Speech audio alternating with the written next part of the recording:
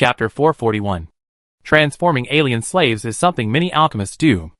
Alchemists often enhance their alien slaves' strength and nerves, then equip them with various powerful weapons that are inconvenient for the alchemist to carry. Alternatively, they might create specialized magical armor specifically for the slaves. These slaves are called armed slaves by alchemists. Some alchemists specializing in combat can even single-handedly fight against an entire team of wizards with armed slaves. However, Richard's planned transformation wasn't quite that extreme. He set his notebook aside and pulled out a sheet of paper and a quill from his pocket. He now needed to finalize the transformation of the fire lizard. I don't think I have enough time for physical enhancements, so I can only perform them on a few company commanders. The neural reflexes should take plenty of time.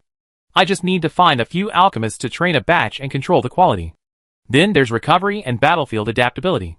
These two should also be achievable, but they cost more money. Richard's quill scribbled nearly 10 modification directions on the manuscript paper. He needed to discuss the specific modifications with Joro. In addition, the Artisan Type 1 individual armor has been upgraded to the Artisan Type 2. The new version of the individual armor boasts significantly improved performance, but at the same time, it's also significantly more difficult to manufacture than the Type 1. He must begin production immediately, otherwise the salamanders might not be fully equipped before the battle. Richard also has some ideas about weapon design. While the salamanders' craftsmen are skilled, their imagination in weaponry is lacking. The weapons they designed were all the same old salamanders. Richard planned to have Anna design a batch of superior weapons, bringing the salamanders' weapons into a magicized state. Having decided on the action plan, Richard immediately set to work. He sent information about the salamanders' upgrades to Joro via a crystal ball. He ordered materials for the individual armor upgrades directly from the 9 Stars Chamber of Commerce. As for the weapons, he opened another crystal ball and contacted Anna. To save time, Richard didn't even bother traveling to the Tower of Truth and the Black Tower Wizarding Academy to discuss them face to face. Your requirements are a bit too complex. Joro frowned slightly as he looked at the requirements Richard had transmitted. It was easy for Richard to determine the enhancement direction, but as a practical wizard, Joro's lack of criticism was a sign of exceptional self-control. To be honest, none of the upgrades Richard proposed were difficult. For Joro, he could fulfill every one of them beyond Richard's standards. Unfortunately, Richard had imposed a prerequisite on these modifications, minimizing the impact on the lifespan of the salamanders. In Richard's plan, the current salamanders would become the backbone of his future salamander corps. A short-lived, expendable unit clearly didn't meet his requirements. Furthermore, such a situation would have a negative impact, easily making the salamanders feel expendable, leading to slacking off or even deliberately wasting resources. If it weren't complicated, why would I come to you, Master? From the other side of the crystal ball, Richard looked at Joro with a grin. He also knew that this modification was extremely difficult. Otherwise, he wouldn't have handed it over directly to Joro. You brat. Joro cursed with a laugh, copying down all the requests in his notebook. I'm getting together with some old friends in a couple of days, and we old guys should be able to meet your needs. Hearing Jolo's agreement, Richard immediately smiled and replied, Thank you, teacher. Also, you have to cultivate a batch of those dragon beasts I asked you to cultivate earlier. Dragon beasts? Joro was slightly stunned, his right index finger tapping his temple unconsciously. Oh, you mean those? Okay, how many do you want? Let's try cultivating 500 first. How many? Joro almost thought he misheard. 500 dragon beasts? Was his student planning to organize an army? But then, he remembered what Richard had said in the Red Sun world. An alien army? Joro didn't think much about it, and replied with a headache, I do my best. Jolo's work was complete, and the only thing left was weapons. Anna's image was projected into the crystal ball. After not seeing her for so many years, she looked the same. Your requirements aren't high, but what do these pending items mean? Anna asked, somewhat puzzled, looking at Richard's image. Richard's requirements included modifications to the Obliterator gun, which fires Obliterator rounds, and requests for specialized bullet designs. There were also several pending options. Richard explained, I don't know what to do with those, so I've left them blank, awaiting your suggestions, Sister Anna. Sister Anna, you've had more contact with alchemists in the Golden Gear Society than I do. Do you have any suggestions regarding magical equipment? The enemy I'm here to face is a Gestalt-like creature. Gestalt-like creature. Anna pondered for a moment, then spoke slowly. Then I suggest you use the Mind Hammer and the Demon Breaking Dagger. These two items are extremely effective on armed slaves. The Mind Hammer can disrupt the mental connection between Gestalt creatures, while the Demon-Breaking Dagger is a versatile weapon, suitable for facing any type of enemy. Also, I suggest you add your Mountain Heart rune to the Mind Hammer's rune array. This should enhance the Mind Hammer's power. Richard had no objection to Anna's suggestion, and the two quickly began discussing the details of the weapons. Anna was particularly interested in the Annihilation gun. The design of the Annihilation bullet perfectly matched Richard's style, replacing reusability with extreme cost-effectiveness. And the various special bullets Richard proposed gave Anna a sense of déjà vu. She felt that this weapon, which Richard had named the Annihilation gun, was essentially an alien staff. And those special bullets were prepared spells. Richard was using his magical armor to transform the alien slaves into wizards. I discussed the design of these bullets with the senior members of the society. I have an answer for you shortly.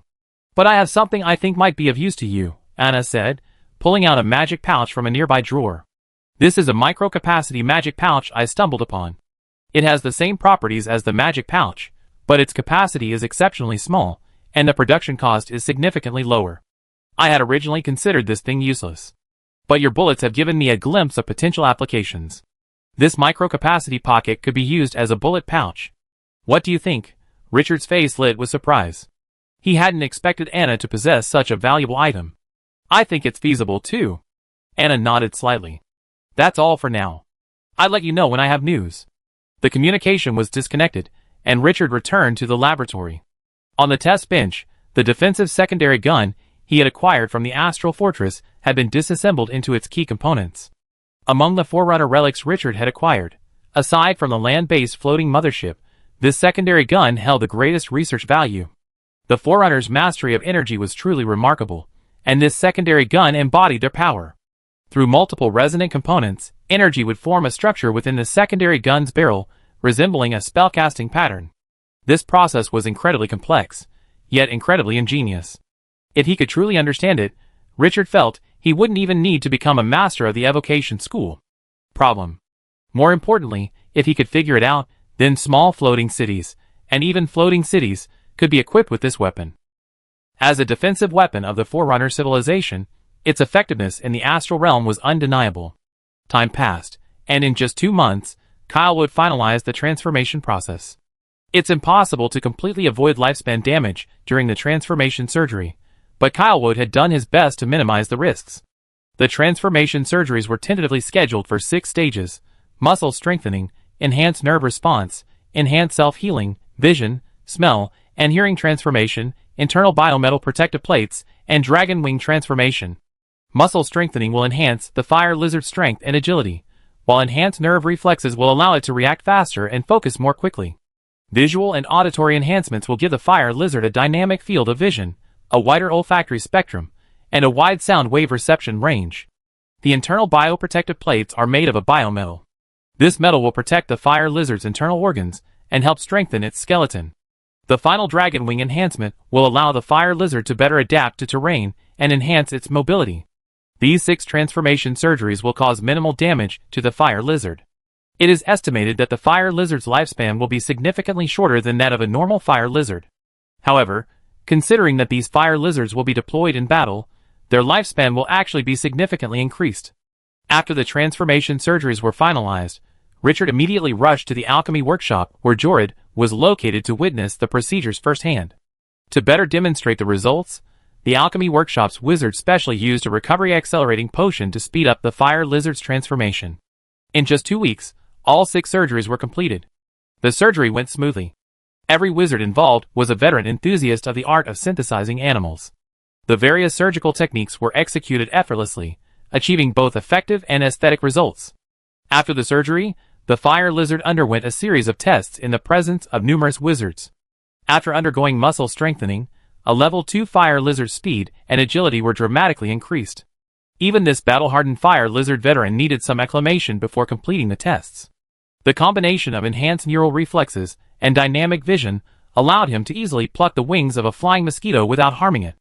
The built-in bioshield allows the fire lizard to withstand nearly 1,000-level penetrating spells, and its enhanced recovery allows it to quickly stop bleeding and stabilize injuries, like limb loss and organ damage.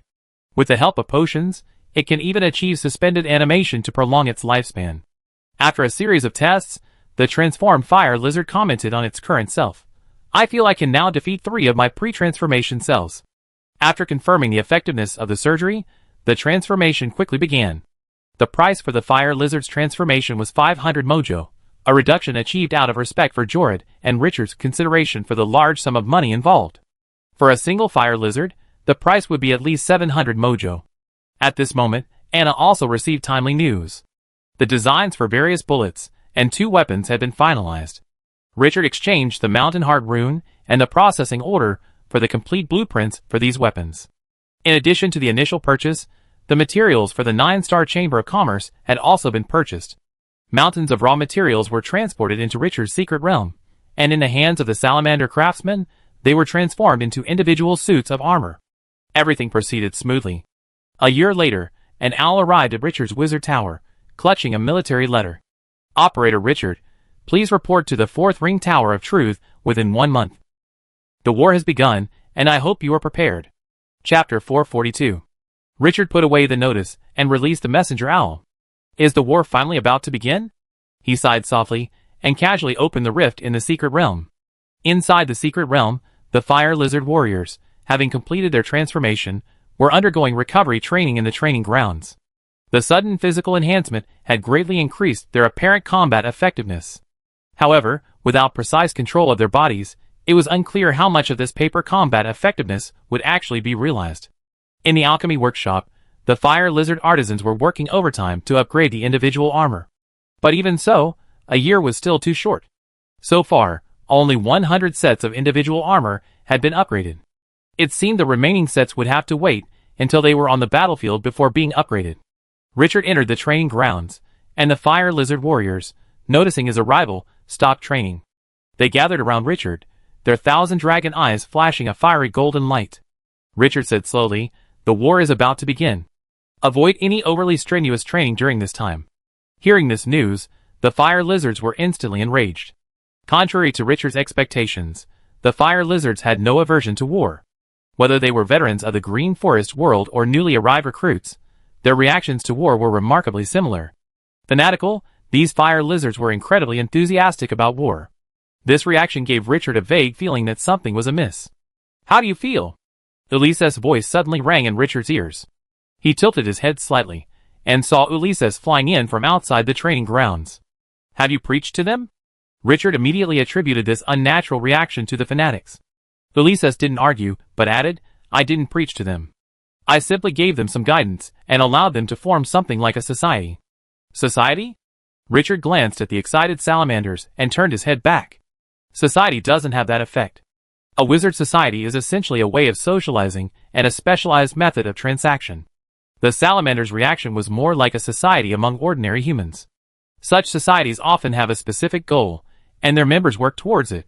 But even for a mortal society, this kind of fanaticism was a bit excessive. "I didn't say it was the society's doing." Ulises smiled slyly.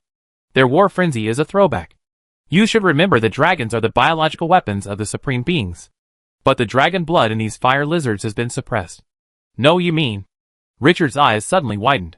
The dragon blood of these fire lizards was indeed suppressed, but there were 2 dragons in his secret realm. Hog, scion of the 6-headed dragon king, and the snake king, a subspecies of the dragon with a special heritage. If these 2 came together, there was no guarantee they wouldn't cause anything. "Yes, that's just what you thought," Ulises said with a smug smile. Hog and the Snake King worked together to reinfuse these fire lizards with blood. Although the dragon blood in these fire lizards is still suppressed, their awakened dragon blood has been strengthened. And as biological weapons, dragons are destined not to fear war.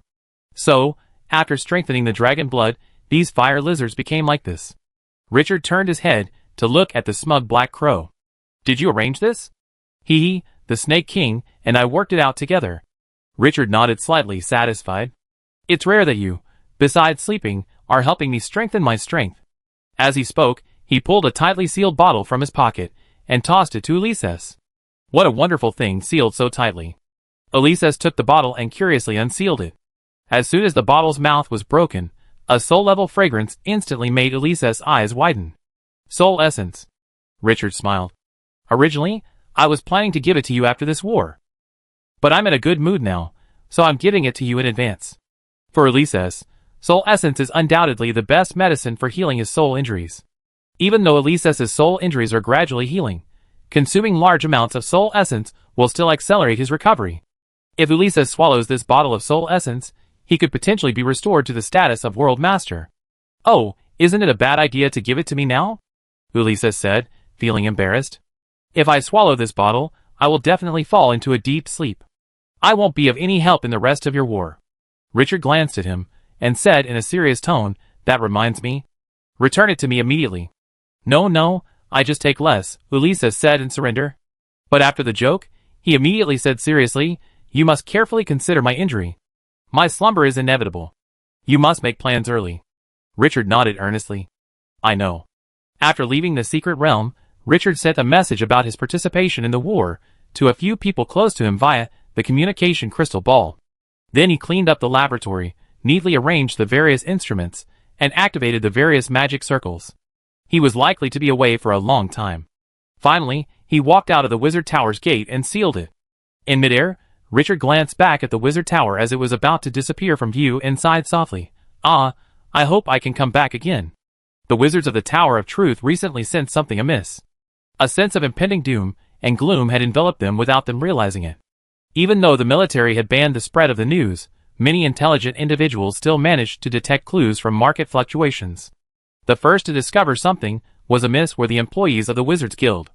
As sellers, they naturally noticed the market shifts before the buyers. The price of fire gems had been falling. The quality of the inferior fire gems used as fuel was steadily improving. Furthermore, the prices of various alchemical materials had fallen, and hadn't rebounded for a long time. This situation had alerted many veteran wizards to the fact that something was amiss. The prices of alchemical materials were subject to macroeconomic regulation by the Council of Truth. Previous price fluctuations had quickly recovered. But this time, prices were steadily and slowly declining.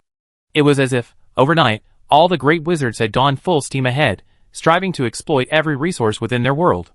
The unusual market phenomenon sparked many wizards' imaginations. Speculation spread like wildfire through taverns, gatherings, societies, and clubs. Many optimistically predicted the beginning of a golden age for wizards. But few anticipated a major war in the wizarding world.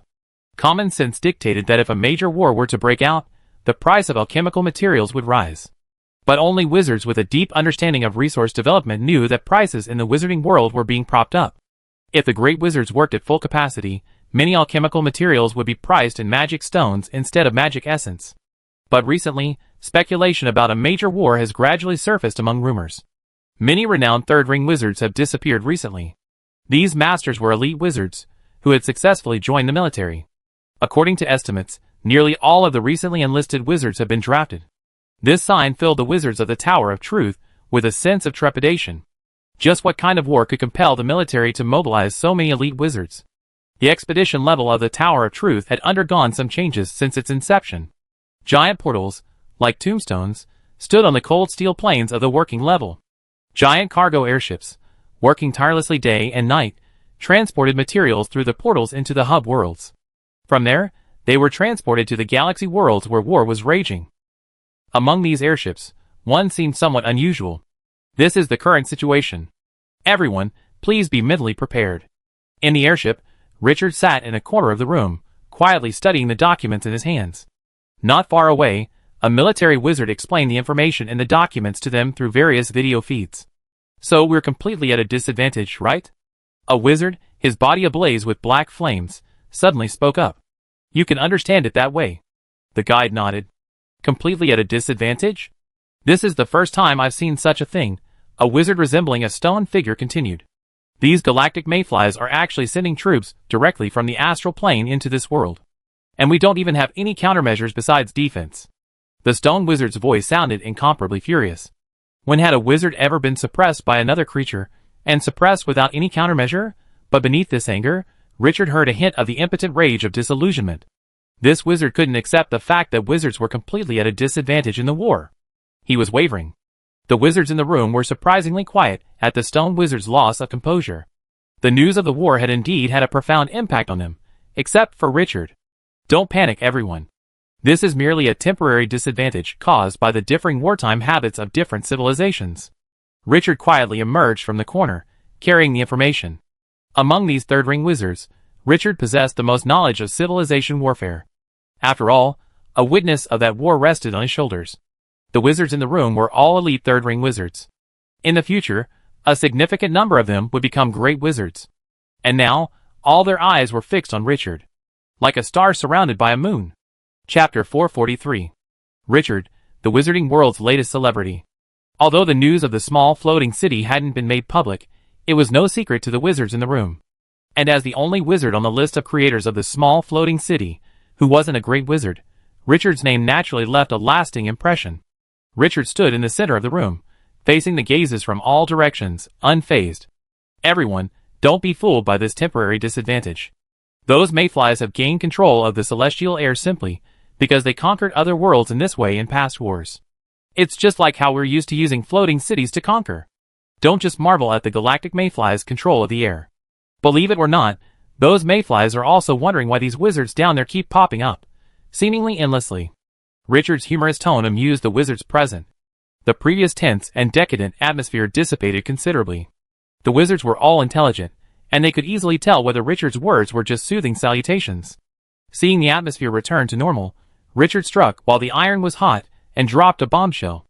Everyone, you may not know this yet. Our small floating city is already designed, and prototype testing began a year ago. Even if the wizards of the Tesla Chamber of Commerce are slow, the testing of the small floating city should be complete. With the small floating city, we will no longer be unable to counter the galaxy mayflies in the astral realm. As long as we hold on firmly, victory in the war will surely be ours. Richard's tone was resolute, and the confidence it embodied instantly infected the wizards in the room. The negative atmosphere in the room was instantly dispelled. Behind Richard, a flicker of astonishment flashed in the eyes of the military's instructor. Those assigned to explain information to this group of advanced wizard students, the best among the independent wizards, were naturally no ordinary individuals. William Revy, a rising star among the military's third-ring operators. Over the past millennium, he had repeatedly achieved remarkable feats in wars waged by the military, earning so many military medals that he could practically wear them as clothing. This time, he came not only to explain information to these third-ring wizards about to go to the battlefield, but also to oversee their ideological work. A soldier without fighting spirit would only cause trouble even on the battlefield. William had filled 2 notebooks with plans for this task. He carefully analyzed the backgrounds of each wizard, selecting those most likely to lose their fighting spirit, and preparing a unique chat for each. He even considered using soul magic to manipulate his mind to aid him in achieving his goal. But now, his notebook was useless. With just a few words, Richard had convinced the wizards present to accept reality and feel hopeful about the future. It was like magical magic. But his astonishment had only just begun. After his morale-boosting speech, Richard turned back to the material he had just presented. He had already presented this material once, and now he was revisiting it. This time, Richard added many new elements, which seemed to be his own personal interpretations. But honestly, William had never been so sweaty before. Because Richard's interpretation of the data far surpassed his own. Richard's battlefield deductions captivated every wizard present. Even he could only provide a few details. Furthermore, Richard was not overbearing. During his deductions, he constantly encouraged the wizards present to express their own opinions. One person's perspective is limited, but when 100 people look at something together, their perspective becomes vast. Under Richard's guidance, the entire pre-war meeting seemed to transform into the headquarters of a planar war. The battle-hardened wizards, drawing on their own experience, continuously planned one battle after another.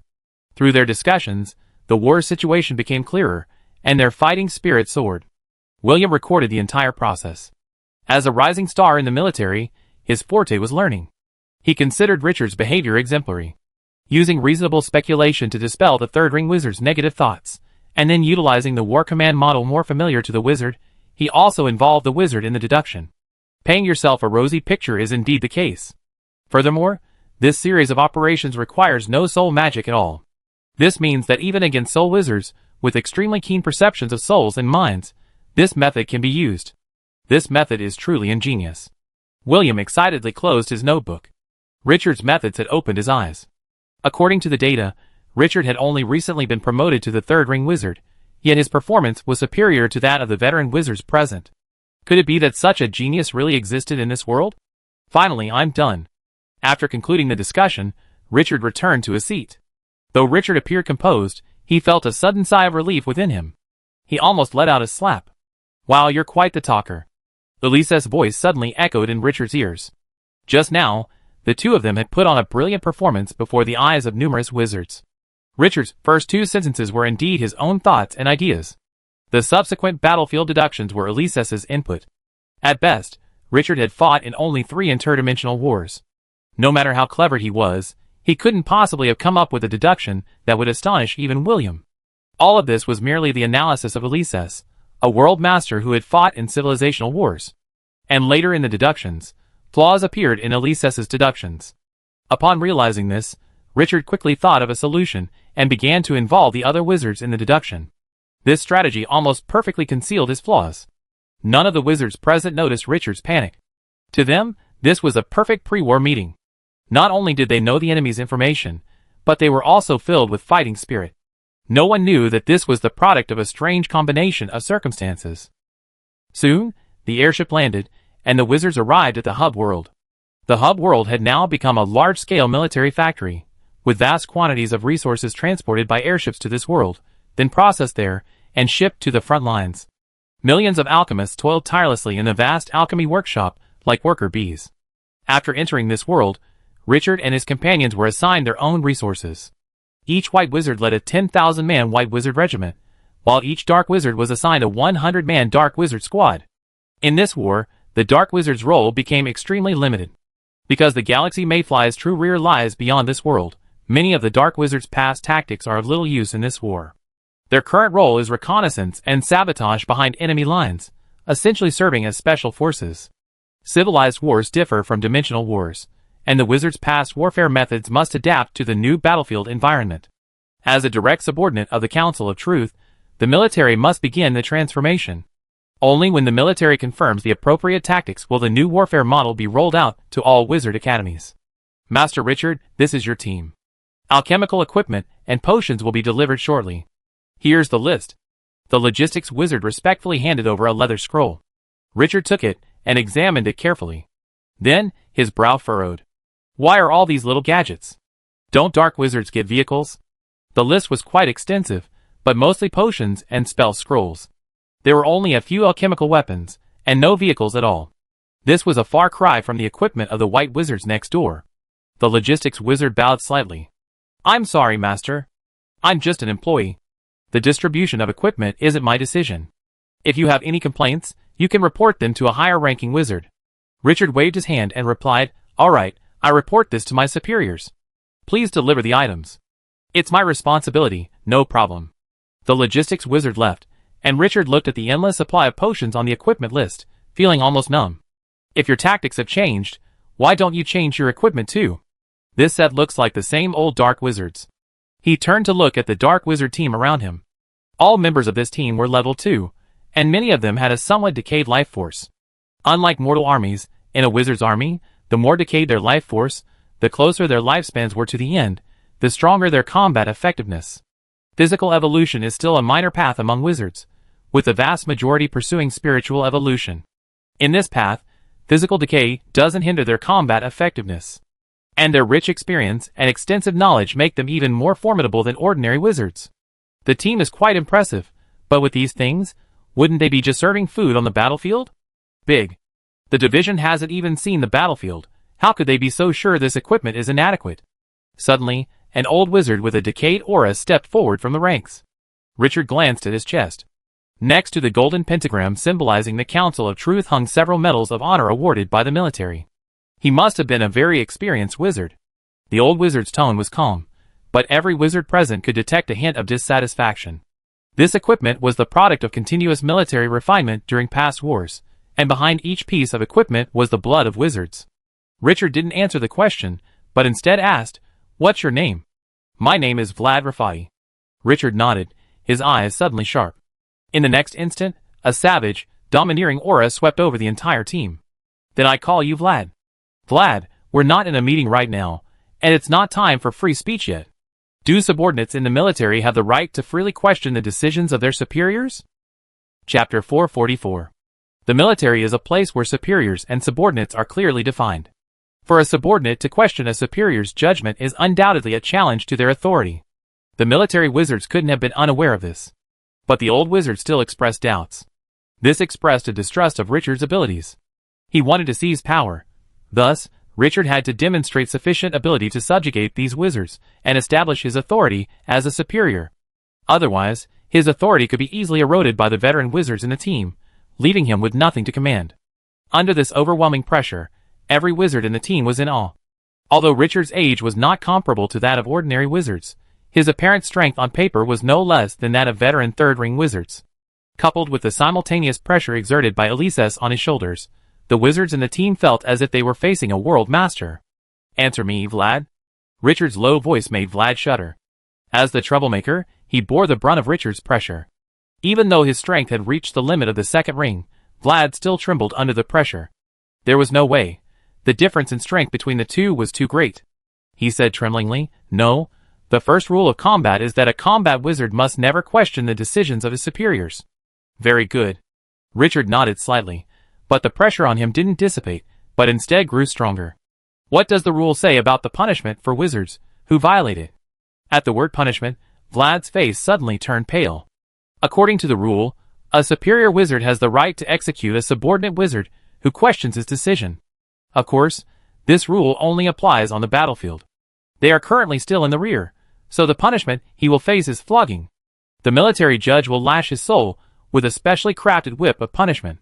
The pain, which directly affects the soul, will leave any wizard who endures it with a fear of recalling it for the rest of their lives.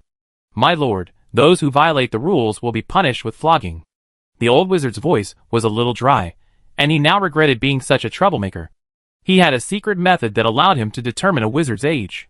He had just clearly determined that this wizard was only over 1,000 years old, and he casually entertained some thoughts of gaining power. He thought Richard might be a lucky wizard within the military, who had just been promoted to the third ring. After all, the military was continuously sending reinforcements to the galaxy world, and along with Richard and other newly recruited military operators, many others had also been promoted from within the military. But who knew he would encounter Richard, this powerful foreign dragon? Whipping good stuff. Richard smiled, but a cold glint flashed in his eyes. "Where's the military judge? Don't tell me this unit doesn't have one." Soon, an old wizard emerged from the group and approached Richard. This old wizard wore an iron mask, and most of his body had been transformed into an alchemical machine. "Sir, I'm the military judge," Richard said quietly. "Vlad has violated the first rule of combat. I sentence him to flogging, and it shouldn't be a problem." The military judge nodded slightly. "Very appropriate. Then execute it." "Yes." The military judge pulled a whip from his pocket. The whip seemed soaked in blood, emitting an ominous dark red. The moment they saw the whip, some wizards collapsed to the ground, their legs weakening. "Vlad, you have been sentenced to flogging for violating Article 1 of the Regulations of War. I am Judge Merrill, and I am here to carry out the sentence." The voice of the judge, calling himself Merrill, sounded like frozen steel in winter, so cold and hard that it was impossible to argue. Vlad stripped off his wizard robes, curling up into a ball. According to the regulations for flogging, wizards were not allowed to do this. But just as Merrill was about to straighten Vlad's posture, Richard suddenly spoke. "Let it be. I am a merciful man." Merrill said nothing, but immediately swung the whip in his hand and struck Vlad. Snap! With a crisp crack, the soul whip struck Vlad's back hard. The next moment, a muffled groan was heard. Vlad's body flushed like a prawn in a pot. His already curled-up body now curled even tighter into a ball. The surrounding wizards shuddered at this scene. A wizard's tolerance for pain is definitely beyond that of ordinary creatures. After all, many physical transformations require an extremely painful process and recovery period. And Vlad, a veteran wizard, possesses an even greater tolerance for pain than ordinary wizards. But even so, under the whip of punishment, he continued to curl up in agony, like a shrimp. Richard watched silently, and only after Vlad recovered from the pain did he speak. "Return to the team, Vlad. The next time you do something stupid like this, you won't just be whipped." Vlad donned his wizard robes again, and tremblingly returned to the group. This was the end of Richard's attempt to establish his authority. Through Vlad, Richard successfully established his authority as a leader. After establishing his authority, Richard reiterated Vlad's doubts. "I believe you all share Vlad's doubts. Let me briefly explain them." As he spoke, Richard took out the list again. There's no doubt that the items on this list were very useful during past interplanetary wars. Shadow potions, rapid recovery potions, meditation potions, transmutation potions. Richard read off a long list, then smiled and said to the team, honestly, I've never seen such a rich supply. However, the items on this list are no longer so applicable in the battlefield we're about to face. The vast majority of our upcoming mission will be reconnaissance of enemy intelligence. Even if we encounter combat, our priority will be escape. So, instead of preparing so many combat potions, it would be better to prepare a batch of vehicle armor to allow us to move quickly.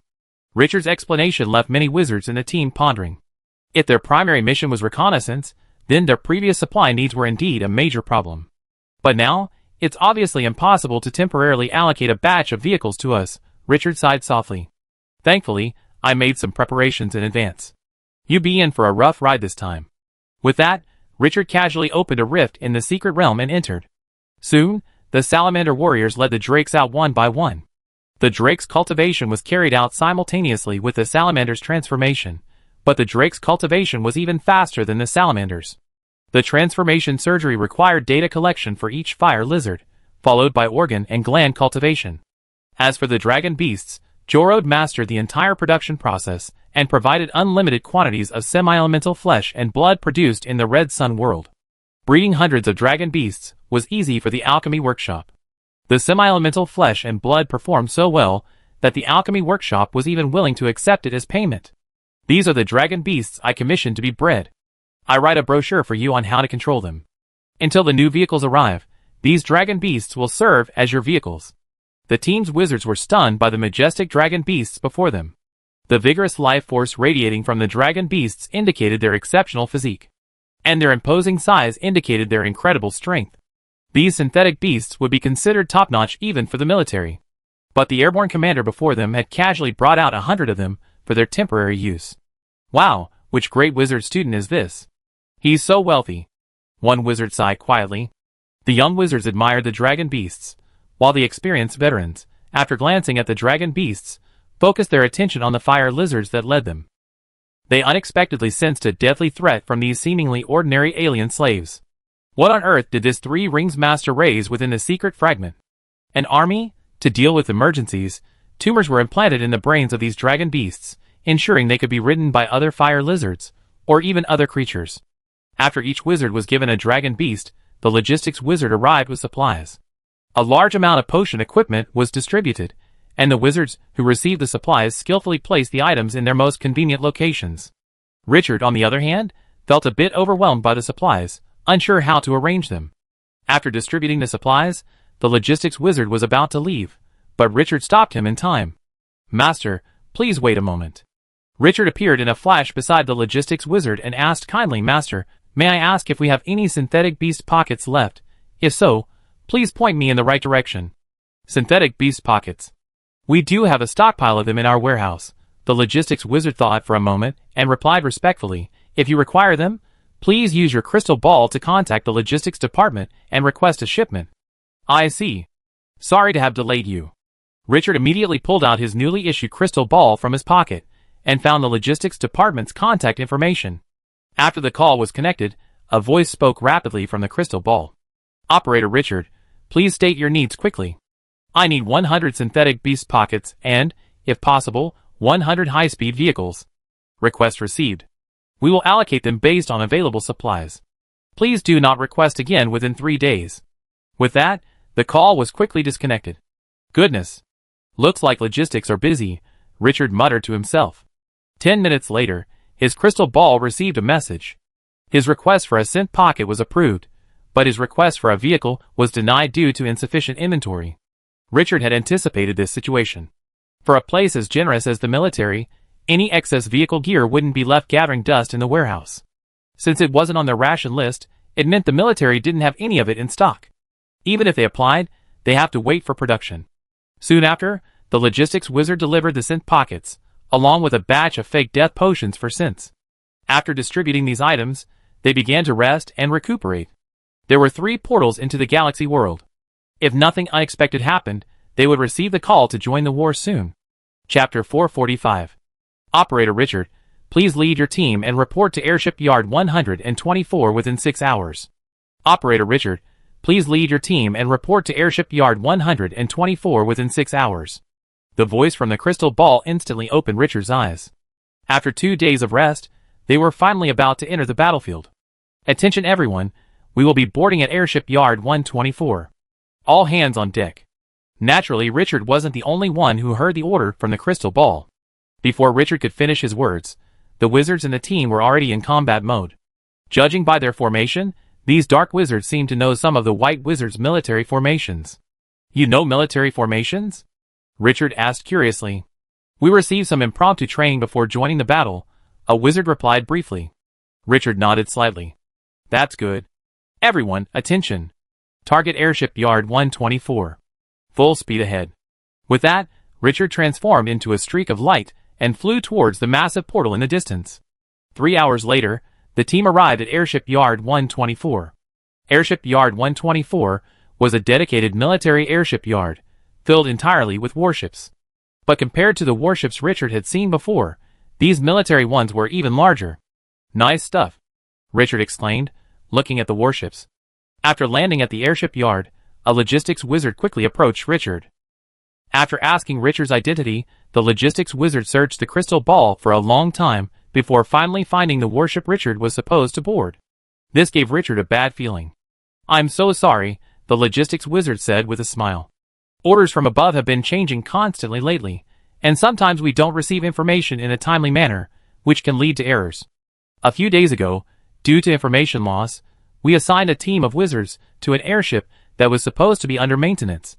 Thankfully, the airship's problem was corrected in time, preventing a major incident. So, we have to double-check this information several times, so please bear with us. Richard frowned slightly, but said nothing. Following the logistics wizard's instructions, they found the warship they were about to use. In the airship, the team of dark wizards that had already arrived had already occupied half the cabin. Richard took a quick glance and saw that they were the 6th team of dark wizards to arrive. If everything goes well, this airship should be able to carry 1,000 dark wizards, making it no different from an ordinary warship. Entering the airship, Richard was surprised to see someone familiar. Master Delis, long time no see.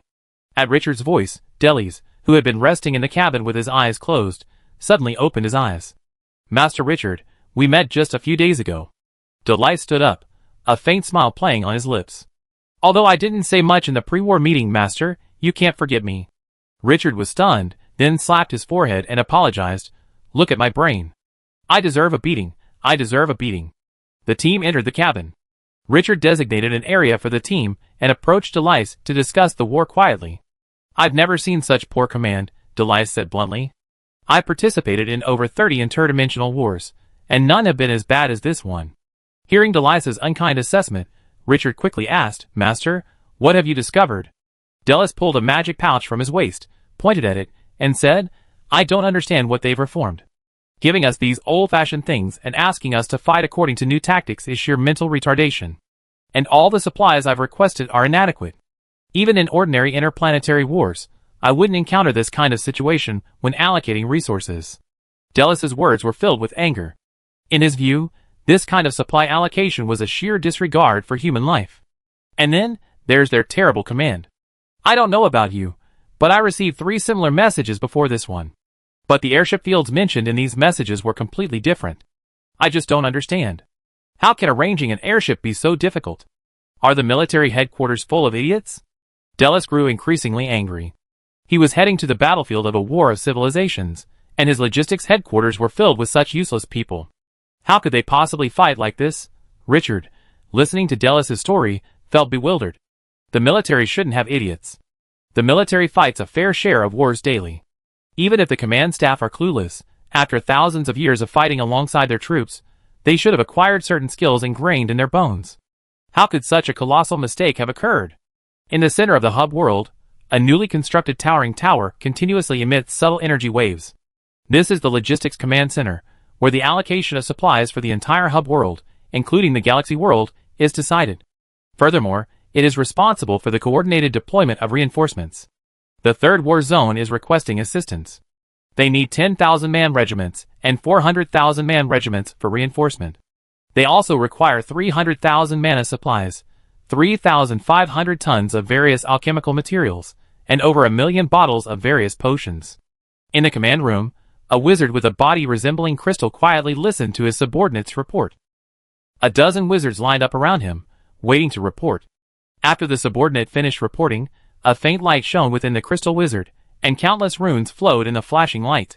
Soon he spoke. No, at most, we give him 5 regiments of 10,000 and 300 regiments of 100 as reinforcements.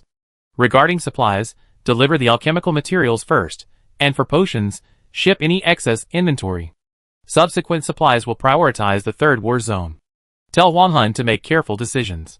The third war zone has already lost nearly 500,000 wizards in the past 2 months. If this continues, we have to draw wizards from the Wizarding Academy. After the crystal wizard finished speaking, the reporting wizard said, Lord Tianjing, if limited resources are allocated to the third war zone, then the first war zone. Modify its priority. Their top priority has been used for a month, and it's time for a replacement. Yes, sir. Also, I have a list here. I need the potions factory and the weapons factory to adjust their production plans immediately.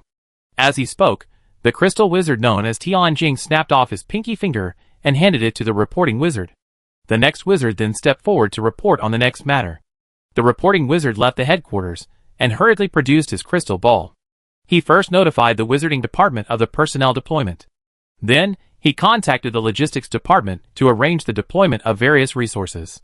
He then took out the little finger, received the message, and passed it on to the head of the potions department and the head of the weapons department. Upon receiving the news, the head of the potions department immediately began hurriedly notifying all potion factories to adjust their production plans. Potion Factory Number 1, your life potions production needs to be increased to 50,000 bottles per day. What? The machine's broken? We don't have enough materials. Where's the alchemist? Quickly have him repair it. I get the materials. I demand you guarantee a daily output of 50,000 bottles. What? All the alchemists have been transferred to produce alchemical weapons? Transfer people from the weapons department under my name. Even if you have to get them to fix the machines. The director of Potion Factory Number 1 was scratching his head anxiously as he looked at the damaged potion machinery. The military had long ago begun using assembly lines to produce potions. However, due to the intensity of previous wars, the efficiency of the potion production line had never improved. The sudden outbreak of war between civilizations left the potion production line vulnerable to minor glitches, especially when producing dangerous potions. This necessitated the constant supervision of alchemists. However, due to the intense fighting on the front lines, all idle alchemists were reassigned to the weapons factory to produce alchemical weapons. Potions could be produced on an assembly line, but alchemical weapons lacked specialized enchanting machines. The alchemical weapons used by the Wizarding Corps were all enchanted manually by wizards. The withdrawal of alchemists meant that malfunctions in the potion machines could not be repaired promptly. While the wizards in the potion factory were somewhat capable of mechanical repairs, the upgrades to the potion machines had altered many of their internal mechanisms. Many problems are simply impossible to solve without a professional alchemist. As a result, minor glitches accumulated into major ones, which ultimately halted potion machine production. Fortunately, the potion factory had more than one machine, and it wasn't operating at full capacity. The potion supply could still barely keep up. But now, with a sudden adjustment in production, the broken machine had to be repaired. Never mind, all of you, follow me to retrieve the person. The factory director, with a determined heart, pulled out a long-unused staff from his pocket. Without alchemical weapons, wizards can still use their staffs to cast spells, but without potions, their lives are at stake. Yes! In the alchemical weapons department, millions of wizards were deployed across hundreds of vast alchemy workshops, toiling day and night to craft weapons. Almost every wizard carried a varying number of potion bottles. The enormous losses on the front lines presented an unprecedented challenge to the alchemists in the rear. No, I can't transfer a single wizard. Staff in hand, the workshop owner confronted the director of the potion factory across from him, showing no sign of backing down. They had all retired from the front lines, and if a fight really came to a head, they wouldn't be afraid of anyone. Good boy, Angelus. I must take my alchemist with me today. Seeing Angelus refuse to budge, the director's staff flashed, and he appeared in the workshop. The alchemist of Potion Factory Number 1, in the name of the director. Whoa! Before the director could finish his words, the workshop owner covered his mouth. The potions department had a mission, and so did their weapons department. If they failed to complete the mission, and if the higher-ups investigated, the employees wouldn't be in trouble, but the director/workshop owners wouldn't be able to escape. At this moment, similar events were constantly occurring throughout the hub world. Overproduction, overwork, idle personnel, and a shortage of manpower. The logistical requirements of a war of civilizations were immense. The wizarding world had never before experienced the necessity of using an entire world as a rear base to support another. This was a new experience for everyone, and numerous mistakes arose. Amidst this chaotic situation, the war airships at Airship Field 124 began to take off. Hundreds of airships, carrying hundreds of thousands of wizards, passed through the portal and headed for the front lines of the War of Civilizations. Chapter 446. After nearly 2 weeks of flight, the warship passed through the space tunnel and entered the galaxy world. The moment they entered this world, the perceptive wizards felt a faint, soul-stirring tremor. A great wizard was watching them unconcealedly. It's natural for a great wizard to be in charge of such an important place as the portal, Richard thought to himself.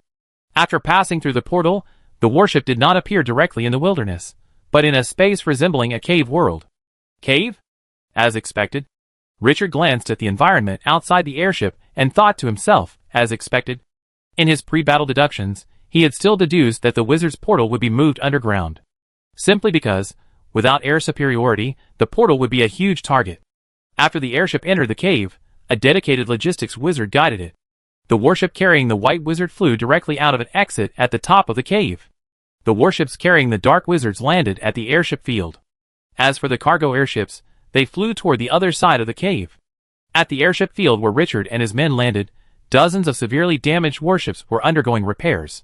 Some of these airships were severely corroded, others had large areas melted, and others looked as if they had been shattered by some immense force. The wizards aboard the airships were no ordinary men. They could analyze the damage to these airships and deduce a great deal. These mayflies.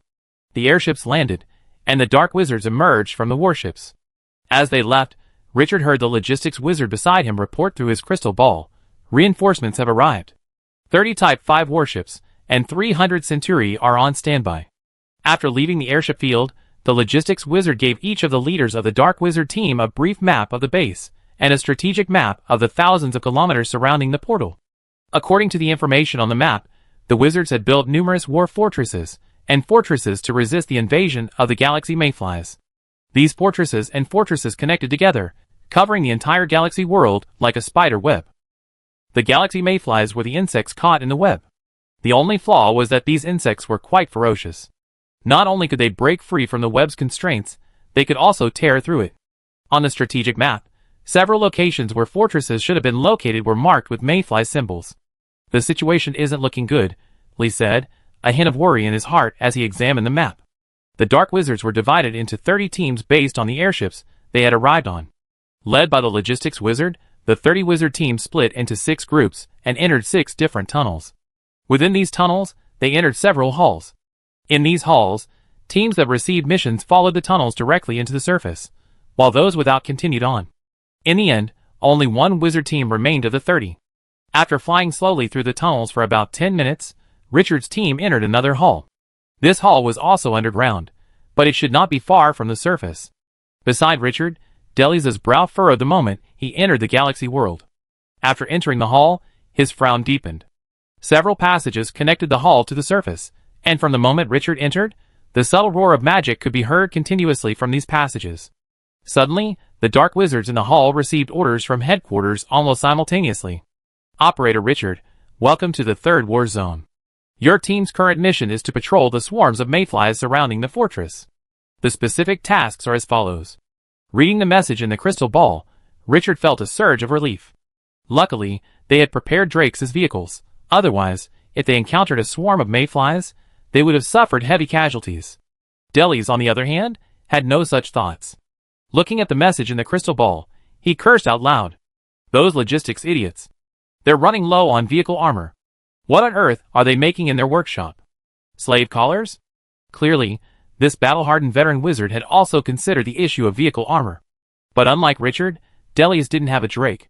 So, his team could only rely on flying for patrols, just like the others. A nearby logistics wizard, hearing Deliz's curses, reluctantly offered comfort. Master, don't be angry.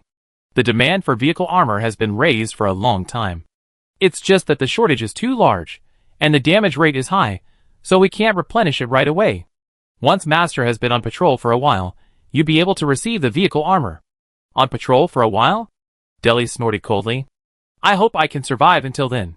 With that, Delis found a tunnel and prepared to carry out his mission. The other Dark Wizard teams also uttered curses. This was a battlefield. Carrying out the mission without good equipment would undoubtedly mean death. But this was the current situation. As military wizards, they naturally couldn't desert. While vehicle armor was useful, wizards could still conduct searches by flying.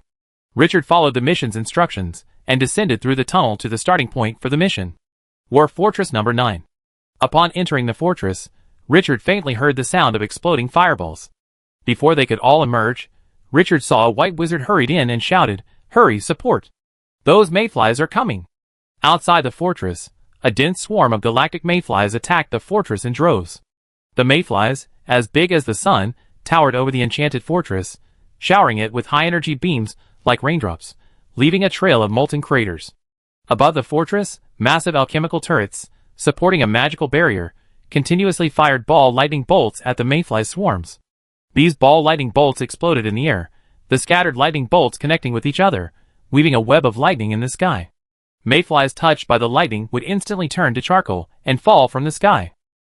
Suddenly, a black rain fell from the fortress's sky. But in one corner of this vast web of lightning, there was a tiny gap.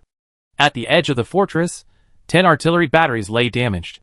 In the first wave of the mayflies' attack, 5 of these batteries were almost instantly melted. But the fortress's inventory and the attacking galactic mayflies prevented them from repairing the gap. Now, hundreds of wizards, led by the fortress commander, were using manpower to hold off the mayfly swarm. Ziz, ziz. A high-energy beam of light hit the ground with a sizzling sound. The immense energy instantly burned a hole the size of a bowl through the fortress's enchanted bricks. The crimson lava mixed with golden liquid forced the wizards in the fortress to move cautiously, lest they step into it and become distracted, being burned to charcoal by a beam of mayfly light. The fortress commander, at the center of the formation, constantly adjusted the tactics of the entire white wizard formation. He sometimes used concentrated spells, sometimes deployed a combined barrier. Under his command, the hundreds of white wizards moved with the agility of a single wizard. Even so, his eyes kept glancing towards the entrance to the fortress's summit. Why haven't the reinforcements arrived yet? Following the fortress's wizards, Richard's team of dark wizards quickly flew from the basement to the fortress's summit. On the way, the white wizard began to explain to the dark wizards the enemy they would soon face. This time, the attackers are solar mayflies. Their high-energy beams are powerful, but their penetration is weak. A magic barrier of approximately 3,000 energy levels will be needed to resist, but the cost of mana will be very high. So, take your magic potions that speed up mana recovery immediately. Don't try to save money here. Saving money is tantamount to losing your life. Hearing this, the team members hurriedly drank their various potions, except Richard. He felt incredibly comfortable at that moment. The emanating energy in the air permeated his cells. Soon, the wizards reached the summit of the fortress. Looking at the swarm of mayflies in the sky, resembling little suns, Richard finally understood why these mayflies were called solar mayflies. Come here! Following the white wizard's call, Richard spotted a team of white wizards not far to his left, using manpower to fight the swarm. The enemy they faced was a massive swarm of nearly 100,000 mayflies, led by a level 3 mayfly. But in response to the white wizard's request, the wizards in the team turned to Richard. While the white wizard's request for assistance was important, Richard was their leader. Without Richard's order, they would not, and could not, provide support. Richard raised his hand. Go and help our allies. Protect yourselves. Yes. The appearance of the dark wizard boosted the morale of the defending wizards. Haha, you've arrived just in time. The fortress commander smiled weakly, a sigh of relief building, and he nearly collapsed. A charred wound, nearly severing his body, was steadily draining his vitality. If it had been any later, he might have been forced to fight a desperate battle against the swarm of mayflies in the sky. But soon, the smile on his face froze. Suddenly, a brilliant meteor plummeted from the sky towards the ground. Through the glare, the commander could see a swarm of 100,000 mayflies. It's over. A flicker of despair crossed the commander's face. If he hadn't been injured, and the fortress's defenses hadn't been breached, this swarm of mayflies would have been harmless, perhaps even adding to his impressive record. But now, this 100,000 mayfly swarm was the straw that broke the camel's back. Even with the dark wizard's help, he couldn't stop 200,000 mayfly swarms. Unless, gazing at the sky, he could naturally discern the true nature of the meteor. He stared at the meteors, stripping off his wizard robes while muttering, "Thank goodness I didn't put on my armor, or it would have been so much trouble." The next moment, Richard's body suddenly glowed with a faint fluorescent light, and in an instant, he expanded to a height of nearly 5 meters. He took a deep breath, sensing the energy radiation permeating the air.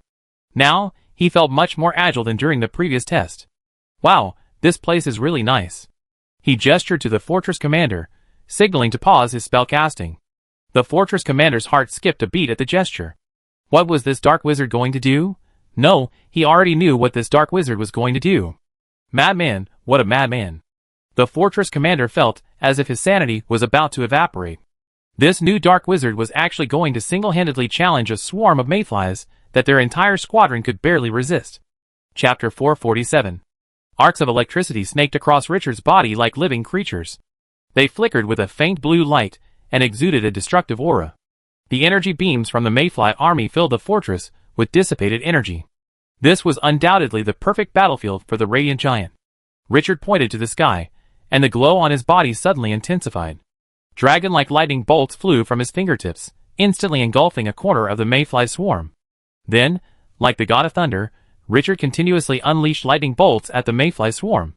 Each bolt, as thick as a bucket, could carry off hundreds of low-level mayflies.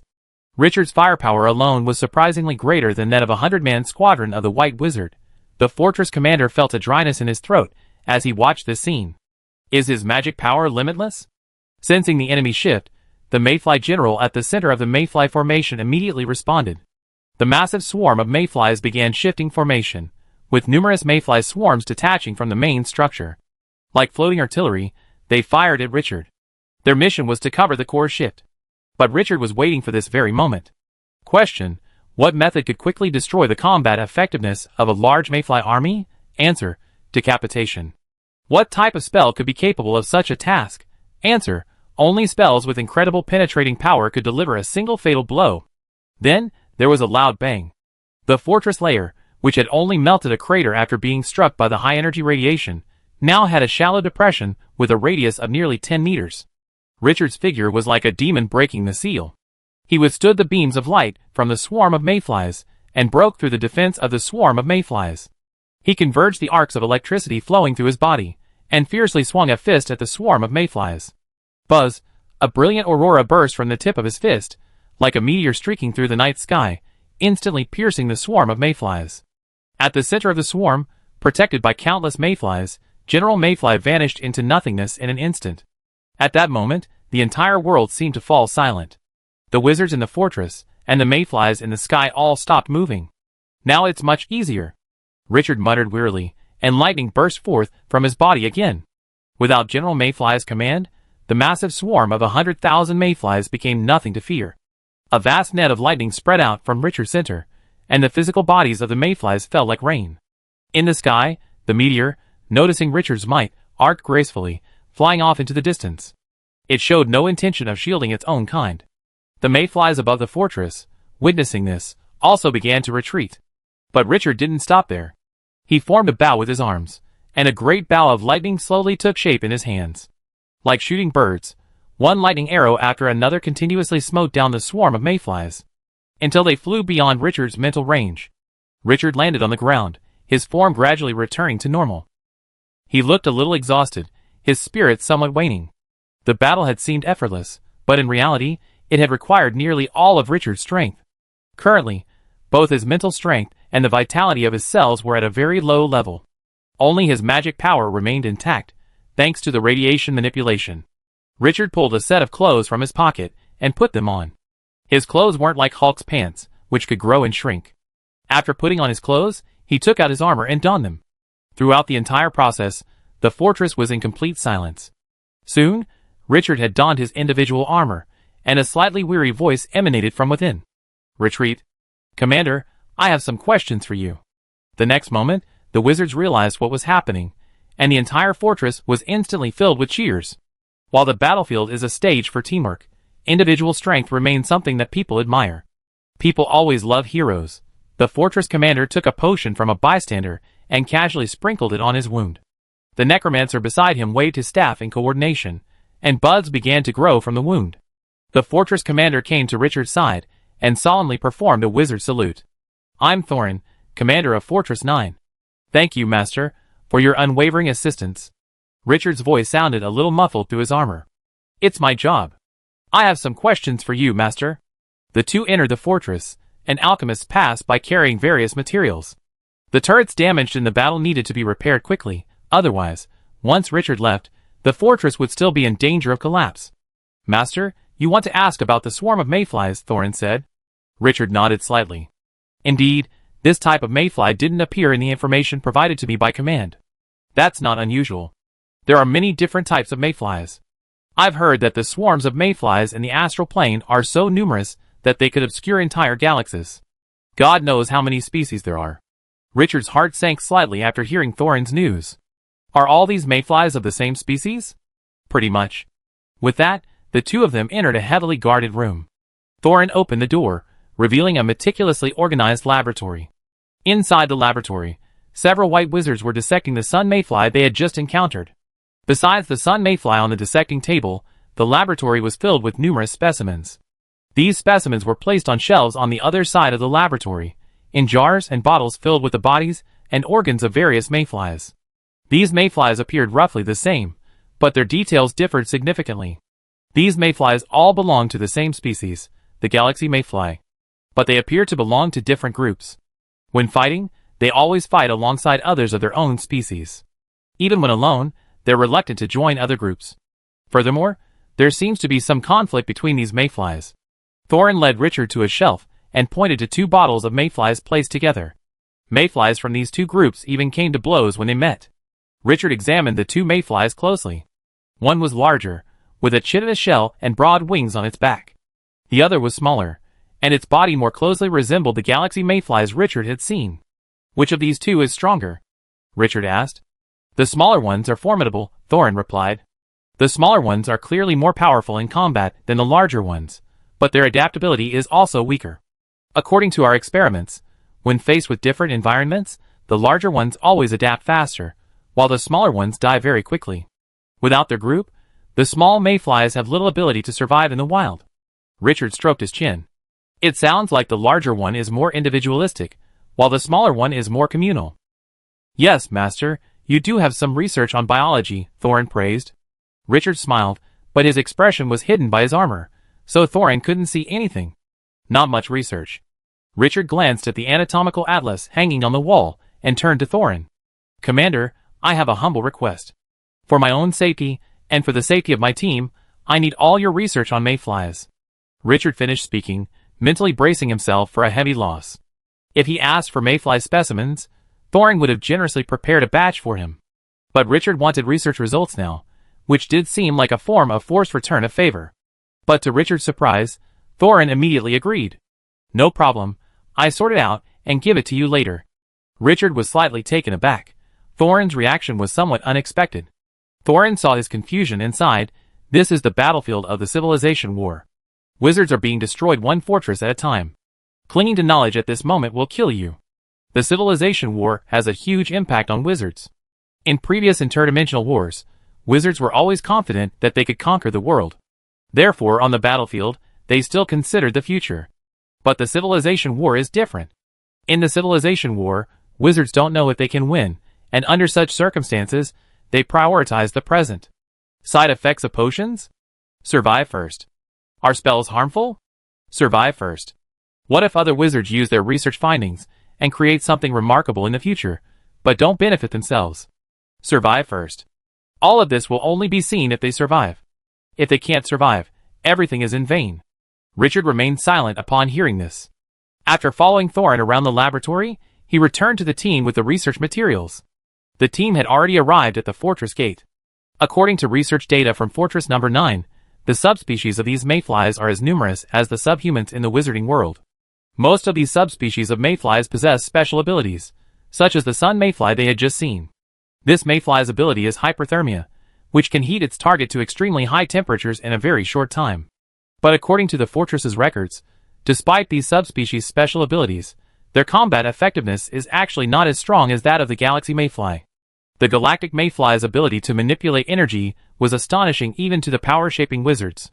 Without special means, an ordinary team of dark wizards would surely perish if faced with a swarm of galactic mayflies.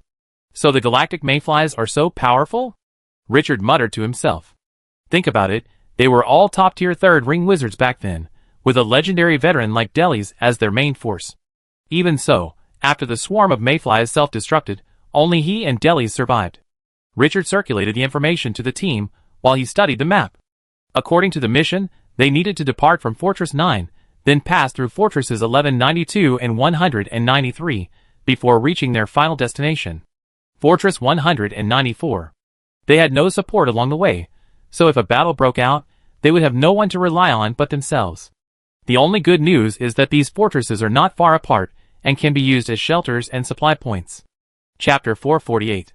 Looking at Fortress 192 on the map, only 500 kilometers away, Richard breathed a sigh of relief. 500 kilometers sounds far, but with a dragon beast's speed, it would only take 6 hours. In the meantime, even if they encountered danger, as long as they made every effort to escape, they could quickly reach the next fortress. As for why they didn't fly, Richard said that a single streak of light in the sky was quite conspicuous. A swarm would be even more conspicuous. The galaxy mayflies were very sensitive to energy, and this was undoubtedly a way to warn them that a wizard was approaching. Furthermore, the dragon beasts were not slow. While a wizard flying at full speed would outpace the dragon beasts, doing so would consume a significant amount of magic power, reducing their combat effectiveness, and would not last long. It was simply not worth the effort. Soon, the wizards in the team finished circulating the information. They released the dragon beast from the synthetic beast's pocket and injected it with the antidote to the suspended animation potion. As the dragon beast awoke from its suspended animation, the wizard fed it some raw meat according to the manual Richard had given them. Then, they mounted the dragon beast and left the fortress. The plains lay between Fortresses 9 and 192, making their journey much easier. Richard divided the team into groups of 10 and spread them out. They were to report their progress every hour. If any emergencies arose, they could report directly to him. This was done to monitor the situation of the mayfly swarm. They were not a white wizard army. Gathering together would not significantly improve their combat effectiveness. Scattering their forces would, in fact, better suit the dark wizard's combat style.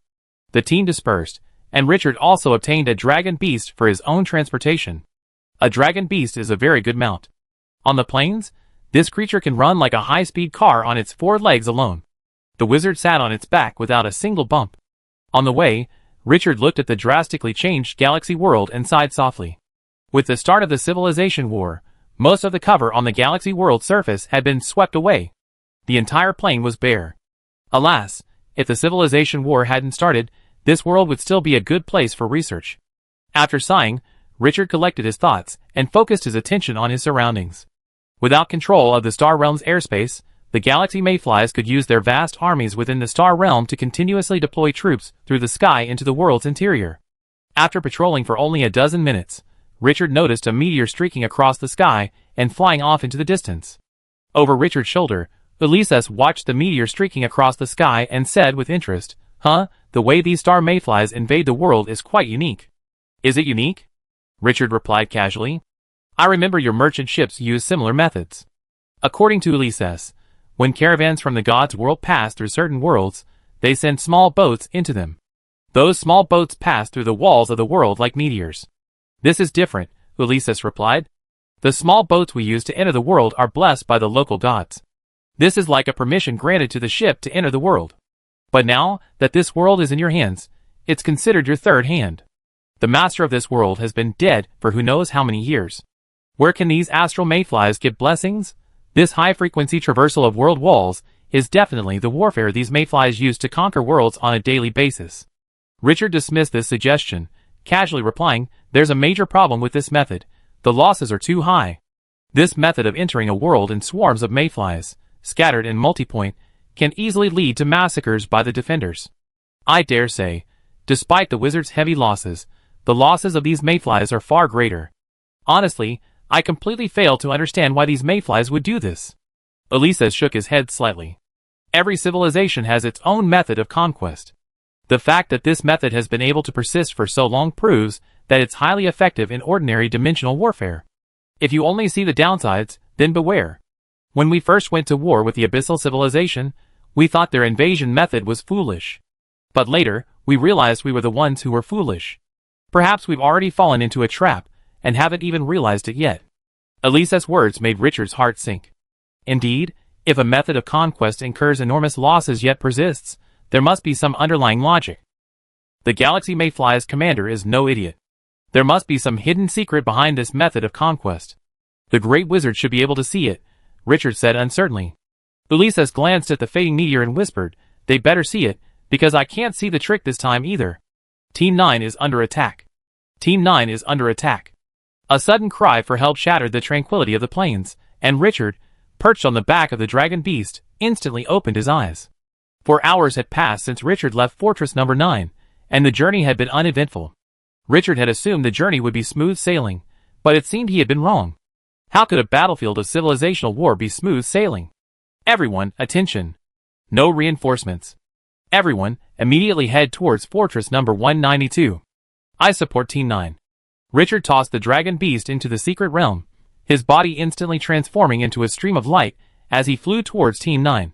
Over his shoulder, Ulises' eyes flickered, and Team 9's situation suddenly dawned on him. A swarm of approximately 100,000 mayflies. This team is doomed. After hearing Ulises' assessment, Richard didn't change his flight direction. Don't even try. You can't save them. Who said I was going to save them? Richard's voice was a little cold. If we don't stop these mayflies, the teams near Team 9 will die too. Galactic mayflies, regardless of subspecies, are extremely sensitive to energy. If he didn't stop them, the teams near Team 9 would surely be discovered by the galactic mayflies. Indeed. But since we've already stopped them, we might as well be more thorough. Ulises' voice suddenly became fierce. I call out the Serpent King and the salamanders, and we wipe out this swarm of mayflies. Richard was startled by Ulises' change. What's wrong with you? Why are you suddenly so angry? Ulises paused, then spoke again, his usual calm tone. Gah, I'm a bit stressed. But my suggestion remains unchanged. We can completely annihilate those mayflies. If possible, we can capture 1 or 2 alive and extract some intelligence. Richard thought for a moment and agreed with Ulises' suggestion. Weakening the mayflies' combat effectiveness would be a good thing on the battlefield. Although this swarm of mayflies is insignificant, advantages accumulate little by little. Besides, he also needs some specimens for further research on the galaxy mayflies. End the battle in 1 minute. Regardless of the outcome, everyone retreat. Just as Richard made his decision, a team of dark wizards, hiding in the distance near Team 9, silently watched as the swarm of mayflies incinerated Team 9. Over the telepathic network, the team leader ordered, notify the fortress. A swarm of 100,000 level mayflies has been spotted at coordinates 976 on the fortress map. Also, a team of 10 dark wizards has been completely wiped out by the swarm. Have them prepare to receive the wizards. Throughout the entire process, the hidden dark wizards made no sound, not a single unnecessary energy fluctuation. The entire process was completely silent. Even though the swarm of mayflies was only a kilometer away, they remained motionless.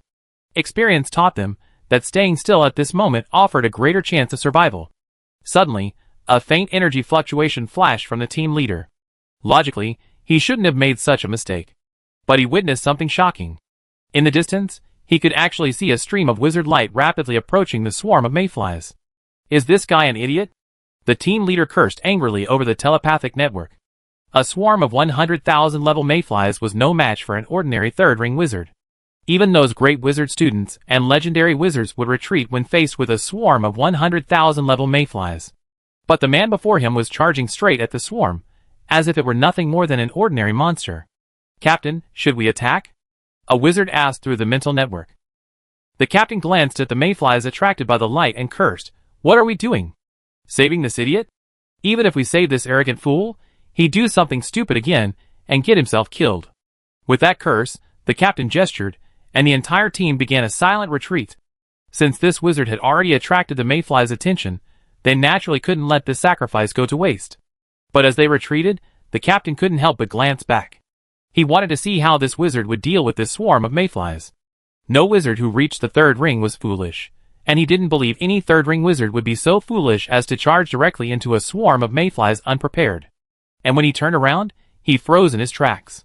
Captain, what's wrong with you?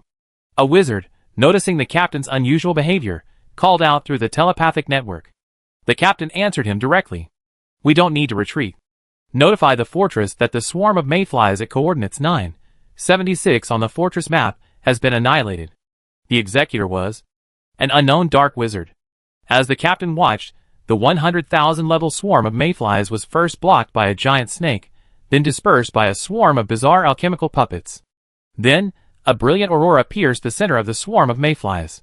A swarm of 100,000 mayflies was decapitated in less than 10 seconds.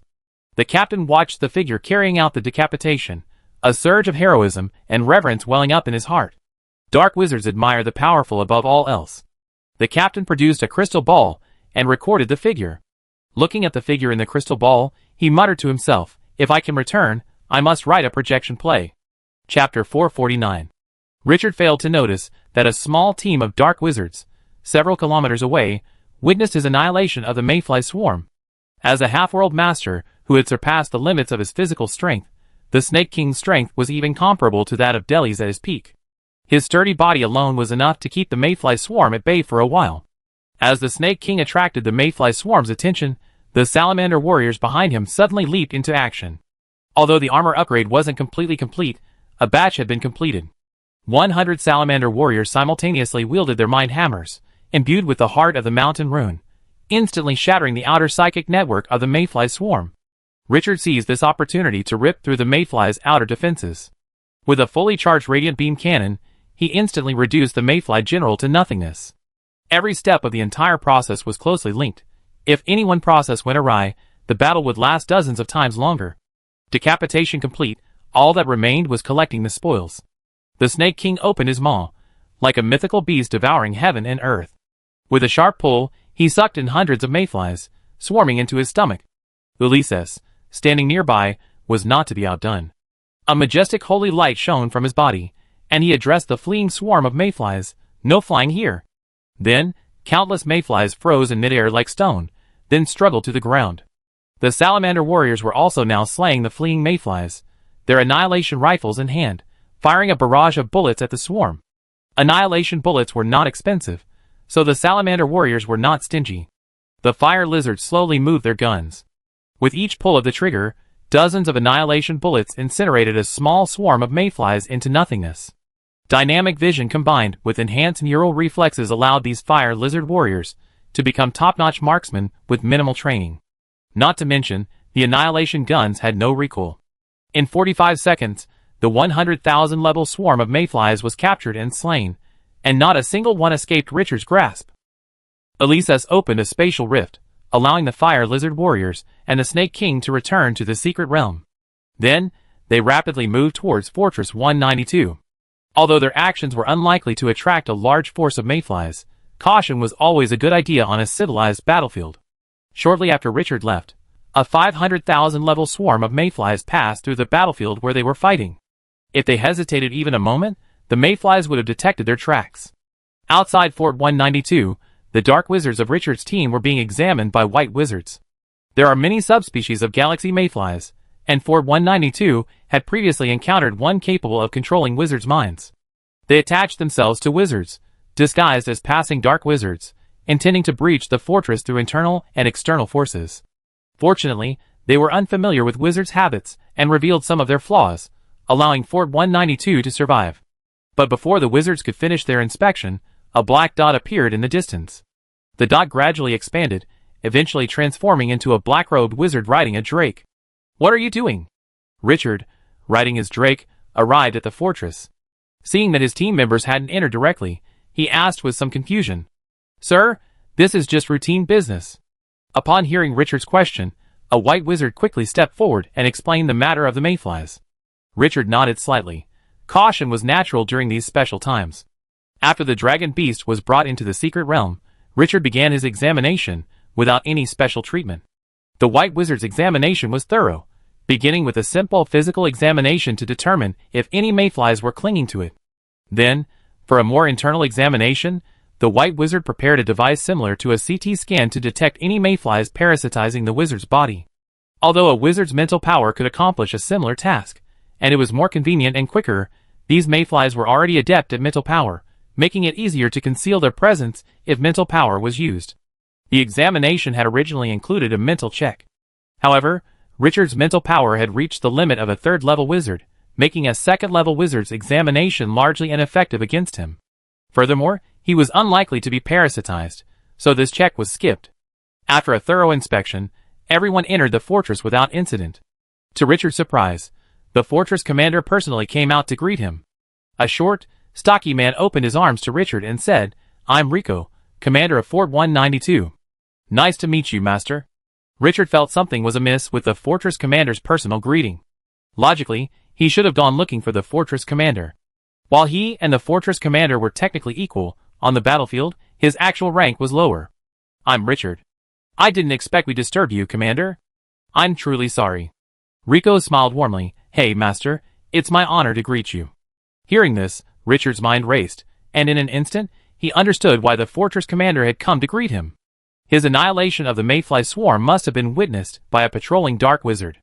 It was just a small trick, nothing to worry about.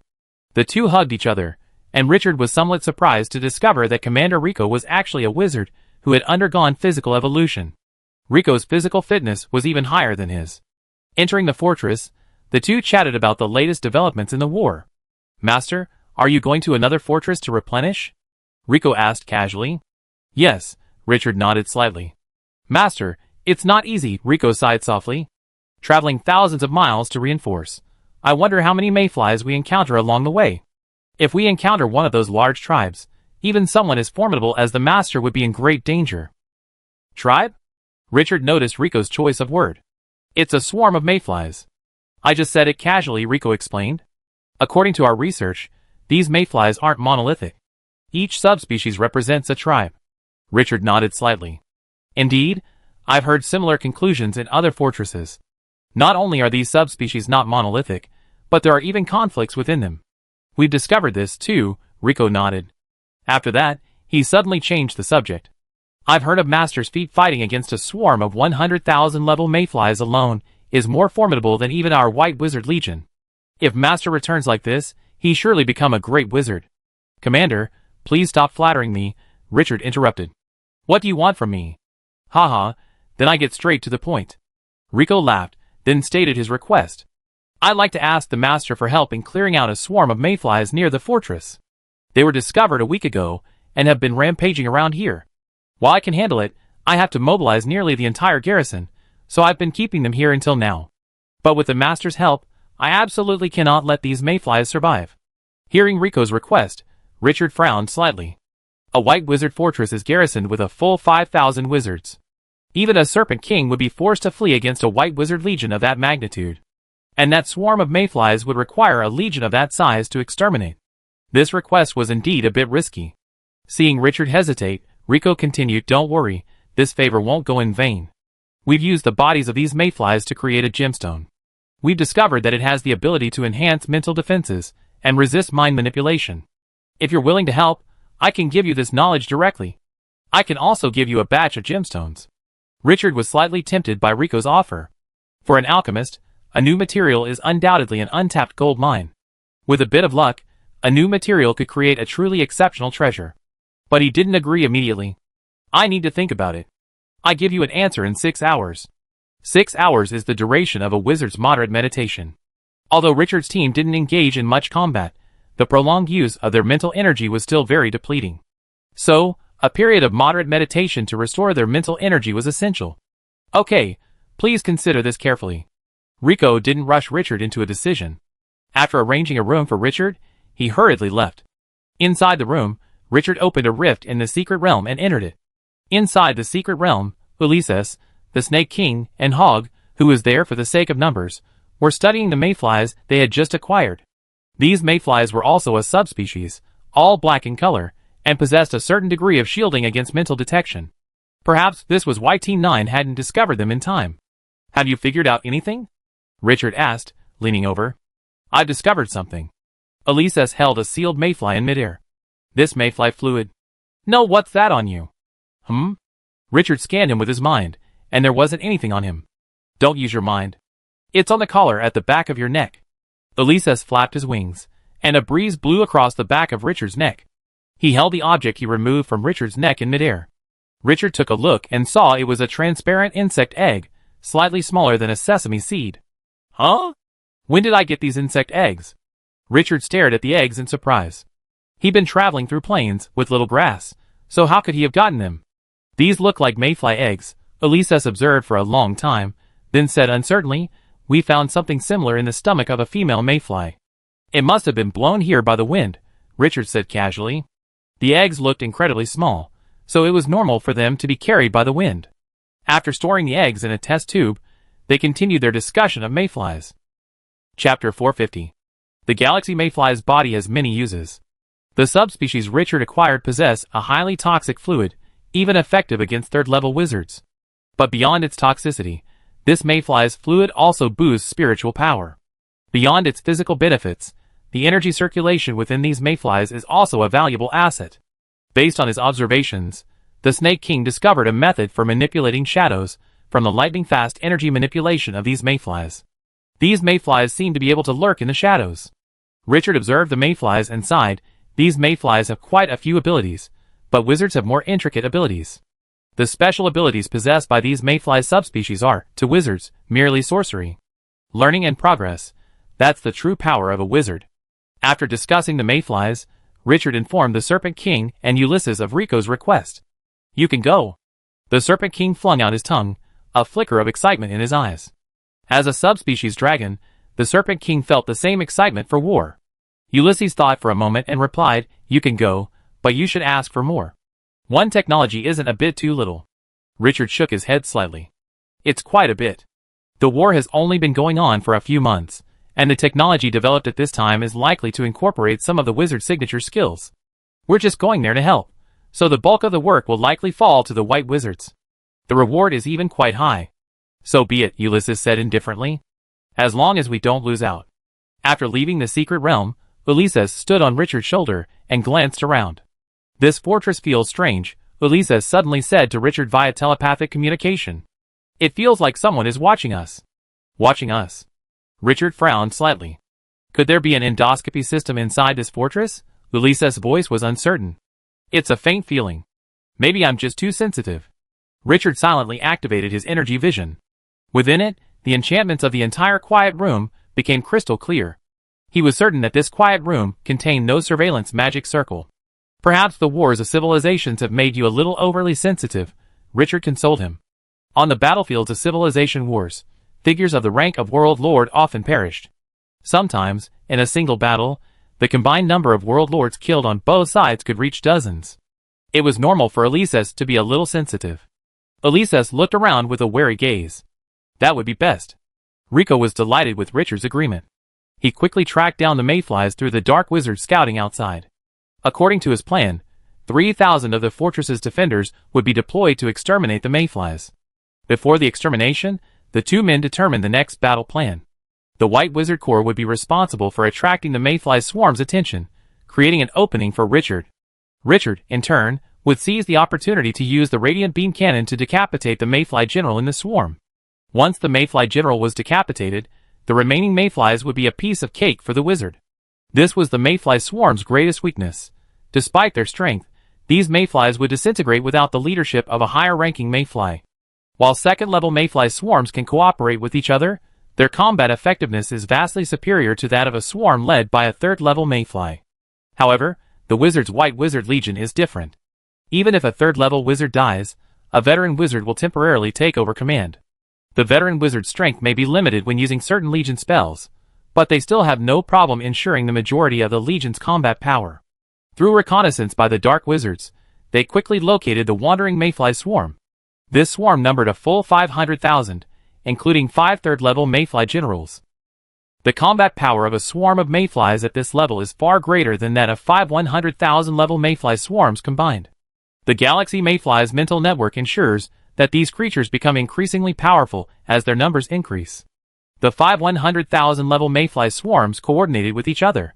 If the 3,000-man White Wizard Legion wasn't properly commanded, they could be annihilated. To seize the initiative, the White Wizards took the initiative. Under Rico's command, the 3,000 White Wizards waved their staffs in unison. 3,000 chain lightning bolts wove a thunder web through the air, instantly engulfing the swarm of mayflies. This near-synchronized strategic mastery made Richard, watching from the sidelines, widen his eyes. Is this the military's White Wizard Legion? Their combat prowess is simply too good. Even with a telepathic link, the combat prowess displayed by Rico's Legion was somewhat excessive.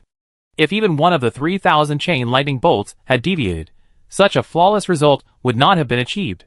This thunder web, woven from chain lightning, practically shaved off a layer of the outer layer of the entire mayfly swarm. Tens of thousands of mayflies were reduced to charcoal by the spell casting. But then, a powerful mental shock emanated from the swarm, instantly sending them into combat mode. As a wizard newly arrived on the civilized battlefield, Richard had never witnessed a confrontation between the White Wizards and the mayfly horde. But today, he witnessed a near-perfect confrontation. The mayfly horde, reacting quickly, adjusted its formation. The scattered mayflies, in less than a second, formed into 5 interlocking structures, resembling a ghost ball. Such a swift reaction rendered the White Wizard's second round of spell casting nearly ineffective. 3,000 lightning bolts only managed to kill a few hundred mayflies. And then, the mayfly swarm's counterattack arrived.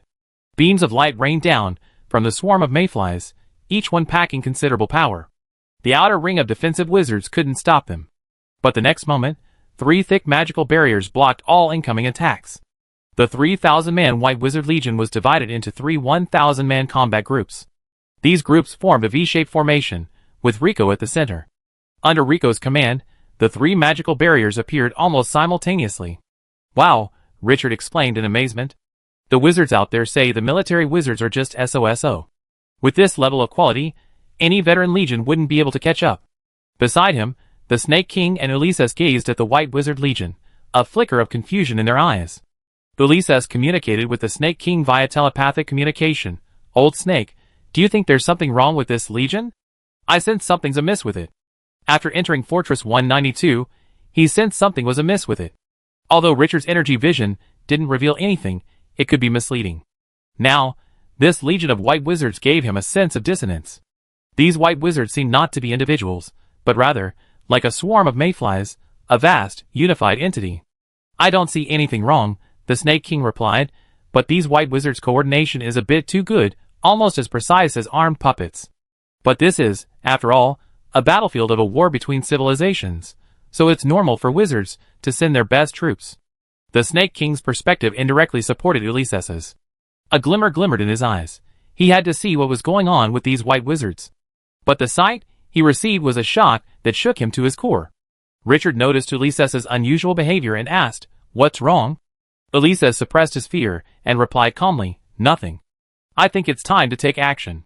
On the battlefield, after several rounds of back and forth, the wizard's magic and mental power both saw a slight decline. Legionary magic consumes a considerable amount of energy. On the other hand, the mayflies' numbers had dropped by nearly 50,000. It seemed that both sides could hold out for a while longer. But in reality, this loss had already caused both sides to consider a decisive battle. A wizard's combat effectiveness doesn't scale linearly. As magic and mental power drop to a certain level, their effectiveness plummets. The mayflies, on the other hand, faced an energy crisis. The mayfly swarm's large number of individuals resulted in an exceptionally rich energy reserve, but it also meant greater losses. The energy within a unit space was clearly insufficient to sustain such a high density of mayflies. If the battle wasn't ended quickly, the swarm might even starve to death. Suddenly, the mayfly army began to shift formation. 3 swarms of mayflies defended the outer perimeter, while the remaining 2, under their protection, began a bold shift in formation. Rico had been waiting for this moment. With a flick of his staff, a powerful surge of magical energy erupted from the White Wizard core. The 3,000 White Wizards rapidly shifted formation, and while doing so, they simultaneously prepared their legion spells. In 3 seconds, the White Wizard core was the first to complete their shift. Their legion spells were also ready. Fire! With a flick of his staff, Rico launched a dazzling bolt of energy, instantly ripping through the mayfly swarm's defenses. He glanced sideways at Richard's hiding spot. He'd done what he could, the rest was up to Richard. Ha! A low roar suddenly echoed from the aftermath of the energy arrow explosion. A 5-meter-tall, fluorescent giant had somehow burst into the heart of the mayfly swarm. 2 brilliant auroras erupted from his fists, instantly piercing the mayfly generals before they could defend themselves. The Snake King and Ulysses, following the rifts created by the Legion spell, charged into the swarm of mayflies, slaughtering them with abandon. The Snake King flicked his tail, unleashing a tremendous force that shattered the mayfly swarm that was trying to form. Ulysses, standing nearby, belched black flames, instantly burning the disorganized mayflies to ash. The remaining 3 mayfly generals, observing this situation, made a quick decision. The dead mayflies quickly joined the swarm of mayflies with generals, and then they flew off like meteors into the distance. Even the White Wizard's volley of spells couldn't stop them. Watching the fleeing swarm of mayflies, a gloom flashed across Rico's face. But it quickly vanished as Richard arrived at his side. "What a pity," Richard said, observing the fleeing swarm. Even Richard couldn't catch up with a swarm of 100,000 mayflies intent on escaping. "Forget it, let them escape," Rico said with a smile. "Killing 2 generals is already a very good achievement." With that, Rico untied a pouch from his waist and handed it to Richard. "Inside are the crystals we made and the techniques used to make them." Richard opened the pouch and pulled out a crystal ball of a somewhat strange shape. This crystal ball looked different from any inherited crystal balls Richard had seen before. Richard didn't dwell on it, however, and was about to use his mental power to absorb the information within. But before he could do anything, Ulysses' voice suddenly rang in his ears. "Don't touch this crystal ball. These wizards are infested with mayflies." Chapter 451. Richard's face paled slightly at Ulysses' warning, a chill running down his spine. If these wizards were parasitized, then what had they been communicating with him about all this time? Wizards? Or mayflies? If it was the former, then these wizards didn't know they were parasitized, which might have saved them. But if it was mayflies? Richard felt a sudden chill run through his heart. What were these mayflies trying to do? Rico saw Richard holding the crystal ball, but not using it, and asked in confusion, "What's wrong, Master Richard? Is there something wrong with the crystal ball?" No. Richard slipped the crystal ball into his pocket, a hint of fatigue on his face. "I'm just a little tired. That attack just now was a bit too exhausting." Rico didn't show any unusual reaction, but nodded in agreement. "I have some potions here, Master. You can use them." Rico pulled 2 bottles of standard potions from his pocket and handed them to Richard. "I know that newcomers like you, Master, are used to using potions in critical situations. But our military doesn't lack this little money.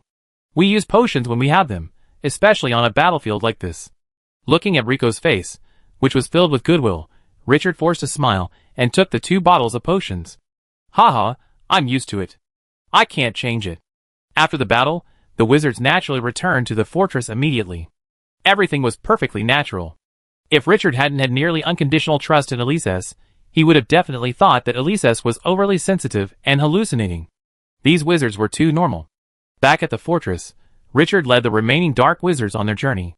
Rico, however, politely greeted them, showing no sign of attack. This behavior even made Ulysses suspicious. He even wondered if he had seen it wrong. How strange. Ulysses' eyes gleamed, and he glanced at Rico, who was about to disappear. However, Rico's body remained perfectly normal, without a trace of the ephemeral creature. Could it be that I'm just being overly sensitive and seeing things? Ulysses shook his head, his peripheral vision accidentally catching a glimpse of the dark wizards in the group. This sight instantly dispelled any suspicion of misconception. "Richard, these men of yours have also been infected." Ulysses' voice made Richard's eyes sharpen. He glanced at the group of wizards still standing beside him, and asked calmly, "How many?" Ulysses surveyed the group and gave a chilling answer. "All of them. All of them are infected." Ulysses' divine vision revealed that the brains of these wizards were all infected by a mayfly larva. Richard took a deep breath, trying to calm himself down. "Is it the same with Fortress 192? "Yes, except for the one named Rico, all the others are infected." "Rico is fine?" Richard asked, somewhat surprised. A fortress's entire white wizard corps was infected by a mayfly, while their commander remained uninfected, and was completely unaware of it. This didn't sound good. "Don't overthink it. I think his physique is too strong." The mayflies were crushed to death by his cells the moment they took hold. Richard was stunned by this. Indeed, Rico's physique was even stronger than his. Since he was fine now, it was no surprise that Rico was fine too. Parasitics fear the most when their host's physique is too strong. Once that happens, the host's immune system and body cells will expose the parasite to cruelty. Can these wizards be saved? Richard glanced at the wizards around him, a flicker of pity in his eyes. Though these wizards weren't elite, they were quite capable. Killing them all would be a waste. Besides, these were his subordinates. If they were all dead, he would be left with no one. How could he carry out his mission then? Perhaps they can be saved. Let your elves try, Ulysses replied. I have the Serpent King prepare a narcotic mist to ensure these wizards are tranquilized upon entering the secret realm. But be prepared. We're not far from the fortress. If we rashly remove these things, the mayflies within will likely notice. A cold glint flashed in Richard's eyes. You know what I mean? It's a good opportunity to kill them. Without a commander, this group of white wizards, while formidable, wasn't insurmountable. Ulysses didn't object. He also didn't believe they were insurmountable. Having made his decision, Richard immediately ordered the wizards around him, stop. Hiss. A series of rained-in sounds echoed around Richard. The wizards in the team looked at Richard, unsure of their captain's intentions. I've thought about it. To prevent a repeat of Team 9, I've decided to allow you to enter my secret realm fragment. Your strength is too weak, and your chances of surviving a swarm of mayflies are truly low. If this continues, half of the team will be gone before we reach our destination. The wizards in the team had no objection to Richard's decision, and were actually extremely supportive. It seemed that the mayfly infestation had no effect on them. Seeing that the wizards in the team were not acting unusually, Richard opened the secret realm rift and let Ulysses fly in. Line up first, enter one by one, and don't let your dragon beasts fight. Behind the secret realm rift, the Snake King, having learned of Richard's request, opened his mouth and sprayed a cloud of pale purple poisonous mist near the secret realm rift. As the wizards entered, the sudden appearance of the poisonous mist instantly knocked them unconscious. The Snake King, standing nearby, used his tail to move them out of the way, preventing them from blocking the way. Just like that, in a matter of moments, all the wizards had entered the secret realm. Looking at the neatly arranged items on the ground, Richard waved his hand, and the holy tree spirits came over to the wizards, and began to remove the parasitic mayflies. The holy tree spirits, having long used mycelium to weave their shells, possess a significant advantage in precision surgery. Since these mayflies had just hatched, their connection to the brain was not strong. With the holy tree spirits' precise surgery, they were successfully removed. A few unfortunate individuals had brain nerve problems, and might experience some limb coordination problems upon awakening. Looking at the extracted mayfly larvae, Richard did not destroy them immediately. Instead, he sealed them all, preparing them for use as research materials and evidence. Soon, the wizards awoke from their coma. Looking at the surrounding wilderness, their minds went blank. Is this a fragment of the secret realm? It doesn't seem like it. Because the Serpent King's poison mist was so potent, these wizards' memories were still stuck on the moment they entered the secret realm rift. Don't just stand there, stand up. Richard's voice instantly jolted them to their feet. At that moment, some wizards finally realized what was happening. They hadn't entered the secret realm. They were still in the galaxy world. What is going on? One wizard asked, puzzled. Richard produced a specimen of a parasitic mayfly. You all, in Fortress 192, have been infested by this thing. I just removed all the mayflies from your bodies in the secret realm. Hearing Richard's somewhat unbelievable words, one wizard immediately wanted to question him. But as soon as he opened his mouth, he remembered a certain troublesome old wizard and quickly shut up. Richard said coldly, feel the back of your heads and see if there's a stitch mark. The wizards felt the backs of their heads and, as expected, felt a stitch mark. Richard had the holy tree spirit leave this mark specifically to facilitate his explanation. After all, these wizards wouldn't be foolish enough to believe that Richard would deliberately knock them unconscious and leave a stitch mark on the back of their heads just to fabricate a ridiculous lie. After confirming the truth of the matter, one wizard exclaimed, So, Fortress 192. Richard's face was heavy as he spoke. Except for Commander Rico, all the key personnel at Fortress 192 have been infected. I report this to the theater command. If nothing unexpected happens, we'd likely be placed under quarantine for a period of time. It wasn't just them. Judging by the current situation, every wizard who passed through Fortress 192 was suspected of being infected. The extent of this parasitic disaster was unknown. Most of the wizards in the team were delighted when they heard Richard's words. Isolation and review meant they wouldn't have to go into battle for a while. Once their review was complete, perhaps a new round of equipment would be distributed. But the quarantine and review presented a headache. These wizards had entered his secret realm, and theoretically, it had been contaminated. During the quarantine and review period, his secret realm would also be under scrutiny. This was definitely not a good thing for him. But fortunately, he had made a plan in advance and prepared a small fragment of the secret realm before joining the war. In any case, these wizards were stunned upon entering his secret realm, so they had no idea what Richard's secret realm actually looked like. After transmitting the information via the crystal ball, Richard separated from the team and flew towards the fortress. Although these mayflies hadn't attacked yet, striking first was a sure thing. Inside the fortress, the wizards maintaining it simultaneously paused. "We've been discovered. What should we do?" "Control that wizard first." Messages streamed through the mayflies' mental network, and in a flash, the swarm made a decision. Richard had overlooked one thing. While the complex formations inside the fortress weren't suitable for white wizards to deploy, the terrain provided excellent cover for the mayflies. The mayflies' formations were three-dimensional. In the command room, Rico, who was exercising while monitoring the situation outside the fortress through the surveillance equipment surrounding the fortress, suddenly felt a chill down his spine. An unprecedented sense of danger nearly made his hair stand on end. Without hesitation, Rico's body instantly puffed up, and several shields with varying degrees of protection unfolded over him. The next moment, one of the shields shattered. Damn it! A mental attack. Seeing the shattered barrier, Rico immediately began to mentally organize a defense. But before his mental defense could take shape, he felt his vision go black. When he came to his senses, he found himself surrounded by several veteran wizards from the Legion. They looked at him anxiously. "Sir, mayflies are invading the fortress." Chapter 452. Fortress 192. Richard, clutching the dark gold world tree staff, smashed the wizard's head in front of him with a heavy expression. A soft layer of holy light enveloped him. The mental attacks from the mayflies were like waves hitting rocks before this holy light, completely useless. Divine Protection, one of the advanced divine arts mastered by Ulysses. This divine art, by consuming a large amount of faith power, envelopes the target with a triple barrier of defense, physical, energy, and mental attacks. It is an excellent defensive divine art. "How many have you killed?" Richard asked casually. Beside him, Ulysses, his eyes gleaming, scanned the surroundings. 302. These mayflies seem to be forming a formation. "We better hurry." Richard frowned slightly, then opened the rift in the secret realm. Immediately, a snake king, several dozen meters long, emerged from the crevice. "Haha, finally, I'm going to take action." The Snake King purred excitedly. Through the pheromones in the air, he could clearly sense the presence of many frightened creatures beneath the fortress. "Except Rico, they can all be killed," Richard said expressionlessly. In the previous battle, he had already confirmed that all the wizards in the fortress were parasitic.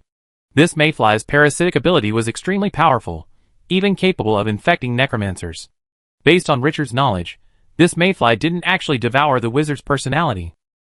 Instead, it used a method similar to an illusion to lull the wizard into a state of hallucination. Hence, the wizard's actions were so natural. This method, I must say, was quite ingenious. Under this tactic, the wizard's actions appeared perfectly normal, and even their companions, who had been with them day and night, would not have been able to detect a single flaw. Furthermore, these mayflies cleverly implemented a check. This caused wizards, even aware of the parasitic mayfly's presence, to relax their vigilance. Strange, cunning, and difficult to defend against, the abilities displayed by the galaxy mayflies perfectly embody the concept of civilization. The Snake King advanced through the passageway deeper into the fortress, while Richard headed straight for the fortress's warehouse. The military has always been very balanced in its preparations for supplies. This distribution model allows the fortress to respond to various emergencies, but it can also lead to a precarious situation. Supplies are in short supply on one side, while excess supplies must be dumped into warehouses on the other. Many of these stored supplies are dangerous goods.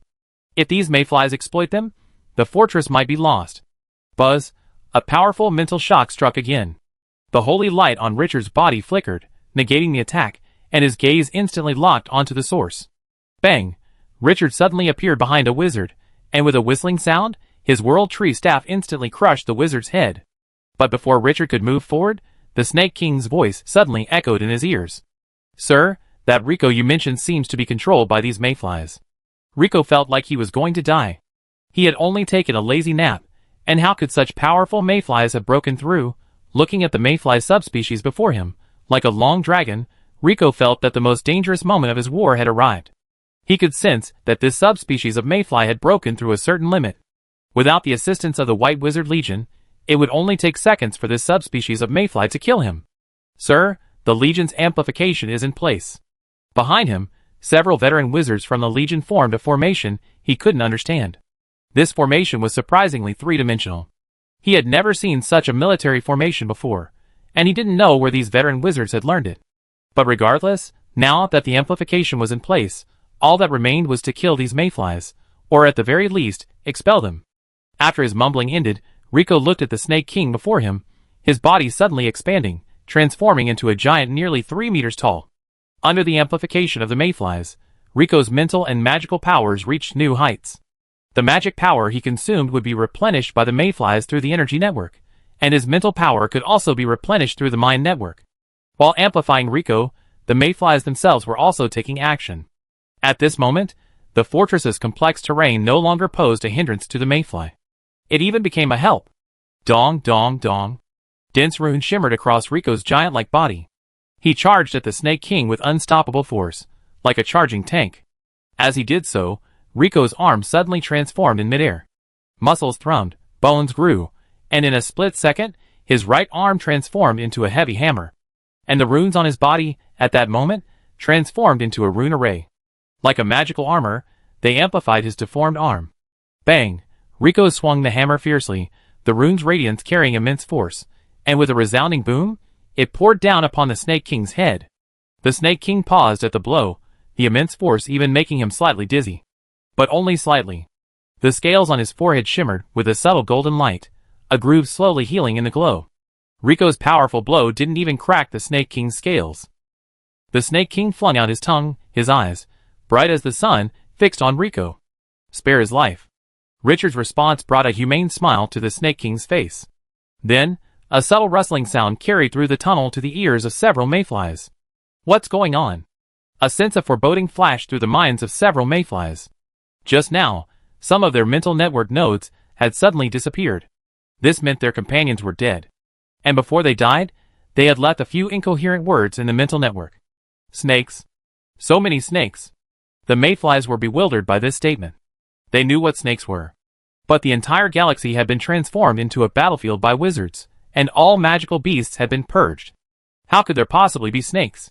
A tidal wave of snakes emerged from the scales of the Serpent King's tail, stalking the fortress's passageways, searching for the hidden parasitic mayflies. This was one of the Serpent King's abilities. After transcending the limits of mortal men, he could mimic his own flesh and blood into a swarm of snakes. These swarms were all species the Serpent King had once commanded in the Poison Swamp. Given their toxicity, each of these venomous snakes was an excellent biological weapon. Furthermore, these venomous snakes had inherited the Serpent King's physique, rendering ordinary spells largely ineffective against them. Even though the parasitic mayflies manipulated the wizards to counterattack with spells, the surging snakes still quickly engulfed them. Richard flew over the snakes. Rico's manipulation wasn't a big deal. Or rather, Richard had anticipated this. Rico had been secretly manipulated by the mayflies, so his manipulation wasn't entirely surprising. Bang! Richard kicked open an enchanted metal door. Then, Richard saw several wizards moving materials from the warehouse. Without a word, Richard flashed, his staff wielding immense force, like a mountain falling on top of him, crushing the wizards to pulp. After handing the Mountain Heart rune to the Golden Gear Society, Richard, under the guidance of an experienced wizard, optimized the rune array on the World Tree staff, making the Mountain Heart even more effective. He now used his staff at full power, its power reaching a 10,000 energy level. Ordinary wizards would be unable to withstand it. Glancing at the materials they were carrying, Richard broke out in a cold sweat. Why is the military distributing everything? These aliens were carrying a potent alchemical potion known to alchemists as the Wrath of the Sun God. Just one test tube or so of this stuff could cause 1,000 energy explosion. The Wrath of the Sun God the wizards were carrying amounted to 5 large canisters. If placed in the right place, the entire fortress's structure would be destroyed. After collecting the canisters of potion, Richard toured the warehouse. In the meantime, he also killed several wizards who attempted a surprise attack. But unfortunately, faced with sheer power, even a surprise attack wouldn't hurt Richard. After ensuring the warehouse's safety, Richard flew toward the fortress's summit. If nothing unexpected happened, a swarm of mayflies was probably hurtling toward the fortress right now. He had to organize his salamander warriors to buy time. As long as he could wait for the warships dispatched by the theater command to arrive, even if the fortress couldn't be defended, he could still escape. If he could hold it, the achievement of defending the fortress would be recorded in his military merit book. Military merit was incredibly important. Reaching the fortress's top platform, a dense swarm of mayflies in the distance was rapidly approaching the fortress. Wow, that's a lot of them. Richard observed the rapidly approaching swarm of mayflies, and immediately launched his radiant giant battle form. These swarms of mayflies numbered roughly 600,000, with only 3 mayfly generals among them. The mayfly swarms were roughly separated by subspecies and generals, but subtle connections existed between them. A black mass flew in, resembling a swarm of locusts or a sandstorm. Elises opened a rift in the secret realm beside Richard, and fire lizard warriors poured out, their eyes gleaming like a furnace. Mount the turrets and stop the enemy. Richard's voice echoed across the fortress's roof. The fire lizards, hearing it, wore enthusiastic smiles and quickly took to the turrets set atop the fortress. Before joining the war, Richard had given these fire lizard warriors a period of training in the use of alchemical weapons. After all, on the battlefield they were about to enter, wizards would be on the defensive. And with the military's financial resources, alchemical weapons would be plentiful, not scarce. The salamanders numbered only 500, so only 250 turrets could be used. But this was more than enough to eliminate the few that had slipped through the net. Elises and Richard soared into the air simultaneously. Elises's body was ablaze with blue-black flames, his enormous stature making Richard, who stood 5 meters tall, look dwarfed. Gaw! This form is so comfortable. Elises chirped with joy, a clear sound like the bells of the Grim Reaper. Stop showing off, Richard's voice echoed in Elises's ears. Those mayflies are taking action. The mayflies in the distance naturally noticed Richard, and the other 2 blocking their way. Sensing their strength, they slowed their approach to the fortress and rapidly shifted their formation. In an instant, 2 mayfly shields were positioned between the core of the mayfly swarm. Let them take action, Elises declared with overwhelming pride. At this moment, he seemed to have reverted to the former Lord of Crows, slaying all on the battlefields of civilization. However, before he could finish his boast, 2 mayfly shields opened like eyelids, revealing an extremely complex mayfly array between heaven and earth. If Richard had seen the military's records of mayfly arrays, he would have recognized it. It was called Sky Vision in the military records. And its danger level was deep, meaning extremely dangerous. Chapter 453. 3rd War Zone Command Headquarters. The black-robed clone of the Great Wizard Twilight stood beside the map, silently examining the strategic map of the entire galaxy world hanging on the wall. The map was dotted with mayfly-controlled areas of varying sizes, as indistinguishable as the horns of an antelope. Sir, I need your review of this report.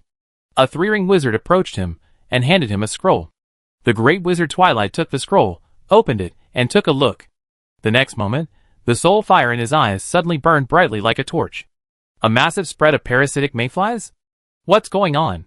Faced with Grand Wizard Twilight's question, the 3-ring wizard beside him gritted his teeth and said, Sir, according to intelligence from a team of dark wizards, a mayfly infestation has occurred at Fortress 192. The entire fortress, except for the commander, has been infected. And the dark wizards, who passed through their area, have spread the infestation to other fortresses. Useless. After hearing his subordinate's account, Grand Wizard Twilight erupted in fury. The soul fire in his eyes nearly set his head ablaze. A complete infestation of a fortress wouldn't be a major concern. After all, many fortresses have been wiped out by mayflies in the past few months. But the fact that he, as the source of infection, had spread the parasitic mayflies to multiple fortresses infuriated Grand Wizard Twilight. Logistics Command had just rejected his request for assistance. Only 5 of the 10,000-person regiments he requested were approved. At present, they do not have air supremacy in the Star Realm. If they are short of troops, any fortress lacking troops may be seized by the mayflies to break through. With such an incident occurring at this time, his forces would naturally be even more stretched. Could the changes in the war situation in the galaxy world begin with his 3rd war zone? Has the situation been verified? Yes, sir.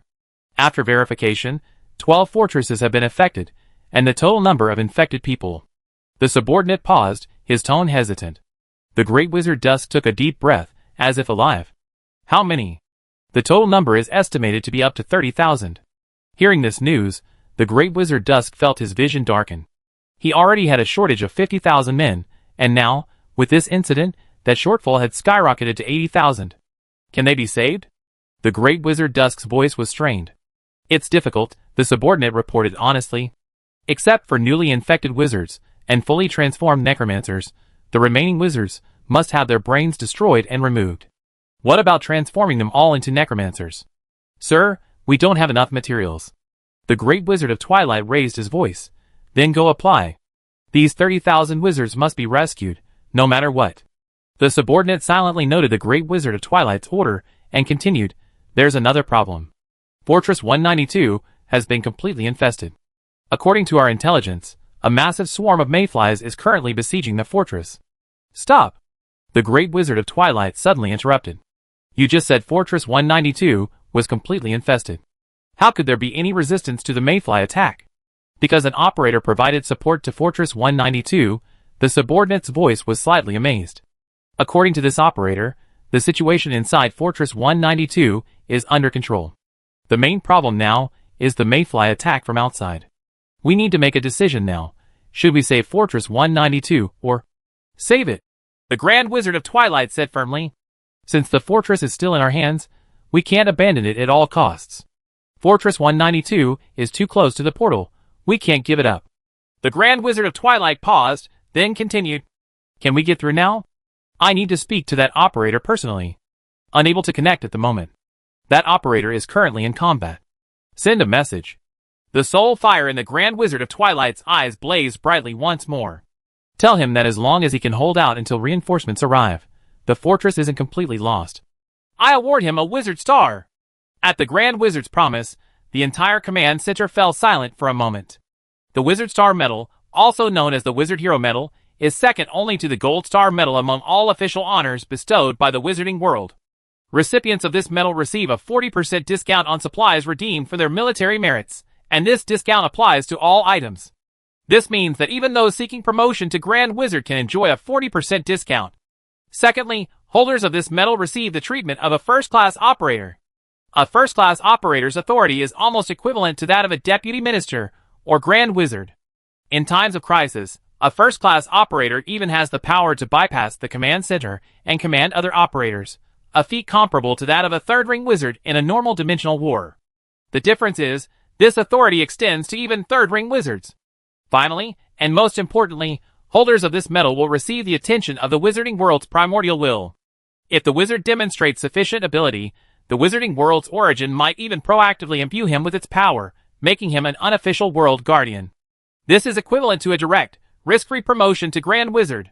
But achieving such an honor naturally requires extraordinary hardships. Defending a fortress alone, facing a nearly overwhelming enemy, while simultaneously eliminating those lurking within, the sheer magnitude of this undertaking is akin to a mortal ascending to heaven. "Yes, sir, I notify you immediately." The subordinate gave Grand Wizard Twilight a wizard salute and quickly left the command room. Grand Wizard Twilight returned to the map, surveying the markings, muttering to himself, "What on earth are these mayflies trying to do?" Fortress 192, the sky filled with thunder, like a fine fishing net, trapping the sandstorm like mayflies outside. The dark blue flames enveloping Elises had dimmed, a majestic holy light enveloping him. A horrific wound in his abdomen dripped blood. A foreign force was steadily eroding Elises' body, and even a formidable figure like him couldn't spare the energy to deal with it. Beside him, the giant Richard wielded his thunder whip. With his deft manipulation, the chain lightning from the alchemical turrets formed a vast web of lightning, completely blocking the mayfly's path.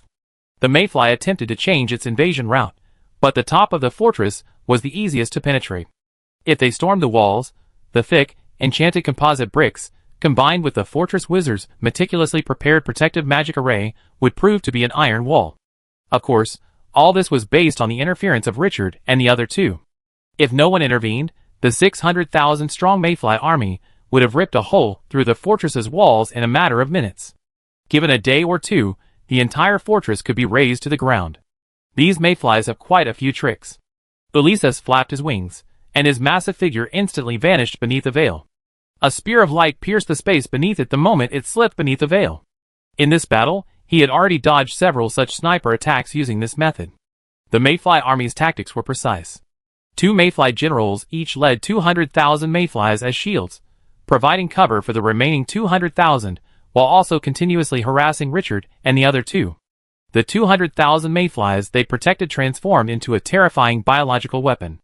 The various astonishingly powerful attacks forced Richard and Elises to be on high alert. If they even slightly relaxed, the swarm of mayflies would unceremoniously deliver a volley of luminous spears, wiping out their lives and their futures. No matter how many tricks you use, it's useless. A ball of holy light suddenly erupted from Richard's body. A meteor-like arrow of light appeared from the void, striking the bull's eye of the holy light. The divine shield summoned a ball of divine light as a shield, protecting it from physical and energy attacks. To be frank, the divine arts were largely responsible for Richard and Elise's ability to hold out until now. A swarm of 600,000 mayflies was simply not something they could resist. They relied entirely on the power of faith accumulated over the years, and then continued to buy time. Although he didn't know what the Wizard Star Medal the Grand Wizard Twilight had promised him was, as the Commander-in-Chief of the Third War Zone, his promises were bound to be good. If the power of faith is gone, one can simply accumulate it again, but if the opportunity is lost, it's gone for good. Just as the two of them were barely holding on, 3 meteors suddenly appeared in the sky. Seeing this, Richard felt a chill run down his spine. They could barely hold on against an army of 600,000 mayflies. If they added another force, they would be forced to flee. But then, a massive creature emerged from the fortress's rooftop exit. "I've taken care of all those parasites." The Snake King, his tongue spitting out, gazed at the swarm of mayflies in the sky, a flicker of alarm in his eyes. The sheer number of these mayflies was already enough to pose a threat to him. "Ha ha, old snake, you're finally out." Elises escaped from the veil, just in time to see the Snake King emerge from the fortress. "Richard, we give you an opportunity, you do the decapitation." Although both Elises and the Snake King were stronger than Richard, each had their own strengths. When it came to decapitating the mayflies, their fancy methods were no match for Richard's simple, unadorned beam of radiation. The complete radiation rules granted Richard abilities beyond those of a level 3 creature. The Snake King wasted no time in hearing this. He had already noticed the 3 supporting meteors in the sky. Each of these 3 meteors contained 100,000 mayflies. If they could unite with the mayfly army, they could escape now. A soft golden glow suddenly emanated from the Snake King, making him appear as if cast from gold. With a flick of its massive body, several dozen meters long, soared into the sky in a manner completely defying the laws of physics. The Snake King's immense size always gave the illusion that this behemoth was slow. But in the blink of an eye, he passed through the web of lightning. In the air, the golden light emanating from the Snake King's body grew ever brighter, obliterating any beams of light that fell upon him. He gazed upon the army of mayflies, proud as a mighty dragon returned from ancient times. A cold voice echoed in Richard's ears. It was the Snake King's. "Get ready. I clear the way for you." Chapter 454. Sue had always considered himself a lucky mayfly.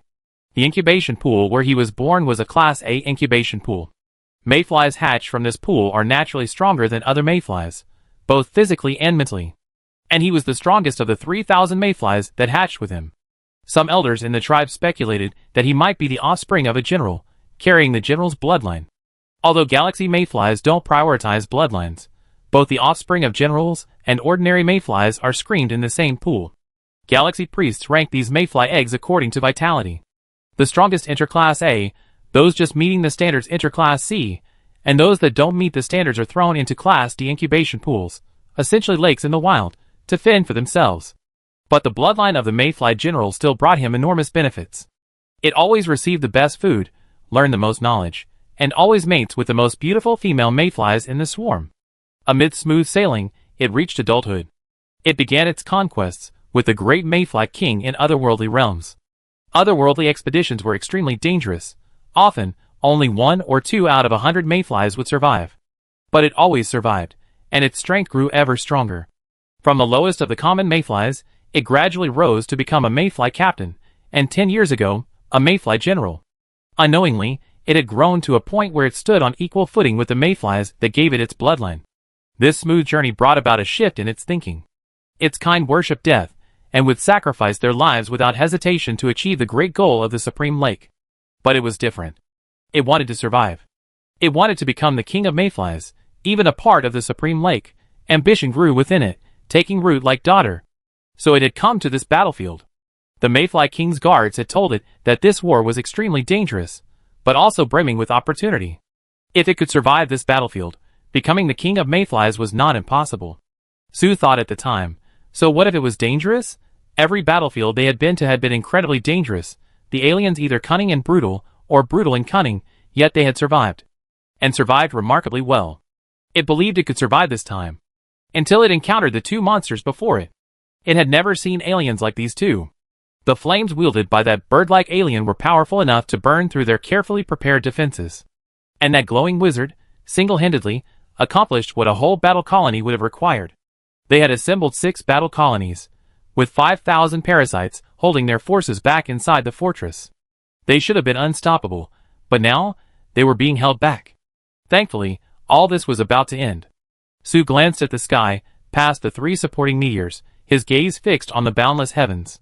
Though he couldn't see, he knew that in the astral realm, where conquering a microcosm once only required 1 expedition nest, there were now more than a dozen. The mayfly overlord of the Supreme Lake was also watching. They will win this war. Su's mind flickered, and a command instantly transmitted through the mental network to the entire combat group. The vast swarm of mayflies began to transform. They were all elite among the mayflies, and rapidly changing formations was almost instinctive for them. Although a giant snake emerged from the fortress below, Su paid no attention. It was just a snake, a general at most. Even an uncrowned king. Boom! A resounding sound shook Su's body. The giant snake he had ignored had actually broken through the absolute defense array. Stop formation. Su awoke from his shock and calmly issued orders. His commands, one after another, enabled the swarm of mayflies to transform in an instant. Although he was lucky, it was more powerful, but he saw a hint of mockery in the giant snake's face. The snake seemed to be mocking him for struggling even at the brink of death. What had it overlooked? Suddenly, a fluorescent figure, atop the giant snake's back, flew toward him. Then, a beautiful light, unlike anything he had ever seen, engulfed him. All ambitions vanished in that moment. Take 1. Richard shouted, turning in an instant to target the other 2 swarms. But by then, the remaining 2 combat swarms had already folded in formation. The layers of mayflies, and the thick energy barrier were daunting. Crackle, crackle, insects, accept your fate. Elisa's figure suddenly emerged from the void, its black flames now indistinguishable from the holy light. A pillar of fire, shrouded in holy light, instantly ignited the mayfly swarm's barrier. The Snake King also seized the opportunity, and lashed out with his tail at the outer layer of the mayfly swarm's defenses.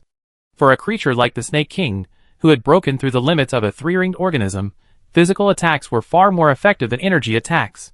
Bang! The Snake King's tail lashed out at the outer layer of the mayflies, weakened by Ulysses, leaving a gap, and the mayflies in the inner layer were unable to fill the gap in time. The next moment, a brilliant aurora pierced the gap and pierced the mayfly swarm. Alas, Richard's attack was somewhat dodged by the mayfly general, and half of its body was still spared. The mayfly general's gaze met Richard's through the countless mayflies. But in the mayfly general's eyes, Richard saw not fear, but rather a hint of fanaticism. A flash of fear flashed through Richard's heart. Retreat! He's about to self-destruct. He was about to open the rift in the secret realm, but on the other side, as if with telepathy, another swarm of mayflies fired a spear of light, shaking the rift into a vortex. Furthermore, General Mayfly's intact swarm of mayflies also chose the same strategy. Boom! After many years, the sun rose again in the sky of the galaxy world. Hundreds of kilometers away, the war airship heading to Fortress 192 detected the scene. Mayflies self-destructed. The White Wizard commander gazed at the sun in the distance, silently pulled down the hood of his wizard robe, and performed a wizard salute. Notify command. Fortress 192 has experienced a mayfly self-destruction. The core power is estimated at 100,000 energy. Operator Richard has perished. A power of 100,000 energy is enough to reduce any creature below the level of World Master to nothingness. Yes, sir. A charred sphere hovered quietly in the sky above Fort 192. Suddenly, chunks of charcoal fell from the black sphere, revealing the equally charred bones within. Sir, I must return. The Snake King's weak voice echoed in Richard's ears. Just moments ago, the Snake King had coiled himself into a ball, protecting Richard in the center. Dazed, Richard stared at the Snake King, nearly reduced to a skeleton, and quickly opened the rift in the secret realm. Hurry in. Go back, and let the Holy Tree Spirit infuse you with vitality. Seeing Richard's slightly panicked expression, the Snake King spat out his tongue and smiled weakly. Don't panic, sir. I won't die. My rules are life. Ulysses emerged from the void, observing the Snake King's condition. With a flap of his wings, he severed most of the Snake King's body. These remains are already dead. Don't let them get in the way. Ulysses grabbed the Serpent King's head with his 2 raven claws and, in a flash, rushed into the secret realm. Above the sky, the 3 supporting mayfly meteors, upon seeing the explosion, also changed their course to avoid being accidentally injured by the aftermath. But they still landed near Fortress 192. It won't be long before these mayflies will attack the city. Richard stood there in a daze. The mayfly's unhesitating self-destruction shook him deeply. Is this the enemy they face? Endless tactics, subspecies with treacherous abilities, and a determination to face death head-on. Is this the cruelty of a civilized battlefield? However, Richard's daze didn't last long. After all, this was a battlefield, and remaining days for too long would undoubtedly be courting death. He landed on the fortress's summit, only to see that the alchemical turrets had completely melted, and his fire lizard warriors had been reduced to charcoal. This battle, he lost a lot. Suddenly, Richard squatted down, pulled a potion from his pocket, and fed it to the nearest fire lizard. This was a life-restoring potion, temporarily extending life and accelerating recovery. As the potion entered his body, the fire lizard warrior miraculously opened his eyes. Cough, cough, cough. The fire lizard warrior coughed up a glob of black blood, then slowly sat up. Richard's mental power scanned the fire lizard warrior, revealing no major injuries other than skin and muscle damage. The biometal plate's protection had only caused minor damage to the fire lizard warrior's internal organs.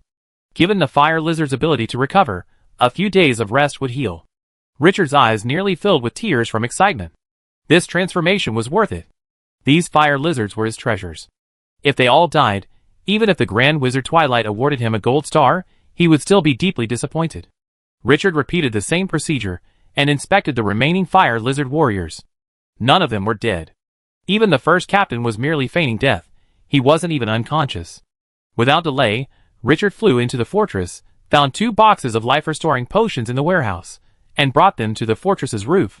With the potion's help, all the fire lizard warriors awoke from their comas. Even the second captain, under immense pressure, broke free from his life-limiting constraints and became a level 3 creature. This was truly a pleasant surprise. After sending all the fire lizards into the secret realm, Richard observed the swarm of mayflies rapidly approaching the fortress from afar and took out his issue communication crystal ball. Command Zone, this is Operator Richard. Fortress 192 suffered a mayfly self-destruction, and we've suffered heavy losses. If support doesn't arrive within the next hour, I have to abandon Fortress 192. After Richard explained the situation, he noticed no response from the other side of the crystal ball. Is the crystal ball broken?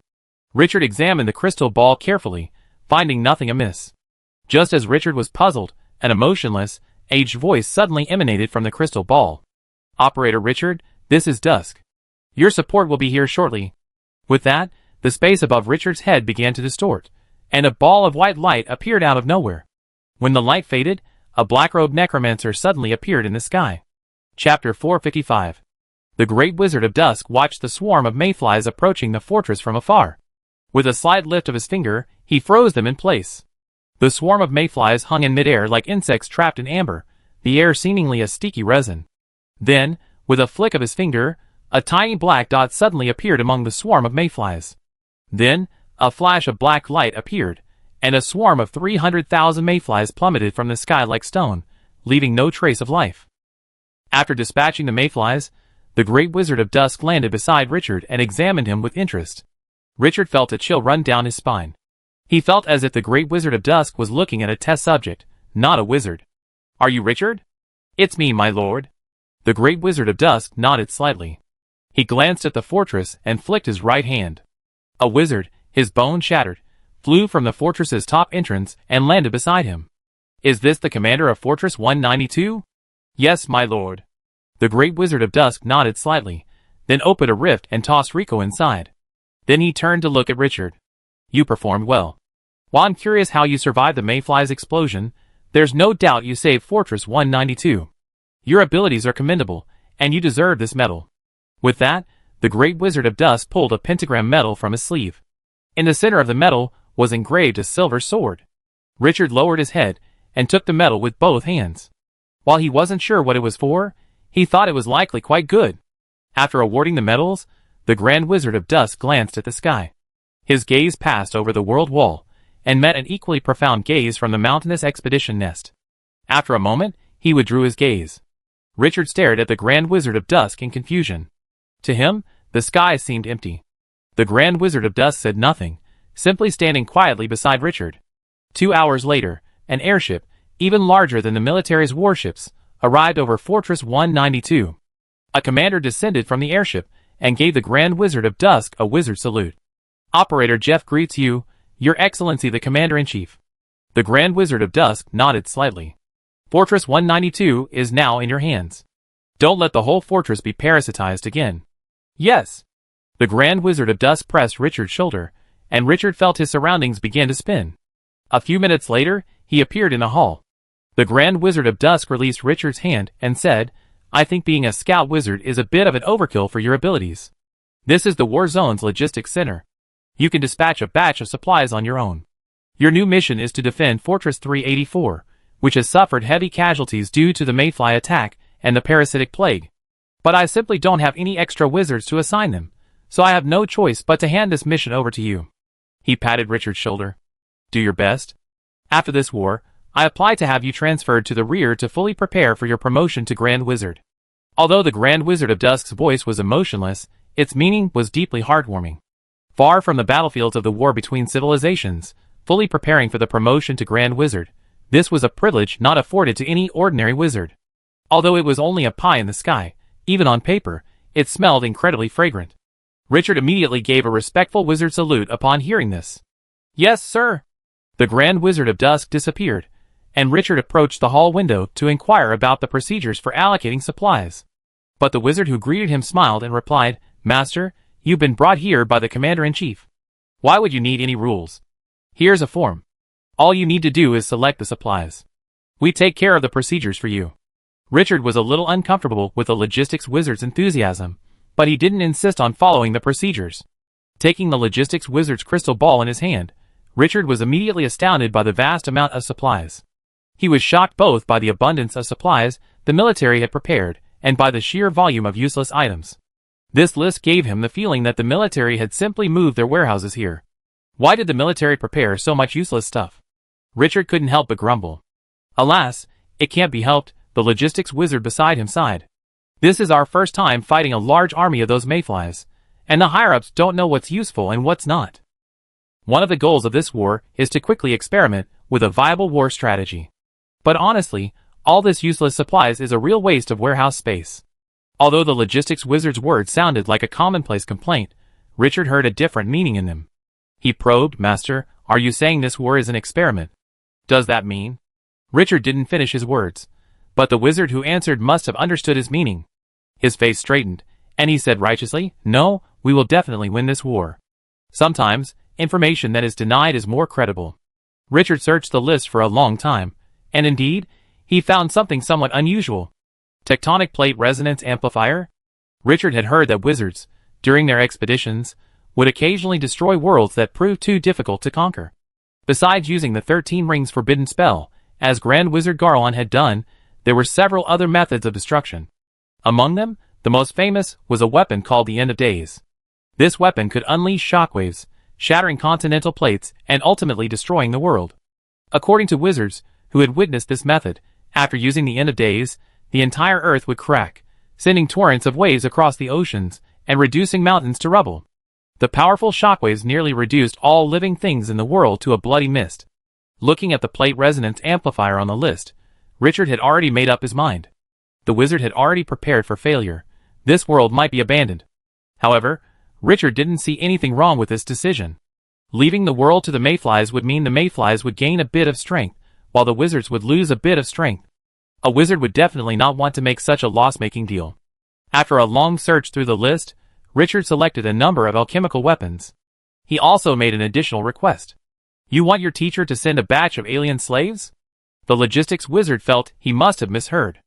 Alien slaves were fine for cannon fodder, but right now, they were even less effective than custom-made synthetic beasts. Customized synthetic beasts were far more adaptable to the battlefield than ordinary alien slaves. Yes, Richard nodded. The logistics wizard said somewhat hesitantly, Your request is beyond my capabilities. I need to report it to my superiors. With that, the logistics wizard took out his communication crystal ball and reported Richard's request. Soon, he handed the crystal ball to Richard. Master, the Great Wizard Twilight requires an explanation. Richard took the crystal ball and replied calmly, Sir, even the best cook cannot cook without rice. Without sufficient soldiers, it's impossible to defend the fortress. Alchemical turrets can also be used by alien slaves, and the magic stone cannons operated by alien slaves are just as powerful as those fired by wizards. On the other side of the crystal ball, The Great Wizard Twilight was silent for a moment. That's a good idea. Your request is granted.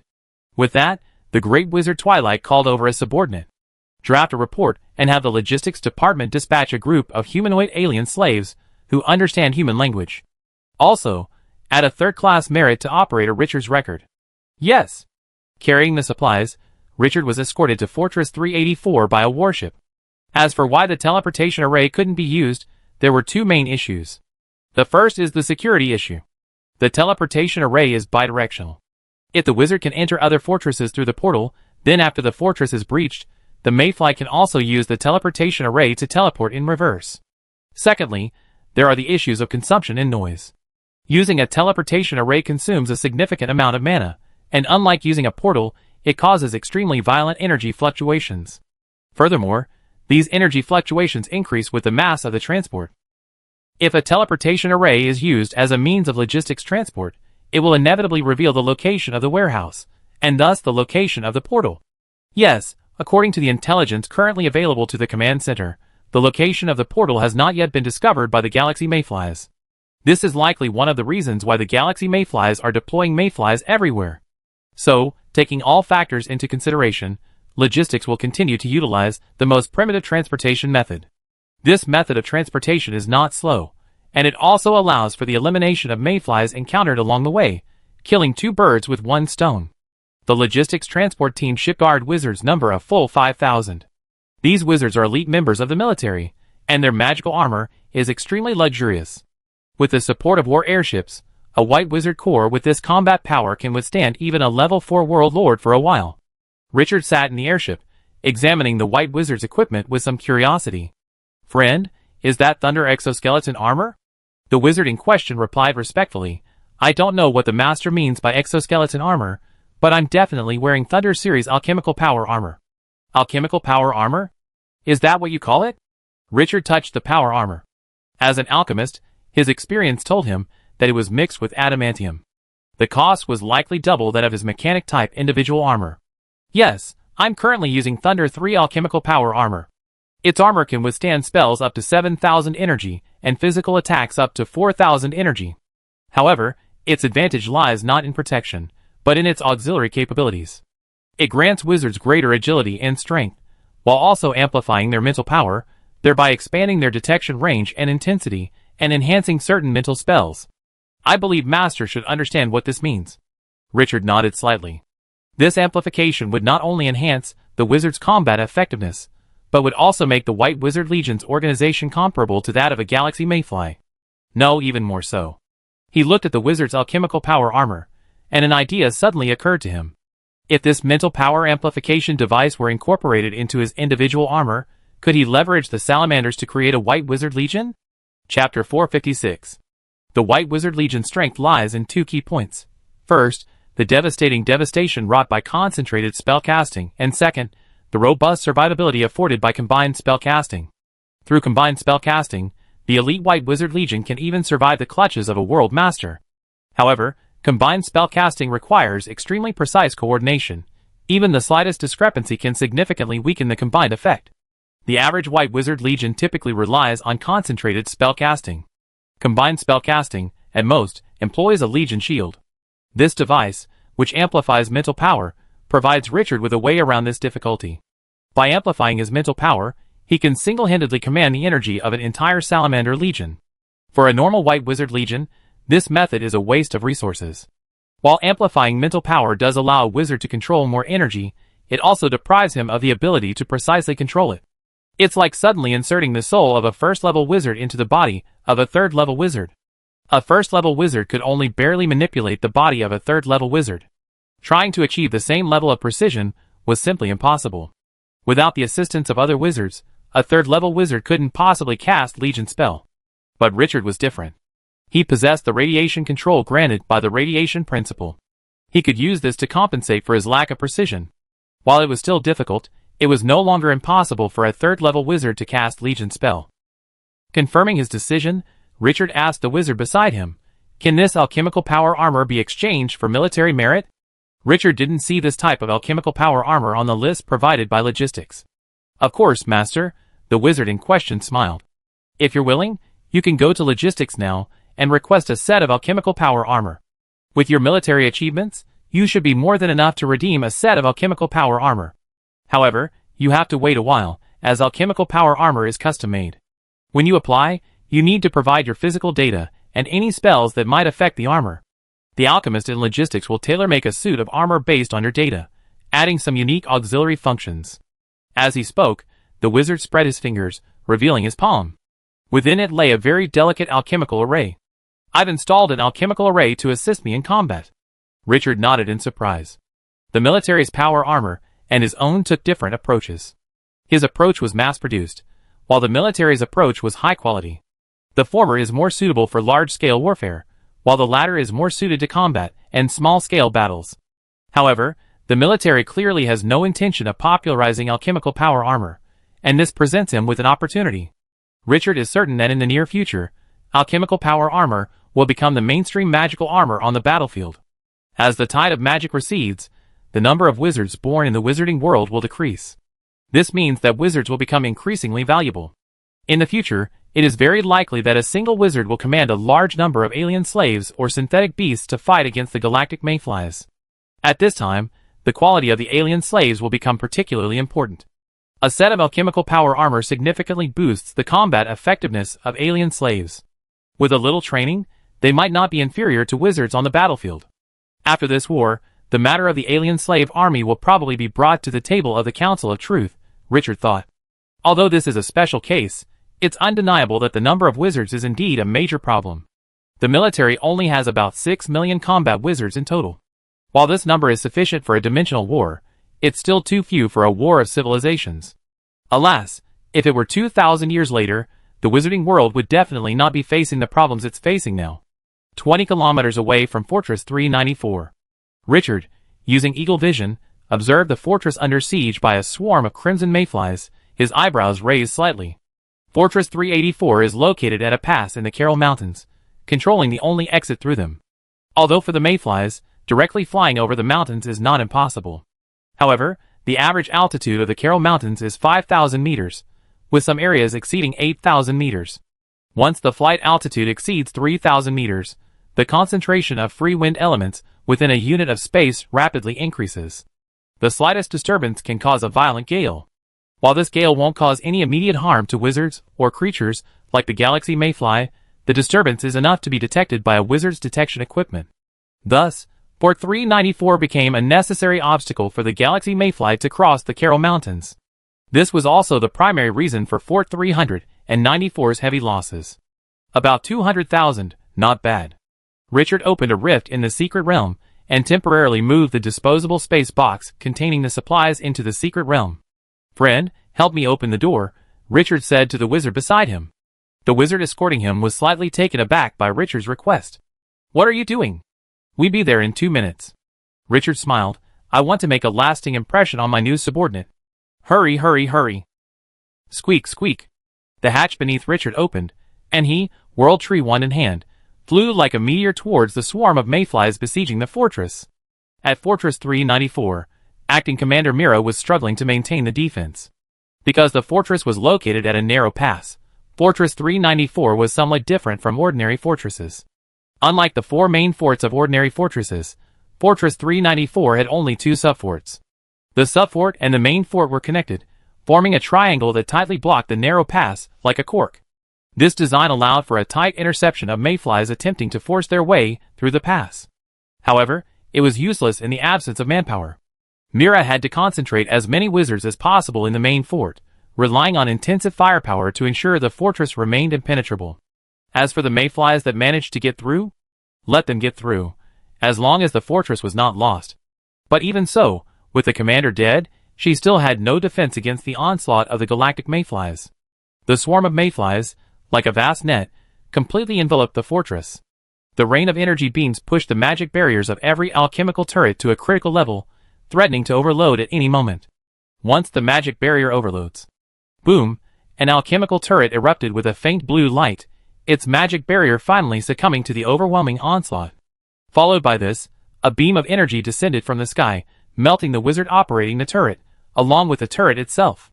Without the protection of the magic barrier, The wizard's own energy barrier was powerless to withstand such a massive attack. Noticing the loss of the alchemical turret, a cloud of thick steam erupted from Myra's head. The spells of the alchemical turrets each had their own uses, interconnected with one another. If one turret was destroyed, she would have to coordinate the turrets throughout the fortress.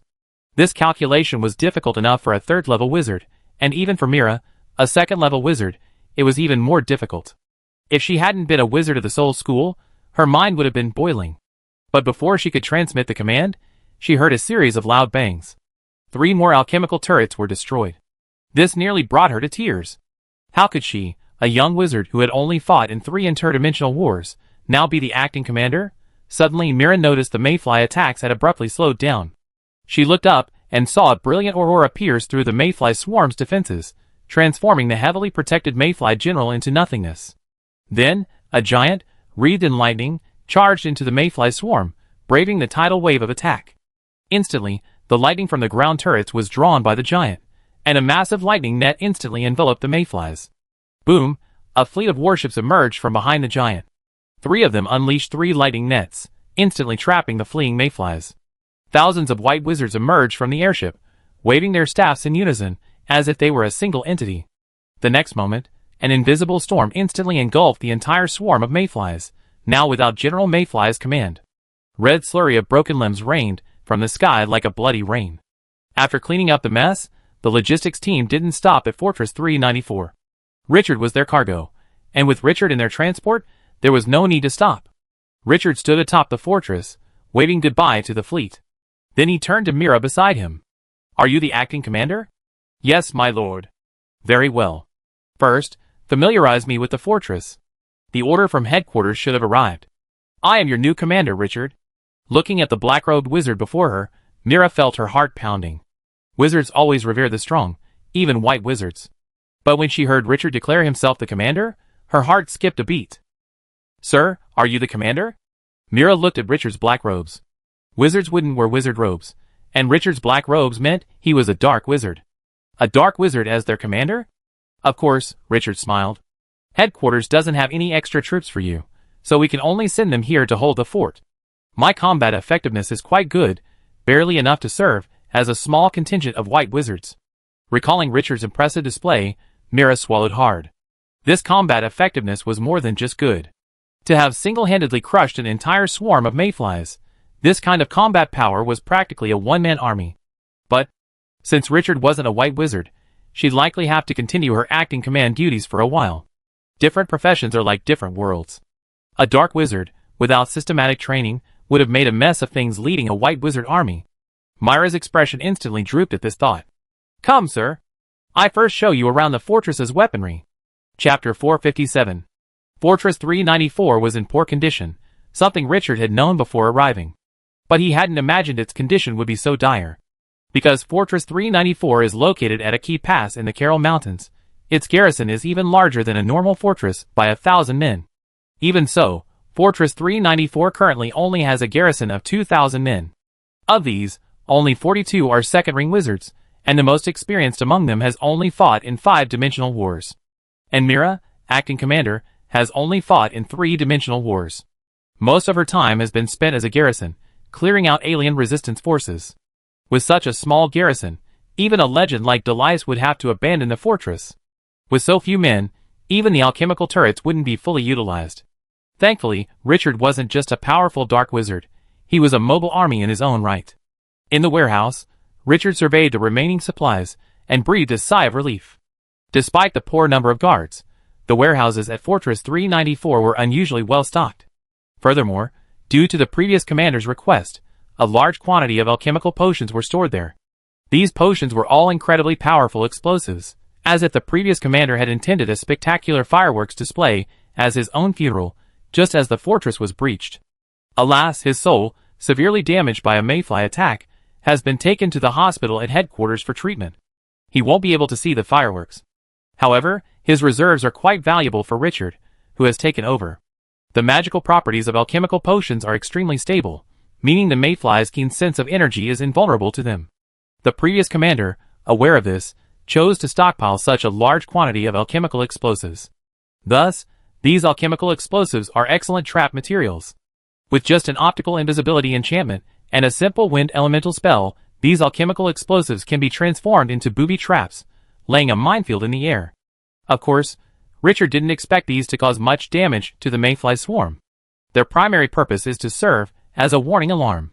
According to Headquarters Intelligence, a significant number of subspecies of the galaxy mayfly possess both optical and mental invisibility. Coupled with the fact that galaxy mayflies are masters of energy manipulation, these mayflies are extremely formidable in their sneak attacks.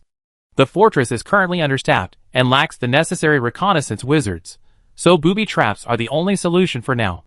In addition to alchemical explosives, the warehouse also contained a large quantity of alchemical materials. These materials were used to repair the fortress and, in case of part shortages, to allow the alchemists to hand-forge parts and repair the fortress's alchemical equipment. Of course, after Richard's arrival, these materials wouldn't just sit there gathering dust. These materials were extensive, and many possessed exceptional properties.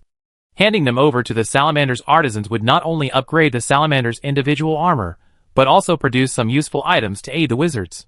While this behavior evoked the feeling of abusing public power for personal gain, the salamanders were indeed required to participate in the fortress's defense. After reviewing the fort's basic situation, Richard planned to revise its defensive layout. The current alchemical turrets were poorly distributed. Since the command center's slave reinforcements couldn't reach the fortress in the short term, the fortress was still short-staffed. The original turret layout was designed to allow for coordinated defense between the two subforts and the main fortress, but the two subforts had to be temporarily abandoned. Under these circumstances, the fortress's original layout became inadequate. While Richard wasn't a white wizard, he was a true master alchemist and evocation master. He did have his own ideas about alchemical turret placement. Richard stood atop the fortress, gazing at the mountains on either side, and an idea came to mind. Mira, how about we establish positions within the mountains on either side? If we carve enough firing chambers into the rock faces on both sides, combined with the alchemical turrets on the main fortress, we could create a wall of lightning in the sky. Sir, that's indeed a solution. Mira was well versed in the art of language, so she didn't immediately dismiss Richard's opinion. After all, Richard was the commander of the fortress. If he were angered, all the wizards in the fortress would face certain death. But there's a slight problem with this approach, sir. We're not facing a single enemy. If you place the artillery on one side, it will be difficult for us to provide timely support if mayflies appear on the other side. Furthermore, how to construct such a layout presents a problem. Building a firing range requires enchantment. Otherwise, even a single mayfly strike on the rock face would destroy our position. Our turrets haven't been equipped with flight capabilities yet. Myra's words stunned Richard. Indeed, they weren't defending the rear. There was no such thing as a rear in the current galaxy world. Enemy could emerge from anywhere. Enchantment construction hadn't even been considered. What do you think of the deployment of the turrets? Richard asked Mira. As a dark wizard, he was certainly a bit of an amateur on the front lines. Sir, my advice is to hold back, Mira replied respectfully. We only need to retract the turrets from the two subforts. This is the best defensive position we have with our current number. This number? Richard opened the secret rift. No, it's not just you wizards defending. I have some other people here. As the rift in the secret realm opened, a streak of black light flew out. Gah, what happened again? As Elises emerged, a blazing blue-black flame ignited. The terrifying pressure made Mira, beside Richard, pale. She looked at Elises shocked. Could this be Master Richard's familiar? Such a terrifying familiar. Is this master a student of some great wizard? Calm down, Elises. There are no enemies. Elises glanced around, the flame suddenly dissipating, and his beast-like form transformed into a common crow. He looked around curiously and asked, Have you arrived yet? Richard shook his head. The great wizard Dusk has given me a new mission to guard a fortress. This is Mira, my secretary for the time being. Elises glanced at Mira, his eyes brightening slightly. Do you have a spiritual gift? Hearing Elises' question, Mira quickly replied, Yes, sir, I possess a spiritual gift called superspeed calculation. Richard was slightly surprised by Myra's response. He hadn't expected this young spiritual wizard beside him to possess the same spiritual gift as himself. Furthermore, Myra's gift was likely innate. Nice ability, very suitable for the battlefield. Elises studied Mira with interest, then turned and flew back to the secret realm. Since Richard didn't need help, the Serpent King's situation was more important. He had been helping to stabilize the Serpent King's injuries. The mayfly swarm self-destruction had caused immense damage to the Serpent King. It was unlikely that the Serpent King would recover to his previous state in the next 3 or 4 years. However, this was a blessing in disguise. The Serpent King planned to use this opportunity to utilize his innate ability to rebuild his body. The Snake King, a subspecies of dragon, possesses a similar talent for metamorphosis, a similar ability to Richard's. By gathering the blood of enough powerful individuals, the Snake King can strengthen his body through a single molt. Now that his body is nearly completely destroyed, he intends to use this ability to directly reshape a new one. This is a delicate task, and even the Snake King is a first. So he needs the guidance of Elises, the World Lord who has become a healer through long experience. Elises has extensive experience in body reconstruction over the years. Richard, seeing that Elises was in a hurry, did not bother him. He entered the secret realm and led out the salamander warrior, who had regained his mobility. While the Holy Tree Elves' combat prowess wasn't great, their healing abilities were unmatched. With the help of the World Mushroom, the salamander warrior, despite such severe injuries, recovered and was able to move in just over a day. Watching the second-level aliens continuously emerge from the rifts in the secret realm, Mira unconsciously began to hold her breath, and the energy fluctuations within her body began to subside. The fierce aura of these salamanders triggered her instincts. As a wizard who had spent years clearing out resistance forces from the rear, Mira had an extremely keen sense of the alien's strength. She was certain that if 5 of these salamanders attacked her, she would have had to flee. Even if those wearing alchemical power armor had only 3, she wouldn't have been able to escape. After all, she was an elite second-ring wizard. Otherwise, she wouldn't have been given the temporary command of the remaining second-ring wizards. Why did this master arm so many alien slaves? Mira couldn't help but grumble inwardly. She felt completely uneasy being around the alien slaves. Richard glanced at Mira and said calmly, "These fire lizards will assist us in the defense. If nothing unexpected happens, these aliens will likely be the future reinforcements for headquarters. You need to get used to it." Mira's dislike for the fire lizards was all too obvious. Using aliens as reinforcements? Mira couldn't help but fumed. This isn't an offensive. What do we need alien slaves for? They're not even qualified to be cannon fodder. Of course, Master, your situation is another matter. Richard patted Mira's shoulder. It's simple. Alchemy turret slaves will do. And the spells they cast are no less powerful than wizards. Mira was silent for a moment, then said helplessly, "Sir, I draft a plan right away. These alien slaves of yours I must." "Your mistake," Richard interrupted.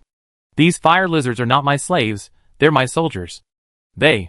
Unlike those slaves." Richard's tone of correction was so serious that Mira didn't dare ask further questions. She quickly changed the subject, saying, "All right, sir. Since your soldiers are capable of operating the artillery, I plan to transfer some of the white wizards away from the artillery to form a fire brigade. The reason for this is..." "Don't explain too much, Mira," Richard interrupted again. "I'm an amateur. You white wizards know more about warfare than I do. Just do as you wish. Every profession has its specialties. Finding the right people for the right tasks is essential for becoming a qualified leader." Hearing this, Mira sighed inwardly that she had to do the work herself, but she also breathed a sigh of relief. Richard not trying to be clever was a good thing for everyone. "Yes, Commander." Chapter 458. Under Mira's guidance, the work on the fortress began to proceed in an orderly manner. Damaged turrets were replaced, damaged ground was repaired, and injured wizards were treated. Everything was in perfect order. Richard, the theoretical commander, watched this orderly scene and a strange thought occurred to him. He was an outsider. Richard smiled at the thought and put it aside. As long as they followed orders, outsiders didn't matter. He was only a temporary commander, not the true leader of this team. Once the wizarding world mobilized, a new white wizard would surely take over his position. Entering the fortress, Richard entered the command room and began monitoring every blade of grass and tree around it using the surrounding surveillance array. The White Wizard Commander emphasized the importance of rewarding the most capable. Beyond daily decision-making, the commander's superior skills far surpassed those of ordinary wizards in carrying out certain tasks. Thus, the important responsibility of monitoring the battlefield fell upon the commander. Of course, under normal circumstances, a commander would appoint several subordinates as his advisors to work alongside him or even replace him. But now, the entire fortress was understaffed, so he could only honestly shoulder his responsibilities. In the pitch-black room, each crystal ball projected the scene observed by its corresponding surveillance magic circle, according to Richard's instructions. Each of these projected scenes was utterly dull and boring. Due to the scorching heat, the entire mountain range had been cleared of vegetation, and caves had been blown down. The animals living in the mountains were either migrating or becoming extinct. The once vibrant mountains were now as barren as a desert. But these were all necessary costs, at least in the eyes of the wizards. After a long while, the door to the command room opened, and Mira, having already arranged all matters, entered the room. "Well, Mira, you're finally here?" Richard stood up from his chair, offering his seat. "Please help me for a moment. I have something I need to study." "Sir, please go about your business. I was just looking at the images." "Thank you for your hard work. Thank you for your hard work." After leaving the command room, Richard didn't go to the commander's lounge, but instead entered the secret realm. In the secret realm, the Serpent King was discussing a plan for body reconstruction with Ulises. Actively reshaping a body is a delicate task. The Serpent King needs to integrate and coordinate the bloodlines he has collected, then plan his own body structure, determining the functioning of each system and organ, and other details. Reshaping a body is not like creating a synthetic beast. Every aspect needs to be considered. Even Ulises' body only began to refine after it had recovered to level 3 biological strength. Before then, Ulises' body needed to be replaced periodically. Richard approached the two of them, pulling out a crystal ball, intending to record the process. This discussion was undoubtedly a valuable learning experience. That's all for now. Shortly after Richard arrived, Ulises paused in his discussion. By this point, he and the Snake King had roughly mapped out the direction for the new body. All that remained was to finalize the plan, reshape the body, and gradually fine-tune the details. Richard paused the recording, somewhat unsatisfied. This kind of discussion was unusual. The knowledge contained within was all the result of the two formidable figures' personal experience. It was practically ready for immediate use. "Why did you come to the secret realm?" Ulises asked, turning around. Richard spread his hands. "I'm a dark wizard, a complete amateur on the front lines. Aside from being of some use during mayfly attacks, I let the white wizards handle the day-to-day tasks." "That's true," Ulises nodded slightly. "But you can learn these things. You probably have fewer opportunities to venture behind enemy lines in the future." Ulises had learned about the wizarding world from Richard. According to his estimation, if this battle wasn't successful, wizard civilization would enter a period of defensive defense. Wizards were not short of resources. Many of the worlds they had conquered had only been developed superficially. Most of the mineral deposits had been sealed to maintain market demand. Even if these mineral deposits were squandered, they would still allow the wizard civilization to squander an entire epoch. So, rather than actively attacking, the wizard civilization is more likely to defend itself. The most appropriate strategy would be to wait until the end of the Dharma Age and the return of the magical tide. Then, the wizards could launch a counterattack. Of course, if the Galaxy Mayfly civilization performs too poorly, the wizard civilization would certainly not mind taking a bite out of the fat meat. Richard agreed with Ulises' suggestion, but he had more pressing matters to attend to right now. "Let's save our studies for later. Let's examine these things first." As he spoke, Richard pulled out the pouch Rico had given him. Opening his pocket, Richard poured out the strangely shaped crystal ball and the gems inside, which appeared to be extracted from the corpses of mayflies. "Take a look at what's inside this crystal ball."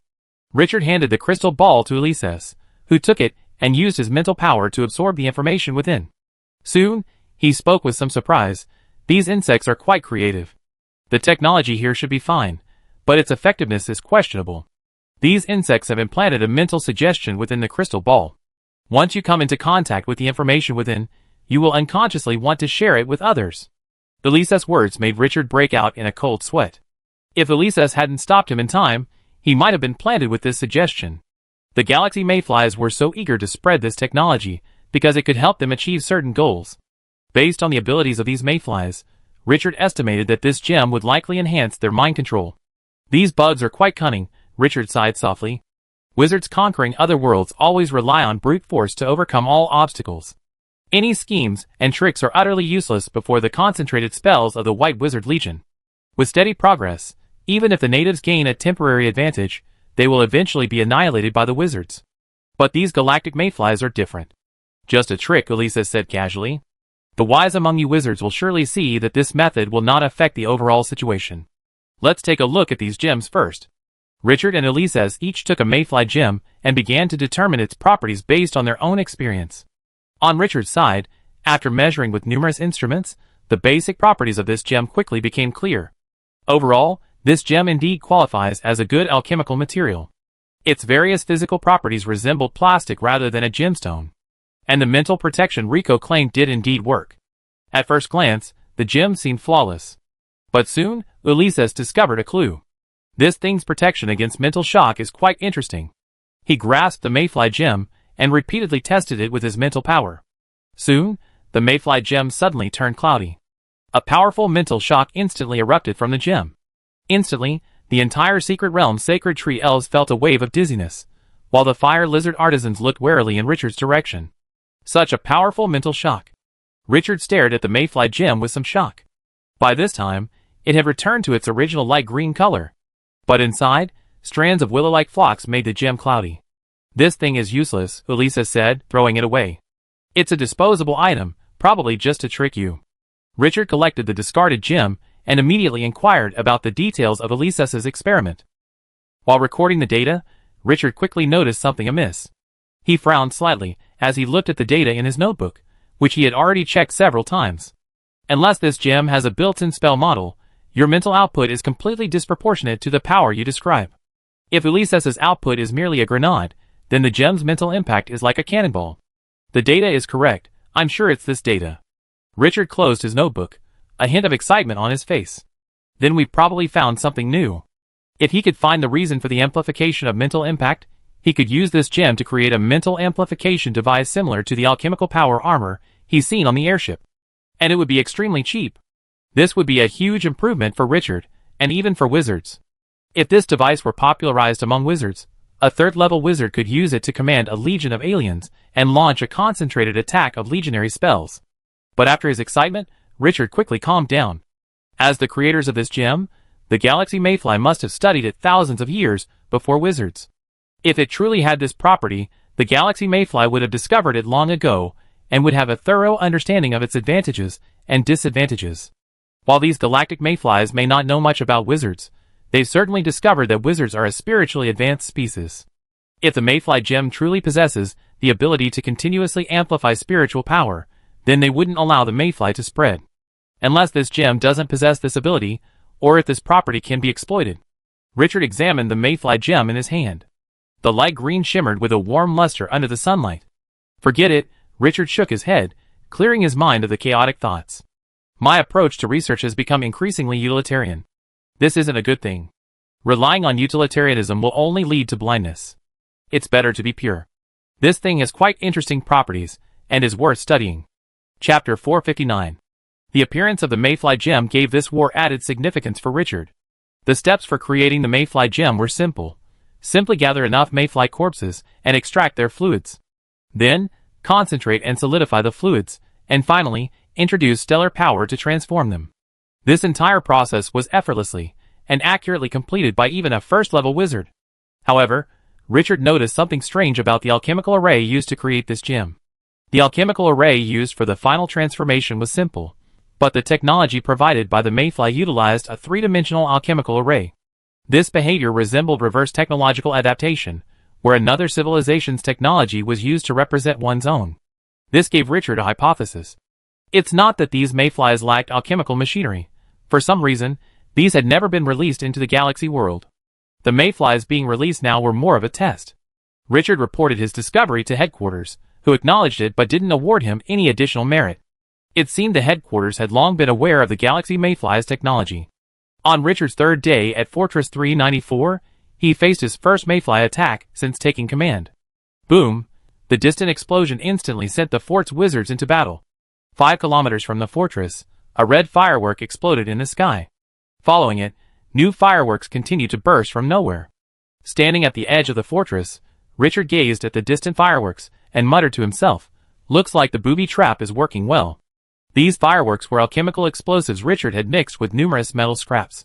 Richard divided them into small portions and placed them in a special metal container. On the metal container, the fire lizard artisans had engraved, using dragon alchemy, a tree pattern for optical invisibility, and a simple trigger detonation mechanism. These specially crafted booby traps were suspended in the air by the wizards using a spell called Wind Ring. This spell was extremely durable, and the booby traps were lightweight. A single casting could keep them suspended for 12 hours. Furthermore, once the spell was cast, there was no energy fluctuation. If it weren't for its lack of lethality, this spell would have been one of the most effective traps against the galaxy mayflies. The explosion of the booby trap gave the wizards time to react. Over 1,000 wizards entered the turret in an orderly manner, ready to fight the incoming mayflies. But this time was different. For 394 not only had a powerful commander, but also a group of fire lizard warriors among their comrades. With the wizards in place, the telepathic network between them began to form. To be honest, this was Myra's first time using a telepathic link with an alien. In the past, she usually used spells like mind control, mental shock, or soul storm against them. This was her first time using a telepathic link, and she wasn't sure if it would be successful. Although it was irresponsible to think so, Myra still hoped that the telepathic link would fail, isolating the aliens from the telepathic network. Once connected, their inner thoughts would be transmitted through the telepathic network. Myra couldn't imagine the curses and insults that would flow through the telepathic network if the aliens were to connect, given their hatred for wizards. But reality dashed her hopes. The mental network successfully connected with the salamanders. But to Myra's surprise, the salamanders' mental network was completely silent. No curses, no insults, no servile flattery. The salamanders' mental network was like a black hole, not a single thought escaping. "Can you hear the command?" Myra couldn't help but ask.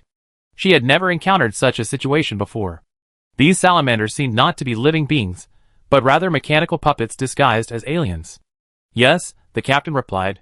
After his response, the mental network returned to a dead silence. Myra restrained herself from complaining about these aliens. Although the salamanders' reaction was a little unusual, as long as they could hear the command, it was fine. Soon, the mayfly army approached. It was a swarm of emerald green mayflies, numbering a full 200,000. Their bodies resembled emerald green, and as they flew, a faint fragrance entered Richard's nostrils. Richard commanded through his mental network, "Hold your breath, activate protection, there's poison in the air."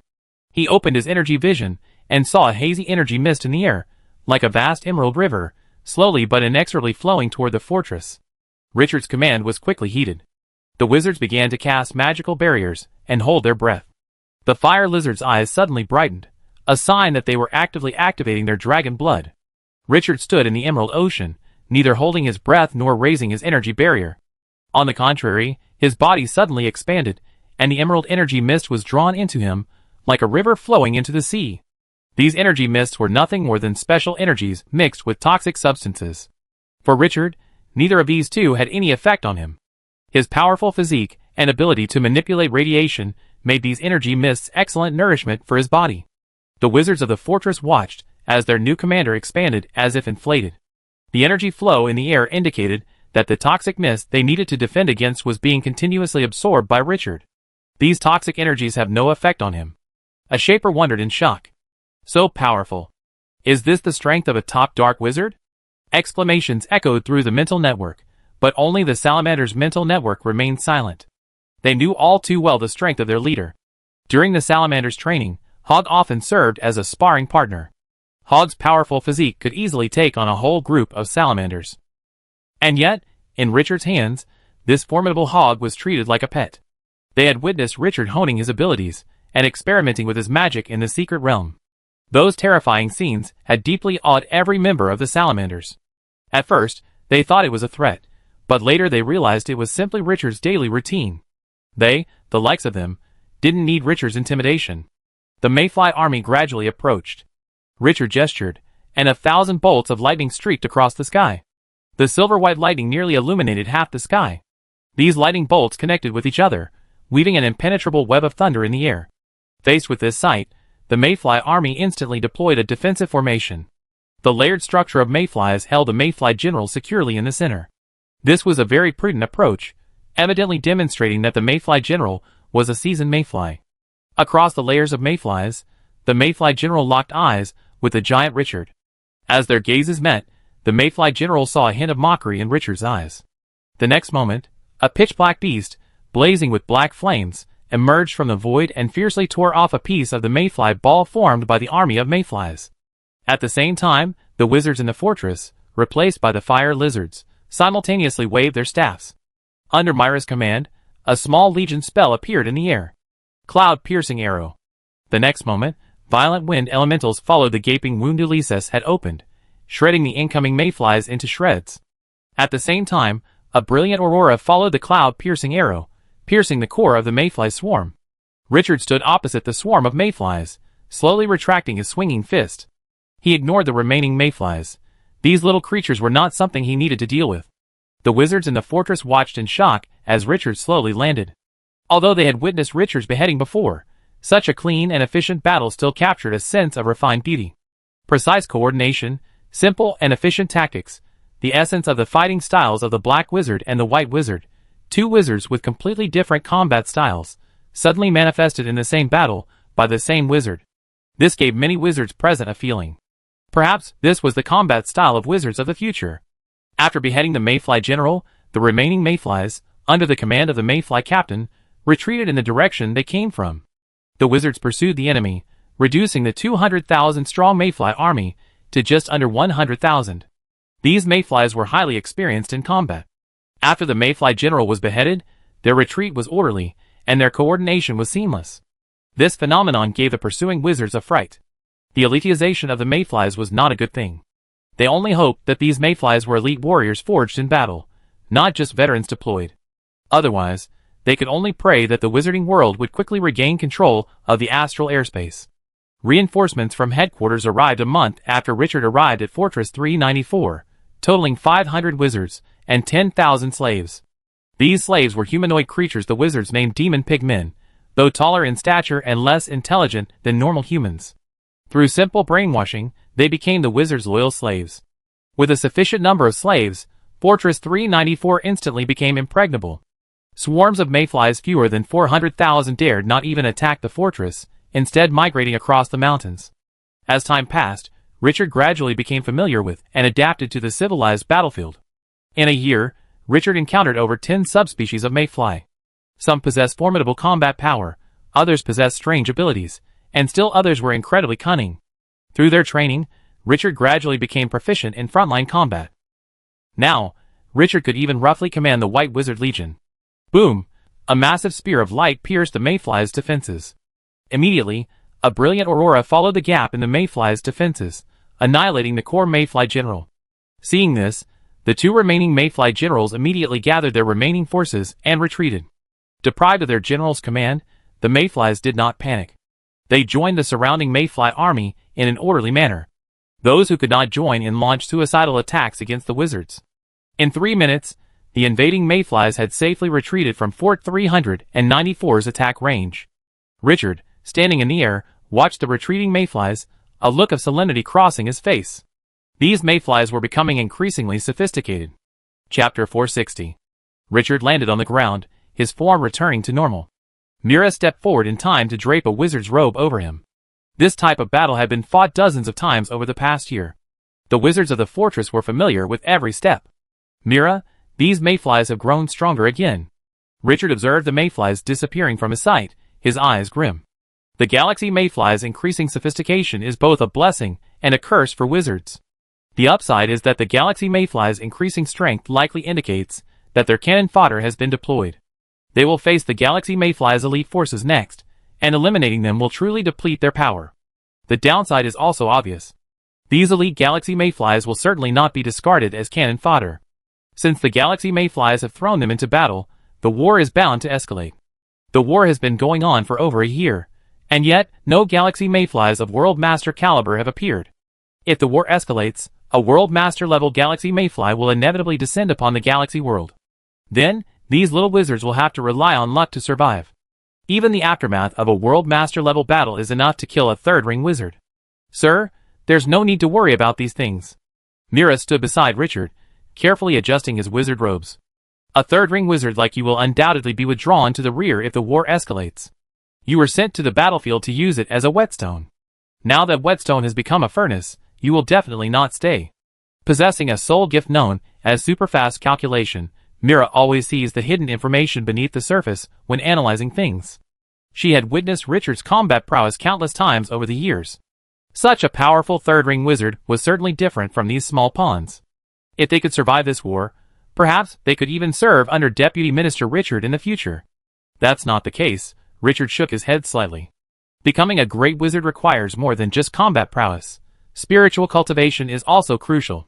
Wizards like me appear in the wizarding world every year. But have you ever heard that the wizarding world gives birth to a great wizard every year?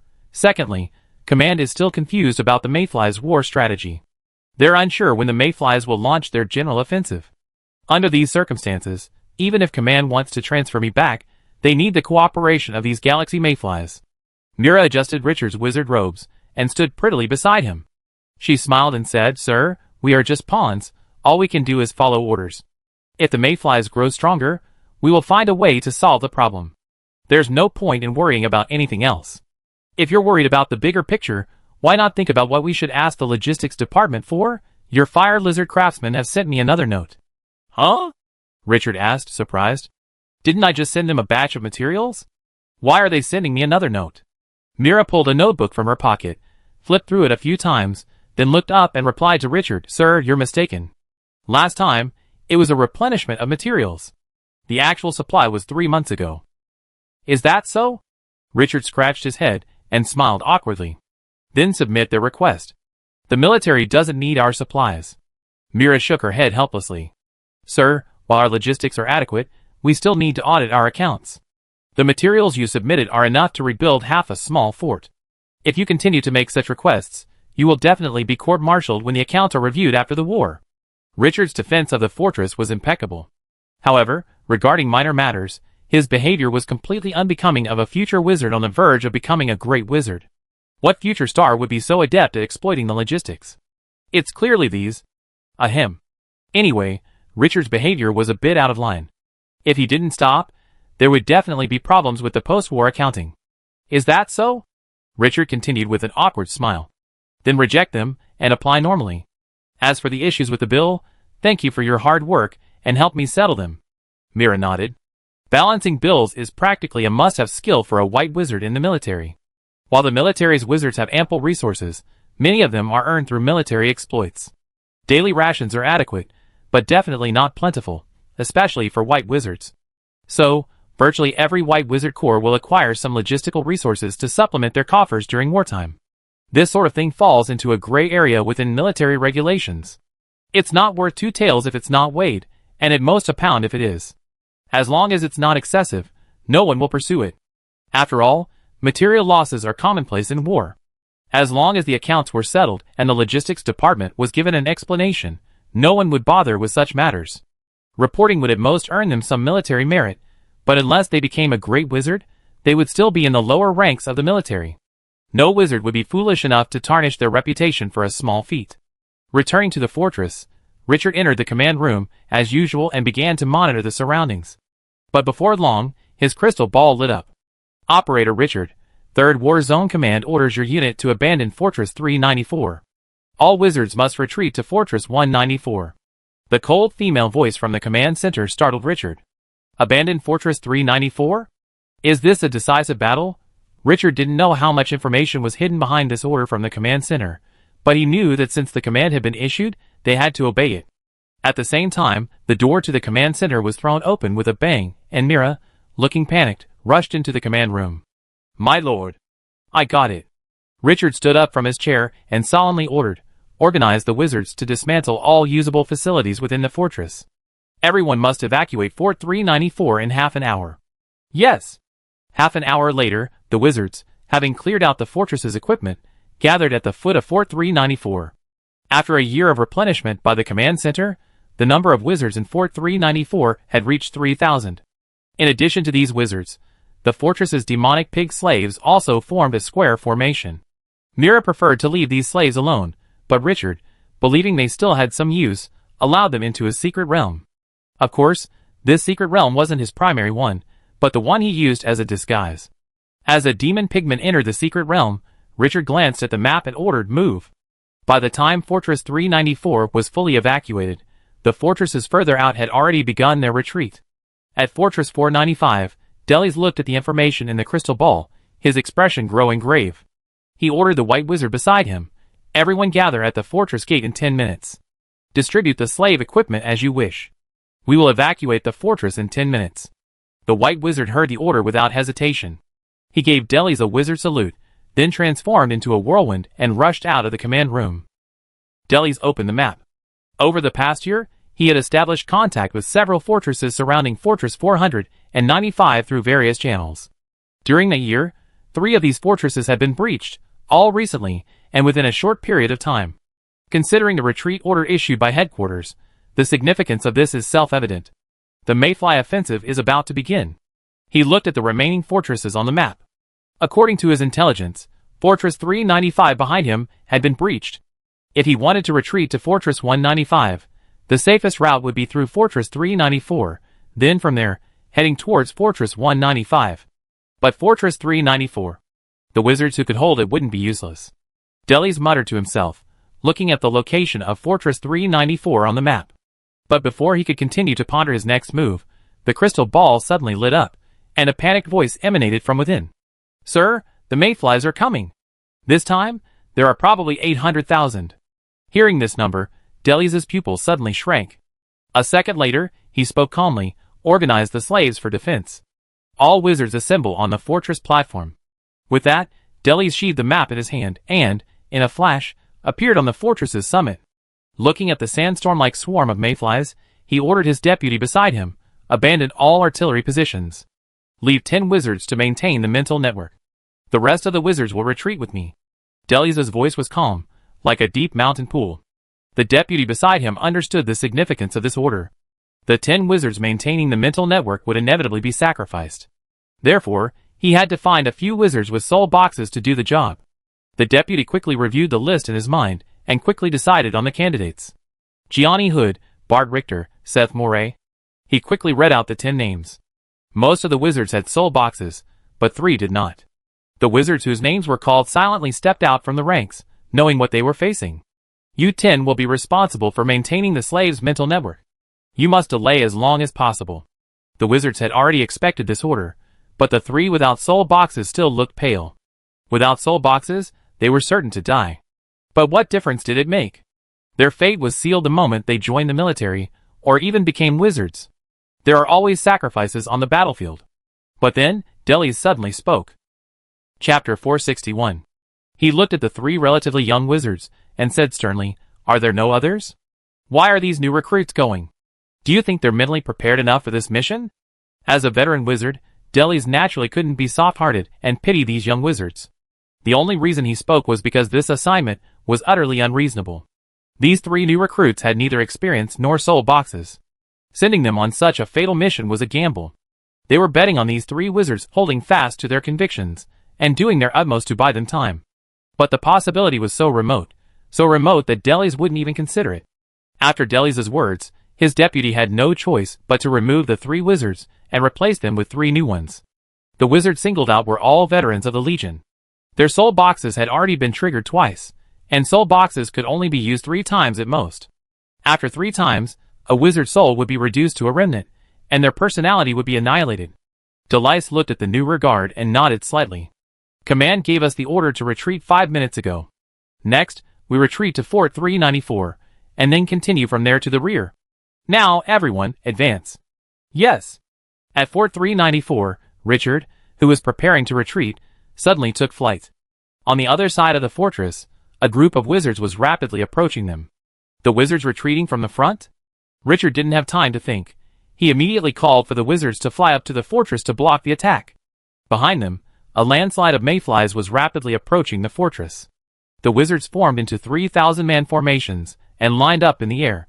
Richard was in the center, wearing a set of alchemical power armor that was completely different from the mechanic's individual armor. He had listened to the advice given by the escort wizard aboard the airship. Although this was Richard's first time participating in a military war, he had discovered the parasitic plague and provided the Grand Wizard of Twilight with a plan for a stable defense. His military achievements were actually higher than some of the military's third-level wizards. Customizing a set of alchemical power armor only required 1,000 merits, more than enough for Richard, not to mention the discount he received as a wizard hero. This set of Thunder 3 alchemical power armor had been adapted for the 3rd level and, according to Richard's needs, had been equipped with a radiation convergence device and convenient alchemical components. Its functions were incredibly comprehensive. Compared to this alchemical power armor, Richard's individual armor looked like an apprentice's work, surpassing it only in cost and protection. In seconds, the mental network was complete. Richard, observing the distant army of galactic mayflies, issued the battle order. "Spell blast, fireball ready. Fire!" With Richard's command, 3,000 wizards simultaneously swung their wands. In an instant, 3,000 fireballs soared into the sky, tracing an elegant arc through the air before plummeting like meteors into the swarm of mayflies behind the wizards. Boom! A wall of fire separated the galactic mayflies from the wizards. But every creature present knew that this wall could not stop the galactic mayfly army. The next moment, the swarm of mayflies burst through the wall, sending streams of light pelting down upon the wizards, like a rain of arrows and meteors. Seeing the mayflies taking a defensive stance, Richard's expression remained unchanged as he gave another command. Legion spell, prepare solar storm. Upon command, the wizards fine-tuned their formation. Each wizard acted like an energy node, and a vast magic circle took shape around them. At the center of this circle, Richard held his staff high. In his mind, a vast force swirled around him. Though bound by ropes, this immense force needed even stronger restraints to subdue it. Suddenly, Richard closed his eyes.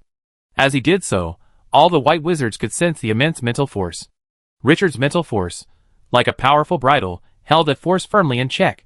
Then he opened his eyes and swung his staff. Thousands of fiery streams of wind surged from behind him, like a swarm of snakes, passing over the approaching wizards and forming a crimson storm behind them. Boom! Thousands of mayflies were reduced to ash. Although the mayfly generals reacted quickly, adjusting their formation the moment the fiery wind appeared, they were ultimately outpaced by the magic. The swarm of mayflies lost a total of 30,000 in this scorching solar storm. After the scorching solar storm, Richard did not use his Legion magic again. By then, their mission had been completed. The wizards, who had retreated from the front lines, were out of danger. Good fellow. I didn't expect you to be such a versatile wizard, Richard. A shadow emerged from the void and transformed into a black-robed wizard beside Richard. Richard looked closely, and saw that it was none other than Delis, the legendary wizard of the Fourth Ring Tower of Truth. Master Delis, long time no see. Richard was delighted to see Delis appear. He knew Delis' strength.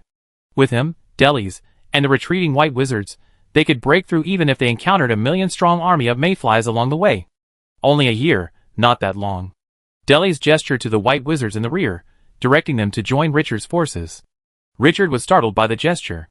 The Grand Wizard has also assigned you to command the fortress? Delis nodded.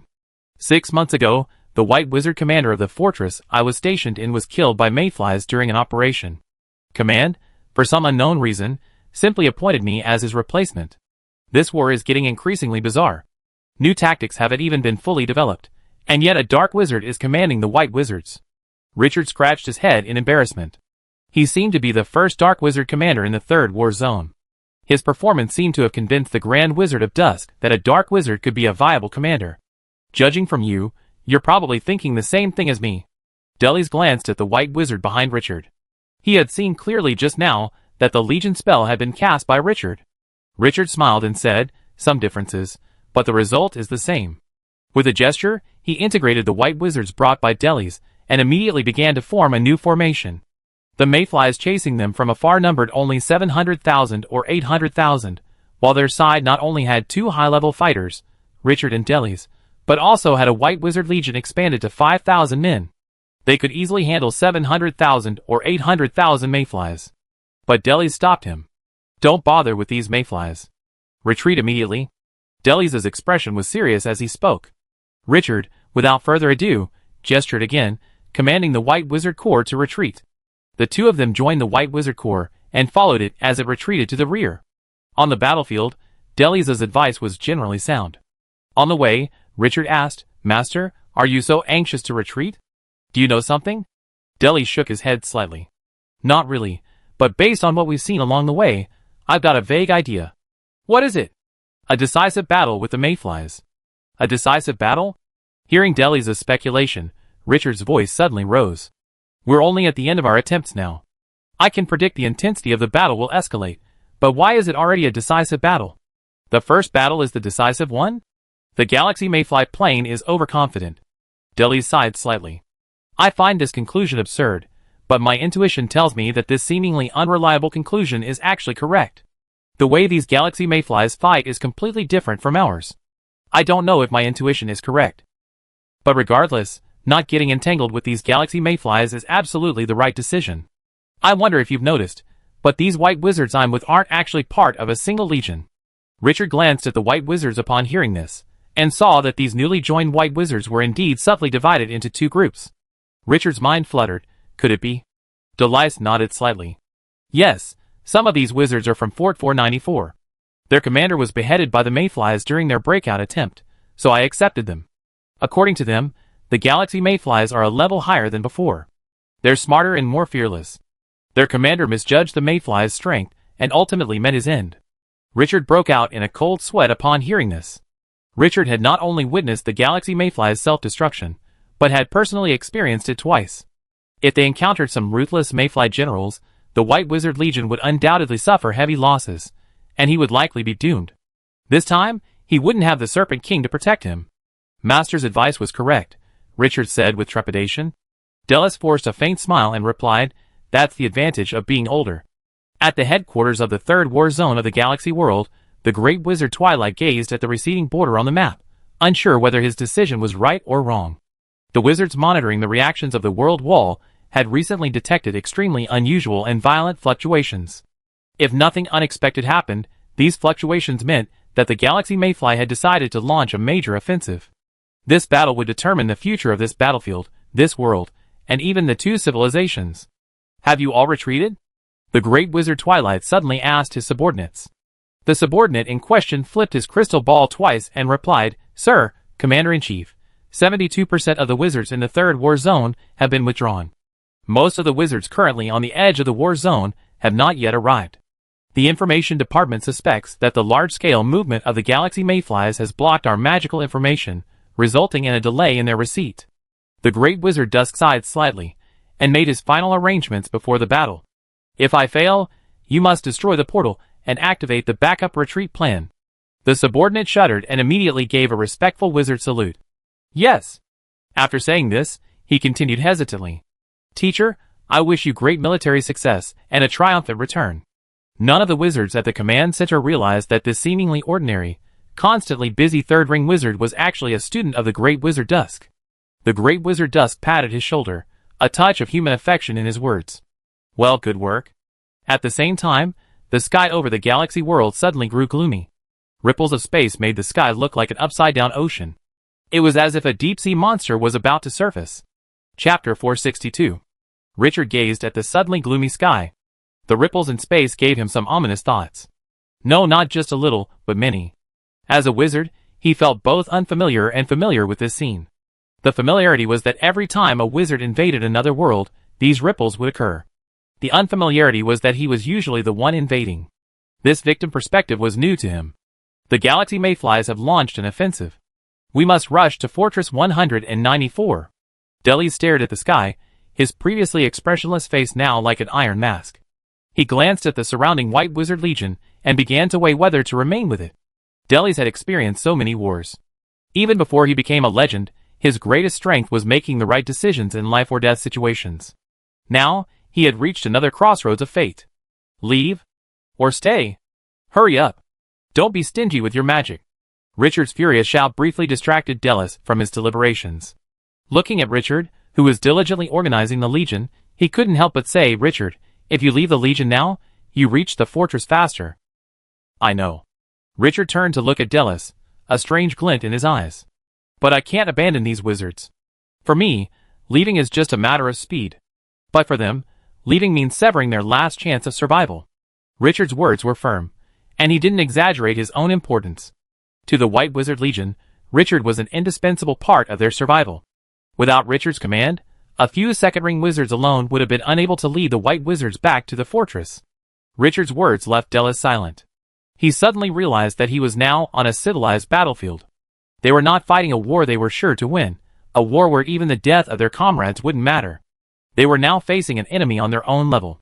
They had to exhaust every ounce of their strength to achieve victory. At this moment, wasting any energy would be shameful. And Delis looked ahead. His senses told him there was a vast swarm of mayflies. "Richard, prepare to meet them." Delis waved his staff, and a shadow emanated from the tip, revealing the mayflies hidden in the air. These mayflies were pitch black, with a certain ethereal quality. It was unclear whether this was due to the shadow or simply because of their nature. "I've seen these subspecies before. They possess the ability to hide in shadow crevices and are quite powerful. They must be the elite of the galaxy mayflies." Delis surveyed the 500,000-strong field of shadow mayflies before him and waved his staff again. I can use the space anchor to delay their entry into the shadow crevices. The rest is up to you. Richard said nothing more, immediately issuing orders through the telepathic network. Legion spells, prepare sky-splitting arrows. Then, the flying wizards began adjusting their formation.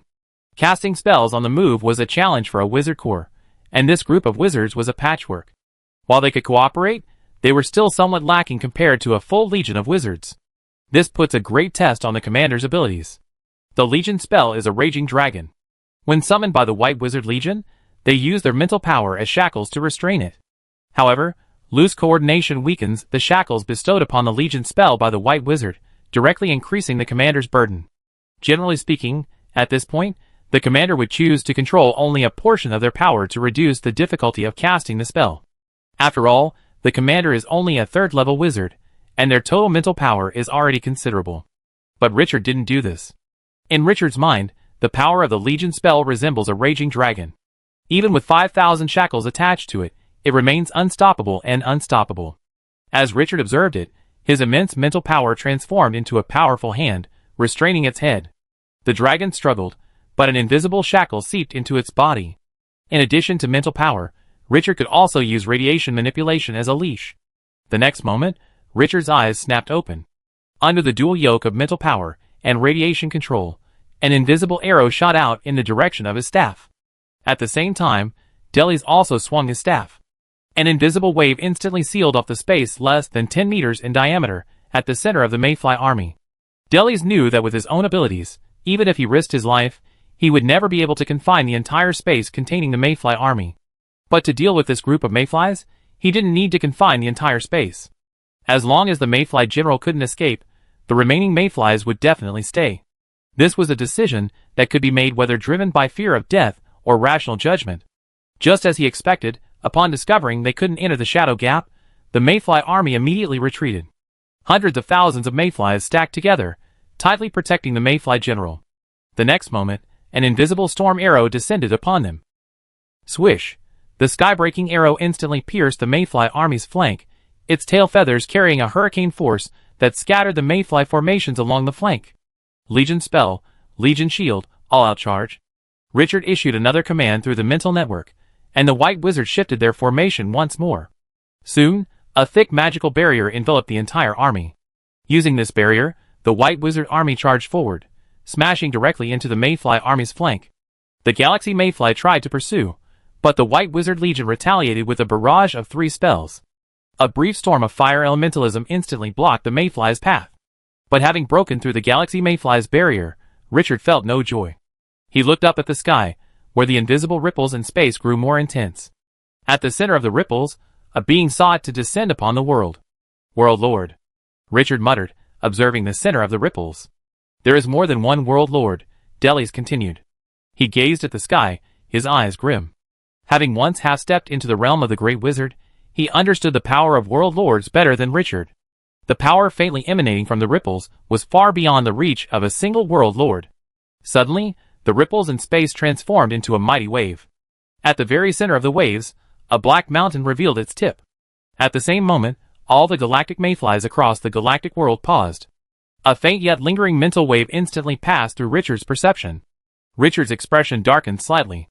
He glanced at Delis, only to see a hint of fear on the face of the usually calm and composed legendary wizard. Master, my feeling is correct, isn't it? Richard said stiffly. The galactic mayflies throughout the world are interconnected in a mental network. Delis nodded slightly, his gaze fixed on the slowly emerging black mountain. The black mountain didn't appear to be stone. It resembled a non-Newtonian fluid. Its shape seemed to be fixed, with an eerie jelly-like texture. It was like a seal. After entering the galactic world, a tide of galactic mayflies surged from its interior. Where's the Great Wizard? Richard couldn't help but ask. This was the time the Great Wizard should have appeared. A wizard wasn't Duke Xiong of Song. Wouldn't it be perfect to take advantage of the Galaxy Mayfly's entrance into the world and launch a surprise attack? However, before he could finish his words, 3 magnificent beams of light shot into the sky. The corner of the black mountain that had entered the world suddenly hardened under the 3 magnificent beams, then suddenly exploded into countless black rubble. Hundreds of thousands of mayflies were transformed into a bloody mist by the aftermath of the magnificent light. The wizard had left 3 portals in the galaxy world, each manned by a great wizard. At that moment, the three great wizards stood in the sky, gazing at each other from afar. The great wizard Dusk, from the third war zone, was clad in a black robe, his pale, skeletal form, like a skeletal pillar. The great wizard Yin, from the second war zone, was clad in rock armor, his moss-covered body hanging in the sky like a mountain. In the first war zone, the bronze spear grand wizard resembled a bronze terracotta warrior. The bronze spear in his hand, said to be capable of piercing the heavens, was gradually shedding its rust, its sharp edge almost cracking the very space. Their presence undoubtedly gave the wizards a surge of confidence, and tens of millions of wizards on the defensive line cheered. With three grand wizards personally on the battlefield, they could not lose this war. But Richard was not so excited. He gazed at the slowly emerging black mountain in the sky, a faint sense of danger lingering in his heart. Sure enough, just as the three grand wizards were about to strike again, a figure, somewhat dwarfed by the grand wizards, emerged from the black mountain. Then, another mental shock swept through Richard's soul. But unlike the last time, this mental wave felt more like a message. The galaxy mayflies cheered in unison, but their cheer consisted of a single word. King! The mayfly that emerged was small, only about 5 meters tall. Compared to the mountain-sized great wizards, it was barely a mosquito.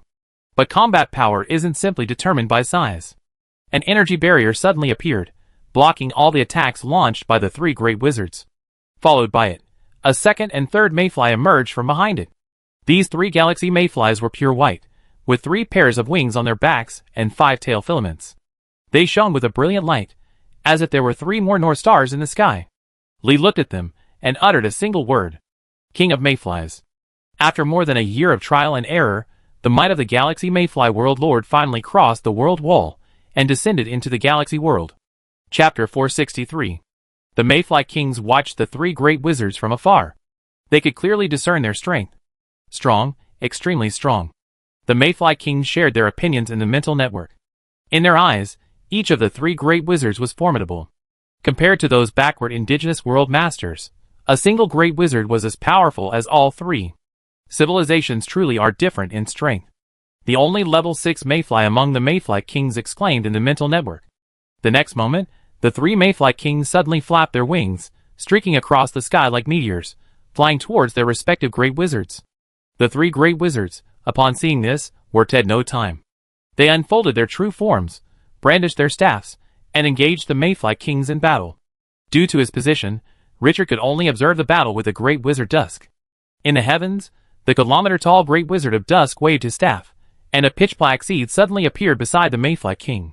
Then, the pitch-black seed quickly took root and sprouted, transforming into a mass of twisted black thorns, trapping the Mayfly King within. On the ground, a flicker of shock crossed Richard and Delia's faces. The thorns were not mere energy creations, but actual living beings. And the life force emanating from these twisted thorns possessed the power of a true world master. But before their astonishment could fade, the thorns exploded in a dazzling white light. Followed by, streams of light like a meteor shower shot out from the Mayfly King's wings, incinerating the thorn fragments into ash. Throughout the entire process, the Mayfly King was only a fraction slower. Is this the Lord of Mayflies? Delis muttered to himself. There truly is a fundamental difference between the rulers of a civilized world and those of an indigenous world. If it were an indigenous world ruler, that pitch-black thorn monster would have at least delayed them for a second or two. The great wizard of Dusk didn't seem surprised by this result. Runes flowed from the pale staff in his hand, and in a mere instant, a spell so complex, it would have required the combined efforts of dozens of third-level wizards took shape in the air. Ding! A clear, crisp bell suddenly echoed through the sky. A large, seemingly unadorned, yet somewhat ethereal, brass bell suddenly appeared in the air. Every time the great wizard of Dusk swung his staff, the brass bell tolled. At the command center, the students of the Grand Wizard of Dusk saw the bell and immediately turned pale, shouting, "Spread the word! All wizards below the 3rd ring must not listen to this bell." This was the Grand Wizard of Resurrection's signature spell, the Death Knell. Don't ask for whom the bell tolls. When you hear it, it tolls for you. At the sound of the bell, Richard felt a sudden dizziness, and a few drops of blood suddenly dripped from his nose. In his White Wizard Legion, the 2nd ring wizard stumbled in midair, while the 1st ring wizards briefly lost consciousness and fell to the ground. "Don't listen to this bell," Delis shouted. He swung his staff violently, and fireballs exploded in the air. The tremendous roar instantly drowned out the bell's sound. Richard opened the rift in the secret realm and pulled Ulysses out. In this situation, he desperately needed the advice of Ulysses, the lord of this world. The battle between the top world masters was outrageous. Even though they were thousands of miles apart, even though the bells weren't aimed at them at all, even though it was just the aftermath, they were still affected. Ulysses was abruptly pulled out by Richard, his expression still dazed. But upon seeing the two terrifying creatures battling in the sky, he screamed, "Are you crazy? Stay away from those two. We're retreating." Richard roared back. Going anywhere else at this time would be doomed. Richard could easily retreat into the secret realm. Even these white wizards could join him. But what good would that do? They didn't know when the battle would end, nor did they know the outcome. He also didn't know if a mayfly would discover the spatial coordinates he left in the galaxy world and invade his secret realm, or even simply remove the spatial coordinates, preventing him from returning. He was now facing a civilization. He couldn't treat the galaxy mayflies like natives. Retreat? Ulysses glanced at the direction they were heading, mentally assessing the danger. Then he spoke. "Now, all first-level wizards, destroy your ear nerves. Second-level wizards, if your mental power isn't full, destroy your ear nerves immediately. This bell is a rule-based attack, imbued with the rule of death. Hear it too much, and you end up brain-dead." Upon hearing Ulysses' suggestion, Richard immediately issued a command through the mental network. The white wizards, without question, ruthlessly used their magic to destroy their ear nerves. At this point, Richard's advice felt right. Delis, standing nearby, heard Ulysses' suggestion and felt a flicker of shock. He was shocked by the harsh and venomous gaze of Richard's familiar, who had immediately discerned the law of death within the bell's sound. In the sky, the brass bell, symbolizing death, tolled continuously. As the bell's primary target, the body of the mayfly king was being eroded by the law of death. Its cells perished in the wake of the bell's sound, then recovered in an instant. Cracks appeared in its soul structure, but healed in an instant. The law of death was clashing with its own, and the victor would determine its future. What a powerful law of death! The mayfly king suddenly exclaimed, "But it's not enough." The next moment, the mayfly king flapped its wings, and its already radiant body transformed into a sun. A ring of sun surrounded the mayfly king. Under the radiance of the sun ring, the deathly echoes of the brass bell echoed through the air, then transformed into wisps of invisible black air, disappearing beneath the veil. The sun's rays were both gentle and intense. Upon the mayfly, they healed its wounds like a healing spell. Yet, upon the wizard, they burned like molten lava, seemingly consuming the wizard to ashes. Legion screamed. "Don't use the magic barrier."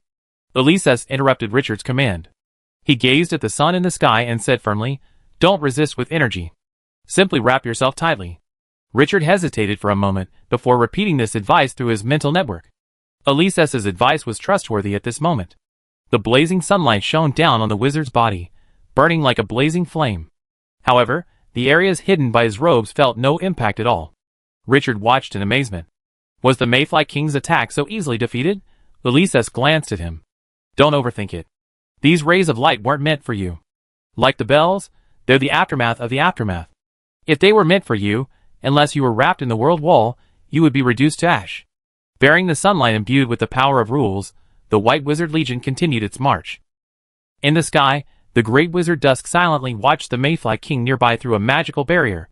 He could sense the rays of light rapidly draining his magic power. To have achieved this level of compounding rules is remarkable. He waved his staff slightly, and his body suddenly vanished into thin air. But unfortunately, hiding is also very easy. For a great wizard, entering the veil was not difficult. Seeing the great wizard of Dusk act like this, the mayfly king also flashed and vanished into thin air. It naturally possessed the ability to enter beneath the veil. As a spectator, Ulysses breathed a sigh of relief upon witnessing this scene. These two guys are finally gone. Let's hurry on. By the time they get out, we might not be so lucky. Richard threw his hands helplessly. "I like to, but this is the Legion. That's the fastest it can get. It's possible to cram the entire Legion into the secret realm and continue on its journey, but given the current quality of the mayflies, if he did, he'd likely run into trouble himself." Suddenly, Richard turned his gaze to Ulysses. "Ulysses, how about you hurry up? We enter the secret realm, and you release us when you get there." With Ulysses' abilities, dodging the mayflies shouldn't be a problem. But Ulysses refused. "Don't even think about it," Ulysses sighed. "Those two guys are fighting behind the curtain right now, and I might run into them with all my little tricks. Using conventional means alone, we're evenly matched. Let's go slow though. Those two guys probably won't be out for a while. Battles between world masters fall into two categories. One is decided in a few quick strikes, often seen in first encounters, or when the gap in strength between the two sides is too great.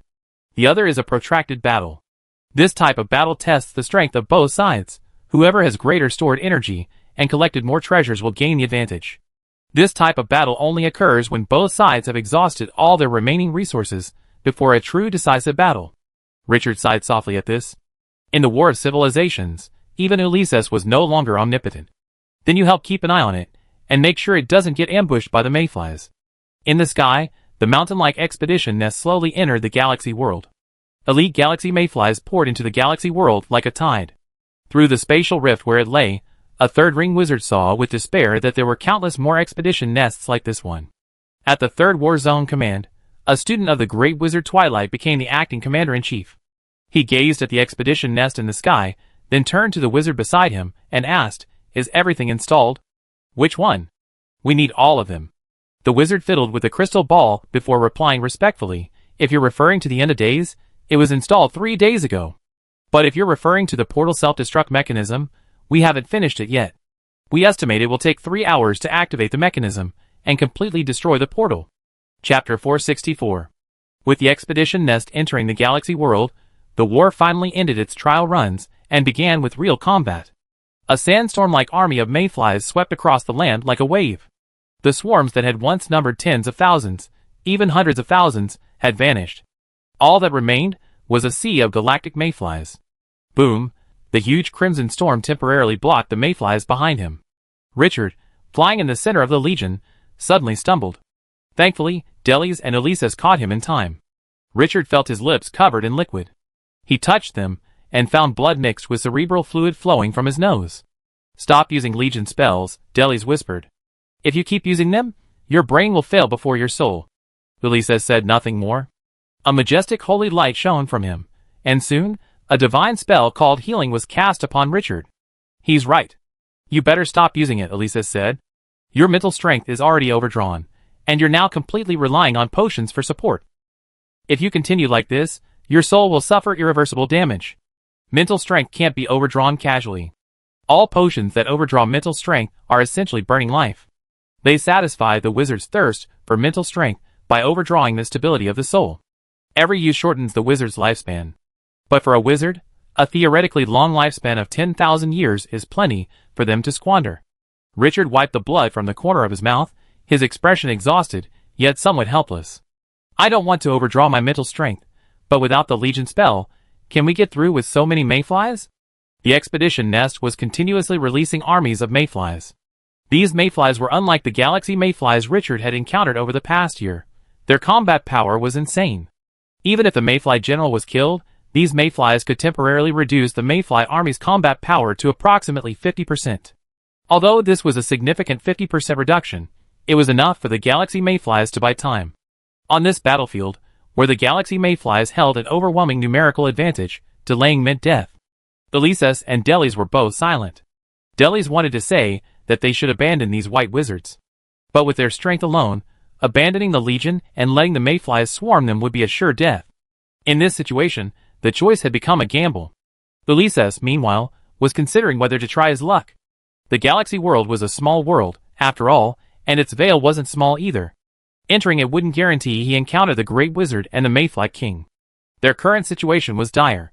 If Richard continued to use his Legion spells, he might lose his ability to become a Great Wizard. This was something Ulysses absolutely couldn't accept.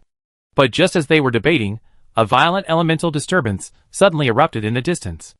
"A wizard!" Delis glanced sharply in the direction of the elemental disturbance. Mayflies were masters of energy, but their use of the elements was only superficial. Such a violent elemental disturbance must have been caused by a wizard. Richard also noticed the disturbance and immediately turned his legion's direction, flying towards it. Before long, they encountered a legion of 10,000 white wizards. At this moment, this white wizard legion was locked in a battle with a million-strong mayfly army. "Woohoo is saved," Richard exclaimed. This white wizard legion contained several third-ring white wizards, presumably several retreating legions joined together. His 5,000-man white wizard legion was a perfect opportunity for these white wizards to showcase their abilities. It was incredibly exhausting for a black wizard to do the white wizard's work. He relied solely on his mental amplification device and radiation manipulation to withstand the pressure.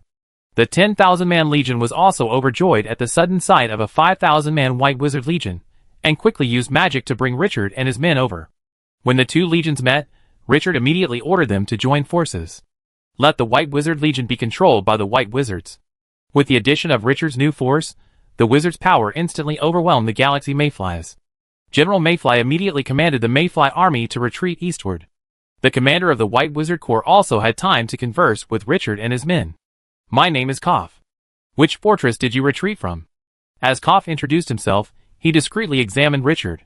He had just noticed that the commander of the White Wizard Corps was actually this dark wizard. "I'm Richard. We retreated from 394th and 495th. Master, which fortress are you from?" At Richard's answer, Koff's expression changed slightly. 394th and 495th? You two are going a bit off track. We retreated from 374th and 464th. 374th. Richard was slightly startled, a terrifying thought suddenly flashing through his mind. "Master, we're not mistaken, it's you who are." Richard had been led by Ulysses all along the way. Although they'd taken some detours to avoid the hordes of mayflies, the general direction had remained unchanged. Richard preferred Ulysses' guidance to the white wizard named Koff before him.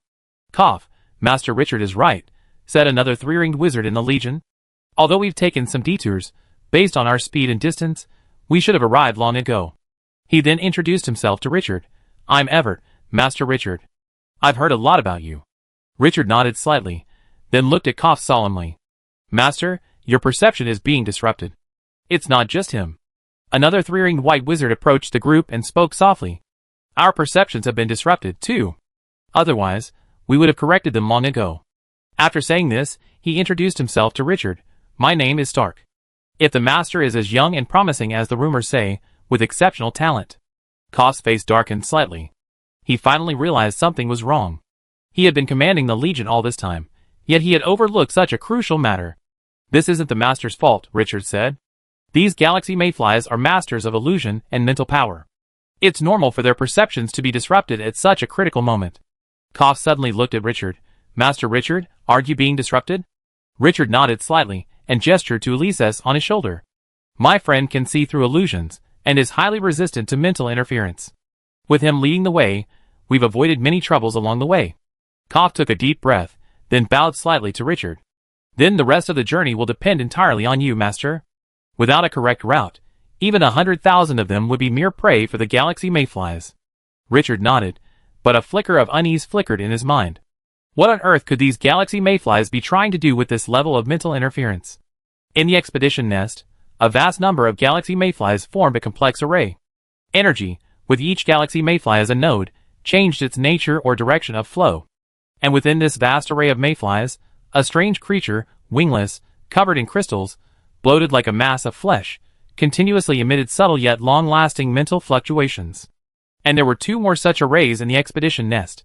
But compared to this one, the other two were rather insignificant. The thing inside wasn't this strange creature. As of now, these wizards have no way of dealing with the mayfly maze. A mayfly general, looking at the bloated crystal creature, spoke to his colleagues beside him. "As long as the three kings succeed, all these wizards will die here. If our intelligence is correct, this time, the wizards will definitely suffer heavy losses." As the mayfly general spoke, his tail filaments twitched, a symbol of the galaxy mayfly's excitement. Entering the expedition nest marked the official intensification of the war. Naturally, the mayfly's intelligence work also began. Through mind intrusion and soul searching, they obtained a wealth of basic intelligence on wizard civilization. This intelligence, both positive and negative, revealed that wizard civilization was a severely deformed civilization. The diverse power systems within wizard civilization astonished Galaxy Mayfly. The various bloodline transformations and lifeform transformations further amazed Galaxy Mayfly at how wizard civilization hadn't yet split apart. Even subspecies, originating from different worlds, were engaged in fierce conflict over racial issues. Logically, if wizard civilization could maintain this stability, coupled with the 5 celestial masters at its apex, its combat power should be immense. However, the wizards' relentless pursuit of knowledge severely limited their development, leaving them severely short of true members. According to Galaxy Mayfly, wizards should exercise unified management over all humans. Then, all eligible children should undergo wizard training. Those who succeeded would become wizards, while those who failed would serve as subordinate workers, contributing to the development of wizard civilization. The knowledge discovered by wizards should be shared across all schools, or at least across all academies. But the wizard didn't do so. In the Galaxy Mayfly's view, the wizard's strict adherence to secrecy was completely unnecessary. The disparity in life forms and innate talents made it impossible for the Galaxy Mayfly to comprehend the current state of wizard civilization. However, this didn't stop them from attacking the wizard's weaknesses. They roughly calculated that there were currently 7 million wizards in the entire galaxy world. If they could devour them all, it would be a severe blow to both the strength and morale of the wizarding civilization. But his colleagues weren't as optimistic. Second, you haven't read all the information about those wizards, have you? The colleague turned and looked at the bulkhead of the expedition nest, his gaze seemingly piercing the pitch-black wall and catching sight of the wizards on the ground. Wizards are a contradictory race. They pride themselves on rationality, yet they can be incredibly mad when it comes to their actions. It's impossible for these wizards not to realize their own weaknesses. They must have been secretly preparing something, just like us. Chapter 465. With Richard's arrival, the White Wizard Legion reached 15,000 men, a perfect balance of 5,000 men each for the 3 White Wizards. With this expansion, the White Wizard Legion's strength underwent a qualitative change. The 3 White Wizards spent some time adjusting the White Wizard structure within the Legion and establishing its internal command system. After these adjustments, the overall demeanor of the White Wizard Legion shifted.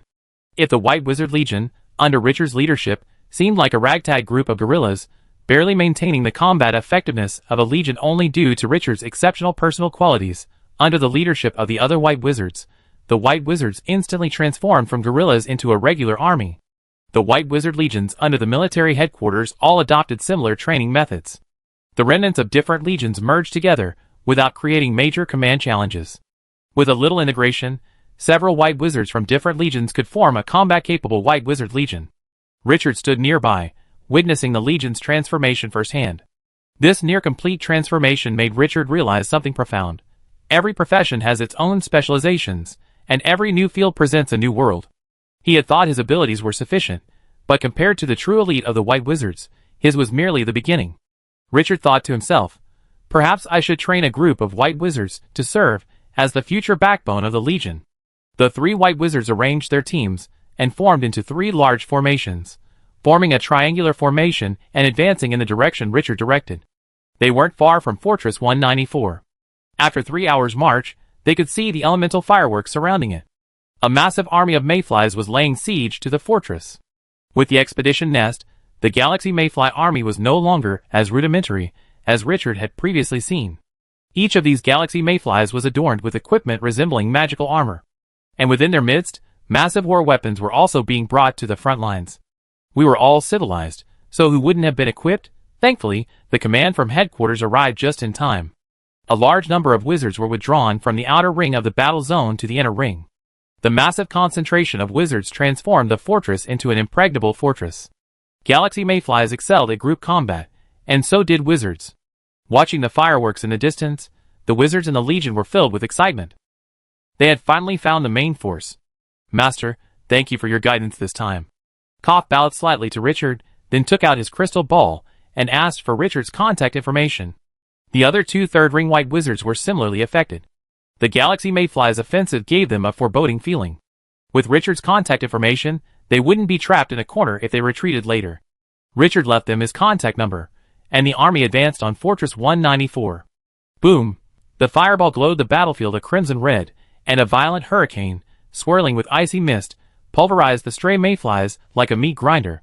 The White Wizard in the fortress was in command, and each order he issued could cost the lives of tens of thousands of mayflies. But even so, the wizard's face was devoid of a smile. The number of galactic mayflies was too vast. Tens of thousands were destroyed, yet the mayfly army showed no discernible change. Their magic power was depleting, their mental strength was draining, and even with rotations, the fighting spirit of the wizards in the fortress was steadily declining. As commanders, a dozen or so third-ring wizards were discussing their next strategy within their own private mental network. Have you guys made contact? A White Wizard commander asked anxiously. As the mayflies surrounded the city, they lost contact with the War Zone command. The alchemist deduced that the energy disturbance caused by the galactic mayflies had disrupted their magic signals. Consequently, both the command center's orders and their own messages to the command center were blocked. No, another white wizard commander replied. Same here. Mine too. The series of denials left the white wizards feeling as if their hearts had sunk into an ice cellar. Without orders from headquarters, all they could do now was hold the fortress.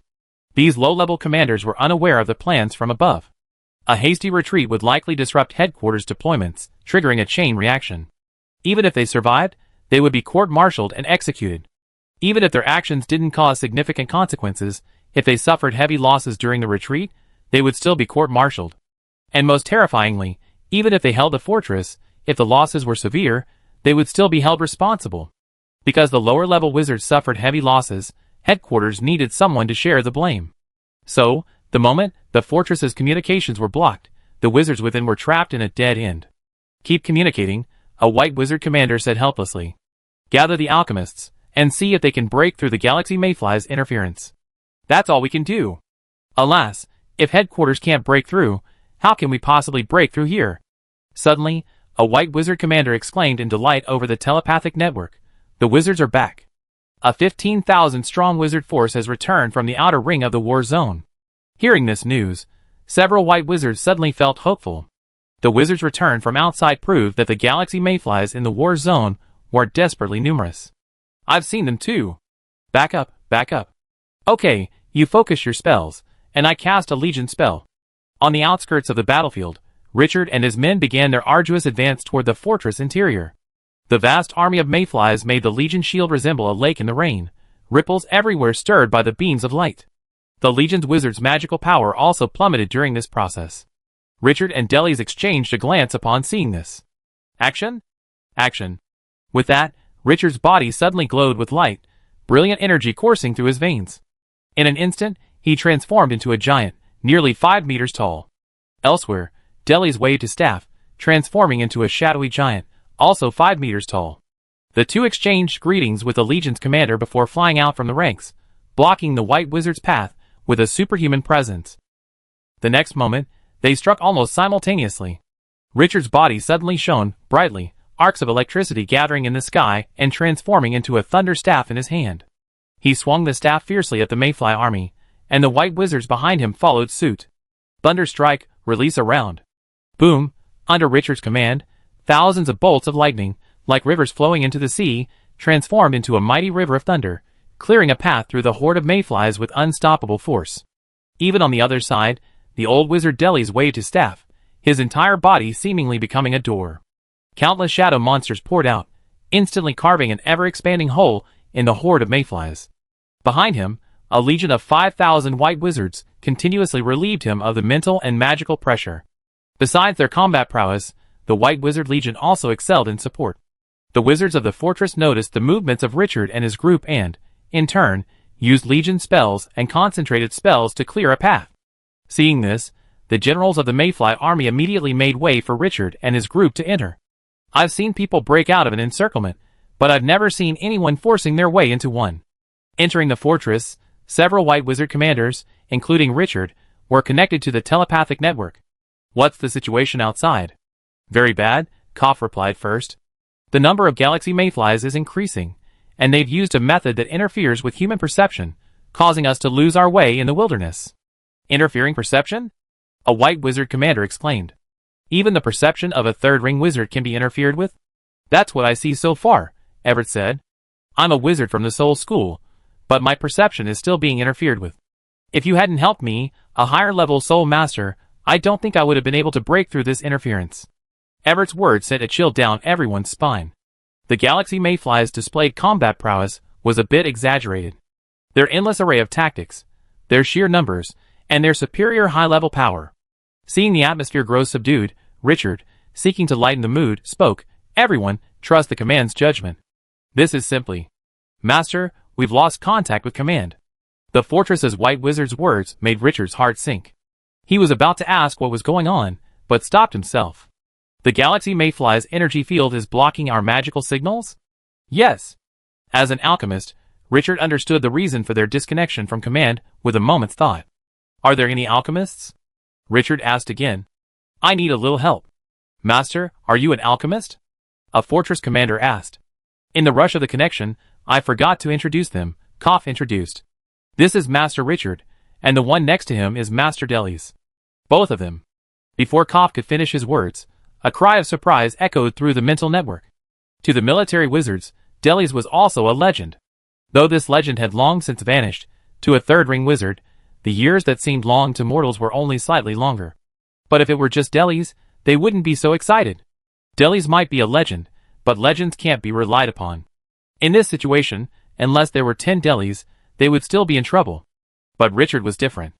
Richard's name had recently become quite famous in the third-ring wizard community. His reputation as one of the founders of the small floating city had even made some third-ring alchemists idolize him. And in this situation, nothing was more useful than a master alchemist. Master, please ask for anything you need. A white wizard commanded with a firm voice. Yes, Master. Just ask for whatever you want. Master, whatever you want. Even if it means dismantling my magic suit, I find the materials. I didn't expect it to be Master Richard. We're saved. The white wizard's decisive words shone like spotlights, and Richard stood at the center, becoming the most prominent member of Fortress 194. Chapter 466. I'm truly flattered that you all think so highly of me. Faced with the expectations of several third-ring wizards in the mind network, Richard felt a heavy burden suddenly rest on his shoulders. But this was inevitable. On the battlefield, ability, power, and responsibility often go hand in hand. When a wizard possesses sufficient ability, he inevitably wields immense power. But when a wizard wields immense power, the corresponding responsibility inevitably falls on his shoulders. On the battlefield, no one can enjoy power without shouldering responsibility. But since you think so highly of me, I certainly give it my all. I do have a technology that might be able to break through the interference of the galaxy mayfly's energy field. However, my development focus was on reconnaissance, and now I'm unsure if it will work if I switch to communications. Everyone said nothing upon hearing this, immediately gathering the alchemists from their respective legions. As long as communications could be restored, they would be saved. Richard followed the passageway inside the fortress and arrived at the warehouse. Fortress 194's warehouse was filled with materials from various fortresses. To be honest, Richard was a bit unsure what to do now. The dimensional long-range energy wave technology could indeed bypass the energy field of the galaxy mayfly and transmit information to distant locations. But crossing the veil was no simple task. Although crossing the veil was much easier than crossing the inner and outer worlds, getting an energy wave to pass through the veil twice and still clearly transmit information was still extremely difficult. And he had another problem. The energy wave wasn't his mental power, so he couldn't manipulate it at will. Once the energy waves entered the veil, they were completely beyond his control, unable to travel from inside to outside on their own. So how could he ensure that the communication crystal ball, located outside the veil, could receive the energy waves he was transmitting? As Richard pondered, the alchemists from the various white wizard legions arrived at the warehouse. Watching Richard's deep thoughts, they all stood still, not daring to make a single sound. The commander had informed them of Richard's identity when he informed them. They knew they would be collaborating with the alchemist who had created the miniature floating city. To put it bluntly, their hearts were filled with pride. If they survived, this would become something they could boast about, recorded in a notebook along with their research findings. Suddenly Richard looked up. We're all here. Hurry! We're running out of time. With that, Richard produced a crystal ball, and, using his mental power, imprinted the technology related to dimensional space energy waves into it. Everyone, take a look. I prepare the contract and sign it shortly. Seeing Richard's easygoing manner, the alchemists present couldn't help but sigh inwardly. A master is a master. His attitude clearly showed he was different from them.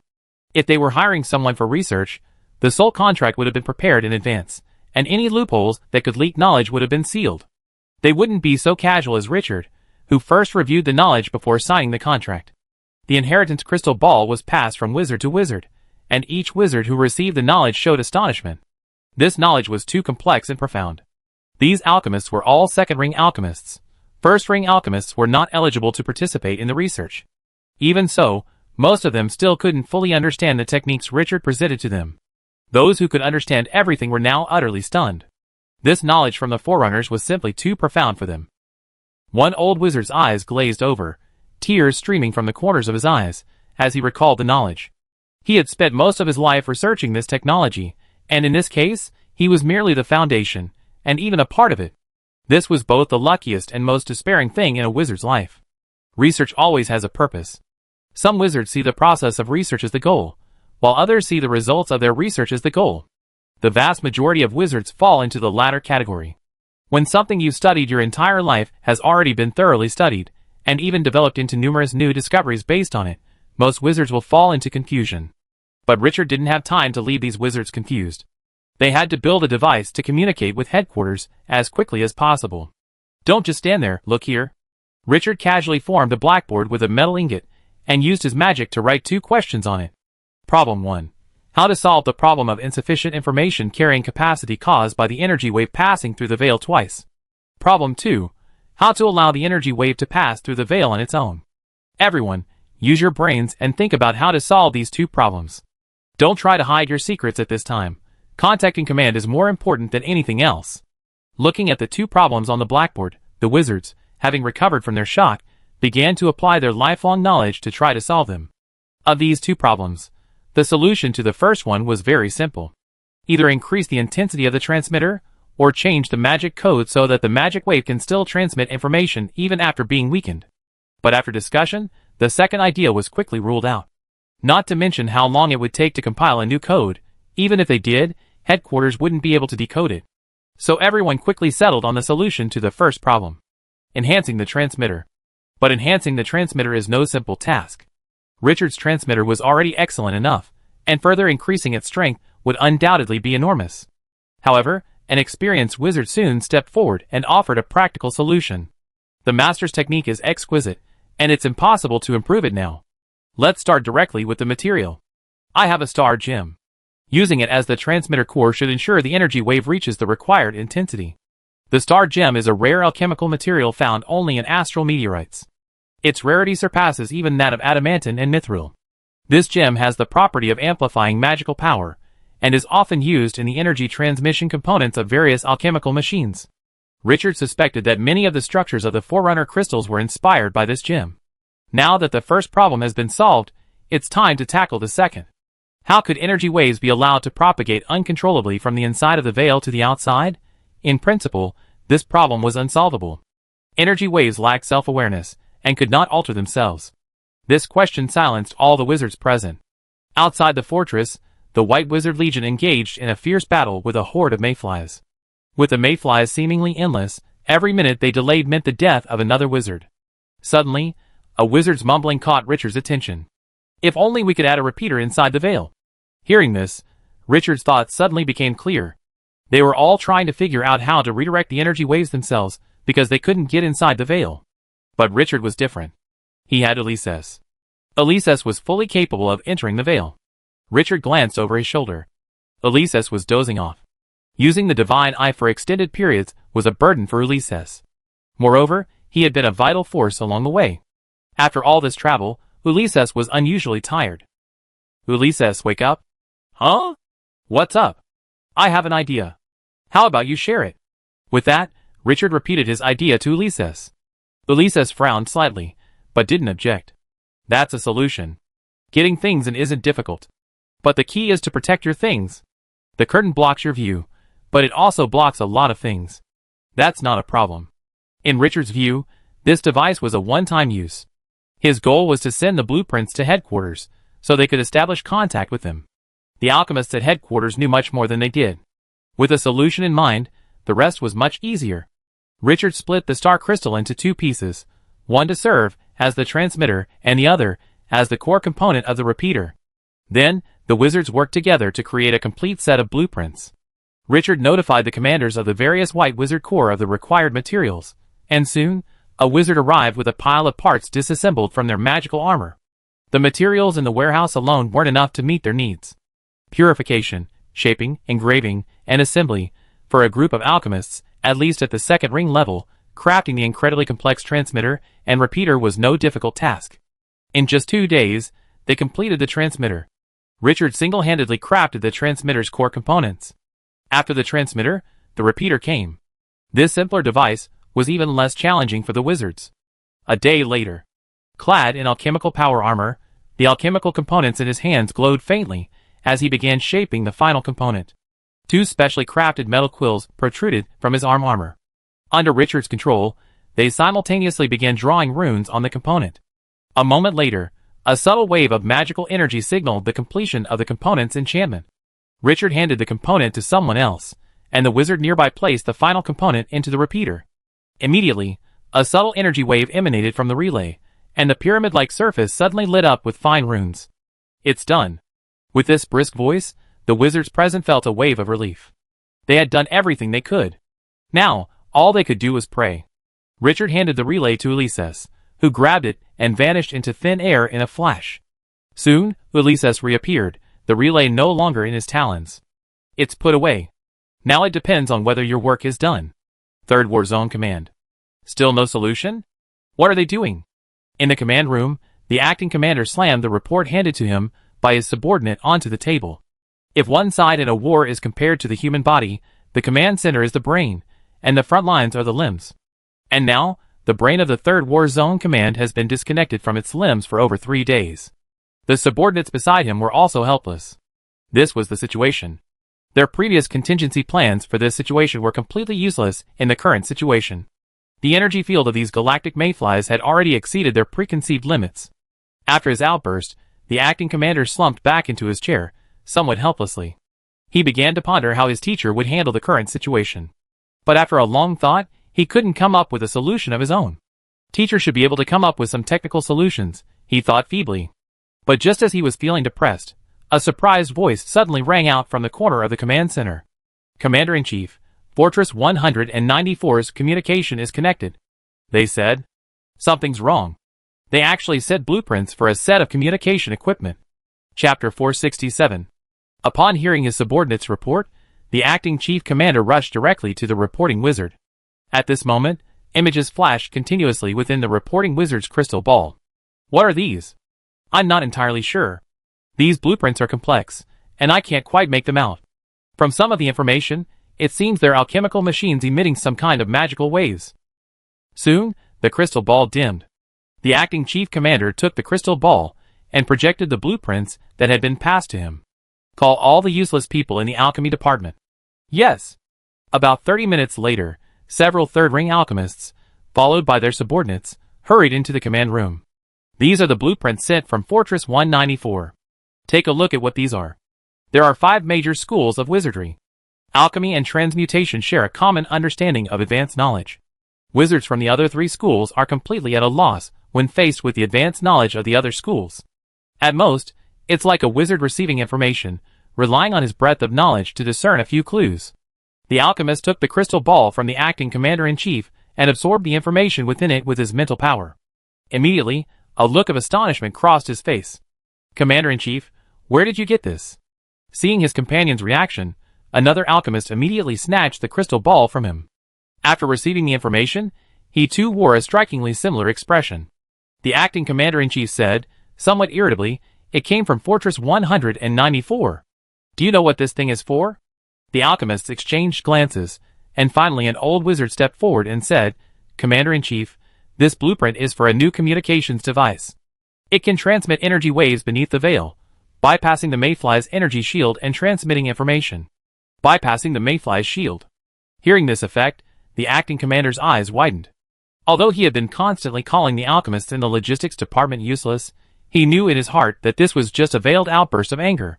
But now, these experienced and knowledgeable wizards in the logistics department hadn't come up with a viable communications solution, and instead, a fortress engaged in a battle on the front lines had built the communications equipment. This gave the acting commander a strange thought. Could he be hallucinating? This was a bit too fantastical. But before he could remain in this trance for long, the words of his subordinates beside him brought him back to reality. The subordinate fiddled with the crystal ball for a moment, then exclaimed in surprise, Sir, the list of wizards in that fortress includes Master Richard, the creator of the small floating city. No wonder they were able to create this thing. At the mention of Richard's name, the wizards present all expressed their astonishment.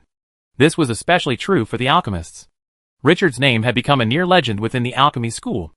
The fact that a third-ring wizard was listed among the creators of something like a small floating city was so unbelievable that even a third-ring wizard wouldn't dare dream of it.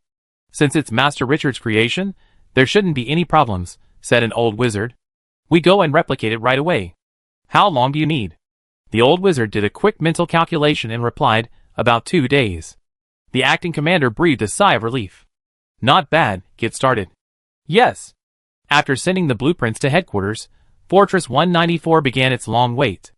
Although the galaxy mayflies were numerous, the battlefield was limited in area. Even if they filled the entire width of the battlefield, the wizards could still withstand the mayflies' attack. But all the wizards knew this was only temporary. Warfare consumes enormous amounts of supplies. For Fortress 194 uses 1,000,000 magic essences daily just for magic stones. Even with ample reserves, they couldn't withstand such a consumption. If the magic essence ran out, the fortress's combat effectiveness would inevitably decline. At that point, all the wizards would be doomed. Boom! A dazzling river of thunder surged from the staff. A 3-meter-tall fluorescent giant stood atop the fortress, unleashing a continuous stream of powerful thunder, like the main gun of a warship. The battlefield against the galaxy mayflies was a paradise for Richard. The immense amount of energy radiation, manipulated by the radiant giant's battle form and radiation manipulation, became an inexhaustible source of mana. On the battlefield, Richard simply needed to maximize his mental power and continuously unleash powerful spells. The mana consumption that ordinary wizards worry about was no problem for him at all. Even under these circumstances, Richard's mastery of the radiant giant's battle form and the principles of radiation had greatly improved. Richard could now maintain the radiant giant's battle form for half an hour longer than before the battle began. Furthermore, the energy intensity of his radiation manipulation had increased by 200 levels. And Richard believed this was far from his limit. After unleashing the Thunder River, Richard suddenly flashed and entered the fortress. Unleashing such powerful spells repeatedly was a tremendous test of one's mental strength. Now, Richard's mental strength was nearly depleted, and he needed to meditate. But before he could even enter the quiet room, a surprising message was transmitted through the mental network. Connected. We're connected to Command. Command has ordered us to break through and enter Fortress Number 9. Hearing this news, Richard was stunned at first, then overjoyed. Finally, we can leave. If we keep defending like this, we'd be wiped out. While defending the fortress would result in fewer casualties than in a field battle, there were still casualties. 6 days had passed since Richard entered the fortress, and in those 6 days, 15,000 wizards had already died. Although the actual number of wizards killed in battle was much lower due to the existence of the soul box, the actual number of wizards killed in battle was much lower than the number of those killed in battle. But these wizards, knocked out of their soul boxes, no longer had any fighting power. On the battlefield, they were no different from dead. Ulises had been pulled out of the secret realm. Since he had been guarding the fortress these days, and wasn't needed elsewhere, he had returned to the secret realm to rest.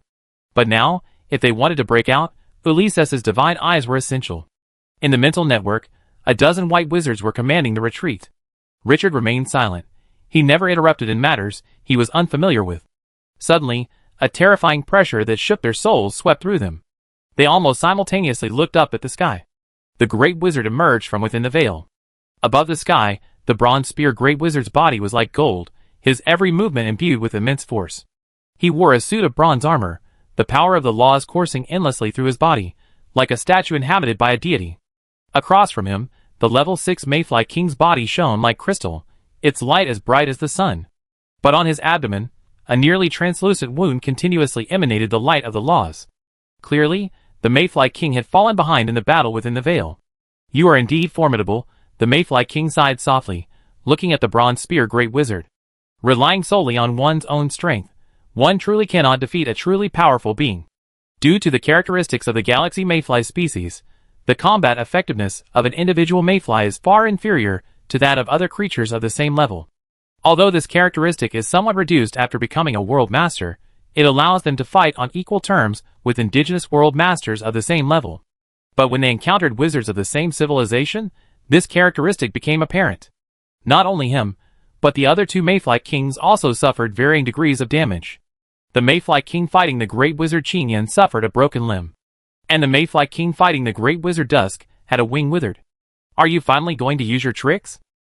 The Great Wizard Bronze Spear swung his spear, and the sharp light from the tip instantly ripped through space. The initial tests of these galaxy mayflies had been a bit too intense. All the great wizards could see that the galaxy mayflies were playing some trick, but they had never found any definitive evidence. Tricks? What a disparaging term. The mayfly king looked at the bronze spear Grand Wizard, and a sharp cry suddenly emanated from his mouthparts. The next moment, the bronze spear Grand Wizard's expression changed slightly. and the bronze spear in his hand immediately flashed with the radiance of the law. Buzz, the spear thrust forward, but was blocked by an invisible barrier of law. This was the first time in the bronze spear Grand Wizard's entire battle that an attack had been blocked. His spear, which could pierce the heavens, was actually blocked by an ordinary barrier of law. At the same time, the other two mayfly kings experienced similar situations. It was as if the mayfly kings had employed some forbidden means. A tremendous force was pouring into their bodies from behind the curtain. The mayfly king looked at the bronze spear Grand Wizard and said proudly, "Wizard, the mayfly consecration rule is no gimmick. The galaxy mayflies that died in this world did not die in vain. The mayfly consecration rule was the reason galaxy mayflies sent so many mayflies to their deaths during their initial trials. Under the influence of the mayfly consecration rule, any dead galaxy mayfly will become a force within the mayfly dimension. And when the mayfly king activates the rule, these forces will be at his disposal." With that, two space-shattering rays of light suddenly shot out from the mayfly king's eyes, heading straight for the bronze spear Grand Wizard. "So, die!" The bronze spear Grand Wizard's expression remained unchanged, the light of the rule flowing continuously within his armor. Buzz, two dents appeared on the bronze armor. The bronze spear Grand Wizard said calmly, "How strong am I? It's only doubled." With that, his armor suddenly shattered and merged with his body, his aura instantly soaring. The bronze spear Grand Wizard had been in a sealed state just now, but compared to the bronze spear's ease, the other two Grand Wizards were a bit more stymied. The Dusk Grand Wizard looked at the mayfly king, who had suddenly grown stronger, and a divination he had performed in his youth suddenly flashed through his mind. The wizard who had divined for him said, "Sullivan, you will die in the web woven by the sun and the insect swarm." Chapter 468. Shaking off the ominous premonition, the Great Wizard of Dusk looked at the mayfly king before him, his aura also rising. As a fellow Great Wizard, the Great Wizard of Dusk usually suppressed his own strength, allowing for a burst of power at the necessary moment. But compared to the mayfly king's rise, the Great Wizard of Dusk's own improvement seemed somewhat lacking. Furthermore, the power sacrificed by the mayfly's death was only a part of the mayfly's sacrificial rules. Beyond that, it also served another purpose. The mayfly king screamed once more, and a vast network connected the mayfly king with a vast army of mayflies on the ground. At this moment, the mayfly king was truly giving his all. The mayfly king's rising power gave the Great Wizard of Dusk some peace of mind. The mayfly network built by the mayfly king increasingly resembled the results of his divination. "Sullivan, you will die in the web woven by the sun and the insect swarm." The divination's result echoed, like a curse, in the mind of the Great Wizard of Twilight. As a Great Wizard, he was all too aware of the effects of divination spells. Once the results of his divination were observed, his fate was sealed. So, was he going to die? The soul fire in the Great Wizard of Twilight's eyes flared like a torch in the wind. He was a great wizard, the pinnacle of the wizarding world. He owned several worlds as his territories and testing grounds, and with a single word, he could mobilize millions of wizards to his cause. He had explored the mysteries of an epoch, and countless forbidden knowledge had been written into grimoires. Was he, such a man, destined to die today because of a divination from his youth? Fate be damned.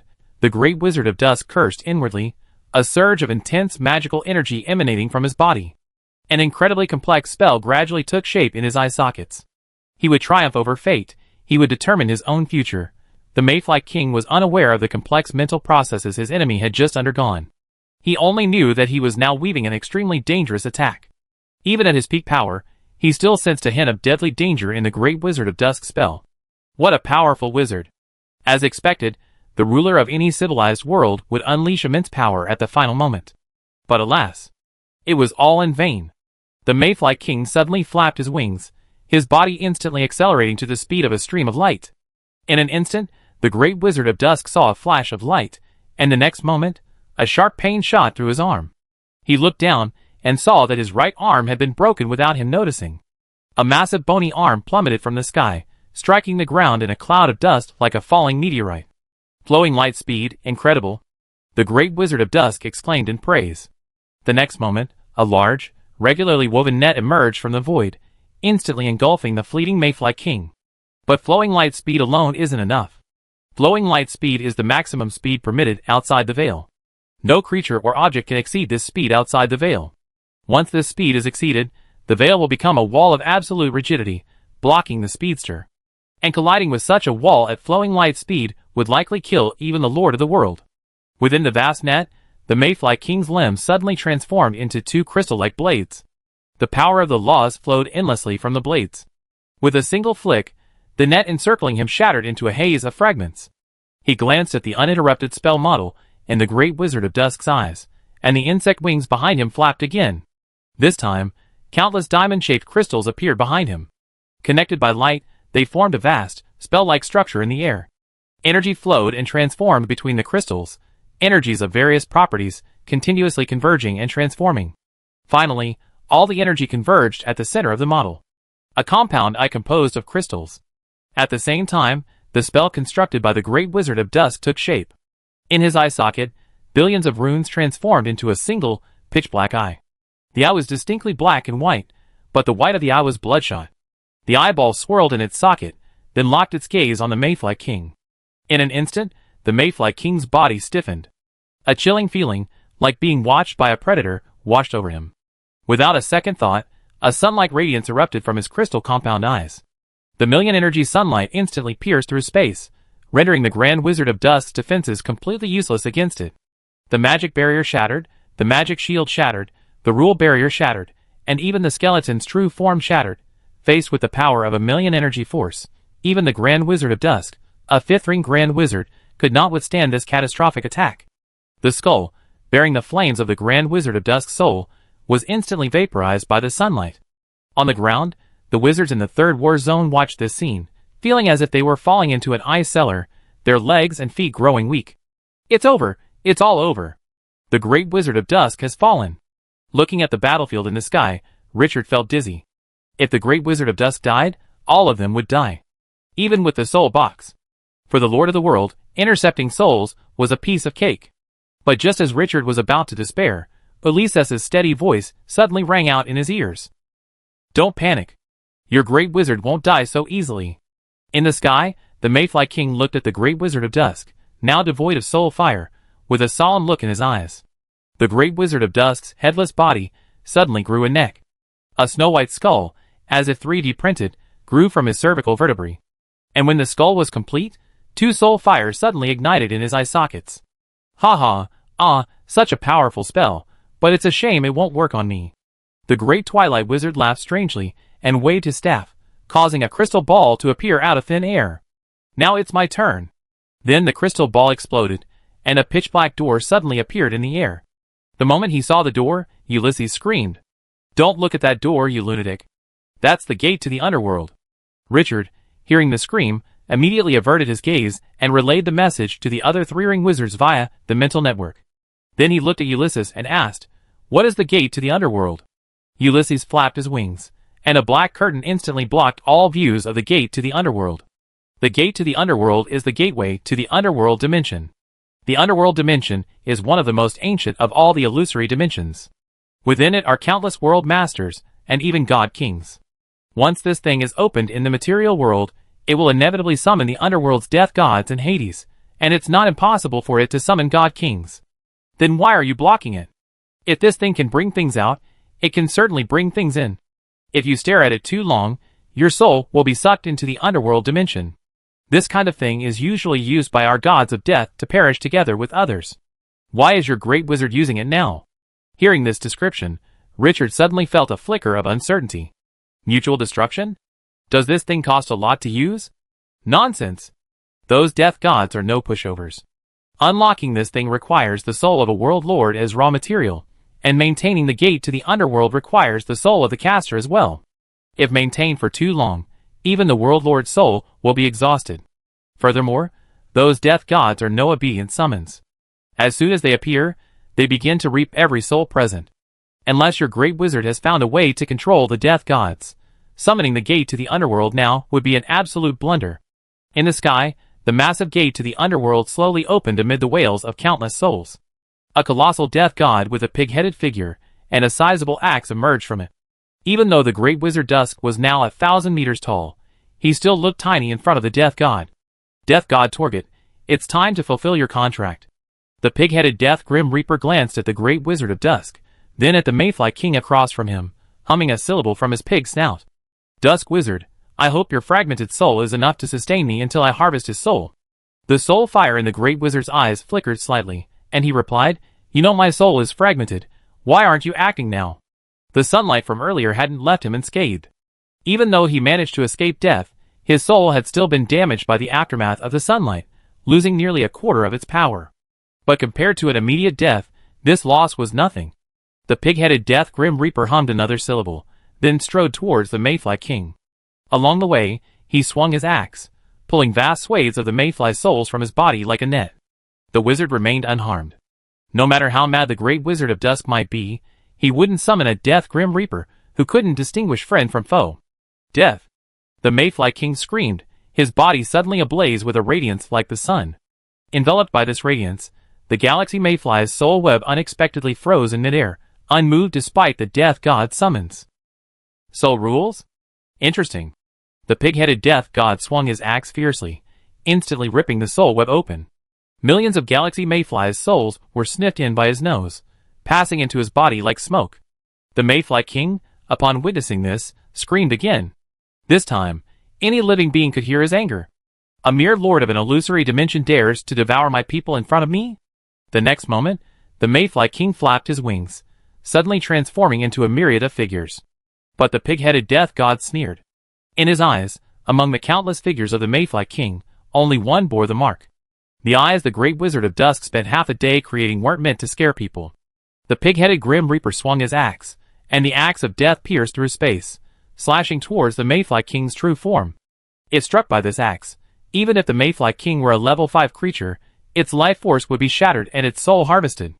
Chapter 469. Bang! The blood and flesh that the pig-headed Grim Reaper had anticipated didn't fly. His axe was unexpectedly blocked by two of the mayfly king's limbs. Though the two crystal-clear limbs were gradually shattering under the axe's erosion, the fragments scattered like shattered stars, but the mayfly king ultimately blocked the blow. Then, the countless phantoms created by the mayfly king moved. The countless phantoms transformed into streams of light, their limbs and wings gleaming with a regular pattern. As a master of illusion, the galaxy mayfly had long mastered the illusion of reality. The next moment, countless real phantoms rushed towards the pig-headed Grim Reaper at the speed of light. The pig-headed Grim Reaper tried to defend himself, but he was no match for the speed of light. Tear! Countless wounds instantly erupted from the pig-headed death god's body, and thick black blood dripped onto the ground, transforming even the very earth into a netherworld. Roar! The pig-headed death god let out a shrill cry of pain. Insect! I will transform your entire clan into the most despicable ghosts of my kingdom. Faced with the pig-headed death god's threat, the mayfly king let out a sharp cry, the will contained in it conveying only one meaning, disdain. The mayfly king taunted, how dare the lord of a virtual world make such a boast? Go back to your homeland. Although the netherworld dimension contained countless powerful beings, the virtual dimension was still the virtual dimension. Their ability to summon a brief descent into the material world was already the limit of their capabilities. Even the star lords of the virtual dimension could not avoid being summoned into the material world. After his taunt, the mayfly king's insect wings fluttered, and countless phantoms appeared again. This time, they didn't collide, instead forming a network of channels between them, akin to a psychic network. The great Twilight Wizard behind the pig-headed death god recognized what it was, and quickly swung his staff, unleashing a beam of gray light that pierced the sky. Hundreds of shadowy figures of the mayfly kings dissipated into a cloud of energy beneath this radiance. Torget, you better be serious. Otherwise, you might not be able to return home today. The great Twilight Wizard's weak voice echoed in the pig-headed death god's ears. Maintaining the gate to the underworld was constantly draining his soul, which also meant his total mental strength was steadily declining. The weakening of his soul made it nearly impossible for him to cast spells. At this, the pig-headed death god's axe flashed with blood, and the once exquisite axe began to lose its glitz. The mayfly king looked at the axe, a flicker of alarm in his heart. At this moment, the pig-headed death god's axe had become a commonplace, blood-stained beheading axe. But he sensed a sense of extreme danger from the axe. The axe seemed no longer a weapon imbued with the law of death, it seemed to have become death itself. The Twilight Wizard is a wise man, so I'm willing to listen to his advice. The pig-headed death god raised his axe. The wounds inflicted by the mayfly king's phantom on his livid skin began to heal. But unlike the healing of ordinary creatures, each wound on the pig-headed death god's body left a scar. So I've decided to go all out and drag you, a lowly insect, into the underworld as quickly as possible. Buzz, a humming sound echoed from the axe blade, and the blood-stained beheading axe swung out, releasing a blood-red light. Everything touched by the light, whether material or biological, was commanded to die. The mayfly king flashed, his body instantly transforming into a stream of light. But the light from the axe blade seemed to track him, and no matter how hard he dodged, he could not escape. With no choice, the mayfly king took the blow head-on. Ding! A sharp explosion suddenly erupted. 2 of the mayfly king's limbs were severed by the blow, gradually shattering in midair. The moment they touched the ground, they finally exploded into a cloud of stardust. It's conceptual death. Elises looked at the mayfly king in the sky, a look of shock on his face. Conceptual death, what is that? Elises explained. Conceptual death is the ultimate manifestation of the law of death. It can erase something from concept. Look at that giant insect. Its 2 limbs have been conceptually erased. No matter how powerful its recovery abilities are now, as long as it doesn't reshape its law body, those 2 limbs will never grow back. Richard was instantly shocked by this explanation. Can the law of death be capable of such a terrifying power? Wouldn't the great being possessing the law of death be invincible? Elises glanced at him and replied, You always view the power of a god with a mortal's mindset. This method is simply a rule-bound attack. If blocked, it's gone. This insect's arms were erased because it couldn't block it. If he were as powerful as that bronze wizard, the most he have done would be lose some energy. Richard nodded thoughtfully, then cast his gaze skyward again. After experiencing conceptual death, the mayfly king looked at the pig-headed death god with neither fear nor dread. On the contrary, his fighting spirit was intensified. You are indeed powerful. No wonder he would sacrifice his soul to summon you. But alas, it's not enough. The pig-headed death god didn't respond. His axe swung again, sending out a blood-red axe blade. This time, the mayfly king didn't dodge. His insect wings flapped again, and countless phantoms of the mayfly king appeared behind him. With a flick of the mayfly king's tail, these real illusions rushed towards the dark red axe blade like moths to a flame. Bang, bang, bang. A series of explosions echoed in the air. The axe blade exploded with so many real illusions that it resembled a fireworks display. When the fireworks faded, the pig-headed death god's axe blade had vanished. Death of your concepts isn't enough. You can only erase a portion of them. You can't erase my concept of the illusion of reality. The mayfly king's confident statement caused the pig-headed death god to sigh helplessly. Dusk Wizard, you can no longer win. This insect's abilities are naturally countered by mine. His axe blade can kill everything it touches, and in the process, it continuously consumes the death rule within it. So, the typical world lord's response is to resist with the power of rules. He can also take this opportunity to erase some of the world lord's rules. But the mayfly king is different. He possesses the ability known as the illusion of reality. Each illusion he creates is equivalent to a real, weakened mayfly king. Killing these real illusions with the axe would consume a vast amount of the law of death. However, the damage inflicted on the mayfly king was only a tiny fraction of his soul power. Unfortunately, conceptual death was the pig-headed death god's ultimate move. Without it, the battle would descend into a protracted war of attrition. Although the pig-headed death god was confident he would ultimately triumph, the Grand Wizard of Dusk's soul clearly wouldn't survive that long. The pig-headed death god's words resurfaced the prophecy, a curse, in the Grand Wizard of Dusk's mind. Sullivan, you will die in the web woven by the sun and the insect swarm. After a moment, the Grand Wizard of Dusk replied, Since we can't kill him, let's kill more of those little guys. The pig-headed death god didn't respond. He swung his axe again, severing the souls of millions of mayflies from the soul network. While he couldn't do anything against the mayfly king, these tiny galactic mayflies were still easy prey for him. The pig-headed death god's actions quickly drove the mayfly king insane. The phantom thrusts reappeared, but this time, they were largely blocked by the pig-headed death god's axe. Although the remaining mayfly king phantoms inflicted dozens of horrific wounds on him, the pig-headed death god remained unmoved. Like a diligent farmer, he harvested the souls of the galaxy mayflies with one blow of his axe. As a last resort, the mayfly king attacked the Great Wizard of Dusk, forcing the pig-headed death god to return to defense.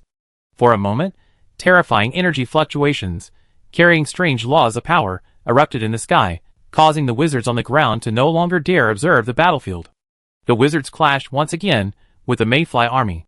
Finally, amid the mayfly king's screams, countless arms emerged from the underworld's gate and seized the pig-headed death god. His time in the material world was up. It's finally over, the mayfly king thought to himself. At this moment, the mayfly king had only one pair of wings remaining, and only one pair of limbs. Even his rules had been partially erased. If it weren't for the mayfly dedication rules, and the support of billions of mayflies, he truly wouldn't be able to defeat the pig-headed death god. The mayfly king looked at the great wizard of dusk. He could sense that the wizard's soul had weakened to the extreme. The wizard was on the verge of falling from the level of world master. "It's finally over," the great wizard of dusk said calmly, looking at the mayfly king. The mayfly king didn't answer. His body transformed into a stream of light, a network of countless mayflies' souls looming in the air, a brilliant light like the sun bursting from his body. The greatest respect for the enemy is to give your all. With this strike, the great wizard of dusk would undoubtedly be dead. But suddenly, the entire sky seemed to freeze. The mayfly king's body froze in midair, a chain of rules wrapped around him at some point. And from this chain of rules, he sensed a familiar scent. "Galaxy mayfly, do you think you are the only ones who have the rules of civilization?" The great wizard of dusk stared at the galaxy mayfly, the soul fire in his eye sockets incomparably calm. In his final moments, the great wizard of dusk invoked the wizard rules of wizard civilization. And this rule had only one power: equal exchange. A scale, transformed from rules, appeared in the air, with the great wizard of dusk on the left and the mayfly king on the right. "Sullivan, you will die in the web woven by the sun and the insect swarm." The great wizard of twilight's mind reverberated with the prophecy of the past. The soul fire in his eyes flickered slightly as he pointed at the mayfly king and took out his weight. "Since death is inevitable, let's die meaningfully. I will sacrifice my life in exchange for your death." With these words, the great wizard of twilight's true form shattered, his soul dissipated, and everything he possessed transformed into a weight. On the other side, everything about the mayfly king was also quantified into a weight. After being erased by the pig-headed death god's concepts, the mayfly king, who should have been heavier than the great wizard of twilight, was actually not much heavier than the great wizard of twilight. The scales of law swayed slightly in the air, but never found balance. If it were not balanced, the mayfly king would inevitably survive.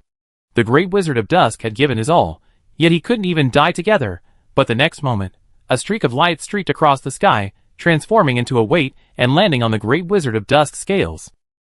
In the first war zone, the great wizard of bronze spear looked at the scales of rules, a trace of sadness on his face.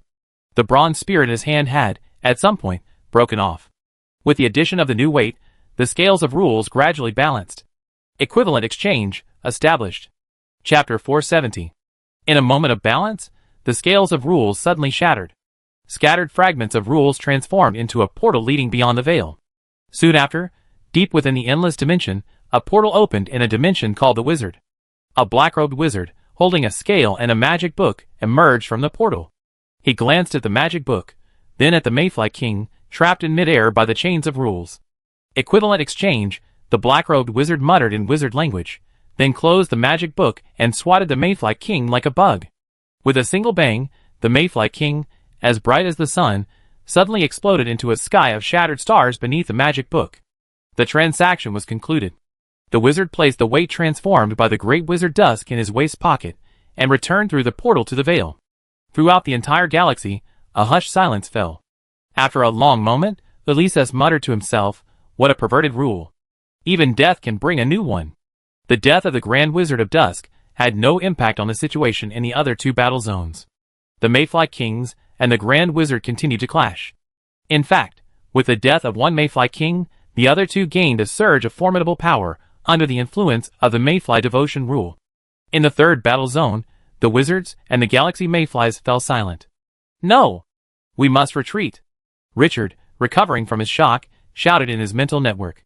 Although the mayfly king's death had left the mental network he had established without a central commander, it had not completely vanished.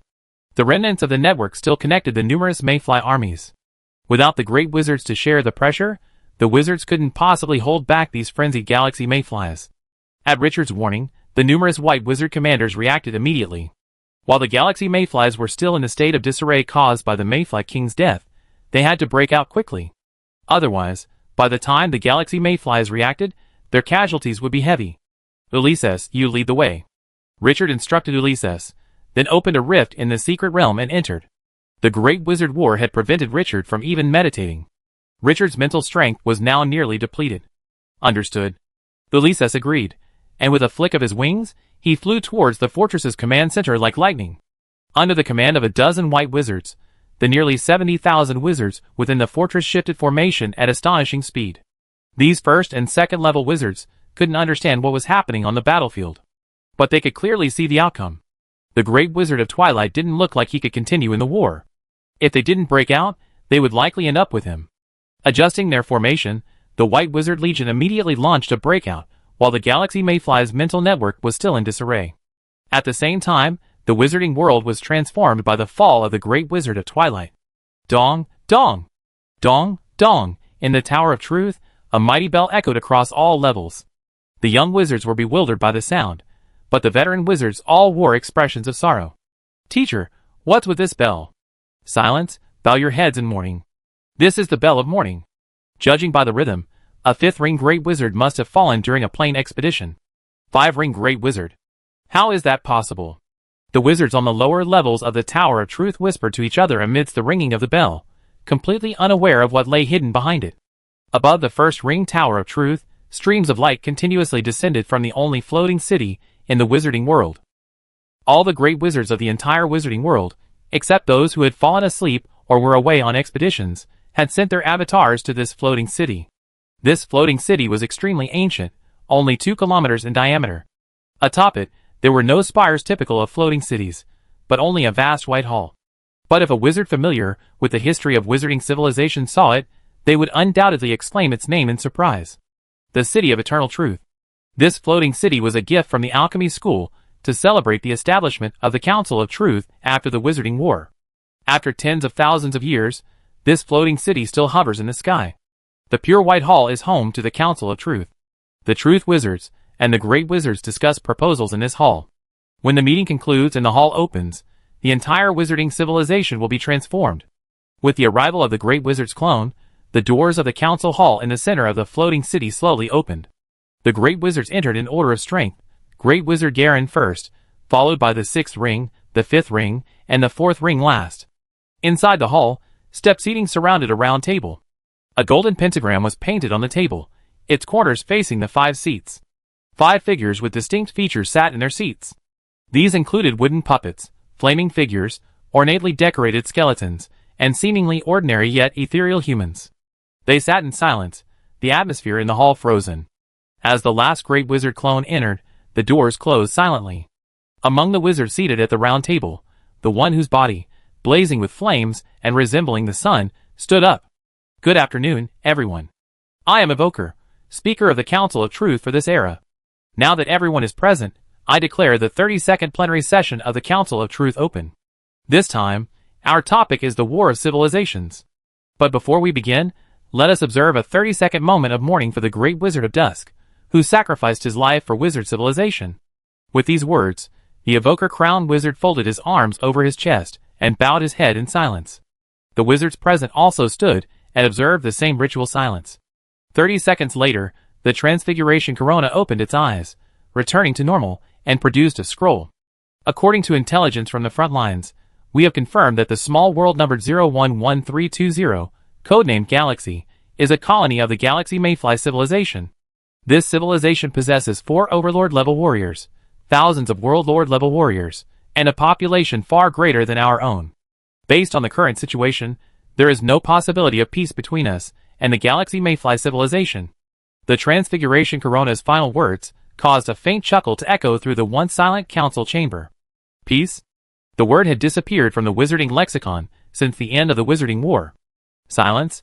The Transfiguration Coronet said calmly. The situation we face is extremely dire.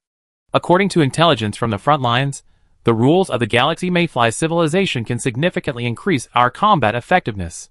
This increase in strength even surpasses our self-sealing capabilities. Furthermore, the Galaxy Mayfly civilization far outnumbers us, leaving us at a disadvantage in low-level combat power. Here, I propose a motion. I believe that wizard civilization is now at a critical juncture for its survival. We must launch a widespread mobilization of all wizards. Any wizard has the right and obligation to fight for wizard civilization in the upcoming civilization war. After speaking, the Transfiguration Coronet glanced at the wizards in the hall. Everyone vote. The great wizards pondered the proposal, and soon, someone made a decision. One great wizard produced a crystal ball and tapped it. Immediately, a light curtain appeared above the round table. The light curtain displayed 1 vote in favor and 0 votes against. Soon, each great wizard made their choice. The votes in favor surged, while the number against remained unchanged. Finally, the numbers on the screen froze at 1,243 to 0. The Transfiguration's proposal was passed unanimously. The Transfiguration's proposal was then passed unanimously. The Transfiguration's proposal then turned its gaze towards the other 4 Truth Wizards. According to the rules of the Truth Council, a proposal must have the approval of at least 3 Truth Wizards before it can be implemented. The first to make the decision was the Curses. The wizard who had ended the Wizarding War sighed and said, "Alas! Another major war is coming. I agree with the Transfiguration's proposal." Next came the Alchemical Corona. "I agree." The remaining 2 exchanged glances and made their own decisions. "Agree. Agree." A rare moment in the history of the Council of Truth occurred. A single motion was approved by all the Grand Wizards and all the Truth Wizards. This had never happened since the Council of Truth was established. Faced with this outcome, the evoking Corona painted a smile on his face with flames. "I declare that the first motion is unanimously passed. The Wizarding World Mobilization Act will be officially implemented after this meeting." And so, in a meeting of over 1,000 Grand Wizards and 5 Truth Wizards, a decision was made that would impact the entire wizarding civilization and the future of both civilizations. Galaxy World, 3rd War Zone. Fortress 194 has sent a notification that they have successfully broken through the Galaxy Mayfly encirclement and are advancing towards Fortress 9. At the 3rd War Zone headquarters, the acting commander took the document from his subordinate, glanced at it, and set it aside. He had more pressing matters to attend to. He looked at the wizard beside him and asked again, "Have you completed the count of the remaining Star River Mayflies in the war zone?" The wizard replied with some difficulty, "Sir, there may be some problem with our equipment. The wizards in the alchemy department are calibrating it." "How much?" "What was the result of the first count?" "The estimated number is 1.3 billion. The acting commander, upon hearing the result, felt as if his bones had been pulled out of him, and slumped down in the chair behind him. Even if his teacher had tried his best to replace the other world master, would the 3rd War Zone still be destroyed? "Calibrate it," the acting commander said weakly. Even though he knew that even if there was a problem with the alchemy machine, it wouldn't cause a deviation of even an order of magnitude, he still held on to a glimmer of hope. But he quickly stood up from his chair.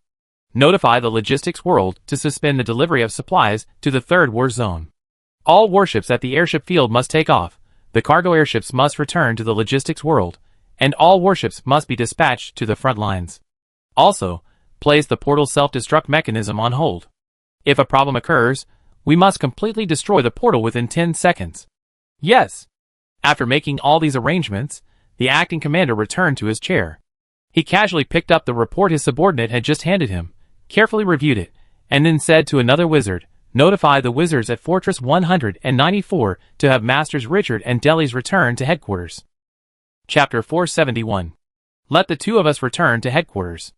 Richard and Delis were both perplexed by the news from the War Zone Command.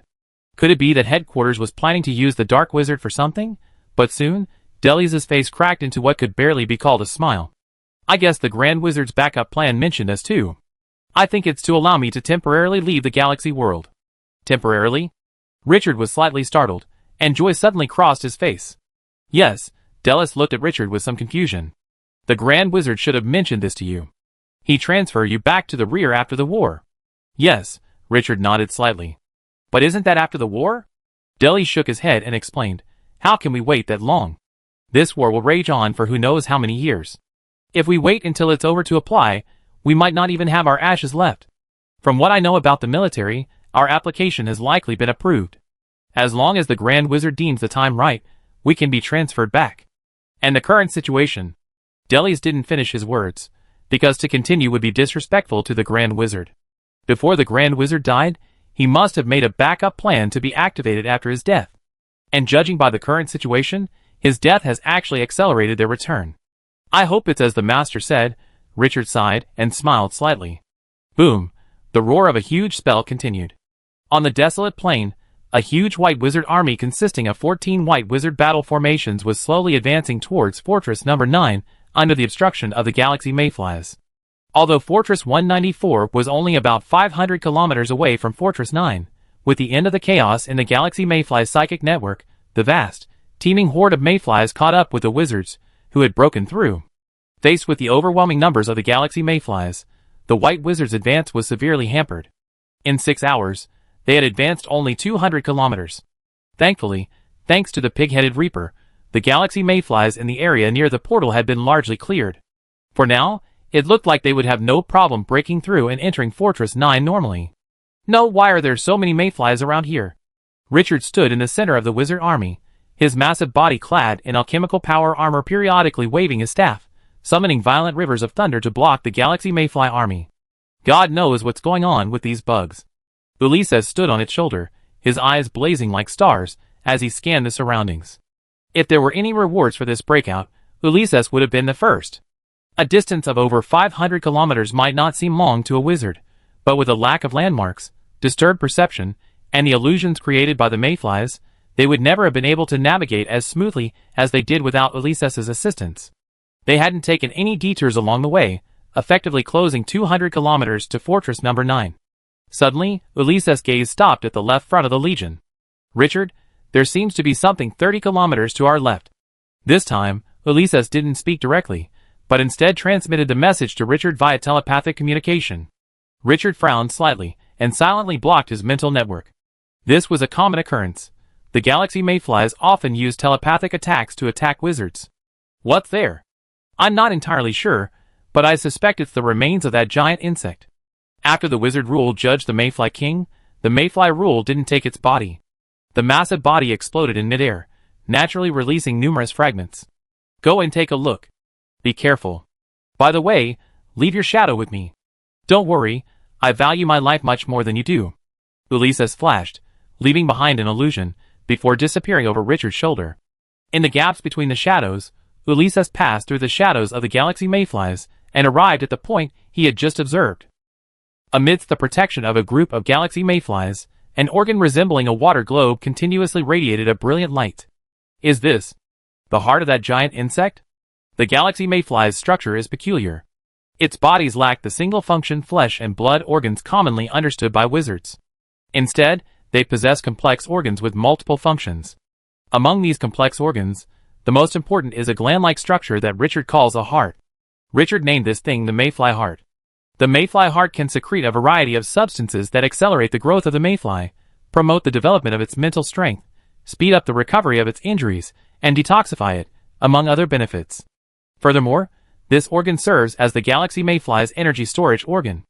In a sense, the galaxy mayfly's mayfly heart can be called a different kind of magic crystal. And now, the dead mayfly king's mayfly heart was placed in front of Ulysses. But it seems to be withering. Ulysses looked at the glowing mayfly heart, a flicker of doubt in his mind. Logically, the energy link between so many galaxy mayflies should be more than enough to keep this mayfly heart alive. The organs of a world lord cannot be viewed with ordinary eyes. Some powerful world lords' organs can even give birth to souls, becoming entirely new beings. But the vitality of this mayfly heart before him was steadily declining. It seemed as if something was eroding it. But regardless, it would be a shame not to take this thing. Even if it dies in the secret realm, it's still a valuable item. Richard can definitely scrape something out of it. With this thought, Ulysses' body ignited with a layer of black flames.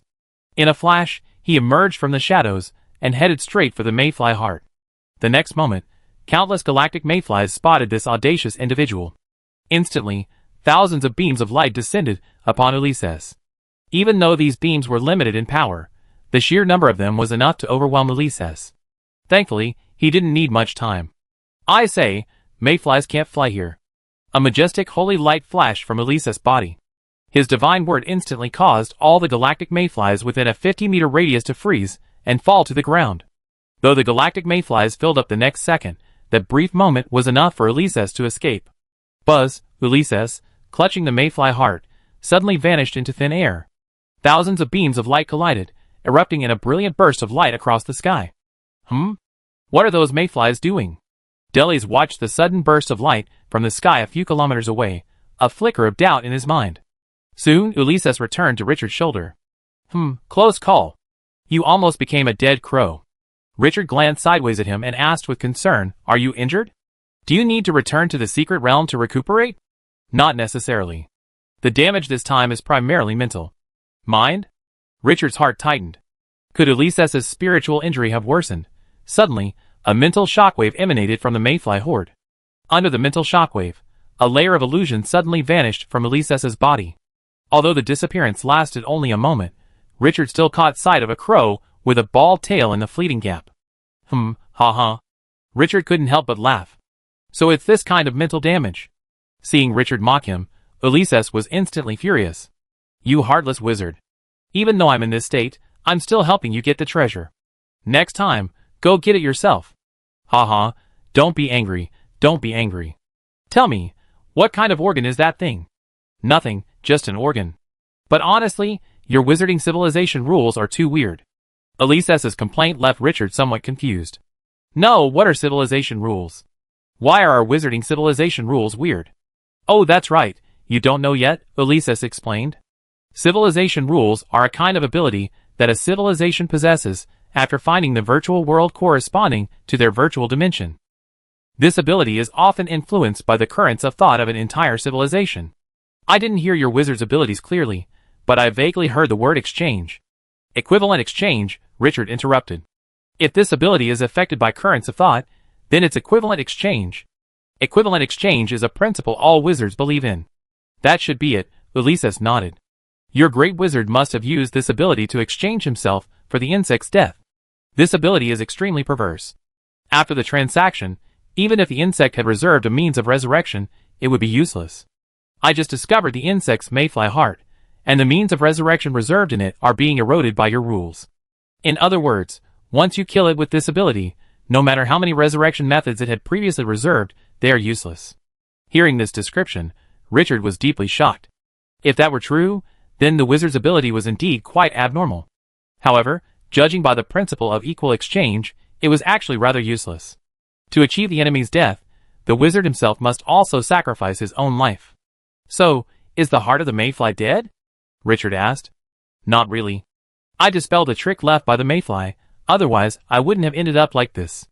As he spoke, Ulysses glanced at his tail with a hint of grievance.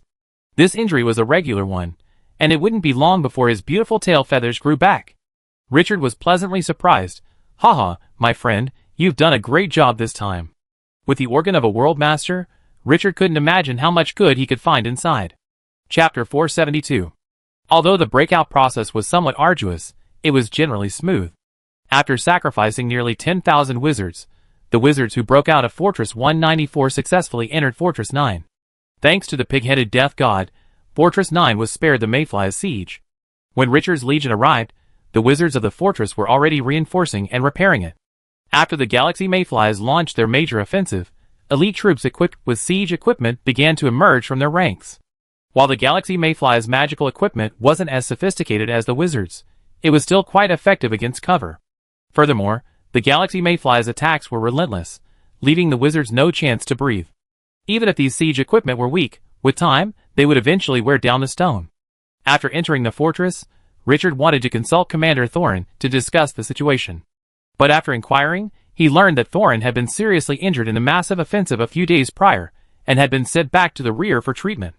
This is truly unfortunate, Richard said with a sad face. The mental attacks of these galactic mayflies are truly impossible to defend against. Many wizards here have been rendered idiots by their mental attacks. Before him, Thorin's former lieutenant sighed, alas, command has reported this situation to the rear. But even our military doesn't have Legion-level mental protective armor. We can only hope that the logistics R&D department can develop one quickly. But customizing a magical armor is easier said than done. Even if they could temporarily scramble to create something similar with the materials, the process of determining the rune array, testing it, and then mobilizing resources for large-scale production would be daunting. All of this takes time. Even at the fastest pace, it would take at least 6 months for the wizards on the front lines to get their first batch of magical gear. And in that time, who knows how many wizards would die on the battlefield. Someone at the top must be held accountable for the situation in the galaxy world this time, Richard said angrily. This war, from beginning to end, reeked of inadequacy. From the pre-battle equipment and supply arrangements to the deployment of troops and strategic choices, everything felt like a makeshift operation. Who knows how many wizards died on the battlefield because of this lack of preparation. Alas, what good is being held accountable? The adjutant sighed. Dead are dead, and even if they're held accountable, they won't be able to come back alive. After all, the scale of this war is enormous, and the circumstances are unprecedented. Even the military has never fought a war this massive, with an entire world as its battlefield and a civilization as its logistic support. Everyone is feeling their way forward. Each wizard on the battlefield had lived for hundreds, even thousands of years. After casting aside their anger, the underlying message naturally became clear to them. Wizards aren't destined for the future, nor are they omniscient and almighty. Even great wizards, faced with a war they'd never seen before, can only learn through trial and error, drawing lessons and improvements from it. After learning the situation from his lieutenant, Richard didn't return directly to headquarters, but instead entered the secret realm. He explained to others that he needed to meditate and recover his mental strength, but only he knew this was merely a side job. His primary goal remained the mayfly heart, recovered by Elises. Entering the secret realm, Richard immediately spotted the mayfly heart, suspended in the sky, gleaming like the sun. Wow, how can this thing be so active? As a seasoned alchemist, Richard could immediately tell that the mayfly heart was incredibly active. If he had to compare it, the vitality of the level 3 war beast core crafted by his teacher would be as fleeting as a firefly to the moon. Elises rolled his eyes at him. Nonsense. This thing is the core organ of a level 5 world lord. It would be strange if its vitality wasn't high. Richard flew up and approached the mayfly heart. The moment he approached, the light emanating from it suddenly grew blazing. Oh my god! What's going on? Richard, holding up his magic barrier, quickly descended from the sky. The light emanating from the mayfly heart contained a particularly complex force of laws. Enhanced by this power, the previously ordinary light suddenly became more powerful than a 10,000 level spell, leaving Richard utterly bewildered. Elises laughed triumphantly at the somewhat bewildered Richard. Haha, this thing may be just an organ, but you must understand that its owner is a level 5 creature. A creature of this level, even a trace of flesh and blood, could potentially evolve into a monstrous creature known as a divine evil. Watching Elises' triumphant laughter, Richard slapped him in anger. Stingy crow, watch out for your tail feathers failing to grow. If my tail feathers don't grow, you definitely go bald. After the joke, Elises summoned a group of holy tree elves. Under his manipulation, the evolving body of the world mushroom was activated, and a huge mycelial tentacle emerged from the ground and wrapped around the heart of the mayfly like a daughter. A moment later, the mayfly heart, once as vibrant as the sun, suddenly dimmed. Richard approached and observed that the mycelial tentacles were continuously absorbing the mayfly heart's vitality and energy. Do mycelial tentacles have this ability? Of course they do, but I just couldn't use it before. Richard gently touched it, and the miracle furnace immediately responded. Ingredients: mayfly heart. Refined rule: mayfly sun rule, level 2, incomplete. Refined cost: 1,000 soul power. Refined bloodline: Galaxy Mayfly King bloodline. Refined cost: 100 million mana. Looking at the information the miracle furnace provided, Richard stroked his chin, recalling the information it had provided when refining the radiation rule. Radiation rules are level 1. According to Elises, the promotion to World Lord requires a refining of rules. In other words, the basic rules are level 1. And this Mayfly Sun rule, because it incorporates other rules, has become level 2. Richard nodded thoughtfully, then produced a scalpel. The scalpel looked incredibly eerie. The metal blade was covered in bloodshot veins, and even tiny blood vessels stretched within. A dark red gem was embedded in the hilt, resembling a blood-red eye. This was the rule-based magic armor Richard had crafted using the rules of flesh and blood. The flesh scalpel. Richard infused the scalpel with magical power, and the already eerie blade seemed to come alive. He even felt a slight tremor on the hilt, like a heartbeat. But Richard knew it was just an illusion. With a calm expression, he tapped the mayfly heart, and a small crack appeared within it. Although the mayfly heart was protected by rules, those rules still had to adhere to fundamental principles. At this moment, its energy and vitality were being drained by the mycelial tentacles, and it was struggling just to stay alive. Faced with the attack of the flesh scalpel, it could spare no strength to resist. Drops of golden liquid slowly dripped from the gaping wound. Richard connected a test tube and immediately healed a wound on the mayfly heart with the flesh scalpel. Smelling the subtle fragrance that still seeped out even after the test tube was sealed, Richard suddenly felt a sensation he hadn't felt in centuries. Hungry. A hunger deep in his bones. A rumbling rumble echoed in his stomach, his body craving the liquid. Richard swallowed, forcibly suppressing the hunger. He had to control this desire. He was a wizard who had evolved through physical evolution, and controlling his body's instincts was a skill all wizards with physical evolution must learn. If a wizard cannot control his body's instinctive desires, he or she is likely to become a beast without free will, completely dominated by biological instincts. Just as spiritual evolution requires a careful adherence to emotions and human nature, physical evolution requires restraining the surging instincts of life. Taking the liquid to the test bench, Richard used his magic to extract a small amount and perform some simple tests. But the results left him somewhat perplexed. Can't detect anything? Richard looked at the golden liquid, which remained unchanged despite his numerous tests, and a headache gripped him. He had thought of many possible outcomes, but he hadn't expected a failure to detect anything. Don't use those mundane things to test it. Elises flew onto Richard's shoulder, his eyes widening as he stared at the golden liquid. Fortunately, he was the lord of the world, so suppressing his instinctive desires was easy.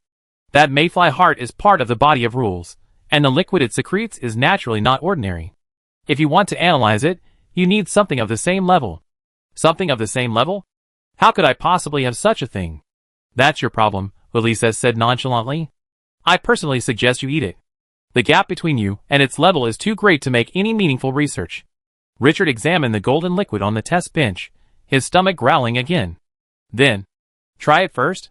Richard used his magic to dip a little of the golden liquid into his body, and immediately, he felt a surge of vitality. Under the influence of this vitality, his physical strength actually grew slightly. Without hesitation, Richard swallowed the remaining golden liquid. Instantly, he felt every cell in his body rejoice. The vitality of this golden liquid was even stronger than that of the life essence. 10 minutes. In just 10 minutes, Richard's physical fitness suddenly increased by 5 points. He gazed at the mayfly heart in the sky with burning eyes. At this moment, it was no longer just research material, but a renewable gold mine. This time I've made a killing, Richard muttered to himself. After confirming that the golden liquid could improve his physical fitness, Richard didn't continue to consume it to improve his physical fitness. He didn't have a rigid need to improve his physical fitness right now, and he also had to consider drug resistance. He meditated briefly for 3 hours in the secret realm, restoring most of his mental strength before leaving, preparing to return to headquarters via the tunnel. But as soon as Richard emerged from the secret realm, he sensed a soul-shaking energy fluctuation. This tremor wasn't the kind of life suppression felt by the World Lord, but rather the instinctive fear of natural disasters. He quickly reached the summit of the fortress, and saw a beam of light emanating from the distant expedition nest, spanning the sky. It hit the very spot where the portal to the Third War Zone was located. A moment later, an order was transmitted to the crystal balls of all 3 ring wizards in the Third War Zone. I am the acting commander-in-chief of the Third War Zone. By the time you hear this message, I will be dead. Chapter 473. The sudden attack from the sky left all the wizards in the Third War Zone somewhat bewildered. They were fighting in the middle of it, and yet their headquarters and logistics were gone. What kind of fight was this? Richard felt a chill run down his spine as he gazed at the energy torrent that stretched across the sky. If he hadn't gone to the secret realm to study the mayfly heart and meditate, he would have been burned to ashes along with the Third War Zone headquarters by this energy torrent. A conservative estimate puts the power of this energy torrent at 500,000 energies. The energy disturbance alone from this level of attack is enough to disrupt the very fabric of space, rendering wizards unable to use spatial magic and other magic involving illusory dimensions. The old wizard, Delis, emerged from the shadows, a trace of fear on the face of this battle-hardened wizard. If Richard hadn't requested meditation, and he felt unwell and needed a break, he would have been in great need of rest. By now, he's probably been reduced to ash along with the headquarters. The crystal ball continued to broadcast the acting commander's final words. Since I don't know what the future holds, please consider your own actions. If only the headquarters has been destroyed, but the portal remains intact, then please defend the fortress and await the commander's dispatch of a new headquarters. If both the portal and the headquarters are destroyed, please retreat to other war zones. Note, upon the issuance of this order, the Third War Zone Command will grant authorization to all wizards and all weapons of war in the Third War Zone. At this point, all the final words have been broadcast, and what remains is some information sharing. The acting commander did not make any specific deployments, as he himself did not know what the future would hold. However, this also gave the many Third Ring wizards free rein. The moment Delis heard the intelligence, he pulled out a map of the war zones. According to the intelligence, all the fortresses in the inner ring of the Third War Zone were intact, with not a single one missing. The majority of the wizards in the Third War Zone had already safely escaped. This was undoubtedly good news for them. As long as there were still people, there was still hope. Delis gestured on the map and said, Based on our current position, if we want to break out, we can only go to the first war zone. Although the 3 wizard war zones were fan-shaped, the fortresses in the inner ring were roughly circular. Richard's fortress number 9 happened to be located in the semicircle near the first war zone. Richard glanced at the map and replied, War Zone 1 is good. Guarded by the bronze spear Archmagus, it's supposedly safer than War Zone 2. But the key is how we get there, Deli said, a bit of a headache. The intelligence just mentioned that War Zone 3 has a total of 1.1 billion galaxy mayflies. Even if these are just the cannon fodder we saw earlier, they're more than enough to give us a hard time. Huh? Richard looked at Delis with some confusion. Although the galaxy mayflies are numerous, uniting them won't be easy. During this gap, we can definitely break out. Moreover, no matter how many galaxy mayflies there are, without the mayfly king to lead them, they can only gradually wear down our strength. We are strong enough to break through and enter the first battle zone. But Deli shook his head. That's just direct strength. You need to unite these people to achieve this strength. Not to mention that many wizards are currently in the wilderness. They are all in the fortress. Without our command center, how can the other fortresses cooperate with us? After saying this, Deli sighed inwardly. Master Richard, though young and promising, still lacked combat experience. Wizards are human, too, and everyone has their own ideas. Without a superior to lead, expecting them to work closely together is a pipe dream. Because I have higher authority than them. Huh? Delis looked at Richard in astonishment, only to see him pull a medal from his pocket and drape it across his chest. I'm a wizard hero. If command is lost, I have the authority to command beyond command. Damn it! The theater command center was destroyed at this hour. Across the vast wasteland, a 100,000-strong wizard army struggled forward. Frank, the white wizard commander, watched the energy torrent sweeping across the sky, causing elemental disturbances. He was shaken, yet a sense of foreboding arose. With command gone, what would they do next? So what should we do now? Break out? A white wizard commanded through the commander's exclusive telepathic network. No, we might not be strong enough to break out directly. We lack the necessary war machines, a commander replied. Because this war is defensive, command has not prepared a large number of offensive weapons. All the issued offensive mists are currently stored in the warehouses of the single and double-digit fortresses. Without these weapons, their attack will be extremely difficult. They are not fighting the natives now. Relying solely on the wizard's own spells, they will be reduced to a pebble before the vast army of mayflies. But what if the wizards in those fortresses have taken their weapons away beforehand? We are not strong enough to begin with. If we attack without them, we will all die. How many wizards can there be in the fort? Can they take all the weapons? Idiot! If they can't, won't it be destroyed? Do you think you enter the fort first, or will Galaxy Mayfly? You idiot! Who are you calling an idiot? Stop arguing. We're all colleagues. Why make such a fuss? Listening to the bickering in the telepathic network, Frank felt like his head was about to explode. Anyone who saw their teammates bickering in the telepathic network during such a crucial life or death situation would feel a pang of despair. Are these people truly third-ring wizards? Where's your sanity? Frank disconnected the telepathic network with some anger and pulled out a war zone map. Looking at fortress number 12, still 100 kilometers away, he sighed softly.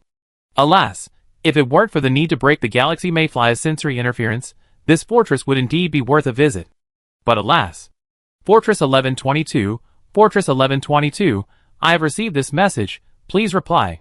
I have received this message, please reply. The voice from the crystal ball surprised Frank Yue. Someone was contacting them at this hour. Could it be the wizard from Fortress 12? Frank responded, I am the commander of Fortress 1122. May I ask who you are? I am Richard. As a wizard hero, I am temporarily acting as your superior commander. Please report whether you have the ability to break the Galaxy Mayfly's sensory interference. With that, Frank saw a message pop up in his crystal ball. The message officially confirmed his authority. The wizard calling himself Richard was indeed a wizard hero. Without hesitation, Frank immediately reported his regiment's situation. We have the ability to break through the Galaxy Mayfly's sensory interference. Please report your numbers and location. Our wizards number approximately 100,000 and are currently located 20 degrees southwest of Fortress 12, 100 kilometers. Very good. I now order your troops to enter Fortress 12 within 3 hours. Then await further instructions from command. Yes. The communication ended, and Frank immediately connected to the mental network. Stop arguing, you fools. A wizard hero has now taken over command as our superior. Anyone who disobeys will be treated as insubordination. Now, everyone, break through to Fortress 12 and await further instructions. At the same time, all wizard regiments within the semicircle near the first battle zone received orders from Fortress 9. When faced with the authority of wizard hero Richard, all wizard regiments expressed their obedience. Besides Richard's authority, the more important point is that War Zone 3 truly needs a unified command. One dark wizard can easily defeat one white wizard, and 10 dark wizards can evenly match 10 white wizards. But when 100 dark wizards battle 100 white wizards, the dark wizards can only flee. Wizards need to unite, and Richard provides them with an opportunity. Richard's wizard hero authority is like a banner, giving the wizards of War Zone 3 a reason to unite. Underground warehouse of Fortress number 9. Wow, the military's equipment is truly luxurious. Richard's eyes instantly grew intense as he surveyed the underground warehouse, overflowing with alchemical weapons. Each of these weapons was a strategic-grade magical armor, battle-tested by the military, each one a masterpiece handcrafted by the military's alchemists. Richard gently touched the weapon beside him, and the next moment, the miracle furnace information appeared before his eyes. Richard, squad-level warplane. Refined information, squad-level warplane blueprints. Refining cost, 20 spirit points. Master, these are all the offensive weapons stored at Fortress number 9, Thorin's adjutant explained to Richard. If these weapons are used according to military standards, they should be enough to arm 10,000-man regiments. Okay, Richard said 3 times, then ordered, all weapons will be distributed. Any remaining weapons will be placed in my secret realm and distributed again when we encounter other wizard legions. Yes, sir. The equipment from the warehouse was quickly distributed. The wizards of the legion couldn't help but smile grimly as they looked at the familiar weapons. Military wizards rarely engaged in such a prolonged defensive battle. Offense, rather than defense, was their true strength. The military's 10,000-man regiment was extremely well equipped. Each regiment was divided into 100 squads, each equipped with a squadron-level war aircraft.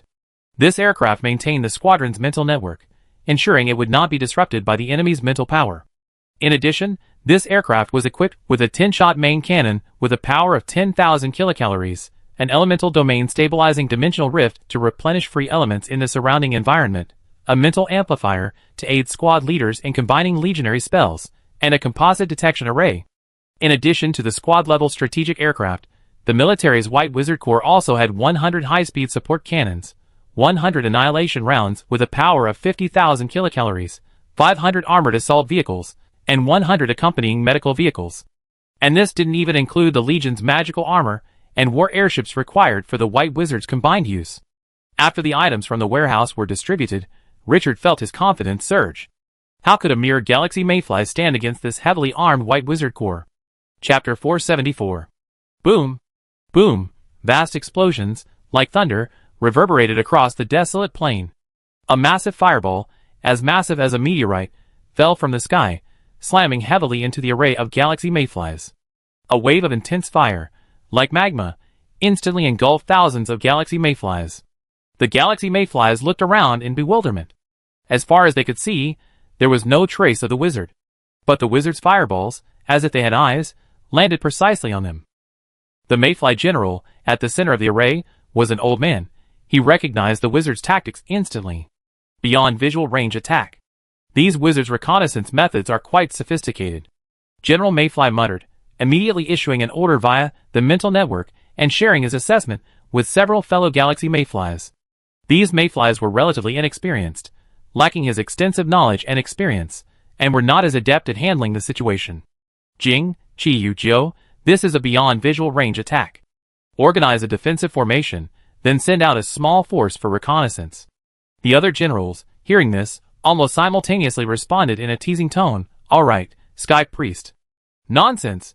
General Mayfly, known as the Sky Priest, bristled. Can the title of priest be joked about? Put away your playful attitude. These wizards are far from being completely defenseless.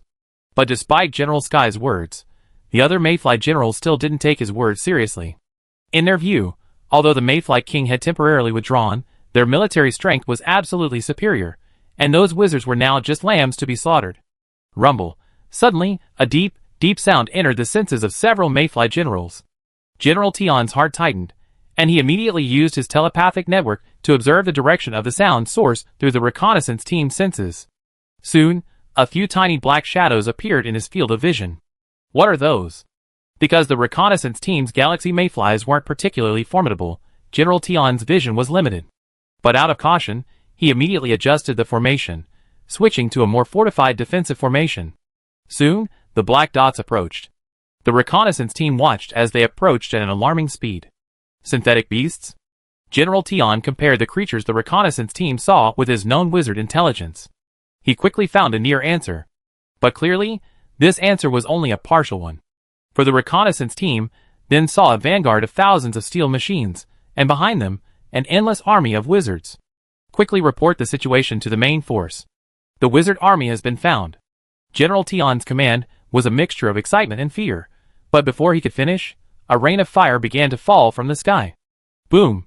In an instant, over 100,000 fireballs landed precisely on the mayfly army. With the exception of the galaxy mayflies commanded by General Tion, the rest of the army was reduced to ash in the magic-induced fire elemental storm. General Tion knew that the time of his death had come. But he felt no fear at this moment.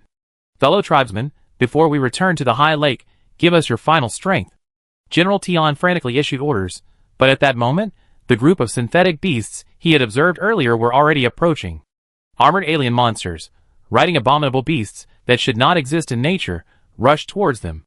The aliens, long-handled warhammers in their hands, swung them fiercely. The next moment, General Tion felt his head spin. A powerful mental blow struck his head like a sledgehammer. Puff! The sound of a water sack being pierced reached General Tion's perception. He strained to observe his surroundings, and saw that the monsters he had mistaken for synthetic beasts were using long-handled swords wrapped in lightning to decimate his people at an astonishing speed. He instinctively wanted to give orders, but then he realized that his mental network had been disconnected in the previous attack. In his final moments, General Tion made the final decision of his insect life. Number 1363 has spotted a large wizard army. Then, its body exploded with a bang, sending a powerful mental wave towards the expedition nest in the sky. Buzz! A wizard suddenly appeared from the sky, intercepting the mental wave. Then he produced a crystal ball, and calmly declared, "Message intercepted." Deep within the wizard army, Richard listened to the voice emanating from the crystal ball, and nodded slightly. Headquarters has received this.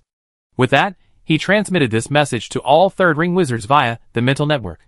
Soon, a crow suddenly emerged from the void and landed on Richard's shoulder. Our boy performed well.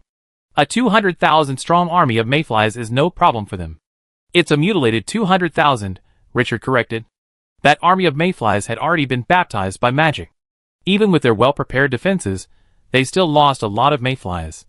If they encountered a true 200,000-level mayfly army in the wild, the current salamanders would be powerless except by surprise attack. It can't be helped. Reality doesn't have game balance. Mages are simply more powerful than knights. Even though the salamanders are equipped with luxurious equipment, their combat effectiveness is still inferior to that of the White Wizard Legion. Not necessarily, Ulysses replied. These salamanders haven't fully tapped their potential. Don't forget, these salamanders also have spell-casting abilities. If you're willing to open up and let the Kid Hog teach them Dragon Tongue Sorcery, these salamanders will definitely shine. Dragon Tongue Sorcery is the most primitive system of sorcery from the wizarding world's primitive days. This system of sorcery originates from the bloodline of the dragon. It requires no profound knowledge. Simply possessing dragon blood and awakening the bloodline's heritage allows it to be unleashed like instinct. However, as wizard spellcasting systems gradually developed, dragon language sorcery, which required the servitude of dragons, naturally fell into the dustbin of history. But this doesn't mean dragon language sorcery is without merit. If a wizard sorcery system emphasizes balance and completeness, then cross-school spellcasting is easily accomplished with mastery of the corresponding knowledge. Dragon language sorcery, on the other hand, is an extreme form of sorcery. Different dragon bloodlines grant dragon bloodline wizards distinct talents, making them exceptional in certain areas, such as manipulating the element of fire or certain exotic energies. However, even the slightest deviation from these talents degrades a dragon bloodline wizard to a mere apprentice. And this situation can't be solved through learning. The scope of each Dragon Vein wizard's draconic magic is determined the moment he merges with dragon blood. This is why draconic magic quickly declined after the establishment of the knowledge-based wizard system. Of course, from the perspective of modern wizards, even extreme draconic magic is only about the same power as modern magic. And in terms of breadth, draconic magic is completely useless. But just because it's useless to wizards doesn't mean it's useless to other creatures. Salmons are clearly well suited to draconic magic. That's a good idea, Richard said quietly, but have you considered that the salamanders are meant to be seen on the battlefield? They're not like the salamanders, hiding in secret, unknown realms. It doesn't matter if I give them any wizardly knowledge. If they even demonstrate the ability to combine spells on the battlefield, believe it or not, I court-martial them afterward.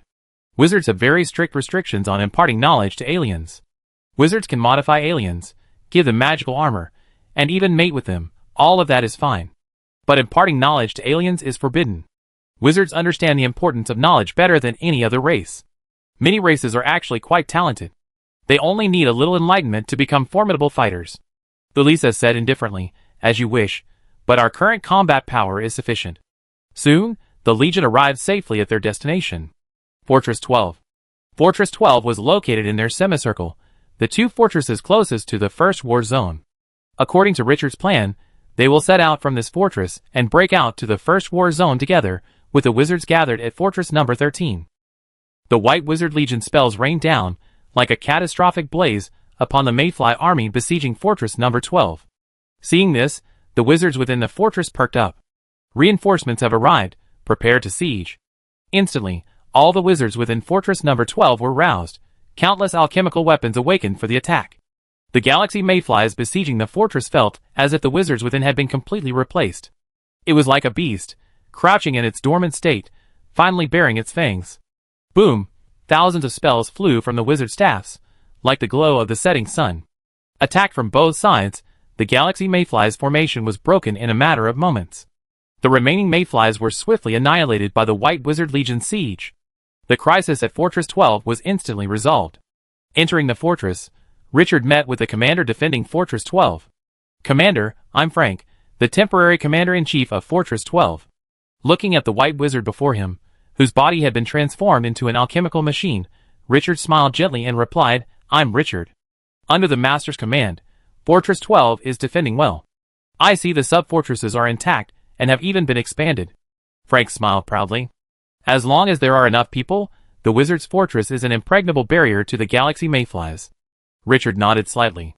The Wizards' greatest weakness in this war was their lack of manpower. Compared to the vast numbers of the galaxy mayflies, the Wizards were far too few. Richard checked his pocket watch and mentally estimated the time. Throughout the operation, the Wizard army maintained a shielding spell against detection.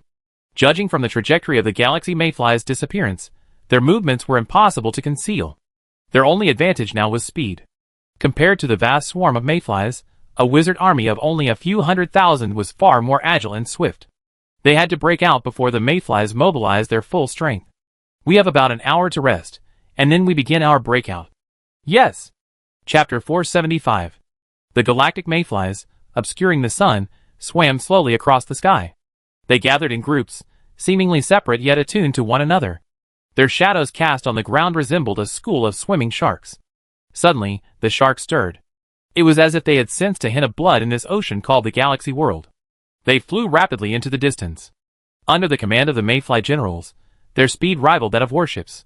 In the mental network, the mayfly generals discussed their next move. The movements of our wizards are already clear, said an elderly mayfly general. The galactic mayflies, like wizards, respect their elders. For among the death-worshipping race of galactic mayflies, those who survive to old age are the elite of the elite. Of course, many young galaxy mayflies believe that these older mayflies were cowards, who only cared about their own survival. A true galaxy mayfly should have sacrificed his life for civilization in his prime. They are fleeing, their destination being the area they call the First War Zone. This conclusion did not surprise the mayfly generals.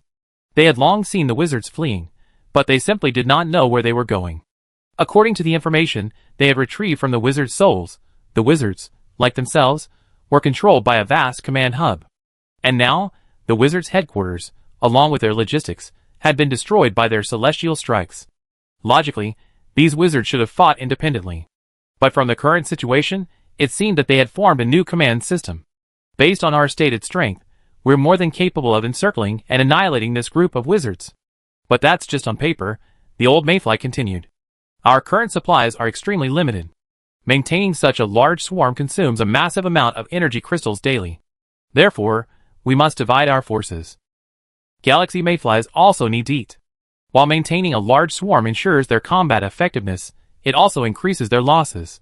The free energy in the air is a drop in the bucket for a swarm as large as theirs, and they must rely on external forces for replenishment. According to Galaxy Mayfly Custom, every million mayflies are equipped with a mayfly nest. This nest serves as both the mayfly general's vehicle and defense, as well as the energy storage system for maintaining the massive mayfly swarm. Using spatial means, its interior stores a vast amount of energy crystals, what wizards call magic stones and magic essences. But the duration of this war had already exceeded the Galaxy Mayfly's expectations. This was also the Galaxy Mayfly's first time engaging in a civilizational war. While they were better prepared than the wizards, that was entirely due to the advice of the Mayfly King, who had previously served as a mercenary for the god civilization. At present, while the energy crystals stored in the expedition nest could still last for a while, the order to slow down consumption had already been issued. Dividing the troops is a good idea. Dividing them by tribe will save everyone from feeling awkward together, a mayfly general said happily. He had long been fed up with the alien mayflies around him. How could a mayfly have 4 pairs of wings? And this one over here, its entire body a dull green, like a grasshopper. That one over there, its body as black as charcoal, was terrifyingly large. It was unknown how its wings managed to carry it. The other mayfly generals shared the same sentiment. The larger ones disdain the smaller ones, and the mayflies from worlds with a predominantly fire element and those with a predominantly water element don't get along. So, as soon as this statement was uttered, it immediately drew the support of many other mayfly generals. The population problem of the Galaxy mayflies was far more serious than wizards imagined. Due to the prevalence of bloodline magic, wizards were extremely tolerant of all races. You could even say that as long as you still had human blood in your body, or if you were once human, and still identified as a wizard and adhered to wizarding pursuits and rules, then you were a wizard. In the eyes of wizards, the different subspecies of Galaxy mayflies were more like a single race than cyborgs, undead, half-elemental creatures, or wizards whose alien bloodlines had fused them to form a less human form. But different civilizations have their own customs. Wizards cannot understand racial conflict, just as mayflies cannot understand wizards' secrecy about knowledge. Dividing the forces is fine, but there's a strategy for doing so, the old mayfly continued. The fastest will flank the wizard from both sides, encircling him. The slowest will be placed at the back. Those skilled at long-range attacks will be on the outside, and those skilled in defense will be on the inside. These wizards are not weak natives. They are ferocious beasts, the leviathans of the deep sea. We must be cautious. With that, he began to deploy the vast swarm of mayflies. These plans were discussed with several veteran mayflies, and submitted to the expedition nest for approval. There was no need to worry about the young mayflies disobeying him. Soon, the vast swarm of mayflies was divided into 3 groups. 2 groups would flank the wizard from the left and right, while the final group would press forward to completely seal him off. Although conflicts between the different subspecies of Galaxy mayflies were severe, in the presence of the Mayfly King, even the most bitter hatred among them would cooperate. A swarm of shark-like mayflies flew toward the wizards. From the astral plane, it looked as if a giant beast was devouring the wizards, who were trying to break through. Reconnaissance indicates that there are large numbers of Galaxy mayflies on both sides of us. In the center of the breakout army, a group of third-ring wizards gathered, looking at the battle zone map before them and discussing their next move. Richard, the nominal commander-in-chief, sat in a corner, quietly listening to the veteran wizard's analysis of the battle situation. "There's no need to discuss this here," an old wizard replied. "Everyone knows the mayflies will definitely surround us. Instead of discussing this, let's talk about how we can maintain our combat effectiveness in the Kordo Mountains." The Kordo Mountains are the dividing line between the Third and First War zones. This area, spanning hundreds of thousands of square kilometers, is dotted with mountains and rivers of all sizes. Wizards are not like mayflies. They don't have specialized training in 3-dimensional military formations. In the past, trekking through the mountains was the domain of dark wizards. And wizards rarely experience being chased around. "Simple, divide the forces," Delhi said calmly. "The mountains are a problem for us, and they're a problem for the mayflies as well." He glanced at Richard. "Besides, we have warships." To maintain secrecy, none of the warships used by the wizards to break out had taken off. They were all currently within Richard's secret realm. Then the question of command. "What's the command question?" Delhi's interrupted. "Split up the troops inside the mountains, and then regroup outside. If danger arises in between, coordinate with each other. Is there anything else to say about that?" Everyone, The only point we need to discuss now is where to rendezvous next. My suggestion is, here. Delis pointed to a spot on the map. It was the highest peak in the Kordo Mountains near the first war zone. Beyond it, there were only a few smaller hills. The wizards, though dissatisfied with Delis' proposal, did not object. This location is indeed a good one. Well, let me interject. Everyone looked at the wizard in surprise. In the corner, Richard pulled a sheaf of manuscript paper from his pocket and walked to the center of the group. I have something here. Please take a look and see if there are any errors. If not, our operations in the Kordo Mountains should go much more smoothly. The wizards took Richard's manuscript and discovered that it contained a very crude Legion spell. This is a spell I created called Mist Barrier. It creates a fog that obscures the perception of living creatures. I have an idea. I plan to use the White Wizard Legion to amplify this spell, creating a fog large enough to cover the Kordo Mountains. Then, we have a field advantage over the mayflies.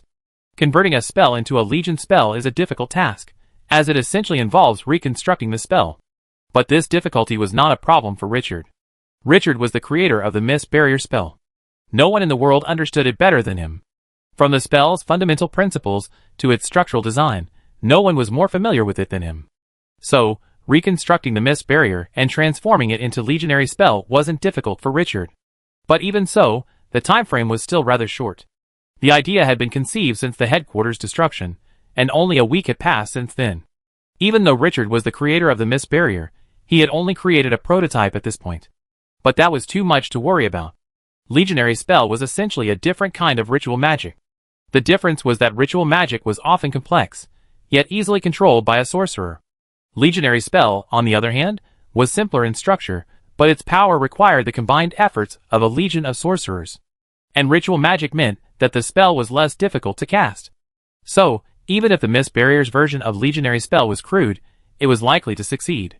Moreover, this sorcery wasn't violent, so even if it failed, the backlash wouldn't be significant. But as long as they succeeded, the Kordo Mountains would be their home turf. Excellent stuff. An elderly white wizard, recognizing the profoundness of the Mist Barrier at a glance, looked at Richard and respectfully performed a wizard salute. Master, you are willing to share this kind of thing. I thank you on behalf of the Legion's wizards. I swear on the Sea of Souls that if I survive this, I will ask for compensation on your behalf. The Mist Barrier's technology came from the Forerunners, and it was of a high caliber. Richard's willingness to share this technology was truly a master style. The other white wizards followed suit, each offering Richard a wizard salute. We will jointly request compensation on your behalf. There's no need for this, everyone. Our interests are now bound together. Richard waved his hand. If we can't break out, no matter how profound my knowledge, it will be nothing but a moon in the water. Chapter 476. After determining the location for the round, the wizards began final preparations to enter the Kordo Mountains. Richard opened a rift in the secret realm and released a series of warships. Each of these warships was specially manufactured by the military, and its performance far surpassed that of ordinary warships. The wizard army numbered approximately 500,000, with approximately one warship allocated for every 10,000. While this number wasn't large, it was certainly not small. After distributing the airships, the army reeled in the armored assault vehicles that had always served as its vanguard. While the assault vehicles had the ability to fly, compared to professional flying magic suits, their limited flight was limited to overcoming obstacles. In the roadless, primitive mountainous region, these vehicles were completely useless. As for custom, the armored assault vehicles were all deposited into Richard's secret realm. After packing up their equipment, the vast army set out again. In less than 2 hours, the Kordo Mountains appeared before the wizards. Richard surveyed the Kordo Mountains and said to Ulysses on his shoulder, "Things are going so smoothly. It seems those galaxy mayflies have arrived early." Ulysses' eyes shone brightly. Under his divine gaze, every blade of grass and tree in the Kordo Mountains became crystal clear, and the illusions prepared by the galaxy mayflies were directly pierced. To Ulysses, the ambush of mayflies in the Kordo Mountains was as overwhelming as the sky. Quite a lot, at least 70 to 80 million. Richard smiled faintly. Only 70 to 80 million. While the Legion may have lost its lead, the warships are no pushovers. Breaking through their defenses won't be a problem. Where are those galaxy mayflies flanking them? Ulysses looked into the distance. In his field of vision, a dark cloud of mayflies was rapidly approaching them. At least 700 million. How far away are they? Not sure. My eyes aren't rangefinders. But I don't think they reached them in half an hour. That's fine. Ahead lay the Kordo Mountains. As long as they could enter the mountains and deploy the fog barrier, even 700 million mayflies wouldn't be able to stop them. But they had to enter the Kordo Mountains. Richard announced through the telepathic network, "Prepare to meet the enemy." The enemy force is estimated to be between 70 and 80 million. Receiving Richard's information, all White Wizard commanders instantly perked up. In the telepathic network, the White Wizard commanders began communicating in various technical terms, and some of the White Wizard's internal jargon, to ensure the success of the subsequent breakout. Richard also participated in some of the discussions and, along with Delis, arranged positions for the Dark Wizards. Of course, the wizards withdrawn from the front lines weren't exclusively White Wizards. While the number of Dark Wizards was small compared to the vast number of White Wizards, their number of powerful ones was surprisingly high. Despite their current number of over 80 White Wizards, the number of Dark Wizards in the Legion was nearly double that of White Wizards. While the combat effectiveness of these Dark Wizards wasn't as impressive as Delis and Richard's, a significant number were elite Dark Wizards selected from the original Wizards gathering. When fully utilized, the combat effectiveness of these Dark Wizards was comparable to that of a 100,000-man White Wizard Legion. 100 kilometers, 70 kilometers, 50 kilometers. The wizard army drew closer and closer to the Galaxy Mayfly's ambush. Elises could even see the radiance of the Mayfly generals' combined energy within the Mayfly army. Finally, at 30 kilometers, the wizards moved. Legion, prepare for concentrated fire. Fallen Star, fire. Then, a vast army of wizards, over 500,000 in number, simultaneously swung their staffs. Their spells drained the free elements within a radius of dozens of miles, and the magical fluctuations resonated, forming a magical breeze. As masters of energy manipulation, the Galaxy Mayfly immediately sensed such a massive fluctuation. Though surprised that the wizards had discovered their carefully crafted illusion, it no longer mattered. They only needed to hold the wizards back for half an hour, and the following Mayflies would annihilate them at the pass of the Kordo Mountains. In an instant, thousands of energy spears, like a hail of arrows, covered the sky. The eternal night sky of the galaxy world, illuminated by the spears of light, lit up half the sky. Buzz, buzz, buzz. Thousands of spears of light landed on the Wizards' Legion barrier, exploding into bursts of energy fireworks. The wizards, expressionless, calmly raised their left hands. On their left arms, an armband glowed faintly. The Legion magic armor is very effective, Richard explained in admiration, observing the massive barrier in the distance. The armband on the wizard's left arm was the military-issued Legion magic armor. The wizard only needed to inject magic power, and the Legion magic armor would automatically form a Legion shield. The rain of arrows and spears of light continued, and beneath the energy fireworks, the Wizard Legion's Legion spell was finally completed. In an instant, 500 massive meteorites, each over 20 meters in diameter, appeared in the sky. Under the wizard's control, these meteorites traced an elegant parabola through the air, landing precisely within the array of Galaxy Mayflies. Boom! The meteorites exploded across a wide front, the dual attack of physical elements instantly shattering the Galaxy Mayflies' energy shields. The next moment, the wizard army swung their staffs again. Thousands of fireballs rained down, like a devastating rain of fire, forming a great wall of fire along the 10-kilometer-long battle line. The commander at the operations center observed this scene, muttering softly, "Not enough." With that, he flew forward, his figure growing taller as he flew. He was accompanied by numerous Dark Wizards. Battle-tested, the most powerful Dark Wizards, with the support of the Wizard Army, were practically equivalent to miniature world masters. If nothing unexpected happens, this collaboration between Dark and White Wizards will become a new form of combat after this war. Richard soared above the Legion, backed by a 10,000-strong White Wizard Corps. A constant flow of magic flowed into his body, and a fortified soul network formed by 10,000 wizards helped to absorb the loss of his mental power. Then, Richard's glow faded, and he pointed his staff forward. A brilliant river of aurora flowed from its tip, instantly piercing the army of mayflies. The power of this attack reached 100,000 energy levels, but this was only the beginning. With the support of the White Wizard Corps, the Dark Wizards of various abilities unleashed their unique abilities. Delis transformed his body into a gate of shadows, summoning a powerful army of shadows. With the support of the 10,000-strong White Wizard Corps, he even summoned a group of level 3 shadow dragons. Elsewhere, the elemental form of a Shaper Wizard suddenly expanded to nearly 10 meters. With a wave of his hand, countless runes transformed into a single dark point of light. With another wave, the black point appeared on the energy barrier of the Mayfly army. Boom! A mushroom cloud of fire elementals rose, and hundreds of thousands of mayflies were reduced to ash by the blow. A necromancer, aided by the Legion, opened the gate to the undead dimension. From the skeletal gate, burning with eerie blue will-o'-the-wisp fire, countless frantic undead, hungry for the flesh and souls of the living, poured out. Under the wizard's command, they rushed towards the mayfly army like a tide. The soul wizards were somewhat powerless in this battle, as the galaxy mayfly's soul network would share the damage to their souls. Therefore, they chose to transform themselves into humanoid magic armor. With their assistance, the white wizard commander began to unleash the more dangerous Legion spells. Meanwhile, the soldiers of the white wizard Legion were also busy, firing spell after spell. Wind and fire elemental storms ripped through the mayfly army, creating feigned tornadoes thousands of meters high. The ash from the galaxy mayflies practically piled up like a mountain. Damn it! When did these wizards become so powerful? A general cursed within the mayfly general's mental network. The wizards' combat prowess had taken them by surprise. Since the beginning of this war, wizards had been on the defensive. While their abilities varied, the black and white wizards seemed unremarkable to the mayflies. The black wizards were mayflies, specializing in individual combat, and the white wizard legion was the mayfly legion. They possessed all these qualities. But the wizards' current combat prowess overturned their expectations. As the intercepting force, they weren't as arrogant as the flanking forces. They were confident that their preparations were sufficient. Their illusions and array selection were impeccable. But none of them had anticipated the wizards' combat prowess. Stop shouting. How long will it take for the troops on either side to arrive? At least 15 minutes. 15 minutes? We can't even hold out for 5. The galaxy mayflies were also fighting back, their lances of light outnumbering the wizards' spells. A torrential rain of energy beams rained down upon the wizards, and many of their spells were even detonated mid-air, transforming into free elements. Among the wizards, even dark wizards were blasted to dust by the galaxy mayfly's lances of light.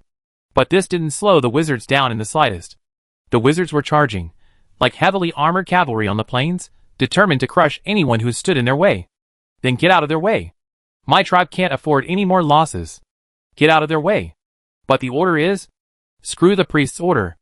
With all the veterans dead, my tribe will be nothing but cannon fodder. Amidst the roars of fury within the mental network, the galaxy mayflies fought and retreated, retreating all the way to the Kordo Mountains. The wizard army, centered around the war airship, charged unstoppably into the Kordo Mountains. Before the last wizard entered the Kordo Mountains, he glanced to both sides. The mayfly armies, flanking him from both sides, could now clearly see the vanguard. The behemoth's jaws were ultimately slow to close. 5 minutes later, the encircling galaxy mayflies gathered in front of the Kordo Mountains. Their general remained silent for a long moment, gazing at the mist-shrouded Kordo Mountains before them. Finally, an old mayfly said, "Report the news of this battle." He paused, then continued, "Also, request a sky strike." Chapter 477. Kordo Mountain Range. The Mist Barrier's legionary spell was incredibly effective. Even when many failed, the few successful ones still managed to summon a cloud of fog covering several square kilometers. And as the legions became more familiar with the Mist Barrier, its coverage grew ever larger. If observed from the astral plane, an observer would see a tiny white speck appear in the Kordo Mountain Range, then, like paint dropped into clear water, dye the dark yellow Kordo Mountain Range an off-white.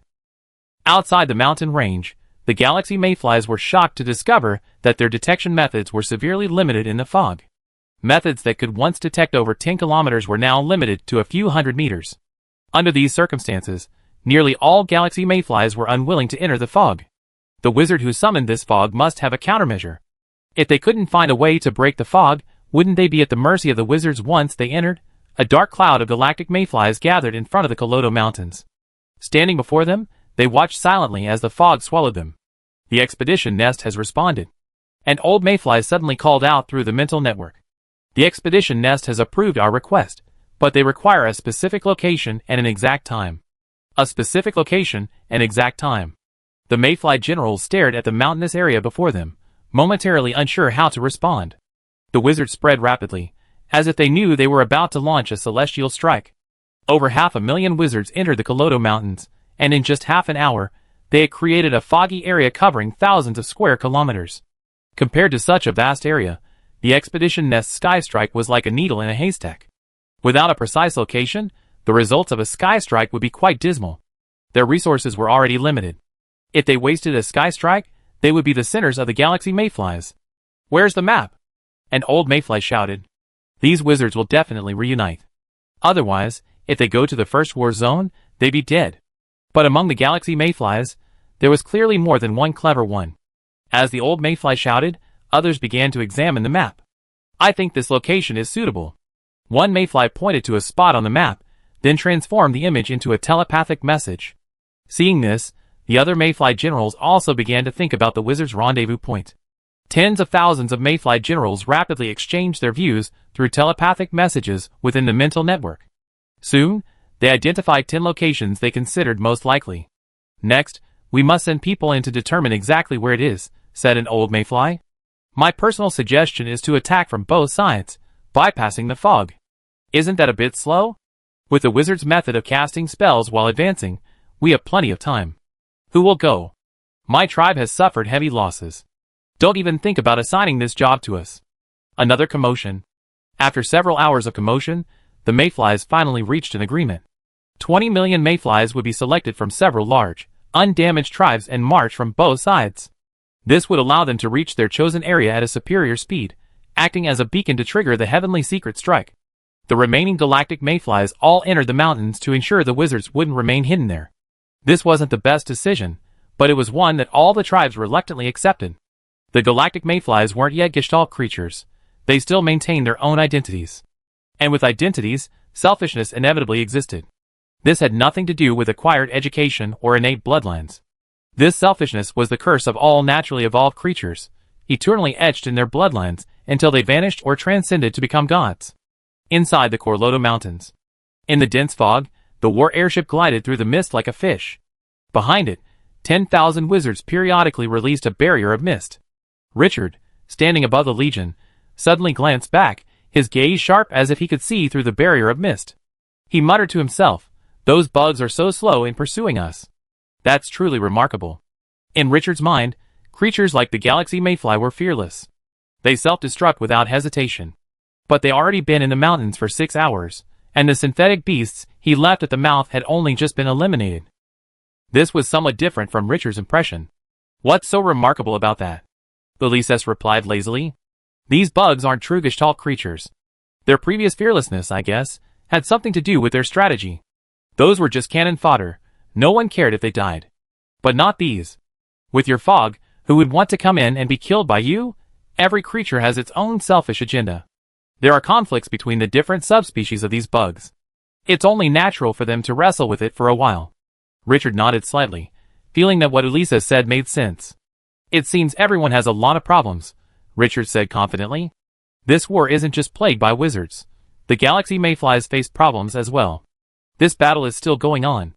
The wizards' advance through the Kordo Mountains was slow. The complex terrain forced them to split into dozens of groups of tens of thousands. The mental drain from releasing the mist barrier also forced them to rest periodically. But they were slow, and the galaxy mayflies were even slower. Although the galaxy mayflies had argued their way to a conclusion, the foggy environment of the Kordo Mountains still made their progress incredibly slow. No one dared to gamble on whether a legion of white wizards was waiting for them behind the fog. While this situation did protect the mayflies from wizard ambushes, many of the white wizard legions were intent on inflicting a heavy blow on them. But their speed was limited to a point faster than the mist barrier dissipated, but only just faster. On either side, the wizard armies at the edge spotted the two advancing mayfly armies. They tried to intercept them, but the mayfly armies were far faster than them, and they were unsuccessful. The news of the mayflies on both sides quickly reached Richard. He glanced at the map and immediately understood the galaxy mayflies' intentions. These bugs are planning to give us a hard time, Richard muttered to himself. The power of the sky strike still frightened Richard when he thought about it. That nearly devastating energy torrent was simply not something a creature below the level of World Master could withstand. No, I have to add a little trickery. Richard studied the map for a long time. If the mayflies truly intended to use Sky Strike, they would have to eliminate the scouting mayflies simultaneously, preventing the galaxy mayflies from determining their exact location. Sky Strike must consume a significant amount of energy and release it slowly, otherwise the galaxy mayflies wouldn't have used it just once. As long as the expedition nest in the sky couldn't guess their location, they could successfully enter the first war zone. This is a gamble, a white wizard commander muttered to himself as he looked at Richard's plan.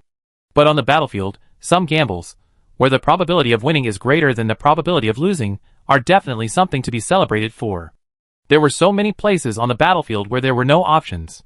Richard's plan quickly spread to all the legions, and most legions had already sent messengers to deliver theirs before his plan arrived. This entire round took several days, including the time spent later discussing the exact plan. Finalizing it took nearly 2 weeks. This was the result of Richard using Elises as a messenger. If it had been an ordinary wizard, the progress would have been even slower. By the time the plan had been relayed to all the legions, they were already nearing the edge of the Kordo Mountains. Over 500,000 wizards were divided into 5 teams, attacking 5 different locations simultaneously.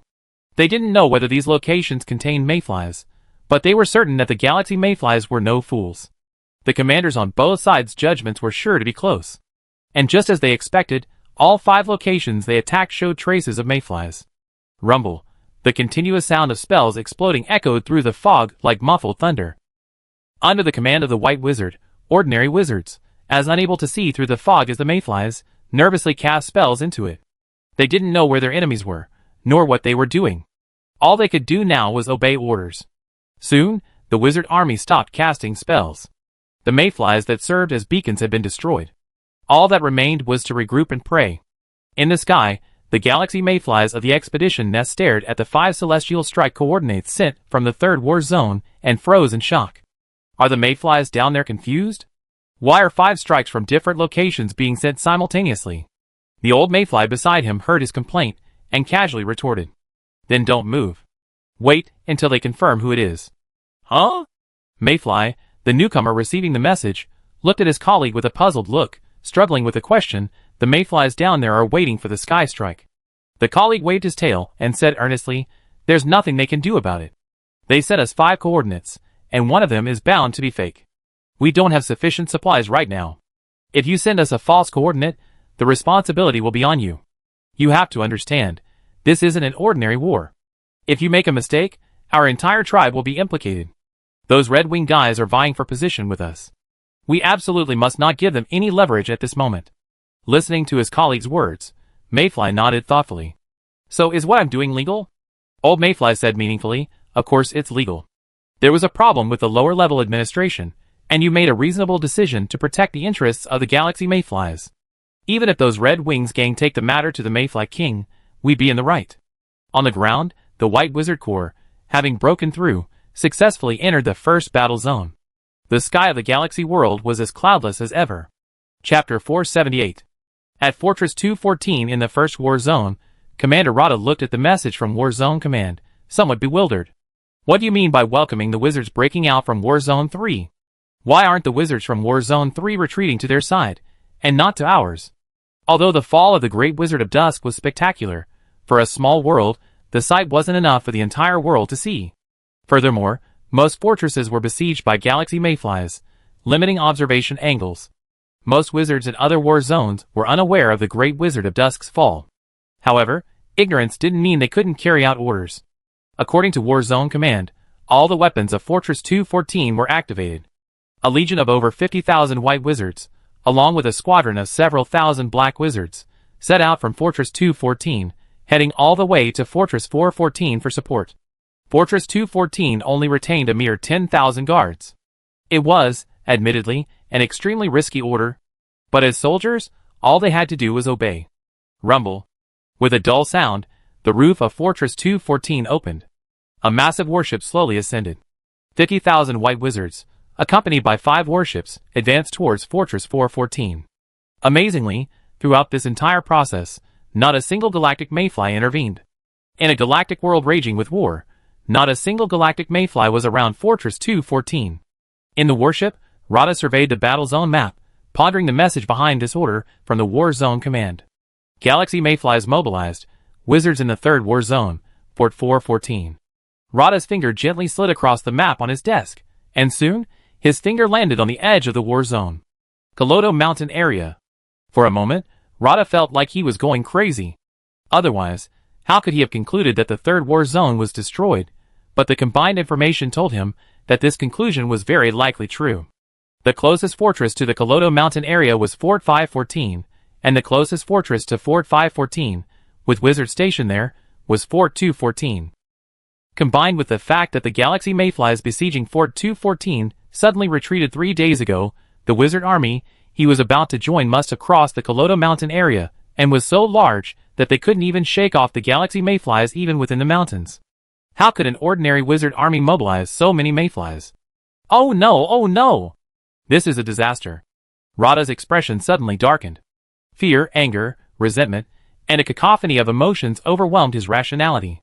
If the third war zone was destroyed, the pressure on the remaining two would undoubtedly increase, both in terms of combat power and logistics. But Rada quickly calmed down. It suddenly occurred to him that the most important battle of this war was the battle between the Grand Wizard and the Mayfly King. And the Grand Wizard of Bronze Spear was undoubtedly among the most powerful of the Grand Wizards. As long as he could defeat the Mayfly King, the destruction of the third war zone wouldn't be a problem. The battlefield was limited in scope. As long as they could outlast the Grand Wizard, victory would be all that mattered. Soon, a report from a scouting wizard, or dark wizard, arrived over the mental network. We've spotted a massive wizard army estimated at 500,000 strong, pursued by an estimated 600 million mayfly hordes. My suggestion, we simply lead the way. This army is more than enough to rip through the mayflies surrounding them. Hearing the 500,000 figure, Rada knew his guess was correct. Okay, I see. Any news from headquarters? That number of wizards. No, but you're right. Oh, I really hope I can get back alive. After informing the other 4 Legion commanders, Rada used the mental amplification device on the warship to multiply his own mental power several times. He then ordered, Legion spell, prepare Aurora. Since he was leading the way, he naturally had to prepare a conspicuous spell. Soon, Rada sighted the Legion. A vast, seemingly endless swarm of wizards flew low over the hilly region. They formed 2 layers, with a massive warship sandwiched between them, like the yolk of a hard-boiled egg. While this formation might seem unusual, its combat effectiveness was undeniable. Sure enough, they're no mediocre people. A mediocre person would never have managed to break through. Wrath aside, then waved his staff, unleashing the long-prepared Aurora spell. Instantly, a sphere of light as dazzling as the sun exploded before the horde, its brilliant light illuminating half the sky. In the center of the horde, Richard shielded his eyes, gazing at the dazzling orb with a faint smile. He spoke cheerfully through the telepathic network, "Guys, we're here." The breakout proceeded smoothly. Although the galaxy mayflies in the first war zone had already learned of the wizards' breakout in the third war zone, the timing of their arrival made it difficult for them to contain them. The wizards, following Rada, easily broke through.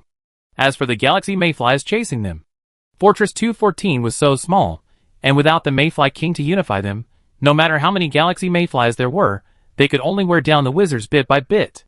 Tens of millions and hundreds of millions made no difference. After stabilizing the situation in Fortress 214, Richard's crystal ball successfully received the message from the First War Zone headquarters. Operator Richard, please come to the First War Zone headquarters immediately. After checking the message in the crystal ball, Richard turned and looked at the several dark wizards beside him. These were elite operators selected from the wizards gathering, but they were not from the same generation as him, so their value was much lower.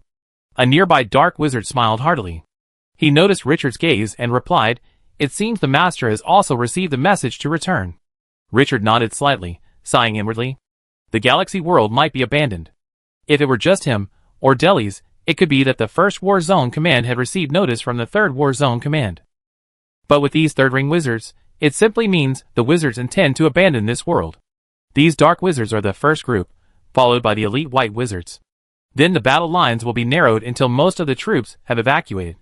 Finally, the weapon known as the End of Day will be detonated. But that didn't concern him. Leaving the battlefield early was undoubtedly a good thing. However, before returning to headquarters, he had to retrieve the equipment stored in the secret realm. The rift in the secret realm gradually widened as Richard infused it with magic power, and armored assault vehicles were driven out by the salamanders. Although Richard used the secret realm as a warehouse for the Legion, proper confidentiality was still required. The other wizards had no objection to Richard's behavior. When Richard made this request, they simply smiled knowingly. We were all wizards, and everyone had secrets. As the last medical support vehicle emerged from the secret realm, Richard smiled at the white wizard commander beside him. Not a single one was missing. "Don't accuse me of coveting your equipment." The white wizard commander laughed heartily. "Master, you're quite humorous. Even if you took all these things, they would still be battlefield losses." With that, he gestured to his lieutenant, instructing him to return one of the medical support vehicles to the secret realm. The practice of profiting from logistics was a well-known secret among the lower-level wizards in the military. The point was, if you don't take it, how can I? If I don't take it, how can Commissioner Gung take it? But Richard stopped him. That's not necessary, Richard said with a smile. It's fine if you take a little damaged stuff, but this car is still in good condition. Taking mine would be a waste. As he spoke, he pulled a small part from his pocket and flashed it in front of the White Wizard commander. The two of them smiled knowingly, and the commander gestured, having his adjutant drive the car back. The master truly has a broad mind. After leaving the warehouse, Richard traveled through the tunnels to the First War Zone headquarters. Along the way, he discovered numerous tiny tunnels deep underground. Arriving at the headquarters, the acting commander of the First War Zone personally greeted Richard. I'm Claude, the acting commander of the First War Zone. I'm glad to see you arrive safely. Looking at the wizard, whose body had completely transformed into bronze, Richard immediately stepped forward and shook his hand. Claude solemnly addressed Richard, your cross-veil communication device has been a great help to us. Richard nodded, modestly saying, it was simply for self-protection. Claude shook his head. Your purpose isn't important. What matters is the impact it has had. Your communication device has solved a major problem for us, and given us a new way to communicate. I think it wouldn't be unreasonable to award you another wizard hero. Can the discounts for wizard heroes be stacked? Richard suddenly asked. I can't. Then continue. Claude continued, I think the Master's command should have guessed the purpose of his return this time. He will return to the wizarding world. Unless something unexpected happens, he won't be on the front lines of the civilization war again until he becomes a great wizard. As he spoke, a hint of envy crossed Claude's face. Many wizards retreated to the rear this time, but Richard was one of the few, a top priority. Other wizards would still have to go to the battlefield in emergencies. But Richard, unless the wizarding world was under attack, would never need to go to the front lines of the civilization war. Richard's heart skipped a beat when Claude said this. No need to go to the civilization front before becoming a great wizard? That's amazing. Though a third-ring wizard might be powerful, he was ultimately a pawn. Only by becoming a great wizard could one truly have the power of choice. After delivering the news, Claude sent Richard aboard the airship back to the hub world. Richard sat in the airship, watching quietly as the portal swallowed the airship. Chapter 479. James, you enlisted a few days ago. Yeah, it's a shame you weren't selected. On the second floor of the Tower of Truth's residential area, in the Black Tower Wizard Academy neighborhood, Rose and James chatted casually. Didn't get selected?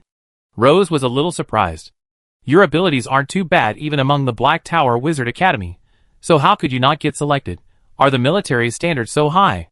James shook his head and sighed. They aren't, but the military is in dire need of white wizards right now. They don't want dark wizards like us. Not wanted. Rose was even more surprised. How could they not want dark wizards? In the planar war, dark wizard losses were far greater than white wizard losses. Could it be that the military has more dark wizards than white wizards? How is that possible? Who knows? They just don't want them, James said helplessly. And I heard from the military that there won't be any more black and white wizards anymore, only ordinary and elite wizards. Huh? Is this guy crazy? How could there be no black and white wizards? Without black and white wizards, why would they go behind the scenes to sabotage? Who would go behind the scenes to assassinate? Ross exclaimed in shock. I told you it was just hearsay. Who knows what rumors that wizard in the military heard? James said nonchalantly. By the way, I see that all the third-ring wizards at other academies have been drafted. Have ours been drafted? They were drafted a few days ago. You're enlisting these days, so you be on the wrong side of the time. The two were chatting animatedly when a streak of light suddenly flew past them, startling them. Ross watched the light disappear into the distance and muttered to himself, wow, judging by the aura, this is probably that veteran 3 rings. James was puzzled. Aren't all the third-ring wizards drafted? Who knows? Maybe they didn't bring everything. A stream of light traced an elegant arc across the sky, landing in front of a wizard tower. Richard adjusted his wizard robes and knocked on the tower's door. Soon, a demi-human servant opened the door and ushered Richard in. In the living room, Anna, holding a magic book, looked at it absent-mindedly. Sister, what's going on? Why was the teacher drafted? Anna stood up from her chair and gestured for Richard to sit down. Please sit down first. This incident involves more wizards than just the teacher. This is a decision by the council. All third-ring wizards in the entire wizarding world have been drafted. All third-ring wizards? Richard explained in astonishment. Although he knew the situation on the front lines was dire, and the council would certainly begin mobilizing wizards, he hadn't expected the council to draft every third-ring wizard at once. Besides the three-ring wizards, the situation with the white wizards is even more serious. Not only have all the three-ring wizards been drafted, but a large number of the two-ring wizards have also been drafted. Anna looked at Richard with some concern. What's going on the front lines? The council's actions are quite alarming. What's going on? Richard laughed bitterly. Senior sister, didn't you hear the morning bells a while ago?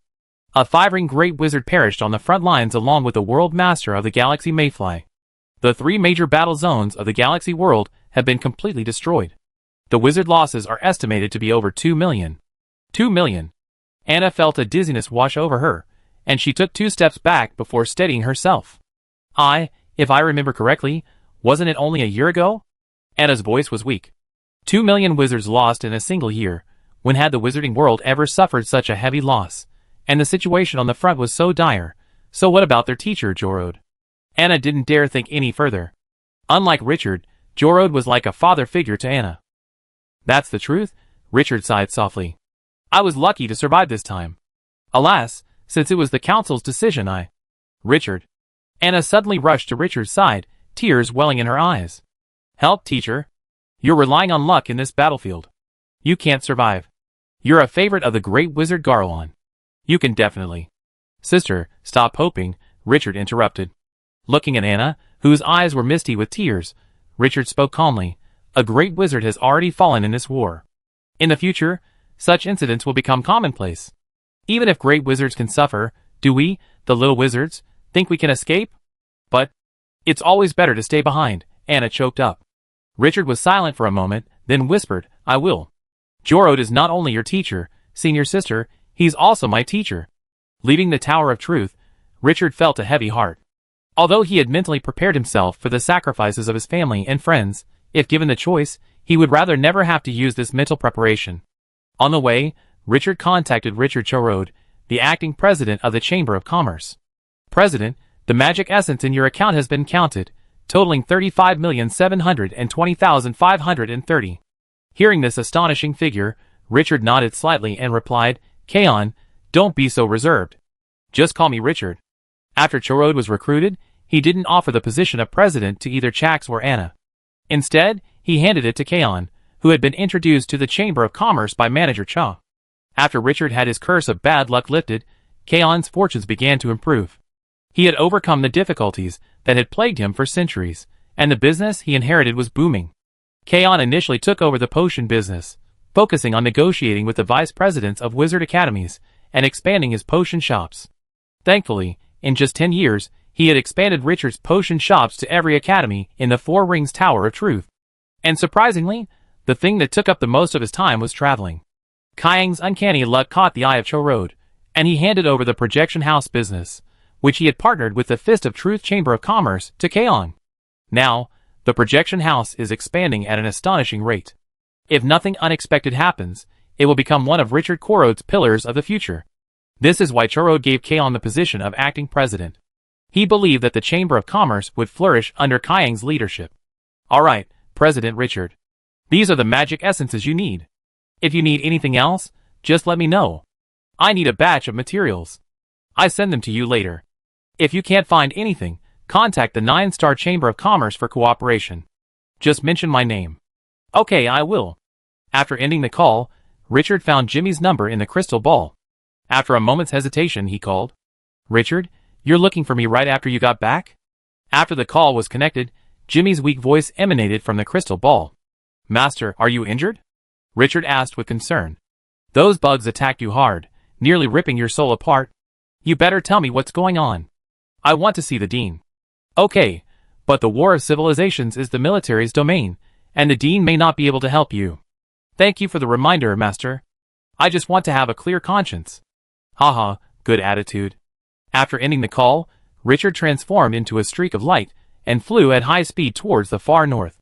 The far north had changed significantly since the war began. The vast fleet of airships had become increasingly dense.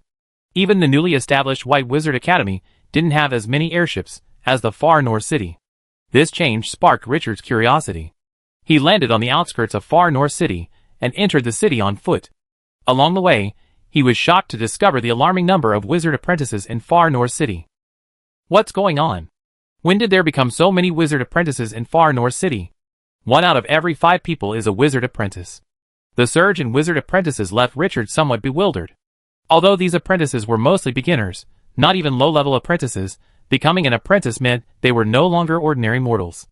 Although he had always intended to make wizard apprenticeships more accessible, his status had kept this idea to himself. How could there be so many wizard apprentices in just a year since he returned? Richard arrived at the mayor's residence, filled with doubts. Inside, the mayor was berating the chief police officer of Far North City. Hans, explain to me what you mean by unsolvable. Ivan slammed the documents in his hand down on the table, his face flushing almost as red as his rosacea. Hans lowered his head and explained helplessly, Sir, those wizard apprentices are committing crimes. How can we mortals solve them? Even if we solve the case, do we still have to throw them in jail? Why not? A calm voice came from behind Hans. Mayor Ivan saw Richard and immediately gave a respectful wizard salute. Sir, you're back. Richard walked naturally to the mayor's seat and sat down, calmly asking, What's the matter with these apprentices? Hans approached the chief sheriff and replied respectfully, Sir, about a year ago, the Wizarding Academy began accepting adult apprentices. Those who passed the test received the Academy's meditation method. Adult apprentices? Richard's brow furrowed. He felt less like he spent a year on the battlefield and more like he'd been lost in a foreign land for thousands of years, and had just recently returned. Otherwise, why would a Wizarding Academy accept adult apprentices? To become a wizard, an apprentice between the ages of 10 and 15 must possess 10 or more points of mental power. This was the threshold. Those below it would never become a wizard. Ordinary Wizarding Academies would rather have no students than accept a group of apprentices destined never to become wizards. And yet, now, an academy was accepting adult apprentices. Had he traveled to a parallel world? Yes, sir. These apprentices say this is an order personally issued by the great Grand Wizard Garlon. All right, I understand.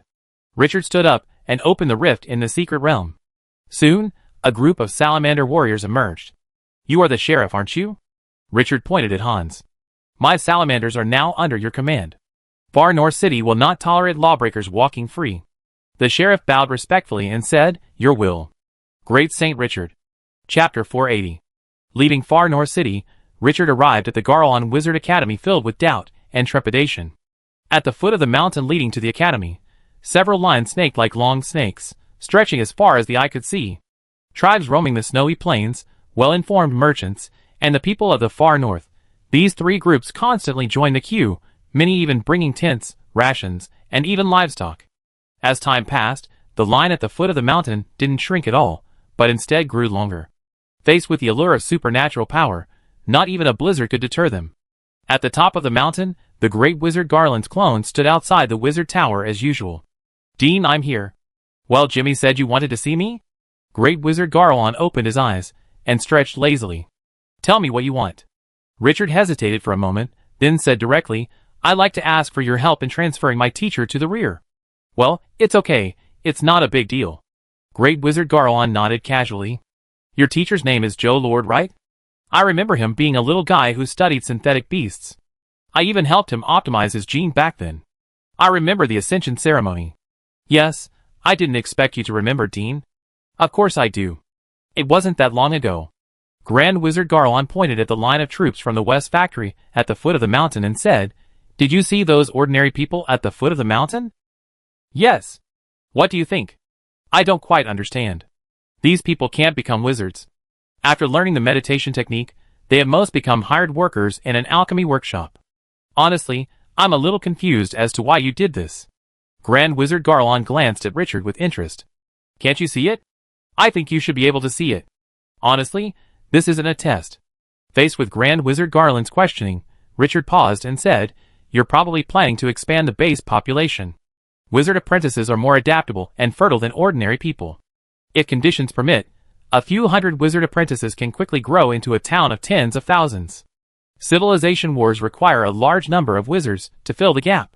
Without enough apprentices, there naturally won't be any wizards. Grand Wizard Garland nodded. I knew you see it, but that's only part of the story. Richard was stunned. Besides increasing the number of wizards, He couldn't see any other purpose for this approach. Seeing Richard didn't react, Grand Wizard Garlon reminded him, "What do you think the strength of wizarding rules is related to?" Richard suddenly understood. Number. The more wizards there are, the stronger the wizarding rules become, and the stronger the blessings bestowed upon them. Great Wizard Garlon nodded. That's right. For the wizarding rules to flourish, a large number of wizards is essential. Richard's mind flashed back to the fallen Great Wizard Dusk.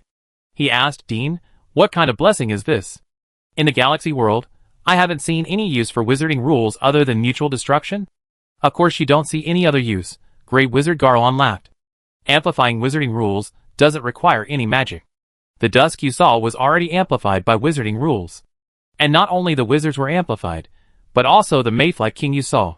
Otherwise, Dusk would have killed them the moment they first saw him. The greatest disparity in combat power between the rulers of the civilized world and the rulers of the indigenous world lies here."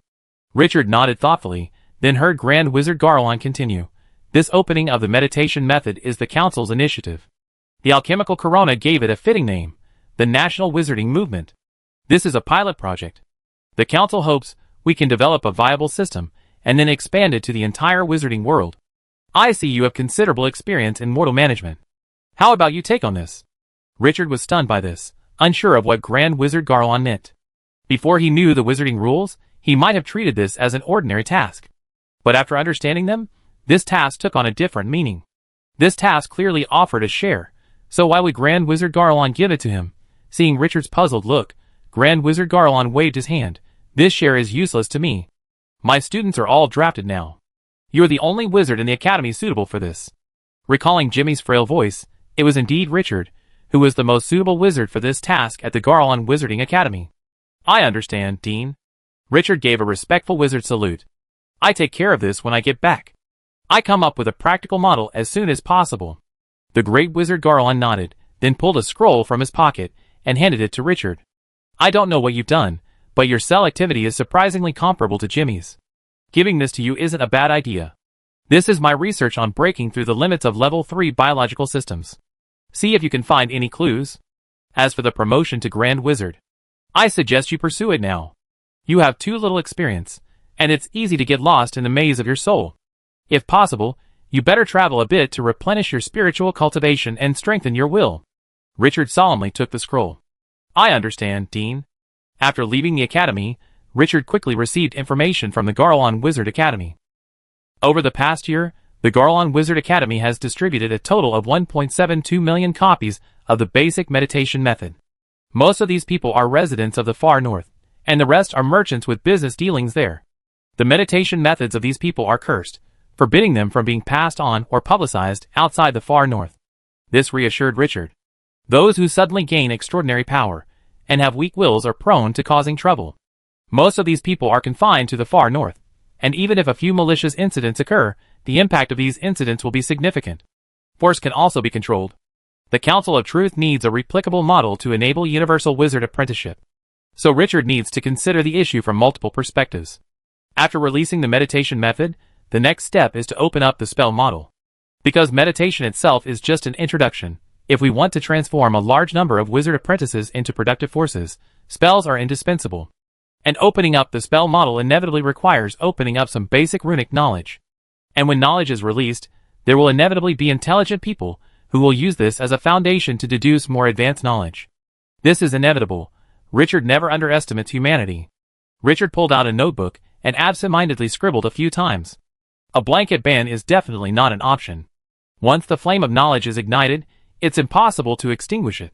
Suddenly, a flash of inspiration struck him.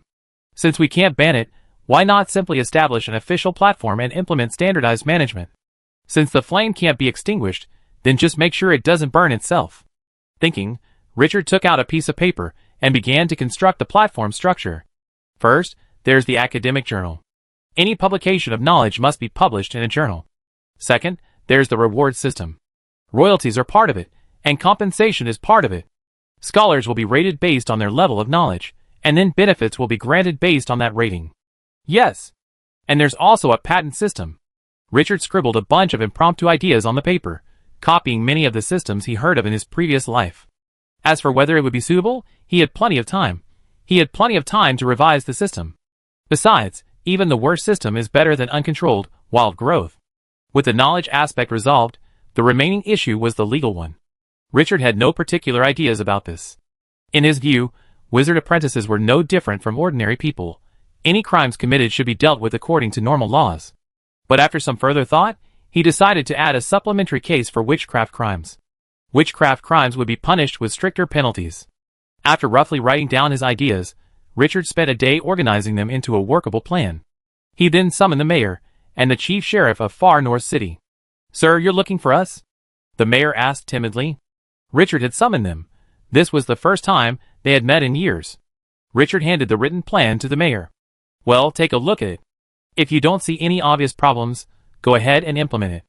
The mayor took the plan, glanced at it briefly, and then said respectfully, "Your Excellence's wisdom is vast. I don't see any problems." Richard raised an eyebrow and replied, "Don't try to fool me with your usual tactics. If you have problems, tell me. I need results, not flattery." The mayor hesitated for a moment, then said, "Sir, I really don't see any problems with your plan. If you must point to a problem, I suggest you first reduce the number of wizard apprentices and then gradually increase it. This is a huge change. The people need to adapt, and so do we bureaucrats." Richard pondered for a moment. Indeed, the sudden entry into a society where everyone is transcendental was completely unexpected for both ordinary people and bureaucrats. In the old, conventional wisdom held that wizard apprentices were truly remarkable figures.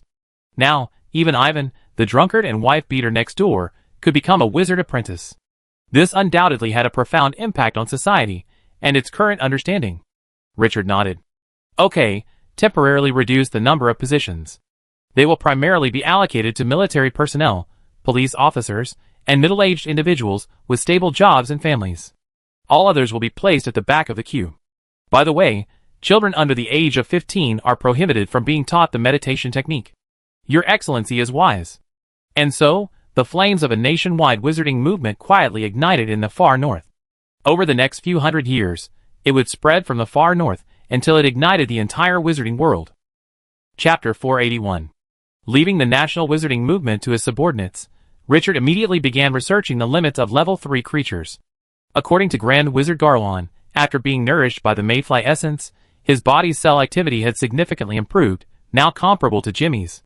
This was something Richard hadn't expected. Although he had noticed some changes in cell activity, he hadn't expected his own to be nearly as active as Jimmy's.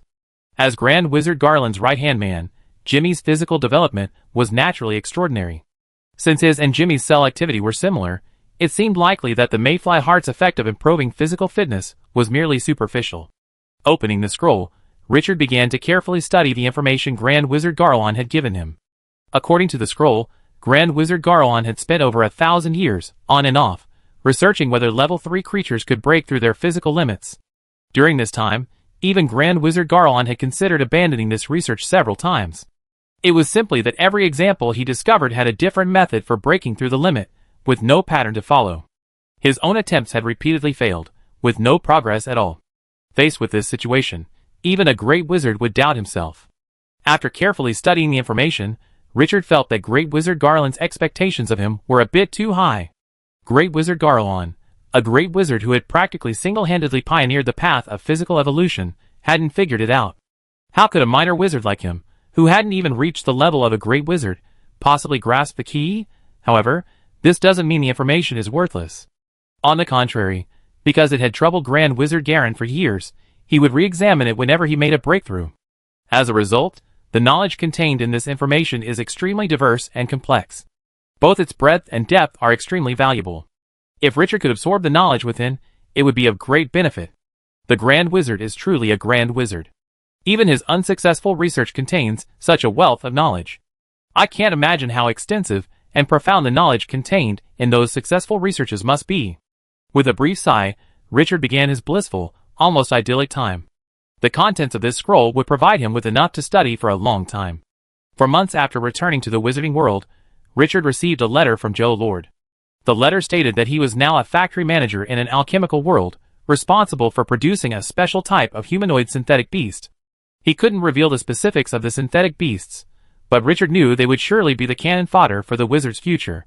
Using wizards to trade losses with the galaxy mayflies was too much of a loss. Joro's transfer to the rear undoubtedly gave Richard some peace of mind. Although this was only temporary.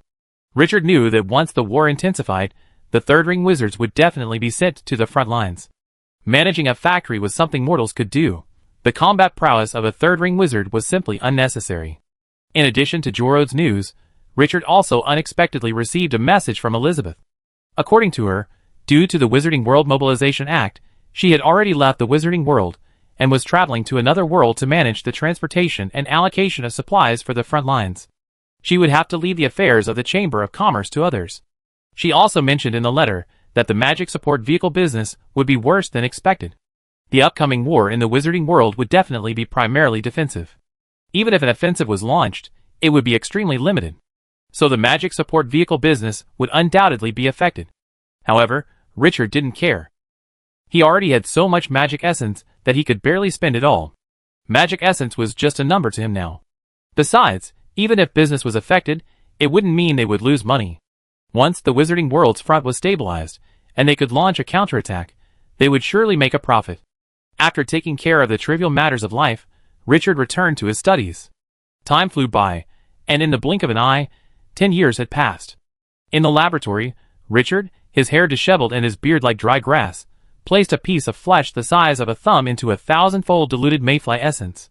Spurred by the mayfly essence, the flesh immediately began to grow rapidly, soon filling the petri dish. At the same time, Richard activated the distortion light device nearby. A dark red beam shone on the growing flesh, instantly turning the once smooth flesh rough. Under the influence of the distortion light device, the cells began to differentiate and mutate, then shattered due to unstable cellular structure. Soon, the entire petri dish was reduced to a pool of pus. But this obvious failure of the experiment did not dishearten Richard. On the contrary, his eyes immediately brightened after observing the experiment. For the past 10 years, he has been studying the knowledge in the scroll while also improving his physical fitness by consuming mayfly essence. After taking small, repeated doses of mayfly essence, Richard's physique has now reached the limit of a level 3 creature, or 299.99. During this process, he repeatedly experimented to improve the effectiveness of the mayfly essence. But the result? Ordinary potions and mayfly essence did not react at all. The only thing Richard could do with the mayfly essence was dilute it. This experiment was to test the effects of diluted mayfly essence. Richard exclaimed, "Sure enough, mayfly essence possesses a certain degree of benign guidance." When conducting cell experiments, wizards often use various primers to guide cells to mutate in the desired direction.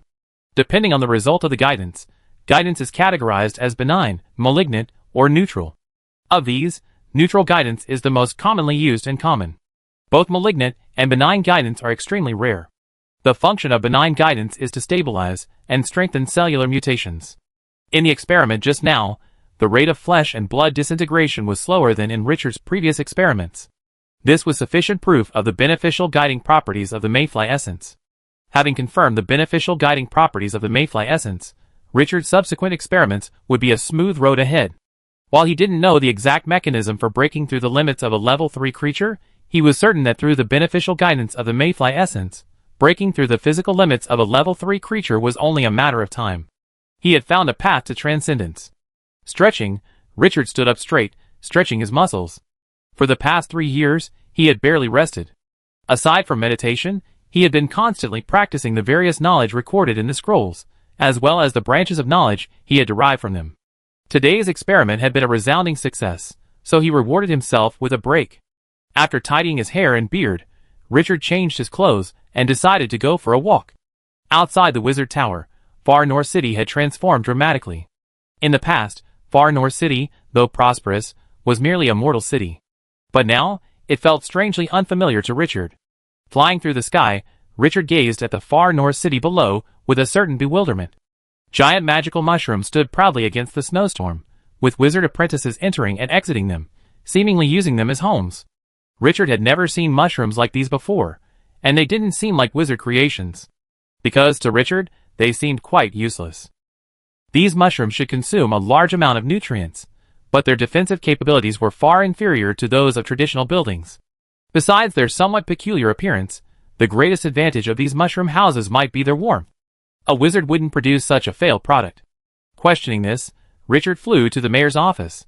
10 years had passed, and Mayor Ivan had become a low-level wizard apprentice.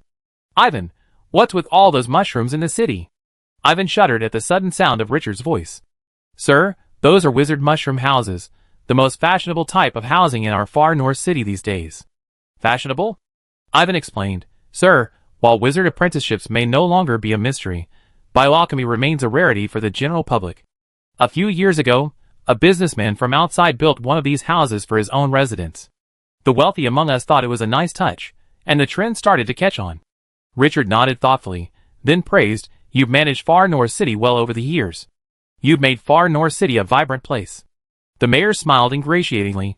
"I've merely been building on your shoulders, Your Excellency, and making minor changes." Richard raised his hand to stop him. "You needn't be so. I only care about your ability. If you lack it, no matter how much you flatter me, it will be useless. This is your contribution, and I highlight you in my report. Please review Far North City's systems and your management experience over the years, and send them to me in a few days." "Yes, Your Excellency." Wandering around Far North City, Richard was dazzled by the various gadgets crafted using witchcraft. After the demystification of wizard apprenticeships, witchcraft itself was also demystified. Skilled apprentices began using their accessible apprentice-level knowledge to create all sorts of things. Compared to regular wizards, whose development of witchcraft was primarily focused on combat due to years of war, the items crafted by these wizard apprentices, in fact, showcased the richness and diversity of witchcraft. Looking at the somewhat silly fortune-bringing mushroom man on the shelf, constantly waving with a few simple runes, Richard felt a surge of joy. He casually pulled out a piece of magic essence and bought it. "Friend, your magic stone is a little different. This is magic essence. One can be exchanged for 1,000 magic stones. I don't have any change, so just keep it." With that, Richard put the fortune-bringing mushroom man in his pocket and disappeared from the shop in a flash. The shop owner stared at the scene in amazement, then took the magic essence in his hand. Feeling the immense magical power within the magic essence, the shop owner suddenly realized who he had just encountered. "It's the Son of God! The Son of God has come to my shop." As Richard retreated, he had no idea that his identity had been recognized, nor that his impulsive behavior had led to the image of the fortune-bringing mushroom man becoming a symbol of the wizards of Far North City. Of course, even if he knew, it wouldn't change anything. He did like that silly money-bringing mushroom man. Chapter 482. After leaving Far North City, Richard visited the Garlon Wizarding Academy to learn about the war situation. The Wizarding World's crystal ball lacked a news function, so if he wanted to know about changes in the Wizarding World, he had to rely on certain channels. The outcome of the war was just as he had predicted. The wizards abandoned the Galaxy World. The year after Richard left the Galaxy World, a new mayfly king descended upon the Galaxy World. The Bronze Spear Grand Wizard fought 1 against 2, buying precious time for the wizards within the war zone to retreat. After the wizards withdrew, he detonated the weapon known as the End of Day. The effect of this weapon nearly wiped out 1/10 of the Galaxy Mayfly army that had entered the world. The price he paid was that the Bronze Spear Grand Wizard was severely injured by the Mayfly King, who harnessed the power of fallen mayflies. It was likely that he would be unable to fight on the front lines for the next few hundred years. Furthermore, according to internal military reports, excluding those wizards with soul boxes, the wizard civilization lost approximately 500,000 wizards in the Galaxy World. This number may not sound like much. After all, according to wizard statistics, the basic unit of Galaxy Mayfly losses is calculated in the hundreds of millions. However, most of these deceased wizards were experienced veterans. Their deaths were a significant blow to the wizard corps. However, despite the bad news, there was also good news. The small floating cities have been optimized and are being built at a rate of 1 per month. If nothing unexpected happens, they will guard the space of the Galaxy World during the upcoming war, providing a stable rear base for the wizards. After inquiring about the war, Richard glanced at the task list of the Garlon Wizard Academy. Since all the third-level wizards had been recruited, the tasks on the list were mostly minor. Richard casually accepted some, intending to earn some contribution points in exchange for something. While he wouldn't have to fight in the civilization war for now, he still had to fight in the planar war. Wizards were currently on the defensive, and they were certain to lose a significant portion of their worlds in the future. If they didn't conquer more worlds while there were still plenty of wizards, they would be left with insufficient resources when they launched a counterattack. Many of the wizards' alchemical materials were unique to a particular world. If that world was conquered, the wizards would be effectively deprived of a single material. Besides mineral resources, magic stone resources were also a major concern. While magic stone could regenerate through the earth's veins, its regeneration time far outstripped the wizard's consumption. A shortage of magic stone would be fatal for those on the front lines. Drawing energy from the air was too time-consuming. Furthermore, the energy on the battlefield was too violent, and taming it would consume a significant amount of mental energy. On the way from Garlon Wizard Academy, Richard found Ellie's contact number. After returning from the front lines, Richard and Ellie met. When he left Anna's place, he stopped by to see Ellie. Ellie's current research direction was to develop her bloodline and maximize her combat power. Over the years, while studying the Great Wizard Garland Scroll, he had made some breakthroughs in bloodline development. Now was a good time for Ellie to practice and collect data. Furthermore, Ellie's bloodline was a fusion of two powerful races, the dragon and the abyss demon. Richard was also curious to see what changes would occur after developing this bloodline. After the call was connected, Ellie's tired voice emanated from the crystal ball. "Hello Richard, what's up?" Richard turned on the video. Ellie was training in the gravity training room, sweating profusely. "Come over to me, I have something nice for you." "Something nice?" Ellie shed her weighted training suit. The seemingly light garment landed on the ground with a dull rumble. "I'm not in great need of research materials right now. I've been developing my bloodline." Richard smiled mysteriously. "I know. Just come over. I guarantee you'll be satisfied with this." Ellie nodded, sweat dripping down her flushed skin. "Okay, I have something I need your help with right now." Half a month later, a streak of light descended from the sky and landed in front of Richard's wizard tower. Ding! Ding! Ding! The crisp doorbell startled Richard from his research. He opened the door. Standing outside was Ellie, whom he had summoned through a communication. Entering the wizard tower, Ellie glanced around. "I've been away for so long, and it's still the same." "Not really," Richard shrugged. "I've never cared much for room decor." "So you do, my love. Your communication took me half a month to get here. I hope your gift is worth the time, otherwise." Ellie walked up to Richard, her stunning features shimmering with allure, her eyes intensely aggressive as she surveyed him. "You're going to have a rough night." Richard frowned at Ellie's attitude. He could clearly sense a significant change in Ellie's personality. "You've been affected by your bloodline, Ellie." Richard restrained Ellie with a cold hand. Under the overwhelming pressure, Ellie's struggle seemed like mere pampering to him. Then, he used his mental power to recklessly probe Ellie's entire body. Ellie's bloodline was mingled with the blood of the abyss demon. God knows what lies within. Thankfully, Ellie's body hadn't undergone any significant changes. This indicated that her bloodline remained stable and hadn't undergone any uncontrollable mutations. After completing his investigation, Richard released Ellie.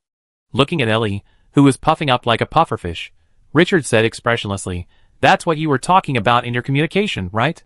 Seeing Richard's seriousness, Ellie had no choice but to swallow her temper. They were all over 1,000 years old. A few tempers were fine for fun. But when it came time to get down to business, reason must reign supreme. "Yes, I can clearly feel the influence of my bloodline. A few years ago, I consulted several masters of bloodline research, but I couldn't accept any of their solutions." "They told you to strip your bloodline?" "Yes. A bunch of useless people." Richard's blunt assessment surprised Ellie. The Richard she remembered wasn't one to criticize other wizards so bluntly. This kind of bloodline effect can be cured with just a little potion. "They actually told you to strip your bloodline. This is simply misleading." "No, this is simply disregarding human life." Richard's voice was unusually angry. The incident with Joro had served as a wake-up call for Richard. In this day and age, his friends and family could be sent to the battlefield at any moment. The impact of stripping a wizard's bloodline on their strength wouldn't be reversed for at least 100 or 200 years. If Ellie had truly listened to those wizards and stripped her bloodline, she would most likely not have returned from the battlefield. "Don't get excited," Ellie explained quickly. "They also brought potions, but the ones they have are very ineffective against my bloodline." "Ineffective? Then try these." Richard said nothing more and quickly entered the laboratory. A moment later, he emerged with 3 different potions. Concocting potions to suppress bloodline is a basic skill for wizards at the Garlon Wizarding Academy. In this age of bloodline magic, wizards pursuing physical evolution typically have in-depth research into bloodline. From left to right, the 3 potions are clear, milky white, and deep black. Ellie first tasted the clear one, but it didn't seem to have any effect. She then tried the milky white one, which seemed to have a decent effect. As for the last black bottle, Ellie's expression changed instantly after tasting it. "This potion's effect is a bit too much," Ellie replied expressionlessly. I don't even have normal emotions anymore. Richard nodded slightly and replied, once your bloodline awakens a little more, this bottle will be just right. That's right. So what did you call me here to show me? I've made some breakthroughs in bloodline development recently. You can try it out and see how it works. Using me as a guinea pig? No, I'm kidding. Looking at Ellie's expressionless face, Richard's eye twitched. He thought, with that expression, who could tell if it was a joke or not? Since developing bloodlines wasn't something that could be accomplished overnight, Ellie settled into Richard's wizard tower, as she had in the past. Richard's life also returned to normal. Shortly after Ellie arrived, Ivan's summary of social structure and his insights into supernatural social management were delivered to Richard's wizard tower.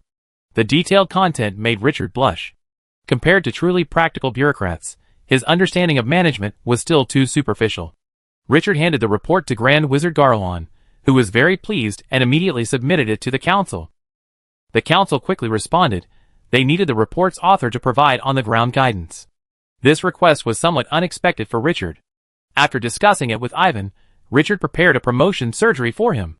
Although ordinary people who don't meet the mental strength requirements cannot be promoted to wizards in this lifetime, this only applies to mental evolution. Physical evolution does not present this problem. Physical evolution also has the advantage of shielding against the darkness of the soul, ensuring Ivan's advancement to wizardhood. Of course, physical evolution also has its drawbacks, the sheer talent and resource requirements.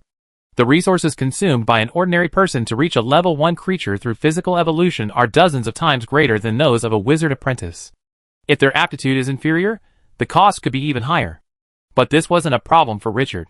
Using a diluted solution of mayfly essence, Richard successfully transformed Ivan into a wizard. Even without mayfly essence, Richard could still transform Ivan into a wizard using life essence.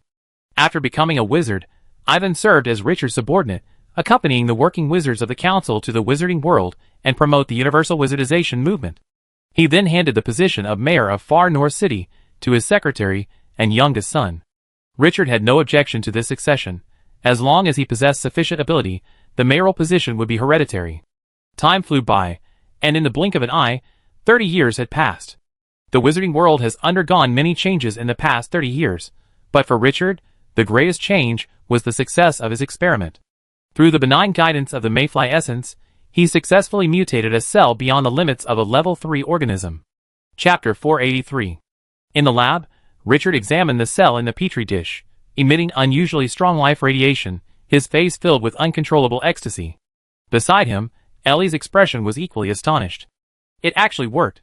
For the past 30 years, besides developing her bloodline, she had often assisted Richard. So she was well aware of Richard's research.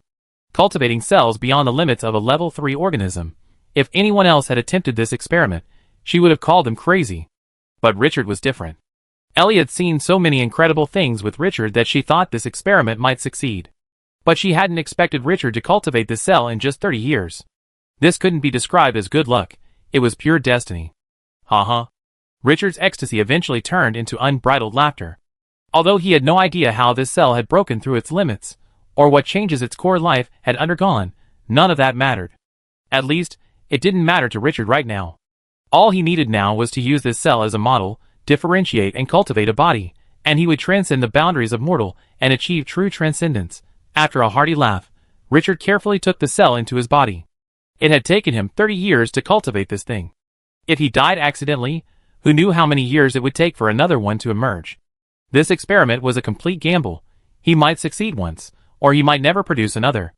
Confirming that the cells were growing healthily within his body, Richard breathed a sigh of relief and turned to look at Ellie beside him. Are you busy today? No. If you're fine, come for a walk with me. Richard's research breakthrough had left him feeling a bit restless. For the next 2 days, at least, he couldn't settle down to focus on other projects. Okay, I've been here all this time, and I haven't even been to Far North City yet. After 30 years without leaving home, Far North City felt unfamiliar to Richard once again. The once popular mushroom houses had become commonplace, and now, in Far North City, old-fashioned wizard towers were becoming popular. Dark, complex Gothic-style towers dotted the streets of Far North City. These towers were enchanted, with simple alchemical gargoyles perched on the eaves. Even a wizard wouldn't find anything wrong with their appearance. On the streets, various enchanted alchemical locomotives replaced the old steam locomotives, speeding through the streets. Above them, Wizard apprentices in flying magic suits leisurely flew by. The hardy, evergreen plants cultivated through bioalchemy have made the once rare greenery of far north city commonplace. Occasionally, new shops even celebrate with evocations instead of fireworks. A few decades ago, this scene would have been mistaken for some white wizard academy. Did those mortals build all this? Ellie stared in shock at the drastically transformed far north city.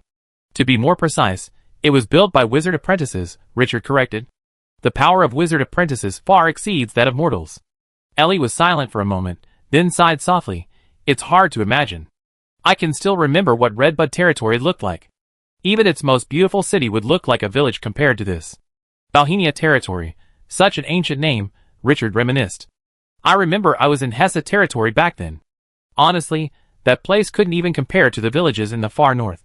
I can't believe so many years have passed in the blink of an eye. Going down for a walk? Ellie asked. Sure. Come to think of it, the last time I went out, I bought a rather silly trinket. I saw that silly mushroom man, right? Haha, just grabbing things. Besides, when it comes to art, wizards aren't necessarily better than mortals. Over the past 30 years, Far North City has flourished. Ivan's youngest son has inherited his talent, and thanks to his connections, everything in Far North City is in perfect order. Wandering around the city, Ellie bought quite a bit of jewelry. I don't know if it's womanly nature or dragonish nature, but Ellie has always had an insatiable appetite for shiny, intricately crafted things. She was practically on a shopping spree, buying things all the way. After wandering around for a while, the two of them arrived in the city center. In a prominent location, a church-like building stood. The building looked solemn and majestic, but there was no religious symbolism on the exterior. This puzzled Richard, who had assumed it was the Church of the Order of Miracles. What is this place?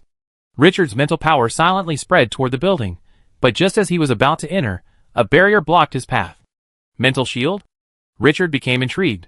What kind of place was this, equipped with a mental shield? The enchantment of this kind of magic circle wasn't cheap. With a little effort, Richard's mental power passed through the barrier and entered the building. But before he could observe anything, a voice rang out from within. Who is spying on the True Society? The next moment, a black-robed wizard flew out of the building, his life force radiating from him, a level 2 wizard. True Society? Richard was unfamiliar with the name, but he knew the wizard. Master Gawain, long time no see. The wizard in the sky heard someone calling him, and immediately glanced over. After taking in Gawain's face, he quickly descended from the sky. Master, you're joking. In front of you, I'm hardly a master. Gawain was an enforcement wizard stationed at the Order of Miracles by the Council of Truth. His daily duty was to check whether the Order of Miracles had attracted any otherworldly influence. But this place was clearly not the Order of Miracles church. How could Gawain be here? Master Gawain, what is this place? It doesn't look like the Church of the Order of Miracles to me. Gawain was taken aback, but then he realized Richard hadn't been out for a while. He quickly explained, Master, this is the True Society, an institution where apprentice wizards publish their papers. Apprentice wizards publish their papers? Richard was a little confused by this answer, but he quickly remembered that this was part of the system he designed back then, a measure to prevent uncontrolled intellectual progress. Oh, I remember now. Richard smiled apologetically. He'd been so absorbed in his research over the years that he missed out on so much. Are there any academic journals? Let me see what these apprentices have come up with over the years. Yes. Gawain pulled 2 lavishly bound magic books from his pocket. On the covers, one was inscribed with runes, the other with alchemy. This was the only subject currently open to all apprentices. Richard took it and flipped through it briefly. Soon, his expression shifted to surprise. Are all these things created by apprentices? Richard couldn't help but ask. Many of these things are about to reach the level of research for a proper wizard. Is pure deduction really that far? Gawain nodded slightly, sighing slightly. Master, every single article here was independently created by mortals. It's hard to imagine that so many wise men exist among these mortals. In the past, wizards considered apprentices the lowest class of people they cared about. Mortals were like dust to wizards. But now, with the universalization of wizardry, mortals have entered the wizard's field of vision. Only then did they discover that so many wise men and ingenious craftsmen existed among mortals. That's incredible. I'm afraid in a few years, they begin researching the wizarding world. By then, the wizarding world will be shaken. Not at all, Master. Gawain shook his head. Master, you haven't been out in years, so I don't think you're aware of the current situation. We're already in full-scale war, with the Galaxy Mayfly civilization. The Galaxy Mayfly world has invaded 5 of our worlds simultaneously, and we're currently short on manpower on the front lines. Over on the White Wizard side, the first ring wizards have already begun mobilizing. Huh? Richard was shocked by the news. Why were the first ring wizards being mobilized so quickly?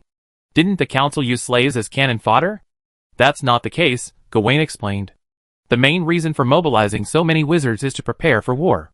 These mobilized wizards can't go directly into battle. They must undergo years of training before they can even be used as soldiers. So, if we don't recruit them in advance, a temporary call-up will only yield a bunch of useless people.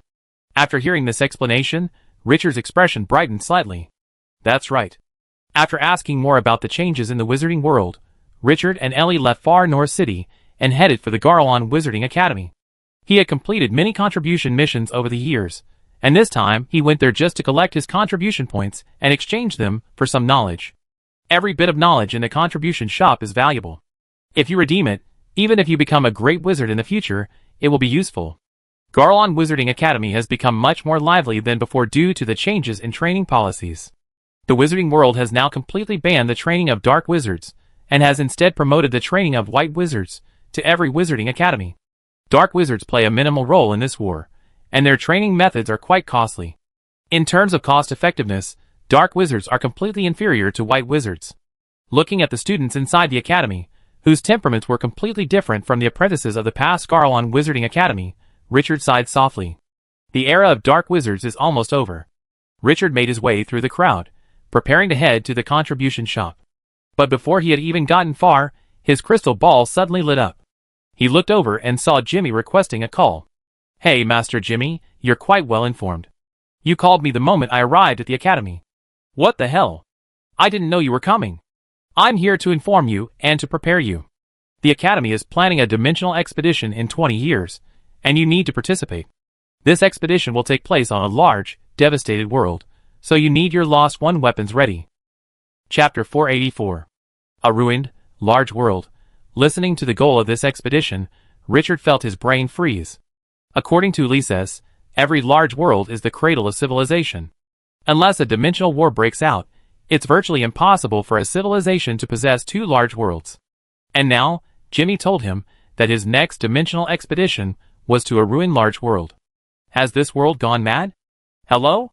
Hello? Do you hear that? This expedition is of no small importance. We must bring the necessary supplies. Richard rubbed his face and replied weakly, I hear you, Master. I give you the land-based floating mothership. Honestly, Master, do you know the true story of this expedition? Why would the higher-ups conquer a large world at this time? A ruined large world, Jimmy corrected. After a moment's silence, he whispered, I heard from the Dean that the world we're exploring is likely the home of the Lost Ones. If nothing unexpected happens, there must be a wealth of Lost One artifacts and research. Hearing this explanation, Richard instantly understood why Grand Wizard Garlon, and the Council of Truth behind him, would choose such a costly dimensional expedition at this moment. For a wizard, a ruined large world might be foregone. But they would never let go of a potentially extant civilization. Wizards are a race characterized by both rationality and madness, restraint and greed. Faced with this situation, no wizard could resist the temptation. However, Richard soon discovered a problem. Since we're heading to the Lost One's homeland this time, wouldn't using their weapons against them risk backfire? Backfire? Impossible, Jimmy said with a confident smile. According to the intelligence gathered by the reconnaissance wizards, the creatures within this world don't possess dragon blood. And according to the Master Control, these creatures aren't even within the new permission system. Hearing the word Master Control, Richard immediately understood where Jimmy's confidence lay. The land-based floating motherships used a new permission system compiled by the Master Control, not originally created by the Forerunners. Therefore, to backfire, the natives must first break through the revised permission system. But the permission system is the most crucial of the Forerunners' numerous systems. If the natives could break through it, they would have long since dominated the galaxy, and there would be no chance for the rise of wizard civilization. It seems the Dean has made some breakthroughs in his research on the Star Fortress, Richard laughed. He can even use the Master Control. Hey, what breakthrough? The Star Fortress is incredibly complex, and we've only just figured out a few tricks. The ability to use the Master Control is all thanks to the Dean's flock of giant dragons released into the other world. Huh? What does the Dean do with dragons? Richard asked, somewhat surprised. What else can he do? Eat them. Roasted whole dragons are the Dean's favorite snack. He likes to have a couple whenever he's free. Snacks. Richard recalled the great wizard Garland's towering stature in the Green Forest world. If that size was considered, the dragons were indeed only fit to be snacks. By the way, since this expedition is to a large world, we have intelligence. I pass it on to you later. Honestly, this world is perfectly suited for wizards like us with evolved physiques. We probably have to lead the charge. With that, Jimmy hung up. A moment later, Richard received a message. You just came back from the front lines, and now you have to fight. Ellie looked at Richard with some concern. I'm afraid this interplanetary expedition will be no easier than the front lines of a civilized war. Richard checked the message Jimmy sent him, and said nonchalantly, I can't escape. If I want to ascend to Grand Wizard, war is inevitable. War tempers one's will, and can transform mottled ore into tough steel.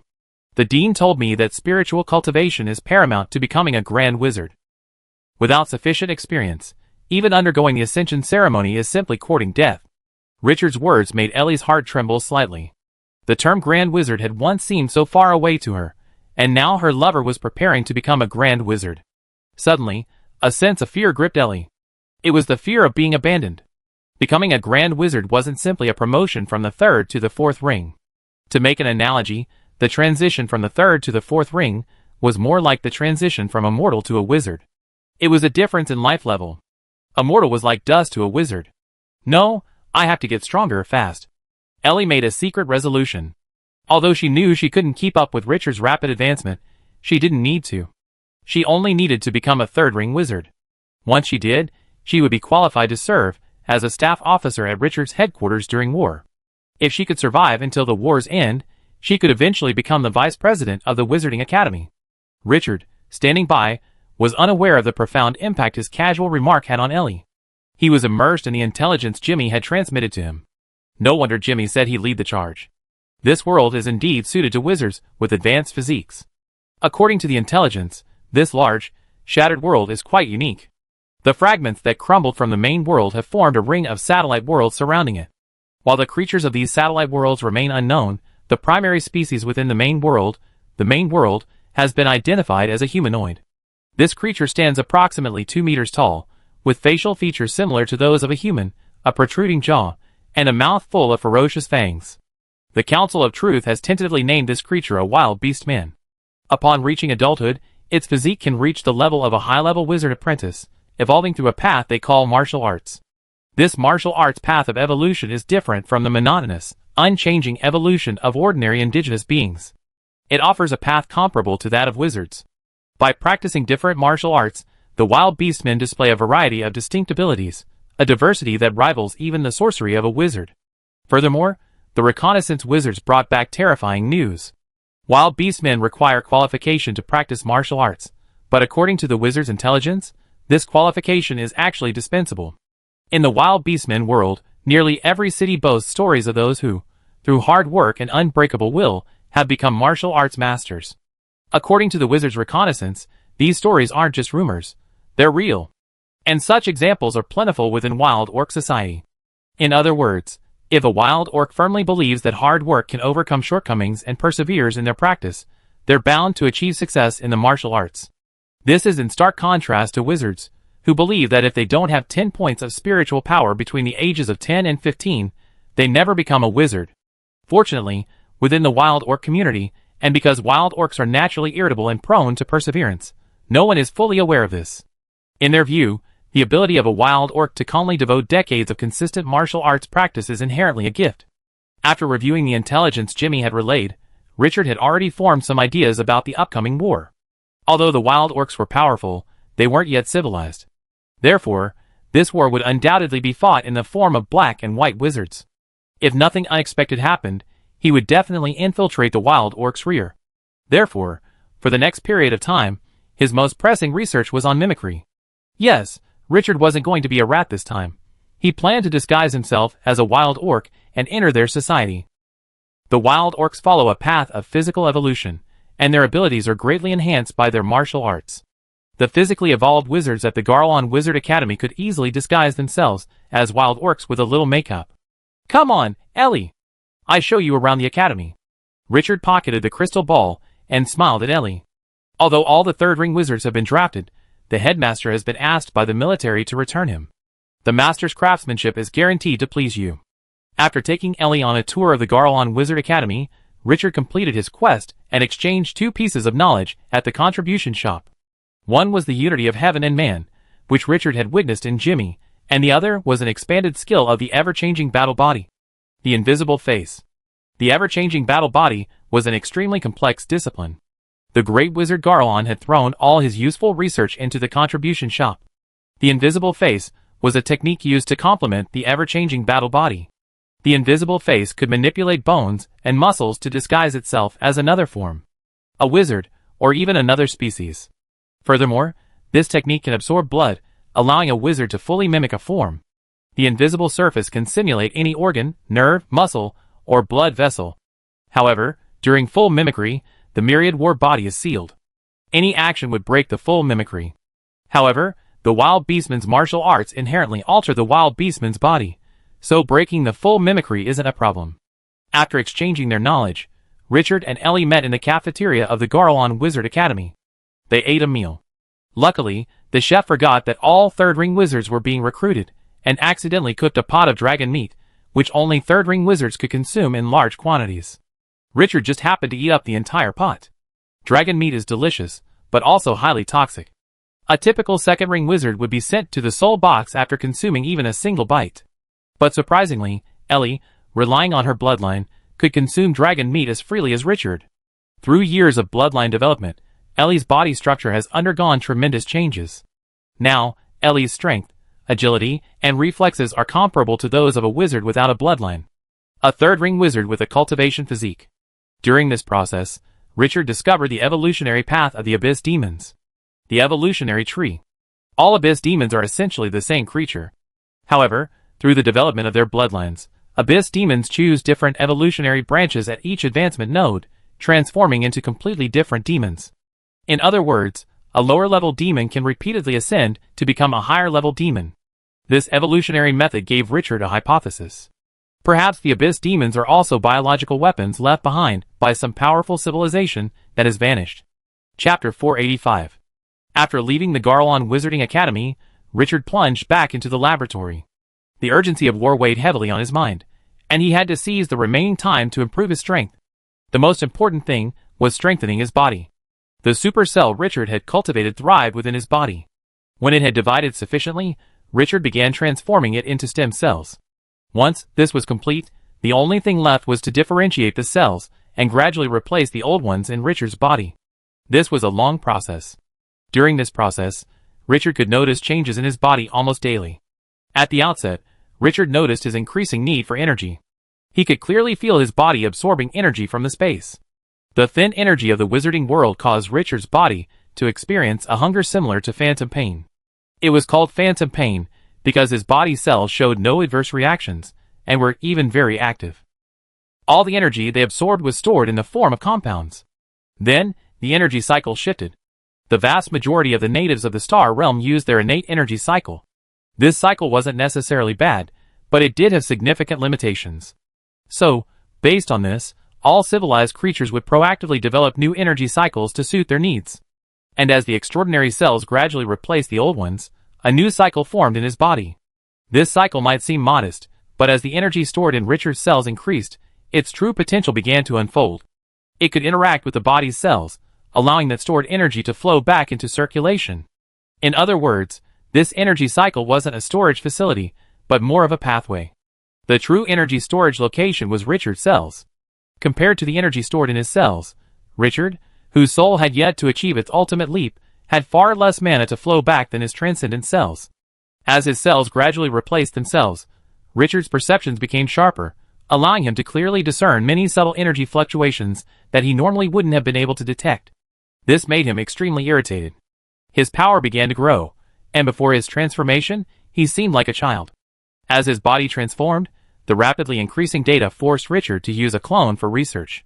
His body, constantly changing, left him no time to adapt. As time passed, Richard began to adapt to the clone's movements and, based on this, learned to multitask. Now, he could operate 4 clones simultaneously to conduct high-precision experiments. But as the war day drew closer, Even Richard, like himself, began to grow restless. If he couldn't complete the construction of his body before the battle, he would be no different from a sitting duck on the battlefield. A dark wizard who couldn't precisely control his power was nothing more than a walking corpse behind enemy lines. 3 years until the war. As usual, Richard was in the laboratory, testing the rune array. Research on the secondary defensive guns of the Astral Fortress had achieved a breakthrough in recent years. Richard partially analyzed the structure of the spell-like model inside the secondary gun. Currently, he was updating his own spell model based on what he had learned from this model. The rune array wasn't aligning smoothly. After a surge of energy, the rune array's carrier exploded, triggering the test bench's protective measures. Looking at the failed experiment again, Richard felt a slight sense of impatience. He knew he didn't have much time. The impending war was steadily straining his sanity. Although he knew it was useless to rush at this moment, he remained irritated. This was directly affecting his experiment. No! This will only waste materials. Richard deactivated the test bench's protective measures, and then cleaned up the waste from the experiment, and even the entire laboratory. Cleansing up was Richard's way of relieving stress. It brought him a moment of peace. And as he was considering how to rearrange the beakers, a feeling of being freed from constraints and reborn suddenly flooded his mind. He stood there, stunned for a moment. Then he rushed out of the lab like the wind and into the room where the body was stored. Inside the room, the culture chamber where Richard had kept the body had ruptured, and a liquid resembling clear water was spilling onto the floor. Richard bent down and felt it. Unmistakably, this was the nutrient solution he had mixed. However, it had already absorbed all the nutrients, turning it into useless water. In the shattered chamber, a 2-meter-tall body emanated life radiation comparable to that of the sun. Under this life-radiating energy, Richard's clone even trembled slightly. It was an instinctive tremor caused by the suppression of life. His clone instinctively believed that the body before it was a higher-level being. But Richard's clone was only a third-level being. Richard couldn't help but curl his lips. After 27 years, his body's transformation was finally complete.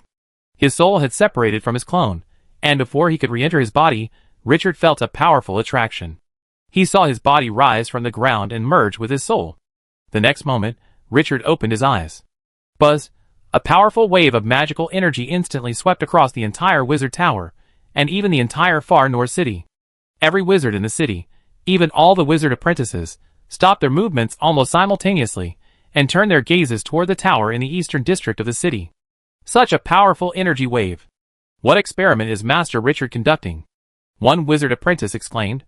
Some experienced wizards, however, expressed concern. Did the experiment fail? Did the protective measures break through? Inside the True Society, Gawain gazed in shock at Richard's wizard tower. As the guardian of the world, his senses were far more acute than those of ordinary wizards.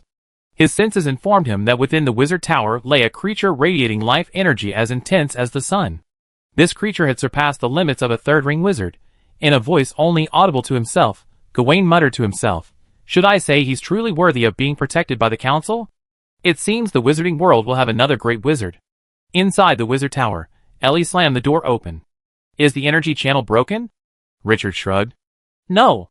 The fluctuation just now was simply me entering the body, and not controlling the power properly." Looking at Richard, Ellie was momentarily lost in thought. Richard, having completed his transformation, now had a body as perfect as a sculpture, as natural as a rough jade. A throbbing pulse of blood surged through every cell of her body. Her blood told her she must acquire the bloodline of the creature before her. Richard adjusted himself to his body, pulled a wizard's robe from his pocket, and donned it. Throughout the process, his life force began to rapidly diminish, until it vanished. Although Richard had not yet officially broken through to the third ring and become a great wizard, the increase in his physical fitness had nonetheless triggered a feedback effect. His mental power began to increase in quantity, not quality. If calculated based on the mental power of a third-level creature, his current mental power had reached 300 and was steadily rising. Of course, this increase in mental power was far less significant than the one brought on by the ultimate leap. Recalling his advancement from apprentice to wizard, the quality of his mental power had increased tenfold. The advancement to Grand Wizard shouldn't be any less significant than that of a wizard. After donning his wizard robes, Richard noticed that Ellie's face was inexplicably flushed, and her posture was a bit awkward. Out of courtesy between wizards, Richard didn't directly probe with his mental power, but instead asked, "Ellie, what's wrong with you? Is there something wrong with your bloodline development?" Ellie didn't answer, but pulled a bottle of jet black potion from her pocket and gulped it down. After a moment, Ellie stood up straight, expressionless.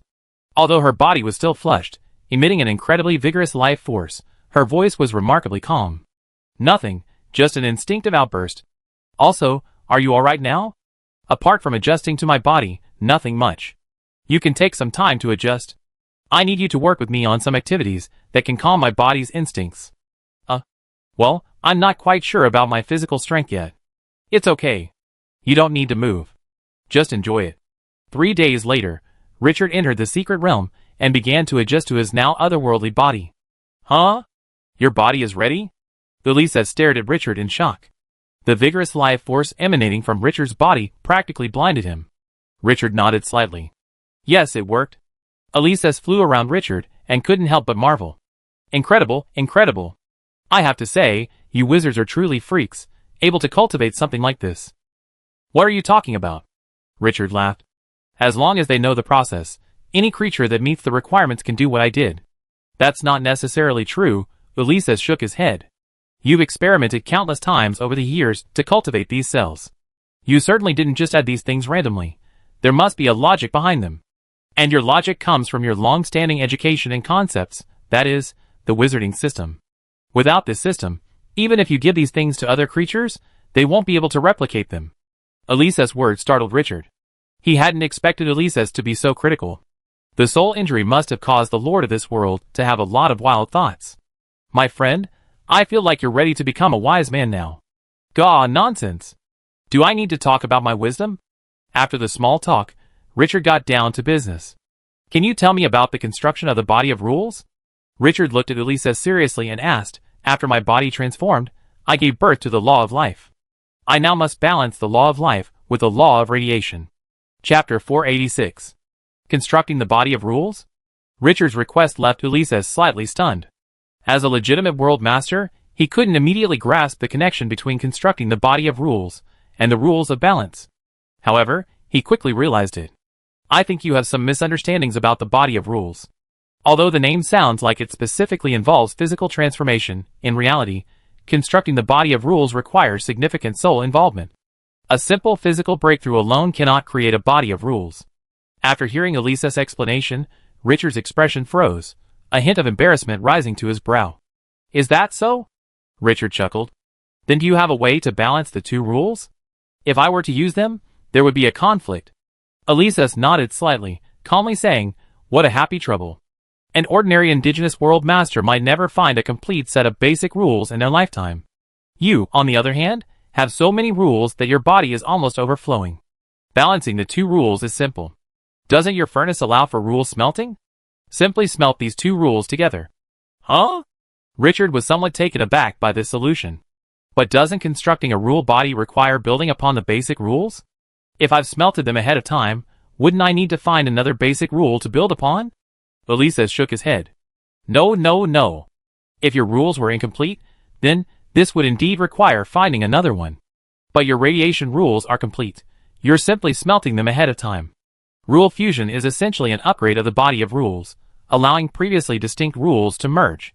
As long as the foundation is intact, it won't hinder your future construction of the body of rules. Seeing Elisa's assurance, Richard didn't ask any further questions. Elisa had already explained everything clearly. Further questions would clearly indicate suspicion that Elisa wasn't telling the truth. But that's easier said than done. Rule fusion requires rules as fuel, Richard said with a slight headache. He had quite a few rules now, but honestly, they were all quite useful. The number of rules that could be discarded was too small to be sufficient as fuel. There's nothing I can do about it, Elisa said helplessly. Even he couldn't do anything about the lack of rules. He couldn't just strip himself of them and give them to Richard as fuel. That would be foolish. After a moment of deep thought, Richard felt a little dejected. A carrier of manifested rules wasn't something he could just encounter. But just as he was feeling dejected, Elisa, as if on a sudden thought, called out to Richard, Richard, do you remember that insect chosen you captured in the first world? After all these years, that giant insect should have been slain by your great wizard. Elisa's words gave Richard a sudden shudder. Yes, how could he have forgotten that insect chosen? If the mother insect god was dead, then his backup plan for the chosen should have been activated. But Richard soon discovered a problem. If the mother insect god revives, the world mushroom can't fail to react. It's certainly possible that the old mushroom wouldn't fail to react, but what if the insect revived while the old mushroom was dormant? Elises was agitated. I heard from old mushroom that every time he evolves, he falls into a period of deep slumber. If that bug had any sense, it would have hidden itself the moment it realized it was inside old mushroom. How could it hide? Richard exclaimed in shock. Of course it could. Old mushroom isn't watching him closely. As long as it doesn't move, no one will know. Richard nodded slightly, and quickly opened a spatial rift. I go ask around. You have the holy tree elves find the bug first. Okay. Out of the secret realm, in the tidy bedroom, Ellie lazily lay on her bed, casually flipping through a magic book. Ellie, has the mother bug god of the hive world been dealt with by the dean? Ellie was startled. Why are you asking this all of a sudden? That bug was killed long ago. It must have been over 400 years, almost 500. Over 400 years? Richard calculated the time in his mind. Over 400 years ago, the world mushroom had indeed performed a secret realm reunion. If the world mushroom truly had been dormant for a period of time at that time, then the mother worm god might have taken the opportunity to resurrect within the body of the chosen one. Okay, I get it. Richard said nothing more, turning and following the rift back into the secret realm, leaving Ellie staring at him in bewilderment. She shook her head, muttering to herself, I don't understand. Back in the secret realm, the holy tree spirit was already manipulating the world mushroom's body, searching for the mother worm god's chosen one buried within. It's confirmed. The worm was killed over 400 years ago, and the world mushroom happened to be undergoing a secret realm reassembly at that time. Richard's words excited Ulysses. Everyone, hurry up and find that bug. Haha, I can finally eat it now. Looking at the somewhat arrogant Ulysses, Richard couldn't help but smile helplessly. A world master obsessed with food all day long, no one would believe it if I told them. The holy tree elves searched the world mushroom's body for a long time. Finally, in a patch of underground roots, they found the insect heart, tightly wrapped in mycelium. After removing the mycelium from the insect heart's body remained the same as before, and even its strength had increased due to the world mushroom's repeated evolution. Now, his physical fitness had reached the limit of a level 2 creature. Richard waved his hand, and the holy tree elves continued to remove the mycelium. As strands of mycelium were withdrawn from the insect heart's body, the previously dormant insect heart suddenly trembled.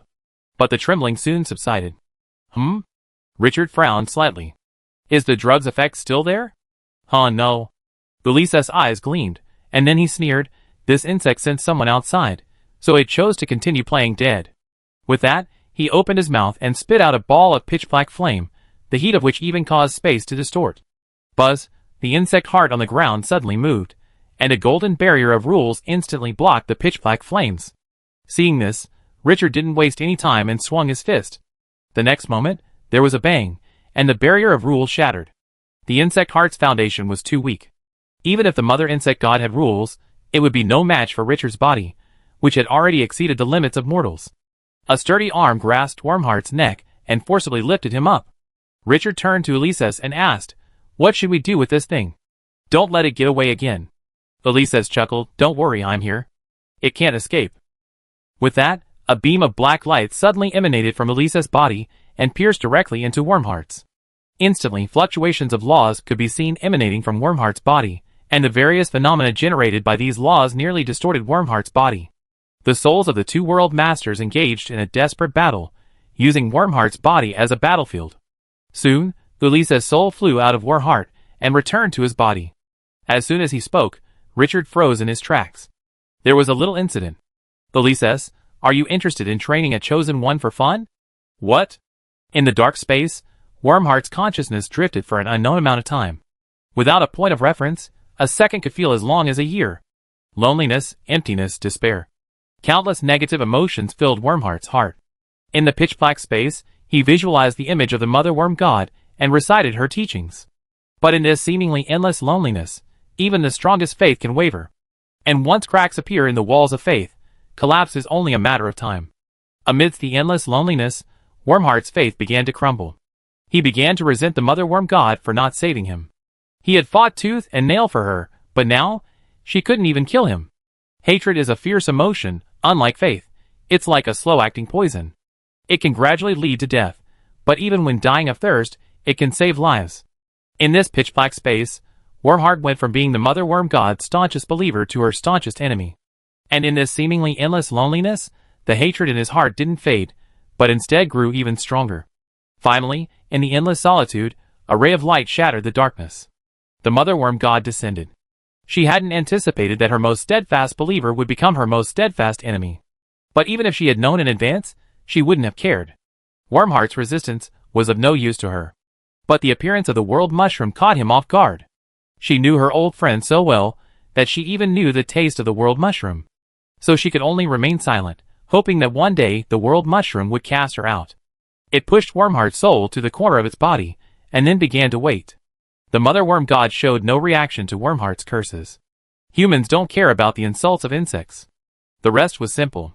Richard lacked rules to fuel his thoughts, and Ulysses remembered the forgotten Wormheart. After confirming the mother worm god's resurrection, Ulysses and the mother worm god used Wormheart's body as a battlefield, a battle between the souls of the lords of the world. As expected, the mother worm god's soul was ripped to pieces by Ulysses. But he hadn't anticipated that Wormheart's soul was still there. As the mother worm god's soul shattered, Wormheart's soul regained control of the body. Driven by hatred, upon noticing the mother worm god's shreds, it immediately devoured the fragments of the soul within itself. This action triggered the mother worm god's hidden trick. Under this trick, the two souls began to merge. The mother worm god possessed a vast memory, but lacked a guiding personality, while Wormheart possessed a personality, but its memories were too shallow. When the two merged, the vast memory instantly overwhelmed Wormheart's sanity, creating a blank soul devoid of personality. This fusion of souls, however, imbued this blank soul with the foundation of a world master. If properly restored in the future, this blank soul could fully return to being the world master. Your point is sound, but what I need now is fuel, Richard said helplessly. While Wormheart's future held promise, what he needed now was combat power. If he couldn't take care of the present, even a bright future would be an illusion. Isn't that simple? Ulysses said, angrily. Why not just remove those redundant rules from him? This worm possesses more than just one rule. Chapter 487. Get it down? Richard was a bit bewildered by Ulysses' suggestion. The worm in heart wasn't dead, so how could he do it? The miracle furnace had no effect on living creatures. Ulysses was stunned at Richard's bewildered look, then said in frustration, well, why am I wasting my time with you? Just leave it to me. You adapt to your body first, and I give you the rules for stripping it after a while. Hearing Ulysses' words, Richard didn't ask any more questions. He confidently handed the task over to Ulysses, and then devoted himself to adapting his body. This body, having transcended the limits of a third-level creature, had incredibly impressive stats. Before transcendence, Richard's magic return could only store 120,000 mana points.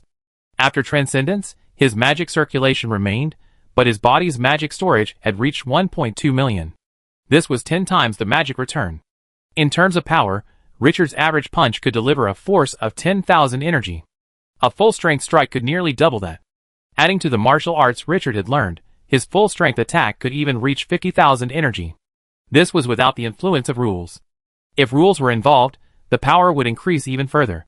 Beyond strength, Richard's agility and reflexes had also seen a qualitative leap.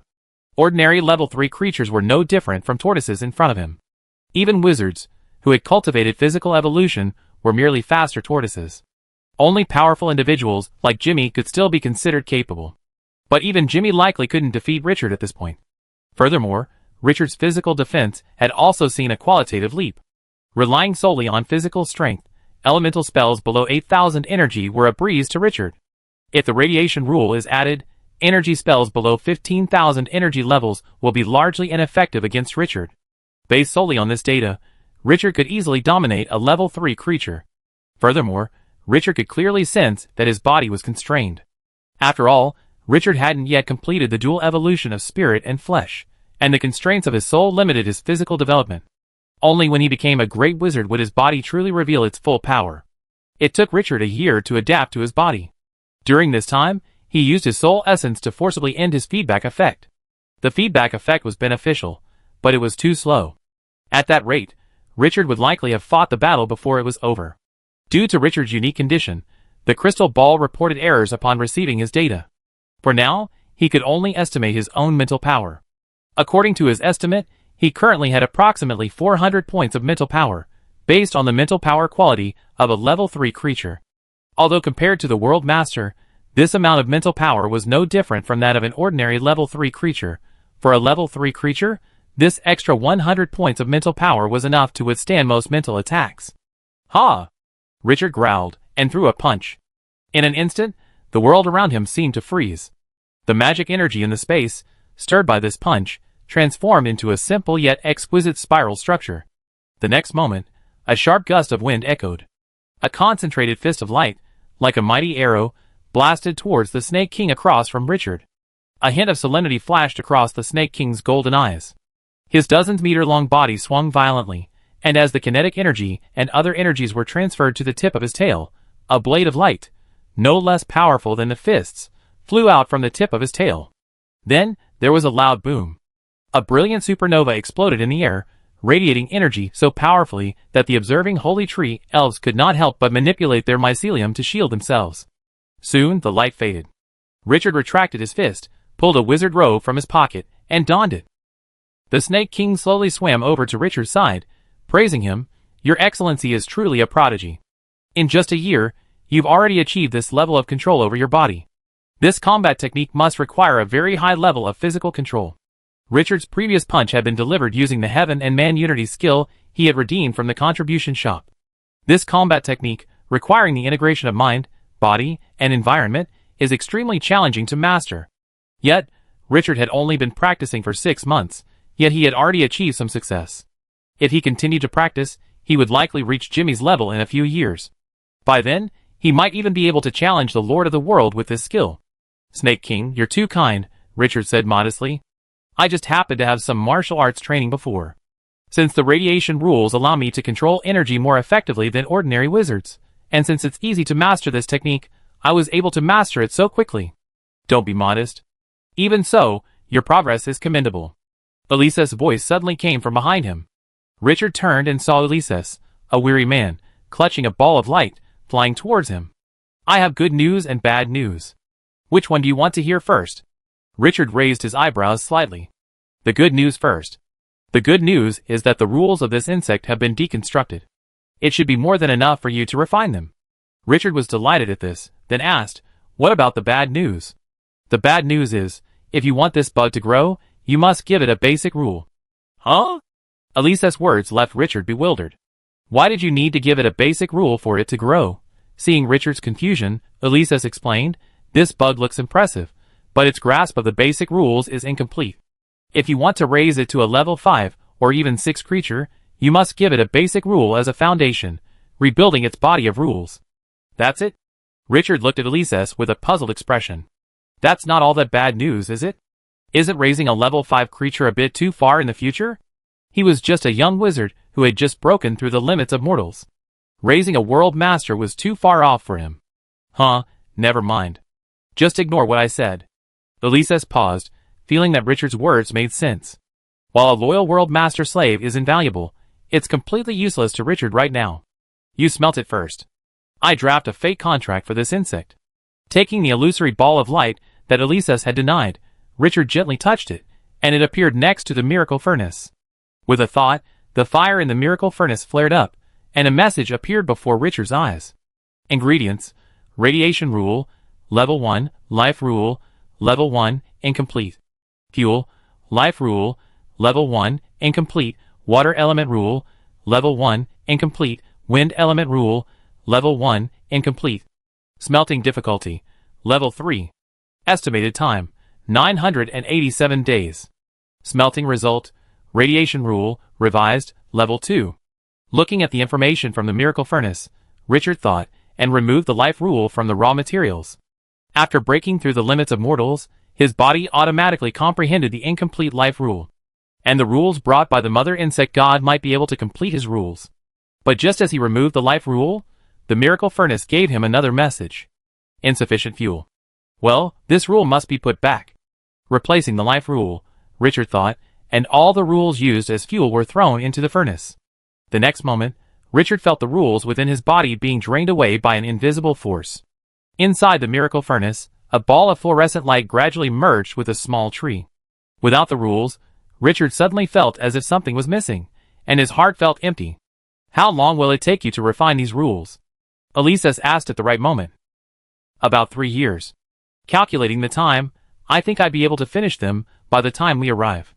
The plane of this expedition is definitely not close to the wizarding world, otherwise the great wizard would have discovered them while traveling through the astral realm. So they definitely spend a year or two on the road.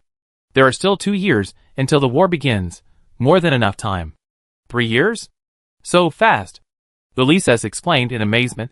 When I refine my rules, even the most compatible ones take at least 5 years. If they're less compatible, it takes at least 10 years. Your furnace only takes 3 years. Fate is truly unfair. If he had this furnace, he would have become a master god by now. Richard smiled. Fate was so unfair, so he was always very humble. If fate could bring him good luck, it would surely bring good luck to others. The rules were settled for now. There were still 2 years before the war began. During these 2 years, Richard planned nothing else but to focus on strengthening his body control and practicing the invisible face. The invisible face technique required precise control of the body. A wizard must control every inch of skin and every muscle, and it also required forcibly deforming bones and twisting organs. Only in this way could he transform from a human into a new creature. The process of practicing this technique was extremely painful. For a human, forcibly twisting his body into another form was like undergoing full-body plastic surgery without anesthesia. Thankfully, while training his adaptive body, Richard had developed extraordinary nerves. This helped him get through the most difficult beginning. As his training deepened, Richard came to realize the folly of using his willpower to resist pain. The sensation of countless sharp needles pricking his body repeatedly forced even the resolute Richard to admit it. This pain was indeed affecting his combat effectiveness. While his will could endure the pain, his body instinctively opposed it. As a last resort, Richard cultivated a gland capable of secreting an anesthetic and implanted it within his body. With the help of the anesthetic gland, Richard's pain was instantly alleviated, and the remaining pain no longer affected his combat ability. However, this transformation made Richard somewhat uneasy. After all, the techniques given by the Grand Wizard didn't mention this technique. Wouldn't it cause any problems if he used it? Chapter 488. 2 years passed in the blink of an eye, and in the blink of an eye, the day of departure arrived. On the second basement floor of the wizard tower, Ellie, wearing a black wizard robe with silver patterns, sat cross-legged on the ground. Before her, an exquisite black incense burner continuously emitted wisps of green smoke. The smoke blended and transformed in the air, finally transforming into a pedestrian wearing a skull mask and carrying a package. Seeing this pattern, Ellie sighed and waved her hand, dispersing the smoke. Sure enough, it's still a traveler. As a curse wizard, Ellie also had some knowledge of divination. There are many types of divination, the most dangerous of which is prophecy. Once a prophecy is activated, the future is fixed. No wizard would use prophecy except under special circumstances. Besides prophecy, the most commonly used divination is fortune-telling. Compared to prophecy, this type of divination is much safer, and will not affect the wizard's future. But it also lacks precise information and accuracy. Divination requires interpreting abstract visions to determine the meaning of the divination. These interpretations are often only broad generalizations of safety, danger, luck, and so on. Moreover, the same image often represents 2 or more different, even diametrically opposed, meanings. The turbulent currents of fate are ever-changing. Even the cursed coronet cannot guarantee the accuracy of its divinations. Ellie put away the incense burner, a heavy heart weighing on her. She had performed 3 divinations for Richard, each time referring to the traveler. The image of the traveler has multiple meanings, representing different implications depending on the divination. Ellie was divining the outcome of Richard's war, and the image of the traveler, when used by the diviner, could be interpreted in 2 ways. One was death, and the other was a journey. Death was easy to explain, but the journey was more puzzling. The journey represented the person being divined would journey to a distant, foreign land. Ellie found the second interpretation odd, but she hoped it was the second one. She refused to believe Richard would die in this war. Knock, knock, knock. There was a knock on the laboratory door. Ellie went to it and opened it. Standing outside was Richard, about to embark on his expedition. It's time to leave. Richard's voice was relaxed, as if to say, I go out for a bit, and be back soon. War was a normal part of wizarding life. After experiencing civilized warfare, Richard had become quite comfortable with it. I've survived a war between civilizations, so why should I fear a war between planes? Oh, wait a minute. Ellie hurried to the test bench and handed Richard something that looked like an iron plate. Here, I'm giving you this. It's an amulet I crafted using cursed magic. While it won't guarantee a safe journey, It's enough to improve your luck. When the second divination showed the traveler, Ellie had a premonition. She felt the third divination wouldn't change anything either. So before the third divination, she used all her life's knowledge to craft this amulet. Richard took the amulet. It had a string attached to it, perfect for tying around the neck. Looking at the amulet, the string was clearly hand-woven. Richard's heart warmed slightly, and he said happily, "Haha, you're quite skilled." Ellie forced a smile and instructed, "Be sure to keep this thing with you at all times." "I'm quite capable." Richard nodded slightly and smiled, "Don't worry, I promise to keep it with me." Today, the Garen Wizarding Academy was unusually quiet. The usually boisterous apprentices were each as well-behaved and quiet as chicks. Because today, even the most obtuse apprentice could sense the aura of impending storm within the academy. It seemed as if something big was about to happen. Atop the mountaintop, the wizards of the Garen Wizarding Academy soared in the air, the dense mass of black-robed wizards almost forming a dark cloud. Moreover, streams of light occasionally flew in from all directions, merging into this vast mass. As the powerful vice president, Jimmy stood at the very top of the dark cloud, perusing the battle reports in the crystal ball with a somewhat bored expression. This is a new crystal ball developed by the Tesla Chamber of Commerce in recent years. It can receive frontline battle reports from the Information Department of the Council of Truth. Most of these reports describe the wizards' victories in battle after battle. It seems as if the wizards will soon enter the counterattack phase. But as a third-ring wizard and military operator, Jimmy's crystal ball also contains a map of the war zone. On this map, Jimmy can clearly see that despite the wizards' continuous victory, the wizards' front line is constantly retreating. Battle reports can be deceiving, but the battle line is not. Alas, no matter how well written the paper is, it can't push the front line forward even a centimeter. Suddenly Jimmy, who was sighing, looked up. As far as he could see, a streak of light was flying towards him. Faced with this light, his body reacted with fear. Who was this wizard? At the same time, a commotion erupted from the vast wizard cloud. These wizards were faculty members of the Garlon Wizard Academy, and the vast majority had graduated from there, so most of them had followed the path of physical evolution. Their bodies were now warring. A predator was approaching. Soon, the streak of light drew closer. Jimmy narrowed his eyes, peering through the surface light to discern the wizard's true appearance. "Richard?" Jimmy rubbed his eyes and looked at the light again. This time, the light was closer, and he could see it more clearly. The wizard within the light was indeed Richard, but he and Richard hadn't seen each other for only a few decades.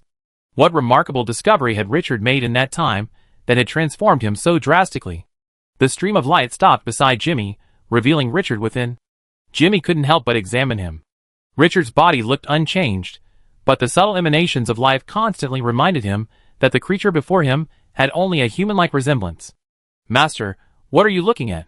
What's on me?" Richard felt uncomfortable under Jimmy's gaze. It wasn't as if he were looking at a wizard, but more like a monster. "Don't you feel anything?" Jimmy asked. "Look around you. What have you done over the years to achieve such a significant improvement?"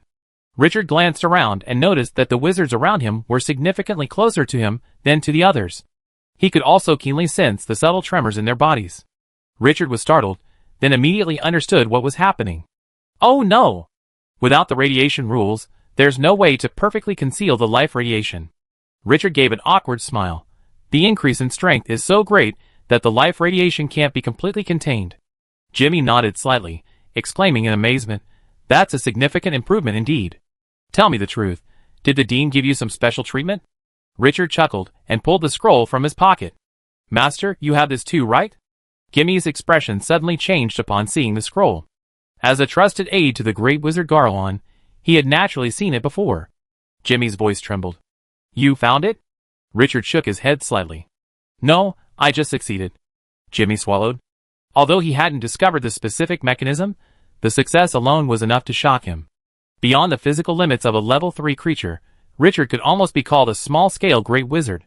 "Come with me, I need to show you to the dean."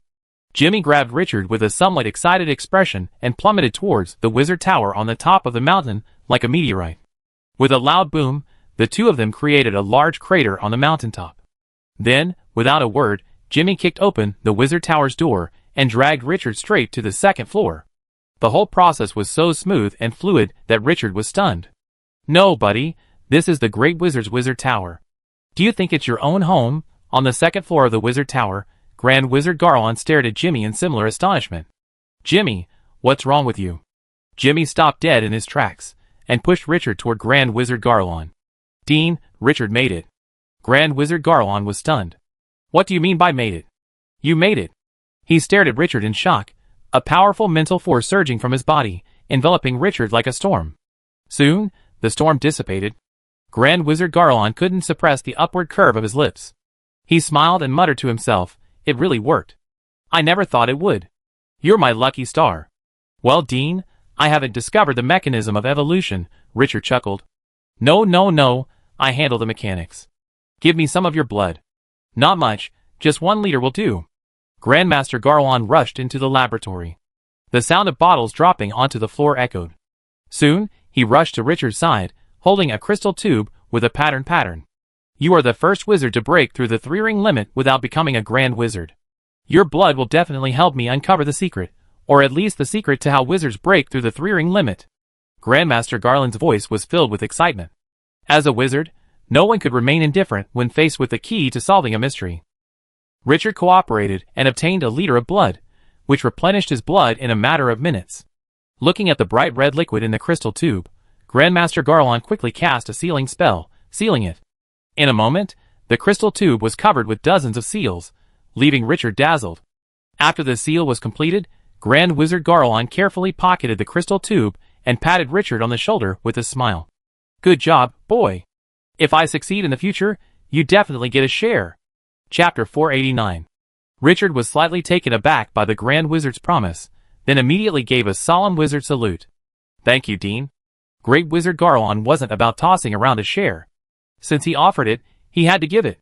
So, being humble was unnecessary. Great Wizard Garlon added, by the way, that guy at the forge has already finished your staff. I give it to you when you arrive at the floating city. After that, he added with a hint of sarcasm, you're lucky. Now that you've transcended to a 3rd-level creature, you have the Hand of Balance staff in hand. You're likely to make a killing in this war. Richard was slightly taken aback, then overjoyed. He hadn't expected his Hand of Balance staff to be finished at this juncture. This was a game-changer for him. Dean, you're too kind. The little I've earned is more than you can even scratch through the cracks of your fingers. Great Wizard Garlon laughed heartily. Haha, compared to me, you certainly earn less. After leaving the Wizard Tower, the two returned to the Wizard community. Meanwhile, a fleet of airships arrived from the horizon. Jimmy explained to Richard, this time, we're going far away. Flying directly from the wizarding world would waste too much time. So, the Council has already transported the floating city to the hub world, and we embark on our expedition from there. Richard was slightly surprised. Why didn't we do the same thing when we went to Green Forest World? Doesn't that also require going through the hub world? Jimmy explained, Green Forest World's location is awkward. It's right at the portal's limit. Soon, the airship approached. The wizards boarded the ships according to their ranks, and afterward, the fleet headed towards the Tower of Truth. Aboard the airship, Richard sat in his room, reviewing the intelligence gathered by the scout wizards and his upcoming mission. Not the same brutal conquest as before? Richard asked, somewhat surprised, as he examined his mission. Ulises, perched on his shoulder, casually replied, normal. Just collecting dogs. According to the mission, Richard's next task included not only assassinations, intelligence gathering, and disruption of public order behind enemy lines, but also the task of supporting puppets. The Council of Truth considered the wild orcs a desirable race, so they planned to foster a puppet faction within them, ultimately turning them into a vassal race of the wizards. This method of conquest was very similar to the puppet state Richard had envisioned, the only difference being that in Richard's vision, the puppet state would have a certain degree of autonomy. The puppet state's administration is entirely under the control of the puppet state itself, with wizards merely acting as behind-the-scenes operators. However, the approach proposed by the Council of Truth requires wizards, and some wild beastmen, acting as the upper echelons of the wild beast community, to directly participate in its management. Both approaches have their advantages, but Richard feels his own approach is preferable.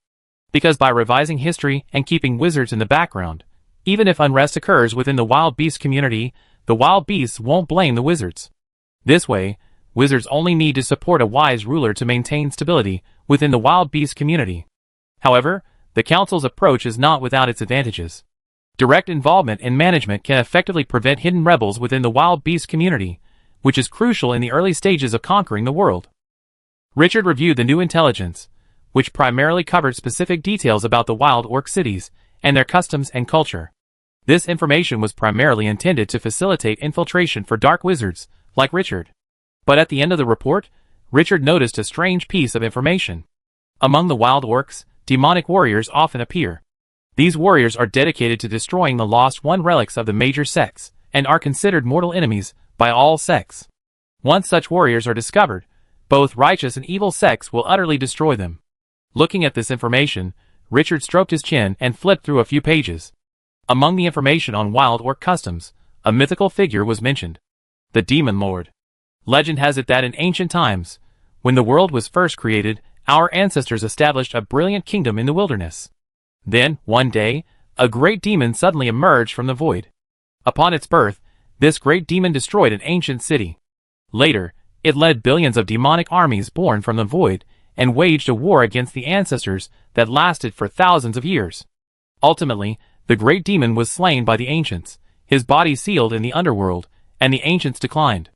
The wild lands ushered in the age of the wild orcs, and this great demon was revered by them as the Demon Lord.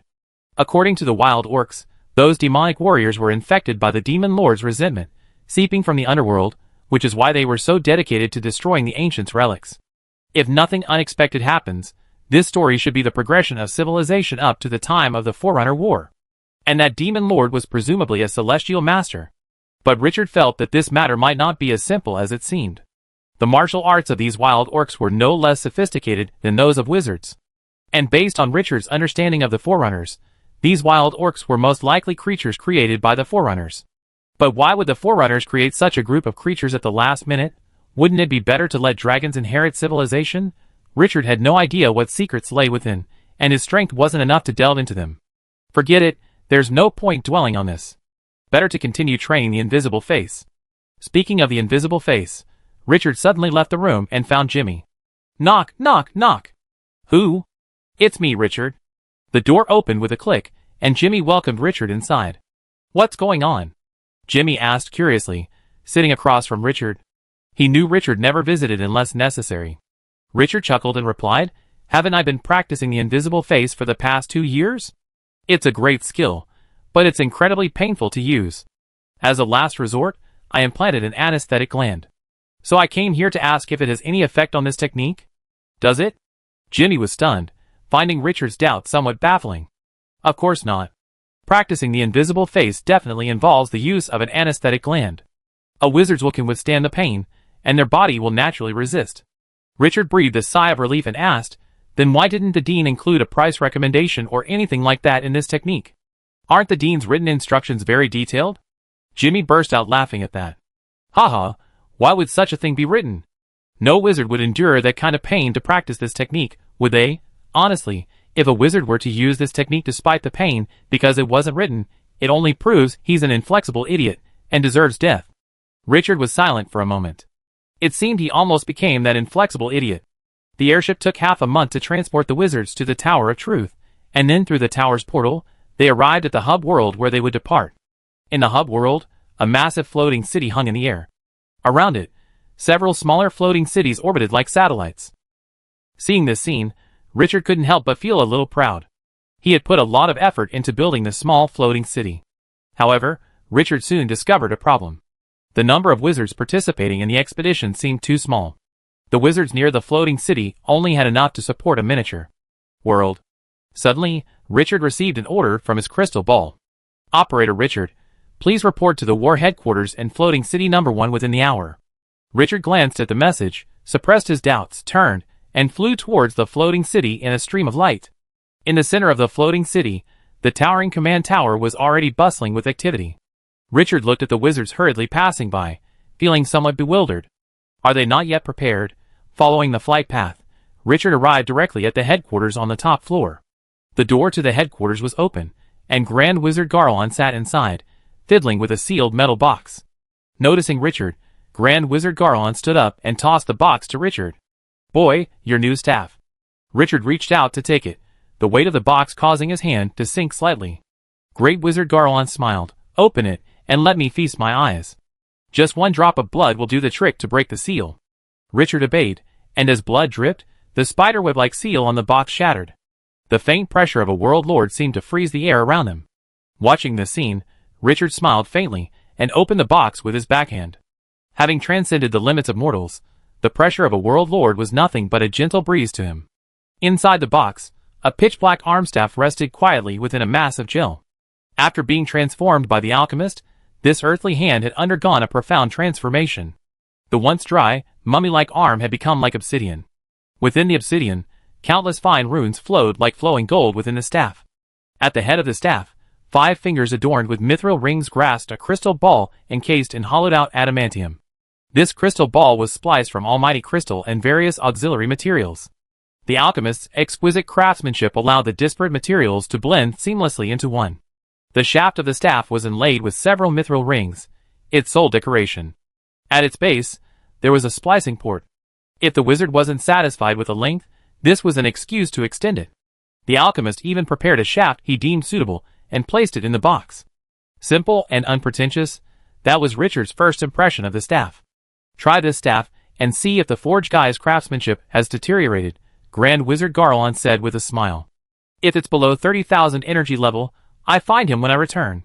Richard injected magic power into the staff, and the next moment, a message predetermined by the alchemist entered his mind. The staff was called the Hand of Balance, and its material rating was Grand Wizard. Amplification effect. Amplifies 4 elemental spells by 30,000 energy levels, and ordinary evocation spells by 10,000 energy levels. Amplifies blunt force damage by 8,000 energy levels. Note, while the staff is made of sufficient material, I still don't recommend using it in close combat. A staff is for spellcasting. Physical attacks are best handled with your fists. Looking at the remaining information within the staff, Richard said cheerfully, Dean, your guess is spot on. 30,000 energy levels, no more, no less. Chapter 490. That old stingy fellow is still so stingy. Grand Wizard Garlon scoffed, then pulled a scroll from his pocket and handed it to Richard. This is the complete blueprint for a small floating city, as well as the Academy's research on astral fortresses.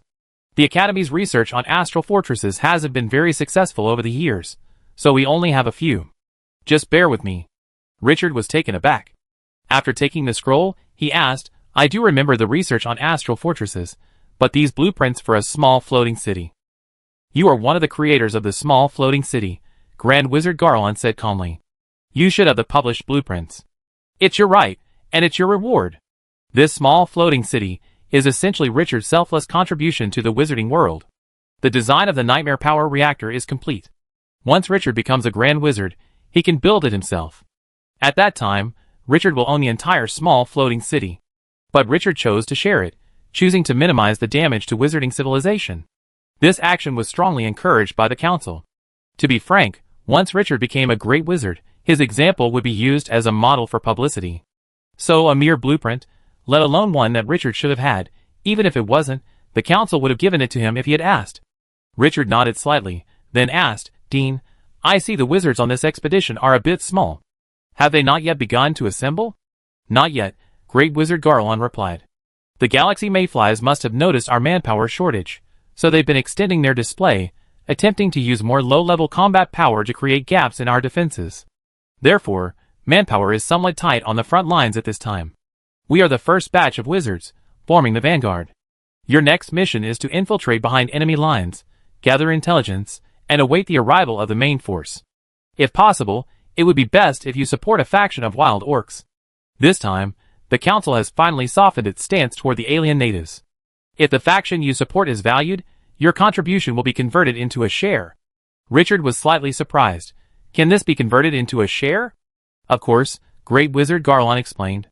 As long as you contribute to the wizarding community, you will be blessed by the wizarding rules. Conquering a world is a contribution. Supporting a puppet state is also a contribution. It's just that the latter is much less than the former. Richard suddenly understood. No wonder so many great wizards, even without lacking resources, risk losses, or even death in plane expeditions. Plane expeditions themselves are a way to increase strength. Okay, I've told you everything I need to tell you. The rest is up to you. Grand Wizard Garlon returned to the command room, and, with a wave of his hand, the door slowly closed. Grand Wizards also need to make numerous preparations before going to war, the most important of which is self-sealing.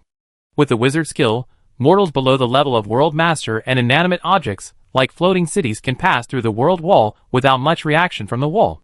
But if a Grand Wizard attempted to make a grand entrance through the world wall, it would undoubtedly provoke a violent reaction. At that point, not only would he be unable to enter the world's stressful reaction would be enough to cause the Grand Wizard considerable distress. Therefore, before entering the world, the Grand Wizard must seal himself. This was a complex and lengthy process. Furthermore, the more powerful the wizard, the longer it would take to self-seal. A great wizard like Grand Wizard Garlowan, who was only a step away from the truth, couldn't achieve perfect self-sealing without decades.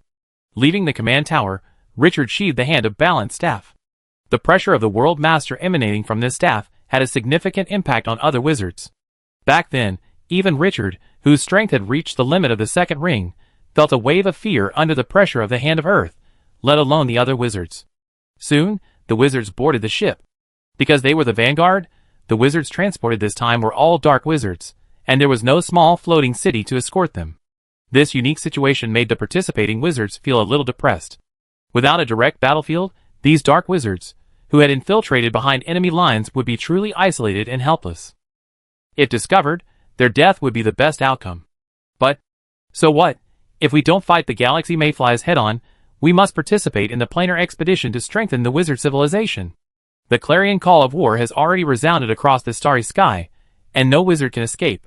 Under the wizards of the Tower of Truth, the vast floating city passed through a vast magic circle and entered the astral realm. Richard gazed at the starry sky outside and sighed softly. With a thought, a message appeared before him. Remaining smelting time, 251 days. Let's continue from last time. Last time, we talked about the Ancestors' battle with the Demon Lord in the Chaos. The Ancestors, wielding the Crystal Divine Weapon, fought the Demon Lord for 3,000 years. In the end, the Ancestors triumphed, and the Demon Lord was defeated. The Demon Lord's soul was shattered, and his remaining immortal body was buried in the underworld by the Ancestor Lord. The Ancestor Lord, in turn, was wounded by the Demon Lord and passed away soon after, returning to heaven.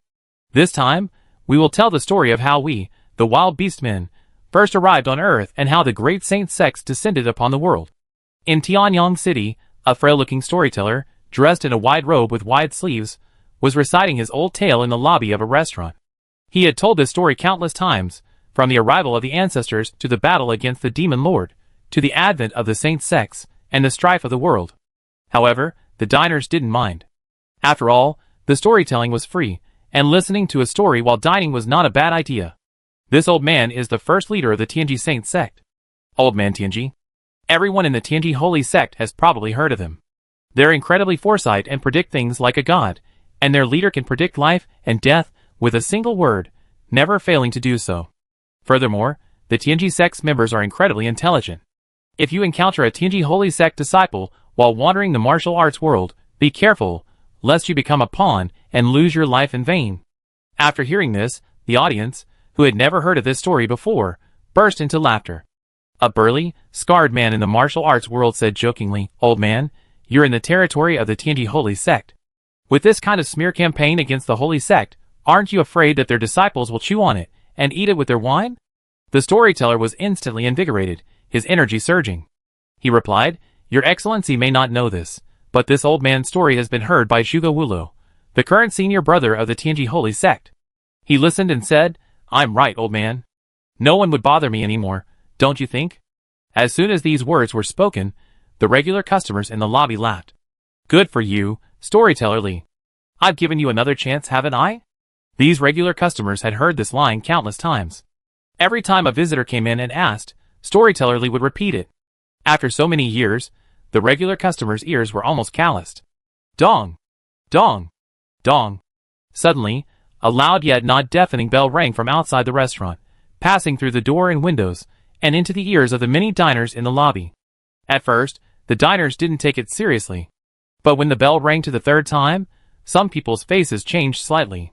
By the fifth time, some people in the room couldn't sit still anymore and began to panic. Run outside.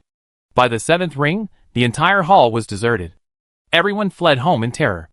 This bell was the Tianji Holy Sect's sect alarm bell, and 7 consecutive rings meant the sect was in danger of collapse. Upstairs in the restaurant, the prominent figures in the private rooms had serious expressions. Could it be that a holy sect has joined forces to declare war on the Tianji Holy Sect? Otherwise, what could have caused the TNG Holy Sect to ring the bell 7 times in a row? TNG Holy Sect, Main Peak TNG Hall? These are the Sect Master's last words.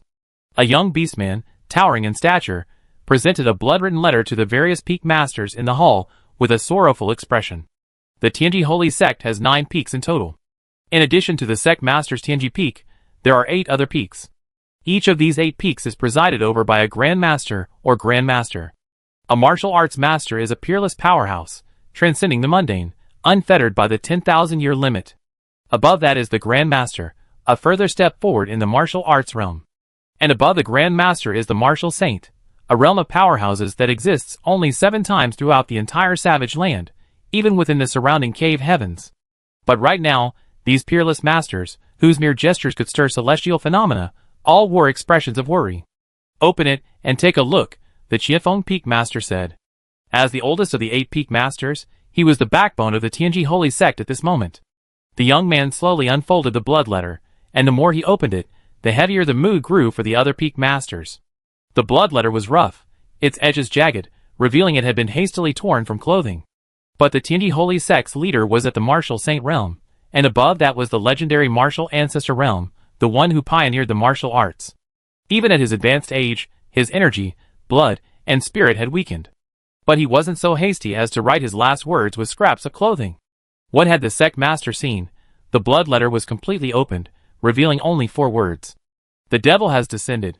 Outside this world, beyond the vast, untamed world, a floating city tens of kilometers in diameter hovered like a sesame seed in the astral plane.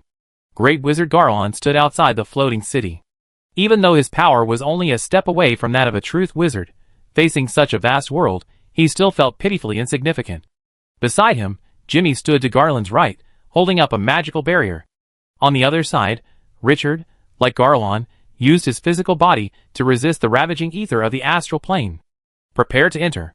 Great Wizard Garlon casually opened a rift in space, and pulled out a staff resembling a lush green sapling. Be careful. For the next few decades, you will be isolated and helpless. Chapter 491. Since they weren't accompanying the main force this time, the Dark Wizard's method of entering the world was somewhat unusual. Great Wizard Garlon slightly unfolded his true form, and waved his World Tree staff, summoning a massive magic circle. The wizards boarded specially constructed transit pods, crossing the world wall in batches and locations.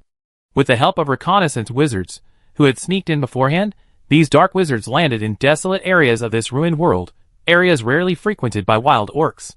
Richard sat in the transit pod, his expression calm.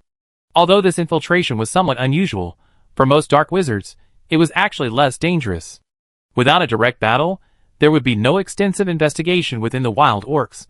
Even if they exhibited any abnormalities during normal times, it would not attract attention. The price of the safety, however, was that if discovered, death was a possibility. The transit pod slowly sank into the magic circle, and an extremely strong sense of oppression instantly enveloped each wizard. But soon, this oppressive feeling faded. In its place was an environment of abundant energy. They had already entered this world. In the sky, a streak of light descended rapidly towards the ground. Activate the pod for a slow descent. Yes, sir. Under the control of the subordinate, the shuttle-like pod suddenly swelled like a capsule. The descent also slowed. 10 minutes later, the pod landed. The hatch opened, and dry air brimming with energy was introduced. The sensation of being practically immersed in a magical stone made Richard feel as if he had entered a secret realm. Wow, this is the great world. Exiting the pod, Richard's eyes were greeted by a barren desert. Then, a surge of intense energy radiation made Richard's eyes narrow slightly. He reached down and grabbed a handful of sand, discovering that it was all radiating intensely. It was as if some force in the ancient past had forever altered its properties. This is truly the home of the Forerunners. The traces of battle haven't faded even after all these years.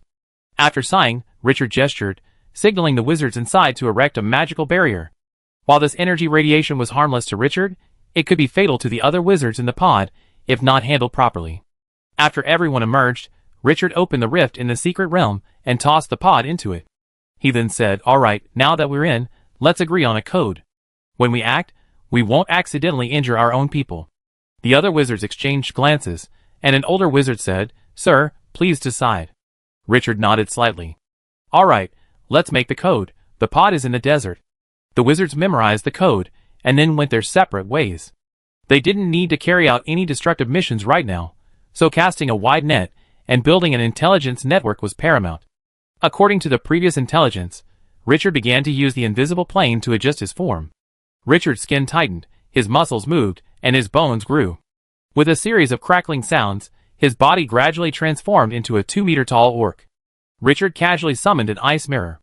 After confirming his appearance was alright, he changed into the rough clothing of a wild orc and headed out of the desert. The desert was vast, and their landing point was right in the heart of it. So, after 3 days of walking, Richard saw nothing but sand. No, some clever kid chose this spot. Richard gazed at the 2 large suns in the sky and couldn't help but grumble. Any wizard who landed here would have suffered non-combat casualties, if they were even slightly weaker. But then he thought again. It seemed that the other pods had 1 ring, while his were all 2, and they all looked quite old. Presumably, Command was aware of the situation here, and had specially dispatched personnel. Suddenly, Richard's eyes narrowed. Within his sight, a group that looked like a merchant caravan was engaged in combat. His face lit up slightly, and he said happily, "Hey, not bad. That saves me the trouble of releasing the synthetic beast. The wild beastman's social management is very crude. Wild beastmen villages are scattered across the vast land. Only locals can find these villages, and only those within the village know their populations. So, infiltrating the wild beastmen is not a problem at all. The problem, however, is how he can infiltrate the major wild beastmen cities. These major cities generally manage ordinary wild beastmen by beating them out. The more polite ones will notify them first, then beat them out. To enter these major cities, wild beastmen must have an identity. This identity can be a disciple of a sect or a citizen of a major city. Of course, the most convenient identity is that of a merchant. These traveling merchants, roaming between large cities and villages, offer one of the best identities for a dark wizard. Because other identities have limitations, merchants do not. In this world without white-clad crossings, merchants can go virtually anywhere without being conspicuous. Therefore, blending into a merchant group as a wildling is undoubtedly the best infiltration option for a wizard. Furthermore, the wild orcs themselves do this, and merchants don't mind taking on a skilled tradesman. Traveling in the wilderness, force is the ultimate guarantee. No merchant group would consider itself overrepresented in its ranks. Striding towards the merchant group, Richard soon arrived near the battlefield. This caravan had encountered a group of wild bandits. Judging by the wild beasts they rode, what wizards call demon beasts, this bandit was likely a black glove from a nearby village. No ordinary wild bandit would have such uniformly matched mounts. Richard roughly estimated his strength. Since his physical form had already reached the 4th level, he had placed multiple seals on himself during the journey. This resulted in him being able to utilize only 1% of his original strength. Although he could now break these seals, an overly powerful wild beast man was obviously less likely to be accepted than one with some strength. If an overly powerful wild beast man requested to join the caravan owner wouldn't refuse, but would certainly be extremely wary. The caravan faced 72 enemies. Aside from 2 second-level creatures, the rest were all first-level creatures. Furthermore, the mounts of these bandits were also first-level creatures. Those large, sandy-skinned lizards were thick and tough, their fangs gleaming in the sunlight, a chilling glint. At this point, the caravan had more men, but the extra men were far outnumbered by the wild beasts. These wild beasts had held back a considerable number of the caravan's guards. Richard muttered to himself, "So, if we kill those wild beasts, the caravan's crisis will be resolved. And the required strength isn't that great either." Gauging the situation, Richard didn't hesitate and rushed directly towards the caravan. On the battlefield, the caravan's guards were engaged in a fierce battle with the wild bandits. These guards, all skilled in martial arts and coordinated in formation, should have been suppressing the bandits. But these bandits were clearly veterans. From the moment the battle began, they used surprise and mobility to cut off and surround the guards. Although a formation is powerful, if it's incomplete, it can be harmful. "Sir, this cargo must be abandoned." On the battlefield, an old warrior, his hair and beard white, his body as sturdy as a black bear, was engaged in combat with the bandit leader. The old warrior was massive, his every move imbued with immense force. Leveraging a pair of armor, he forged a steady exchange of blows with the bandit leader, a young and powerful man wielding a broadsword. Behind him, a richly dressed wild beast man hesitated. If he lost the cargo on this trip, it would take him at least 100 years to recover. But seeing his guards gradually losing ground, He gritted his teeth and ordered a breakout. Money lost can be earned again, but people lost are gone for good. He was familiar with the bandits. As long as he had the goods, they wouldn't pursue him. But just as he was about to speak, he suddenly spotted a burly young orc running out of the desert. This orc had a heroic face, and his large, regular teeth were snow white. He was clearly no ordinary savage. The Chamber of Commerce owner was delighted, thinking, could he have encountered a wandering disciple from some sect? But a closer look instantly dispelled his joy. This young man wasn't strong enough to resolve their crisis. Huh? The Chamber of Commerce owner's eyes suddenly widened. Under his incredulous gaze, Richard charged into the wild beasts besieging the caravan guards, with the same ease, as he cut through melons and vegetables. Then, with the same speed, he killed most of the beasts surrounding the caravan. Those thick-skinned beasts seemed like paper before his fists. A touch would injure, a direct hit would kill. In a matter of moments, the guards trapped by the wild beasts began to attack the bandits. This sudden change startled the bandit leader. Without further ado, he roared at the old orc before him. The violent roar made the old orc's vision go dark, and he froze for a moment. Seizing this opportunity, the bandit leader immediately withdrew from the battle. After quickly dispatching the guards blocking a crucial position, he shouted something in jargon at the bandits. The wind is strong, run. At their leader's command, the bandits immediately began to retreat. The caravan guards tried to pursue them, but the old orc immediately stopped them. Let them go. They're the local tyrants here. Chasing them won't lead to any trouble. After shouting at the caravan guards, the old orc briefly exchanged words with the caravan's owner. Then, he grabbed a bag from the caravan's carriage and presented it to Richard. Thank you for your help, young man. This is a small token of our gratitude. I hope you will accept it. The old orc had witnessed Richard's skill. Richard's steady, rock-like fighting style even frightened him. This fighting style was incredibly robust, and every detail was handled with impeccable care. This was definitely not something a barbarian could achieve. So, regardless of who this person's master was, a gift of some kind was a sure thing. No need for gifts, Richard said righteously. My master taught me that when out and about, I should be kind to others and not accept money for good deeds. The old orc, upon hearing this, thought to himself that he was indeed out for training. Then, a thought struck him, and he asked, Where are you heading next, young man? This young man was quite capable, and the caravan's guards had suffered heavy losses in this battle. If they could bring this young man along, their safety would definitely be greatly improved. Richard's heart was instantly filled with joy upon hearing this. Is this old orc cooperating with him? So clever. My master only sent me out for training, not specifying where I should go, but I want to visit the nearest large city. Then why don't you join us, young man? The old orc said with a smile. We're also heading to a large city. Young man, you've just graduated, so I'm sure you're unfamiliar with the various things in this wild land. We merchants have traveled extensively, so we know a bit of everything. If you want to know anything, you don't have to bother asking. Chapter 492. It must be said that the old orc's words were exactly what Richard was looking for. Naturally, Richard agreed without hesitation. That's fine. I see your caravan is lacking in security. With me here, you be safer. The old orc was instantly delighted upon hearing this. He liked such kind-hearted young men. What's your name, young man? My name is Gu Lai. The old orc nodded slightly and introduced himself. I'm Lu Dali, and my master's name is Lu Shang. Since you're willing to travel with us, please accept this money as a reward for the journey. Richard, feeling embarrassed, accepted the money with a feigned embarrassment. In that case, I will be your escort for the journey. Richard's reaction pleased the mad orc named Lu Dali immensely. It perfectly matched his impression of those newly arrived disciples of the sect. He bowed to Richard and said, Young Master Gu, please take care of us on this journey. After dealing with Richard's affairs, the old orc returned to the caravan master. After a brief discussion, the two decided not to stop and to leave the area as quickly as possible. At this point, no one knew whether the bandits would return. The lightly wounded will leave on their own, and the seriously wounded will join the caravan. We will provide them with food and wine as they journey. Their bodies will be buried in peace. The old orc's orders were very rational. His years of traveling far and wide had hardened his heart to the point of being hardened when necessary. Those who were still alive would be a burden to the caravan. It would be better to give them a good meal and let them die of hunger. The caravan's guards had no reaction to this order. From the moment they applied to serve as caravan guards, they had already prepared themselves for death in a foreign land. No ashes? Richard asked deliberately. The old orc sighed and replied, Criming a body takes time, and I don't know the art of fire, so I can only bury it on the spot. For the caravan's guards, digging a large grave and burying their companions wouldn't take much time. In comparison, cremation would be far too time-consuming. Richard, upon hearing this, showed a hint of sympathy, then sighed as well.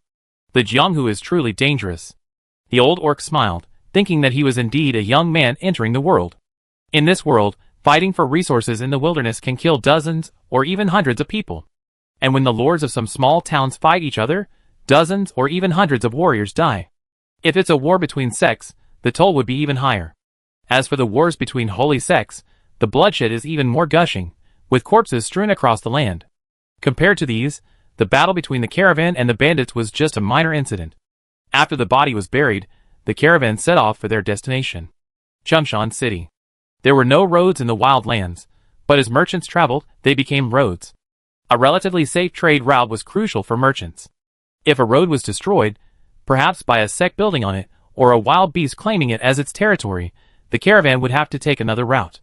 However, the wild bandits were clearly not a danger enough to warrant a detour. On the way, Richard, like a curious child, interrogated the old beast man. These questions were half-truths, partly to fit his current persona, and partly to test the old beastman's honesty. The test results satisfied Richard. The old orc hadn't lied. After some questioning, Richard gained a detailed understanding of wild orc society. Wild orc gatherings are divided into two types, cities and villages. A city requires a sufficient population, thick walls, and a strong leader of sufficient stature. Villages, on the other hand, have no specific requirements. A few people and a few thatched huts constitute a village. Hundreds of thousands of people, with an army of warriors, also constitute a village, as long as there are no walls. In this land, which the wild orcs call a wilderness, cities are the place all wild orcs yearn for. For only within cities can sects exist. Sects are wild orc wizard academies. But unlike in the wizarding world, wild orc sects are divided into 4 tiers. The lowest tier is the sect, and the quality of each sect varies greatly. Some sects are led by only one martial artist, a level 2 creature. Other sects are led by several martial arts masters, level 3 creatures. These sects are the most numerous martial arts training institutions in the entire Savage Land, so much so that the wild beastmen have simply replaced these training institutions with sects. Above the sects are the clans, each of which requires at least one martial arts grandmaster, a level 4 creature. Some large clans even have multiple level 5 creatures in charge. And above the clans, at the pinnacle of the Savage Land's power pyramid, are the holy sects. A holy sect has 3 righteous, 2 evil, and 1 heavenly secret. Each holy sect is led by at least one martial saint, a level 6 creature. The wild beastman's social pyramid is structured such that the holy sects profit from the large clans, which in turn profit from the small clans. The small clans profit from the major cities, and within each city, there are often multiple clans operating under the same roof. These clans are the local tyrants, responsible for extracting profits from the lowest level wild beastmen. The area Richard was currently in was the territory of the holy sect known as Great Sun. Beyond these 3 ranks, there was another type of sect, the martial arts school. A martial arts school only needed a single martial artist as its director to become a martial arts school.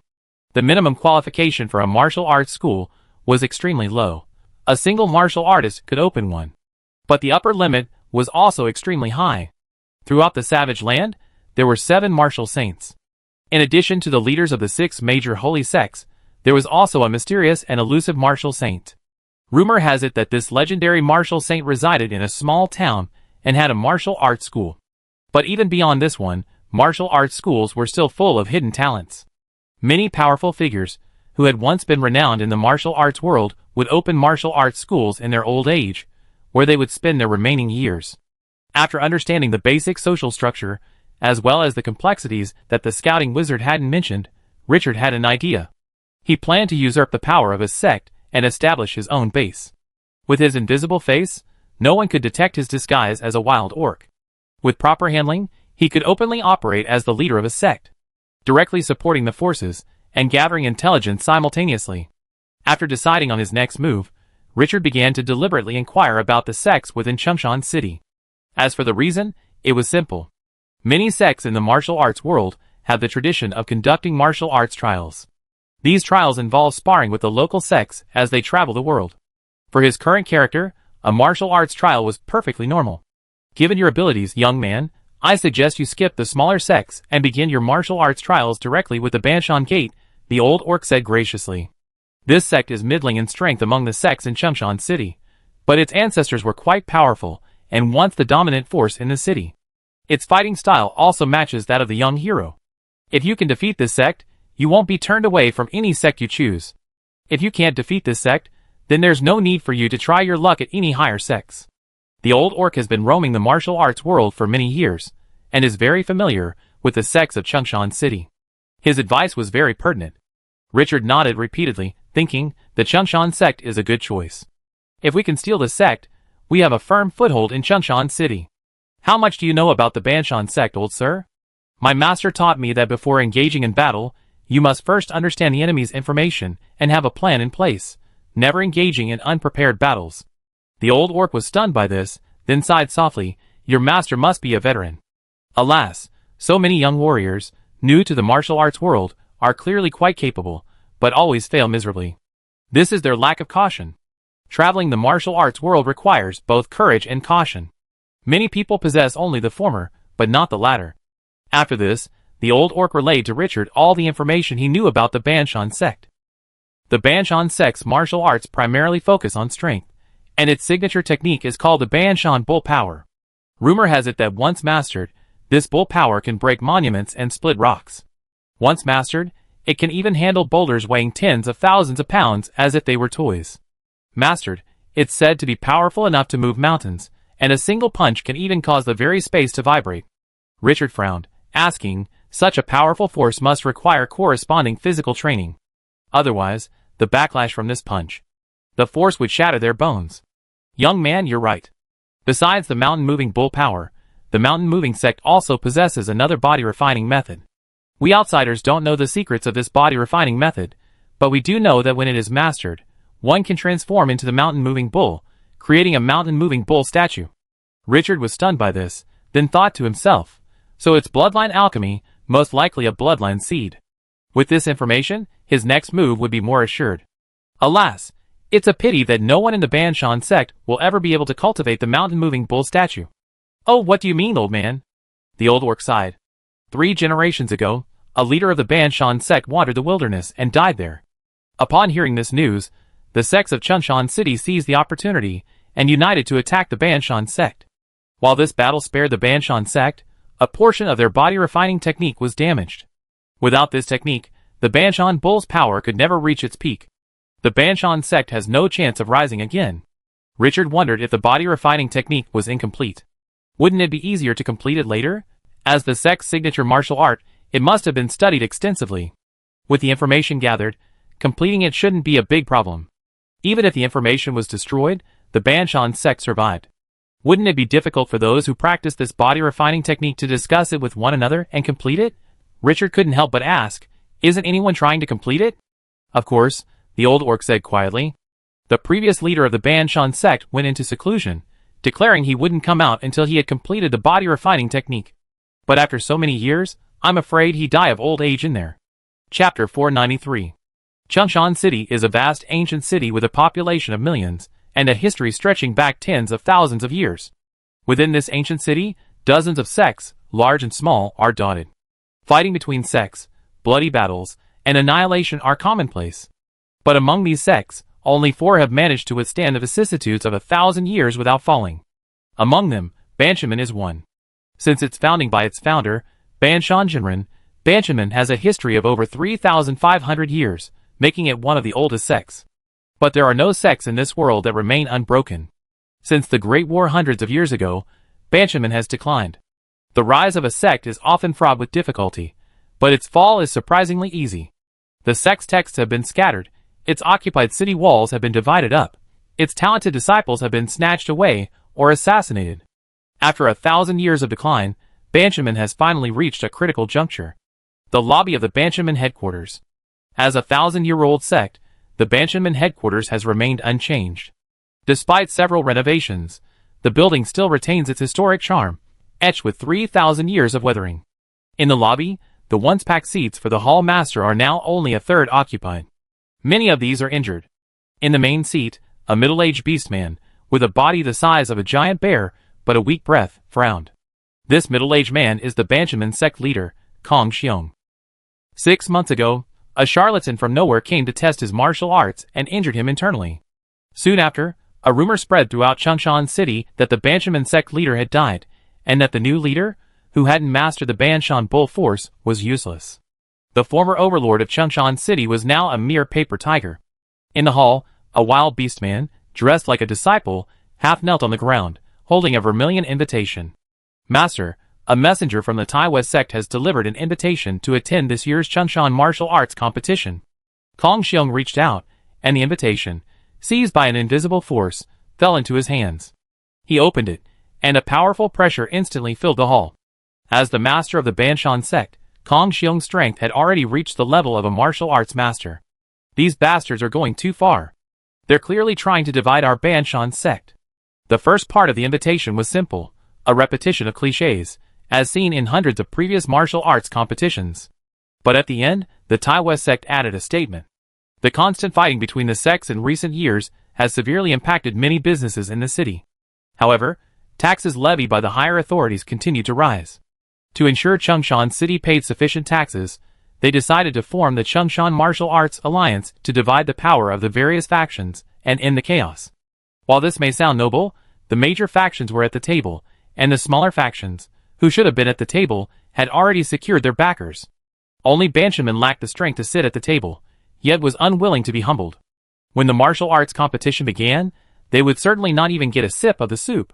The foundation laid by their ancestors would be divided up. But even if they saw it, what could they do?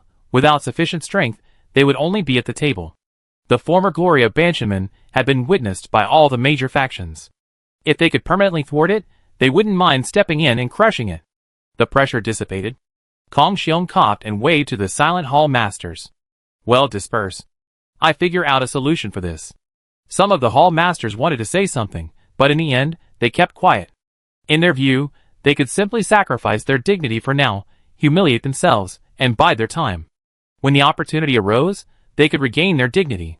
Kong Xiong glanced at them. He naturally understood their intentions. But he knew even better what the other sects were thinking. Banshaman's humiliation was merely a small act of scraping flesh. Those sects that attacked Banshaman wouldn't rest until they had completely crushed Banshaman. Soon, the hall masters dispersed. Kong Xiong moved, soaring through the air towards the mountains behind. Changshan City was built on the mountainside, its vast urban area consisting almost entirely of hills, large and small. Although many of these peaks have been leveled by warriors, the gardens of nearly every major sect retain several peaks for scenic beauty. Banshaman, once the dominant power in Changshan City, boasted an extremely vast garden, naturally encompassing numerous peaks. Kong Xiong flew among these peaks for a while, before finally landing in front of a cave entrance sealed by a massive rock. He knelt facing the cave entrance and spoke sorrowfully, Master, the sect is at a critical juncture. If you do not emerge, our Banshaman's 3,000 years of foundation will be destroyed by our master and disciple. With these words, Kong Xiong prostrated himself. After a long while, there was still no response from within the cave. Kong Xiong felt a surge of despair. Could it be that a little bit of prestige was more important than the sect's existence? But just as he was about to leave, he heard a muffled sound. And the massive rock before him seemed to tremble. The next moment, there was a loud boom. The huge rock blocking the cave entrance suddenly shattered, and an old orc with a face as heroic as iron stepped out. Kong Xiong looked at the old orc, tears welling in his eyes. He kowtowed to the old orc and said, Disciple Kong Xiong, respectfully welcomes master out of seclusion. The old orc's face turned strange upon hearing this. He stretched his muscles and slowly said, Get up, Kong. The old orc paused, as if thinking. Soon he spoke again, Get up, Kong Xiong. Kong Xiong stood up, oblivious to his master's abnormality. Master, the sects within Changshan City are about to divide us up. I'm incompetent and can't help the sect, so I can only ask you to come out of seclusion. The old orc nodded slightly. All right, I understand. Find me a room, and report all the changes in the city over the years. Arrange a room? Kong Xiong shuddered, and said with trepidation, Master, once you come out of seclusion, you will be the leader. I will immediately tidy up your room, and ensure it is exactly as it was before you left. The old orc said expressionlessly, All right, go ahead. Yes. Watching Kong Xiong retreat, the old orc landed on the ground and suddenly relaxed. A black crow flew out of the forest, landed on the old orc's shoulder, and said, This kid is really patient. He only asked you to come out of seclusion now. The old orc stretched his muscles, his tone tinged with complaint. I feel like I was too gentle that day. I should have left him with only a breath. As he spoke, the old orc transforming into Richard in a split second. By now, I think everyone understands. The events of the Banshan Gate over the past 6 months were all orchestrated by the Dark Wizard Richard. After following the caravan into Chungshan City, Richard began his own plan. He first determined the specifics of the Banshan Gate. After confirming that the situation was indeed, as the old orc in the caravan had described, he infiltrated the mountain behind the gate. Using the Eye of Dimension, Richard quickly located the former leader of the Banshan Gate, who was in seclusion. The old leader was already somewhat delirious. Years of failure, coupled with unscientific experimental methods, had taken a significant toll on his mind. With his overwhelming physical prowess and superb infiltration skills, Richard effortlessly dispatched the old orc. And through soul searching, he gained access to a portion of the old orc's memories. But there was no other way. He didn't understand the laws of the soul, nor was he a wizard of the soul school. He had only learned soul searching on the spot for this infiltration. Retrieving a portion of his memories was already the limit. Afterward, he transformed himself into a martial artist testing his skills and injured the current leader of the mountain-moving sect. He then spread rumors throughout the city, claiming the old leader was dead and the new one a complete idiot. This forced Kong Xiong to come and ask him to come out of seclusion. Under these circumstances, there would be no doubt about his identity. Even if there were, they would be dispelled once he resolved the mountain-moving sect's current problems. But there's a problem with that. You don't know the mountain-moving sect's martial arts, so wouldn't it be easy to expose your identity in this fight? In response to Elisa's question, Richard confidently stated, I've studied it. The greatest characteristic of the mountain-moving bull power is its immense strength. And, frankly, my strength, even without any martial arts, is superior to that of these crazy recruits. At that time, I just casually mentioned that I've gained something during my retreat, and they can figure out the rest on their own. Elisa was stunned at this, then praised, You made the right choice in choosing this old fellow. He can get away with anything while in retreat. Richard chuckled. If the situation at Banshaman hadn't been so unique, he wouldn't have gone to so much trouble, sneaking in and spreading rumors to force Banshaman to bring out the old sect leader. Soon, Kong Xiong returned to the back mountain. He glanced at the black crow perched on his master's shoulder, then at his expressionless face, and decided to put the matter of the black crow aside for now. He knew his master was a man of great pride. Breaking his oath and leaving retreat this time was an insult to his master's dignity.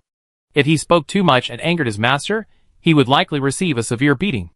He had experienced this kind of thing many times before becoming sect leader. Master, your room is ready. Richard glanced at Kong Xiong and nodded slightly. Okay, take me there.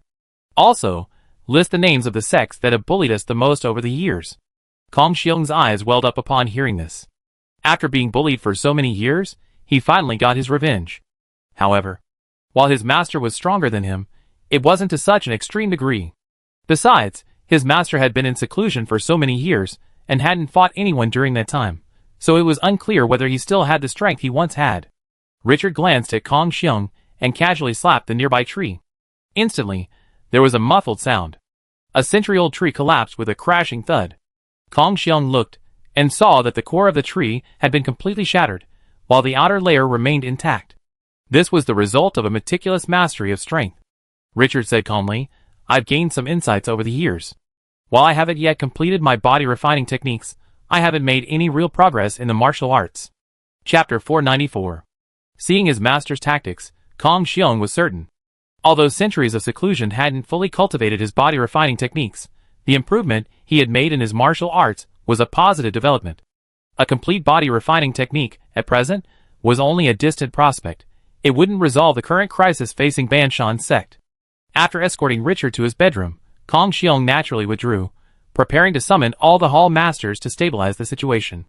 The situation at Banshan sect was critical, and Kong Xiong knew, needless to say, that many hall masters were considering defecting to the enemy. This was human nature. If he, Kong Xiong, weren't the sect leader of Banshan sect, he would probably be considering seeking refuge with a larger sect. Richard surveyed his surroundings. He was now in a separate courtyard, and before him stood a simple brick and wood building, remarkably ancient. Before entering, Richard habitually used his mental power to survey the room. This exploration yielded a surprising discovery. A flicker of surprise crossed Richard's face. There's actually a secret room.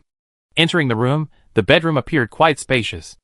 A large weapon rack held numerous weapons, most of which bore the same design as those found in the wizarding world, offering no particular distinction.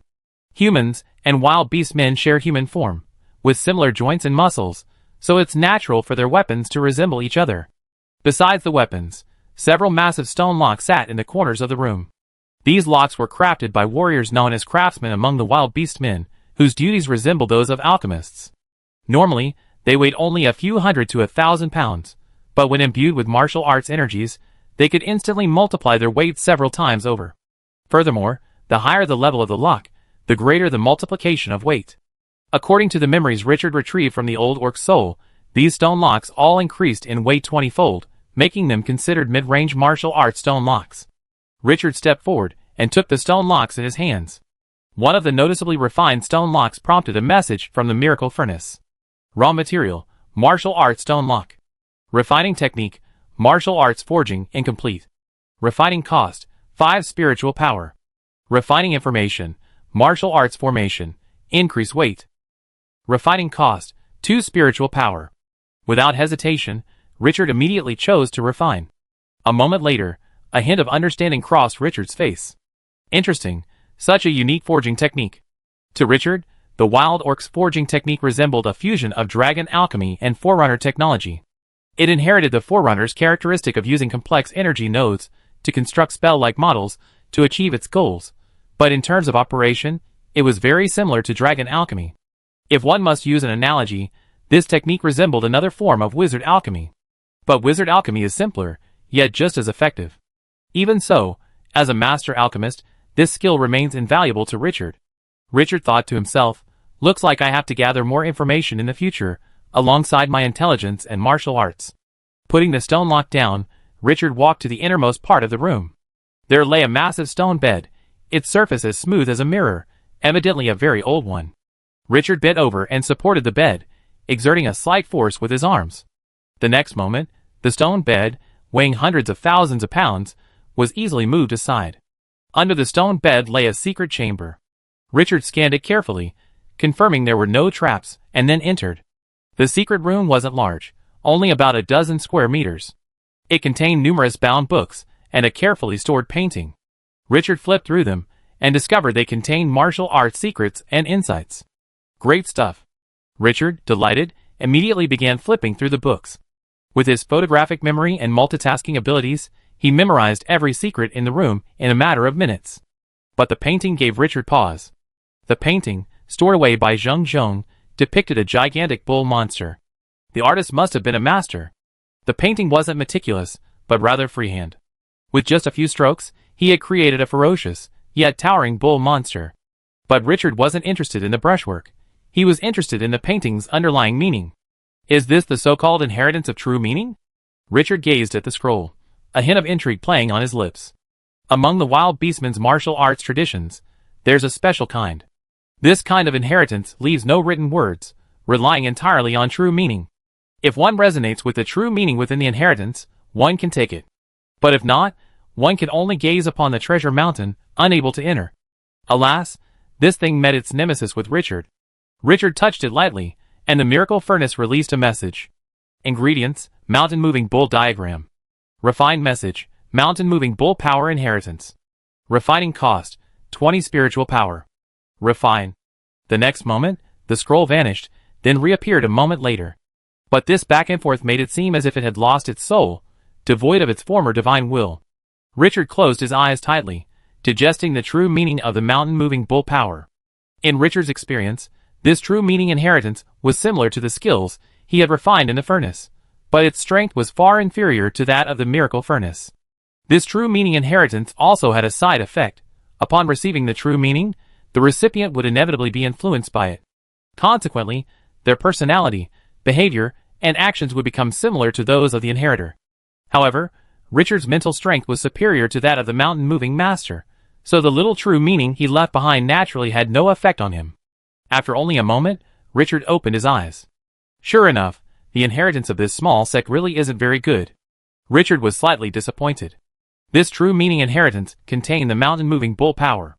If it were an ordinary wild beast man, This true meaning inheritance would be enough to make them a master of the mountain-moving bull power. But for Richard, this true meaning inheritance was no different from any other inheritance. This mountain-moving bull power technique was mediocre, its sophistication comparable to the monk traditions Richard had learned at Chanshan Temple, and far less refined than the secret teachings. Back then, he had spent 10 years learning most of Chanshan Temple's teachings. Although he hadn't devoted much effort to studying them in recent years, his skills had improved significantly through his leisure time. For Richard now, a little contemplation of this tradition would reveal its mysteries.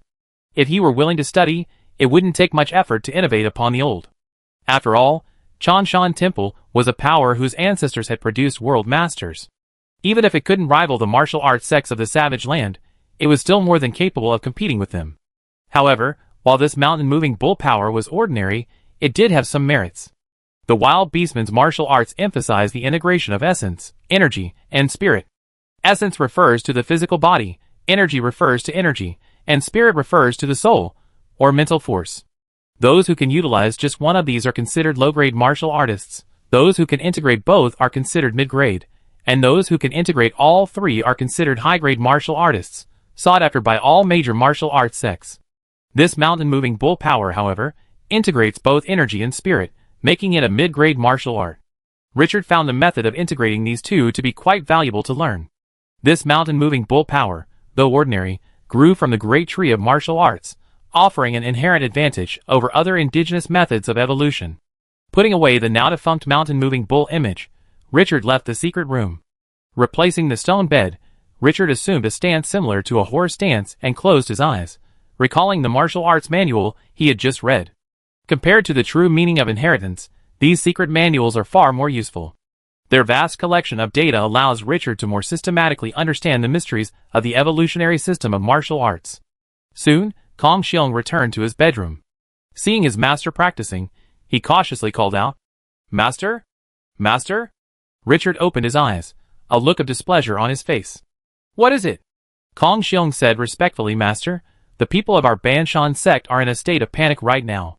We need you to intervene and stabilize their spirits. Otherwise, I'm afraid a hall master will defect with his territory before the martial arts competition even begins." "Then let them defect," Richard said calmly. "People like them are useless within the sect. This is the perfect opportunity to expel them." With a wave of his hand, he swept Kong Xiong with immense force, throwing him out of the courtyard. Standing outside the courtyard, Kong Xiong felt a wave of fear. He was a martial arts master after all, but he neither understood nor resisted his master's methods. That feeling, as if the entire universe was against him, was it the fruit of his master's years of seclusion? Kong Xiong gathered his composure, let out a long sigh, and his spirits lifted. Whatever this was, Banshaman was now saved. Time flew by, and in the blink of an eye, a month had passed. In that month, Richard hadn't shown his face once, completely absorbed in analyzing the evolutionary system of the martial arts.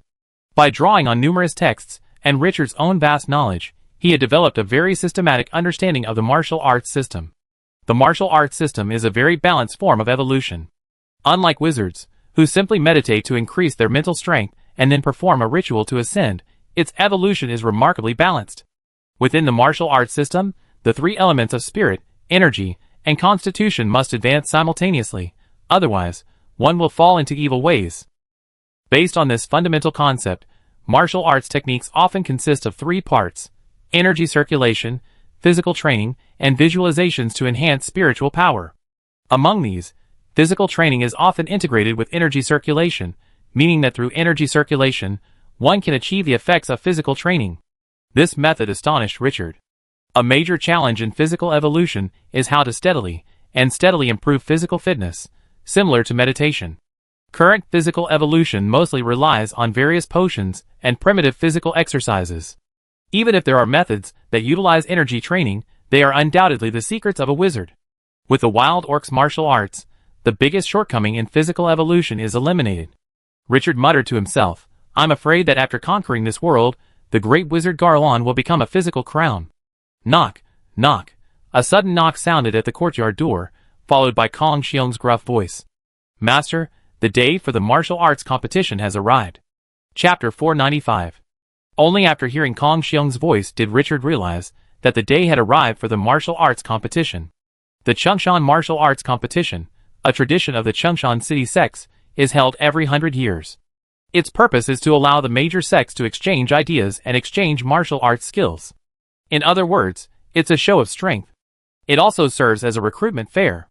Changshan City is a large city with a long history, and for its residents, sects are not uncommon.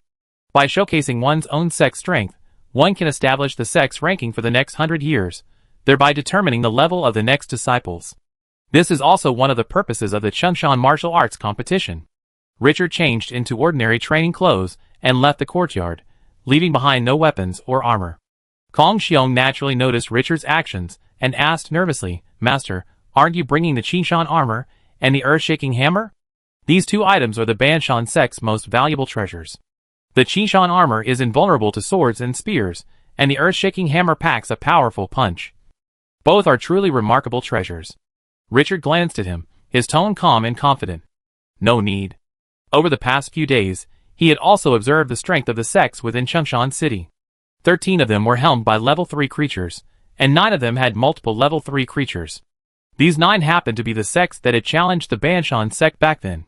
Although his strength was reduced to only about 30% or 40% due to the invisible face, this much strength was more than enough to slay these level 3 sect leaders. Seeing his master's confidence, Kong Xiong could only temporarily suppress his anxiety. His master always made his predictions with purpose. His confidence must have a basis.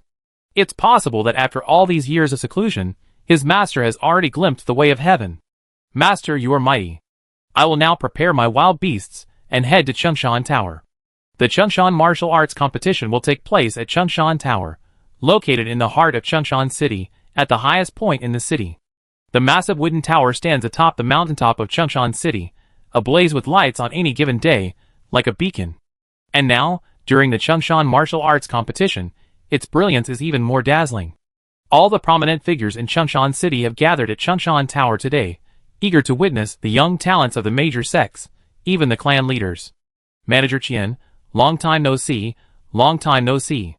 In the first floor lobby of Changshan Tower, a wild beast man, clad in a fur coat, and with golden rings adorning his fangs, greeted. Before him, the portly and affable shopkeeper Qian immediately responded, "Chief Lu, a rare guest. It must have been 13 years since we last met." "Ha, shopkeeper Qian, you have a good memory." Just as he finished, someone shouted from the other side, "Shopkeeper Qian, why are you ignoring me, waiter? Aren't those sitting in the lobby guests?" Shopkeeper Qian looked over and saw a poorly dressed, scarred beastman barking impatiently. He hurried forward, apologetically saying, "Well, as Hero Zheng said, anyone entering our Changshan Tower, whether in a private room or the lobby, is a guest. But we have so many guests today, and these waiters aren't warriors like you, so they're bound to miss something. Please bear with me." With that, Shopkeeper Qian turned and shouted, "Xiao Lu, come here quickly. You lazy bum. You've neglected Hero Zheng. I think you deserve a lash." After finishing his duties, Shopkeeper Qian returned to the center of the lobby and greeted each of the guests.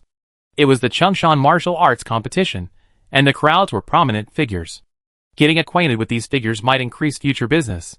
Soon, the lobby gradually thinned out. The guests who were supposed to arrive had mostly arrived. The remaining guests were the main characters of the competition. Shopkeeper Qian walked out of the lobby and soared into the air. A flock of birds flew in the distance. Upon closer inspection, he saw dozens of human figures among them. As the birds approached, he saw a group of wild beastmen dressed in Qing robes, armed with weapons, standing proudly above them. Shopkeeper Qian shouted, "The Blue Bird sect has arrived." The Blue Bird sect's birds landed above Changshan Tower. The wild beastmen perched on their backs, tiptoed, and gracefully descended.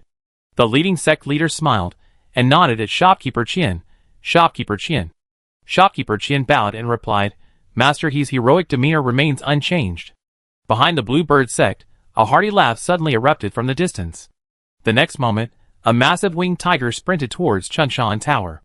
On its back, dozens of wild beast men clad in tiger skins and holding long sticks glared at the Blue Bird sect members with a fierce gaze. "Hizameo, where's your Nine Heavens Blue Lawn? Why are you riding a bunch of lousy birds that aren't even wild beasts?" Master, he looked at the shouting wild beast men and said calmly, "My Blue Bird sect hasn't reached the point where we need to use wild beasts to show off our power. I think your lousy bird got abducted by another bird, haha." The shouting wild beast men laughed heartily, then leaped dozens of feet from the winged tiger, landing directly in front of Master He. "Manager Qian, long time no see." Manager Qian bowed, and then chimed in, "The Wind Tiger sect has arrived." Now that the guests had all arrived, the only remaining guests were the main stars of this martial arts competition. The 42 sects of Chungshan City. Beginning with the Blue Bird sect and the Wind Tiger sect, the 42 sects began to arrive one after another. A variety of bizarre and exotic wild beasts practically transformed the area outside Chungshan Tower into a zoo. Soon, all the 42 sects without martial arts masters were present. Manager Qian looked straight ahead and saw a flying boat several dozen feet long, descending from the sky through the sea of clouds. An invisible pressure descended from the boat, forcing the wild beasts outside Chungshan Tower to crouch involuntarily. Atop the flying boat, a towering figure soared through the air and slowly entered the 9th floor of Chungshan Tower, making no effort to greet Manager Qian. Shopkeeper Qian remained unfazed by this, unfazed by the pressure, and chimed in, "The Jioshu sect has arrived." The Jioshu sect, one of Chungshan City's 14 major sects, had its leader, Yun Jiuxiao, ascended to the rank of martial arts master 300 years ago, elevating the once ordinary Jioshu sect to the status of a major sect. Soon afterward, the other major sects boasting martial arts masters began to arrive one after another. The Shadow Moon sect, the Dragon Society, the Ghost Shadows sect. Of the 14 sects in Chungshan City helmed by martial arts masters, 13 had arrived. Only the protagonists of the martial arts competition had yet to arrive. Shopkeeper Qian looked in the direction of the Banshan sect, wondering if the Banshan sect wasn't participating in this competition. But before he could think any further, he saw a wild bull suddenly burst through the sea of clouds in the distant sky. Atop the bull's head, an old orc with white hair and a heroic face gazed calmly at him. Shopkeeper Qian considered himself knowledgeable. He had seen countless murderous bandit leaders, wandering disciples of the holy sect, and retired martial arts masters. But none of them posed as much pressure as the old orc before him. But being stared at by the old orc suddenly sent a chill down his spine, a visceral fear that made him tremble. Just moments before, he had remained calm and composed under the pressure of Master Yun Jiuxiao, his voice resonating like a bell. Soon, the old orc averted his gaze. Shopkeeper Qian finally recovered, and with a trembling voice, he chimed in, move to the mountain gate." Looking at the massive wooden building before him, Richard soared into the air, step by step, entering. Kong Xiong and his disciples followed closely behind. All along the way, countless eyes were fixed on the unfamiliar old orc. Many people wondered who this old orc was. Chungshan Tower resembled a towering structure. Aside from the outer rooms, its interior was surprisingly hollow, supported by only 8 large pillars. At this moment, a massive arena was suspended in midair, and the younger generation of various sects were eager to take the stage and compete. Suddenly, an unidentified voice echoed through Chungshan Tower. "Senior Chu, your demeanor remains the same." Chu Yuan, Richard's current name. Richard looked toward the source of the voice, sweeping it with his mental power without hesitation. He replied calmly, "Is old man long dead? Why did the Martial Arts Association send a little brat like you?" The speaker was the current leader of the Jiaolong Association. According to Richard's information, his name was Long Xiaotian. Long Xiaotian remained unperturbed by this and replied, "My master recently encountered the Heavenly Tao and is currently in seclusion, seeking further progress." Hearing this, the other 12 sect leaders on the 9th floor were all moved. The Heavenly Tao the Mad Beastman referred to was the rules. Translated into wizard terms, Long Xiaotian's words meant that his master had recently glimpsed the fragments of rules beneath the veil, and was currently digesting them. Richard nodded slightly. Then he'd better hurry, because I'd be seeking his advice in the next couple of days. As soon as these words were spoken, bursts of laughter suddenly erupted from the 9th floor room. Someone sneered, "Has this old Chu lost his mind after his seclusion? Does he think the current Banshan Gate is still the same Banshan Gate as before?" Long Xiaotian laughed heartily upon hearing this. Well, on behalf of my master, I welcome Senior Chu to spar with us." With the Banshan Gate seated, the Chungshan martial arts competition officially began. The disciples of the small sect were the first to appear, vying for supremacy on the stage. Richard had little interest in the battles between these first-level creatures. He yawned and telepathically communicated with Ulysses, who was hiding over his shoulder. "Is there anything valuable in this building?" "No, there's nothing worth taking except the recipes." "Recipes?" Richard was puzzled. Ulysses explained, "These wild orcs are quite skilled in cooking. I've been asking around these past few days, and heard that there's a profession among them called war chef, who specializes in cooking magical beasts using various potions. Oh, that's the kind of thing? Then go steal his recipe. It's been a long journey, so you can't leave empty-handed. I think you're being a bit shameless. Take it, and I cook it for you later. Wait a minute, I'd be right there. Amidst Richard's yawns, the battle between the disciples finally ended. What followed was the highlight of this martial arts competition. A figure in white flew out from the 9th floor and slowly landed on the stage. I am Yun Jiuxiao, the leader of the Yuxiao sect. Senior Chu, would you mind a duel in the arena? Chapter 496. Yun Jiuxiao's challenge surprised the entire Changshan building. No one had expected this rising star from the Changshan city sect to challenge the already declining Banshan sect right out of the gate. A rotten ship still has a few nails, and a sick tiger is still a tiger. Even if Banshan sect is weakened, it still has a martial arts master to support it.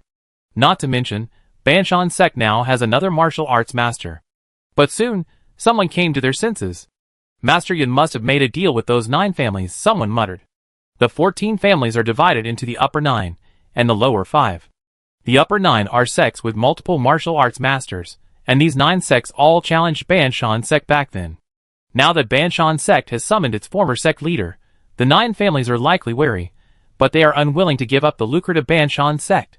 So, they joined forces and invited Yun Jiuxiao to serve as a scapegoat to test Banshan sect's strength. If the old leader of Banshanmen is quite powerful, then the division of Banshanmen can be put on hold for now. However, if the old leader is no longer as powerful as he once was, then their plan remains unchanged. This plan is perfect. The upper 9 clan is powerful, and even if Banshanmen discovers their power, they won't be able to do anything to them. But unfortunately, they still let a little slip. Who would have thought that a wizard from another world would actually disguise himself as the old leader of Banshanmen? Richard was stunned for a moment, then burst into laughter. Okay, I was just wondering if I have to watch those martial artists put on a show and fight. Seeing you guys so anxious, I'm relieved. With that, Richard flashed and appeared on the ring in the next instant. He sized up the wild orc across from him, dressed in white and wielding a one-handed sword, and then said, "Go ahead. Since you saved me time, I spare your life." Yun Jiuxiao was stunned upon hearing this, then a surge of rage surged within him. Ever since he became a martial arts master, he had never been so looked down upon. An old man who had been in seclusion for hundreds of years had indeed lost his mind. Though furious, Yun Jiuxiao did not let his anger cloud his mind. He politely exchanged greetings with Richard, and then drew his sword. "Since you, old senior, look down upon me so much, don't blame me for using too much force." With that, Yun Jiuxiao's body moved, suddenly splitting into 9, blocking Richard from all sides, front, back, and above. Instantly, 9 figures attacked simultaneously, a dazzling blaze of sword light engulfing the entire arena. Fueled by his anger, Yun Jiuxiao's swordsmanship was even sharper than usual. Jiuxiao's swordsmanship truly lives up to its reputation, one warrior exclaimed in admiration. It's rumored that the 9 Heavens sword technique combines Shinto and Chido, making illusions real. Now it seems this is no mere figment of the imagination. Alas, the old leader of the Banshan sect must have lost his mind during his seclusion. Otherwise, Banshan sect wouldn't have allowed him to appear only now. In the private rooms of the 13th family on the 9th floor of Changshan Tower, sarcasm emanated. Someone sneered, "He's truly lost his mind. Not even I dare take on the entirety of that 9 Heavens sword technique. Banshan sect is doomed this time." Long Xiaotian, who had spoken earlier, shook his head as he looked at the arena engulfed in sword light. Although Yun Jiuxiao wasn't particularly strong, his 9 Heavens sword technique was indeed impressive. If he'd taken it head-on, without the aid of his precious armor, he would have been seriously injured. He had seen clearly just now that the old leader of the Banshan sect had only a single layer of clothing when he descended, without any armor. This time, the outcome might be decided immediately. Suddenly, a voice reached the ears of the spectators. "Excellent martial arts. My decision to let you take action was indeed correct." The sword light dissipated, revealing Richard clutching Yun Jiuxiao's neck with one hand, and a long sword with a shattered blade tightly gripped in the other. Looking at Yun Jiuxiao, whose face flushed and body was completely immobilized, Richard calmly said, I spare your life, so you survived." With a casual throw, he sent Yun Jiuxiao flying dozens of feet back to his private room. Silence. A silence so hushed you could hear your own heartbeat. A martial arts master, displaying his most prized technique, perfectly executed, was defeated in a single blow. What a concept! This meant that the two were no longer on the same level of strength. In the private room, Kong Shil muttered to himself, "Master, have you truly comprehended the way of heaven? Mastering the rules, or not mastering them, is a qualitative change for a level 3 creature."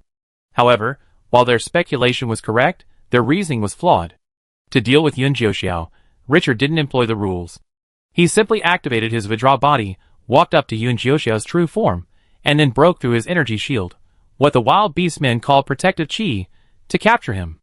The entire process was swift, devoid of any skill or rules. Yun Jiuxiao, a level 3 creature who had only been a level 3 creature for a few hundred years, had no chance of fighting back against a top-tier level 3 creature like Richard. The 13 families looked at Richard, who remained intact in the ring, not even a scratch on his clothes, and were somewhat shocked. As expected, a centipede, even after death, still lingers. Banshaman, after years of decline, has yet to produce such a martial arts master. An old sect that has withstood the test of time for over 3,000 years truly possesses a profound heritage. It seems this plan to divide up Banshaman is, "Hey guys upstairs, I'm pressed for time." Just as several sects were pondering, a gruff voice suddenly reached the ears of the remaining 12 sect leaders. They looked up to see Richard standing in the center of the ring, challenging them. "Come on together?" "Okay." One sect leader chuckled in anger. Which of these sect leaders wasn't a powerful figure in Changshan City? How had they ever been underestimated like this? Richard frowned at their lack of reaction. What a waste of time. With a tap of his toes, Richard soared to the 9th floor. Without waiting for the 12 sect leaders to react, he punched the nearest one. In an instant, the entire 9th floor seemed to freeze, its energy converging toward Richard like rivers flowing into the sea. The more energy in the air, the greater the power of the heavenly human unity combat technique. In a vast, energy-rich world like the Savage Land, this combat technique's power is instantly boosted to its peak. Boom! A single punch swung, and the entire private room vanished. The martial arts master and his disciples within were reduced to ash by this blow. Richard hung in midair, his expression calm, his gaze impassive. If you don't step up now, you have no chance. The air fell silent for a moment, and then, 11 astonishing energy waves emanated from the private room. Old man, you're too arrogant. Do you really think that just because you've grasped a bit of the heavenly Tao, you can run rampant in Changshan City? Die! Of the 14 major sects in Changshan City, minus the Banshan sect, the Jiuxiu sect, and the unknown sect Richard had just destroyed with a single blow, the remaining 11 leaders attacked almost simultaneously. Each of them unleashed their own unique and formidable skills. They could see that if they dared to hold back, they would be dead in the next second. At the same time, nearly all the wild beast men in Changshan Tower rushed out of their private rooms. Whether they were wealthy merchants or wandering swordsmen, all were filled with excitement. 11 martial arts masters simultaneously besieging one person. This astonishing scene was unheard of, even in Changshan City's tens of thousands of years of history. Seeing such a magnificent sight was truly worth dying for. In the air, Richard remained unfazed by the onslaught of 11 martial arts masters. In his perception, these martial arts masters were as slow as a tortoise's crawl. He could even analyze the flaws in their moves minute by minute, then defeat them one by one with clever force. But he didn't intend to do that. He had come this time to establish his persona. He was now the old sect leader of Banshanman, who had been in seclusion for many years, and had achieved enlightenment. The strength of this persona depended entirely on this Changshan martial arts competition. Martial arts require continuous accumulation. While the excuse of seclusion still worked, he had to quickly improve his guild power. This would make future operations easier. So, Richard chose to break all obstacles with one force. You dare to show off your acrobatic tricks? Richard sneered, waved his hands, and once again used the heaven and man unity. But this time was different. The energy gathered towards Richard due to the heaven and man unity, under his control, transformed into a phantom in the air. The phantom resembled the mountain-moving bull depicted in the painting. Statue of the mountain-moving bull. The mountain-moving bull sect has completed its body-refining techniques. No, not completed, but a new technique. The old leader of the mountain-moving bull sect has developed a new martial art from that body-refining technique. After 1,000 years of decline, is the mountain-moving bull sect finally about to rise again? The next moment, the attacks of the 11 sect leaders all landed on the mountain-moving bull statue. Boom! Instantly, a thunderous explosion erupted from the top floor, the scattering shockwaves instantly shredding the roof of Changshan Tower into tiny sawdust. In Changshan Tower, sawdust rained down. Thousands of wild beast men watching the battle looked up at the sky, only to see a statue of the mountain-moving bull standing tall and majestic, like a mountain. The essence of this mountain-moving bull statue was Richard's composite magic shield. The attacks of these sect leaders were only slightly above the 10,000 energy level, while the weakest were only 8 or 9,000. They had no chance of breaking Richard's shield. Richard glanced at the surrounding sect leaders, and said calmly, "Now it's my turn." With that, Richard swung a punch, and the bull phantom on his body thrust forward. The next moment, the sect leader targeted by the punch exploded into a bloody mist. Richard spun around and swung his right hand again, aiming at none other than Long Xiaotian, who had greeted him upon entering the building. Long Xiaotian's face was now ashen, and his massive 4-meter-tall body was covered in dark blue scales. Faced with this blow, he clasped his arms together, and a phantom dragon emerged from his body, enveloping it within it. This is the Jialong Guardian. Long Xiaotian's Jialong sacred body has reached the highest level. Legend has it that this Jialong Guardian can even withstand a Grandmaster's blow. It seems this. Boom!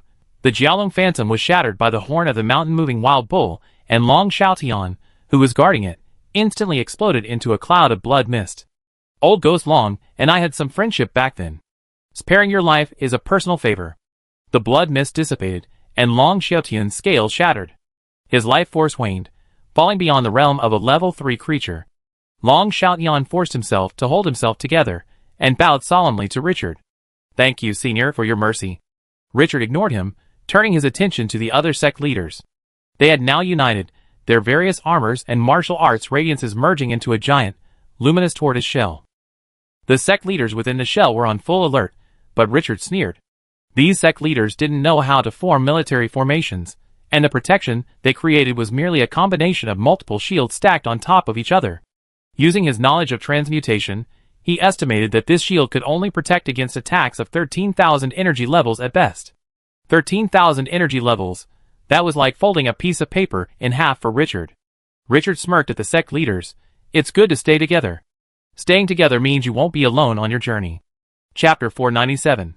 With that, Richard flashed, appearing suddenly in front of the glowing tortoise shell. The sect leader facing Richard, seeing his smirk, was terrified. How could this evil spirit suddenly approach him? But before he could react, Richard launched a punch, shattering his protective aura with a bang, and grabbed his head. Then, with a quick retraction of his arm, Richard tore the sect leader's head from his neck with a snap. The other sect leaders were horrified by this scene. They had witnessed such bloody scenes before. But none of them had ever imagined that someone could accomplish such a feat with a martial arts master. Just as they were about to flee, one of the sect leaders suddenly shouted, "Everyone, if we fail to slay this demon star today, we will surely perish here. Can your sects possibly stop him from reaching the mountain gate?" Richard, upon hearing this, looked at the speaker with interest. He was a brute beastman, his frame as imposing as an iron tower. If Richard remembered correctly, this man was Yufeng Shan, the leader of the Taiwa sect. The Taiwa sect was the first to attack the Banshan Gate, and after the Banshan Gate, it became the largest sect in Changshan City. At this moment, the Yu sect leader, his beard and hair fluttering, glared at Richard, like an enraged lion. The other sect leaders, after his outcry, immediately found their core strength and gathered around him. "Old Demon Chu, do you really think that just because you've grasped a little bit of the heavenly Tao, you can dominate Changshan City?" "Master," Yu shouted, and a mountainous silhouette suddenly appeared around him. Beneath this mountainous silhouette, everyone present felt a sense of oppression, as if a mountain were looming over them. "Oh! An unexpected bonus."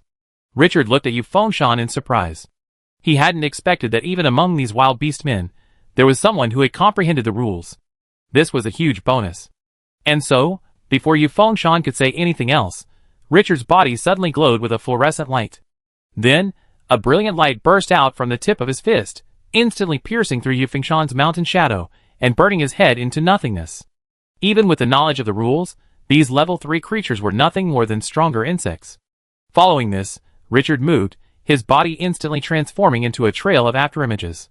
The remaining leaders of the major sects in the sky were no match for him, reduced to headless corpses. A moment later, Richard returned to Changshan Tower. Of the 14 sects in Changshan Tower, only 2 remained.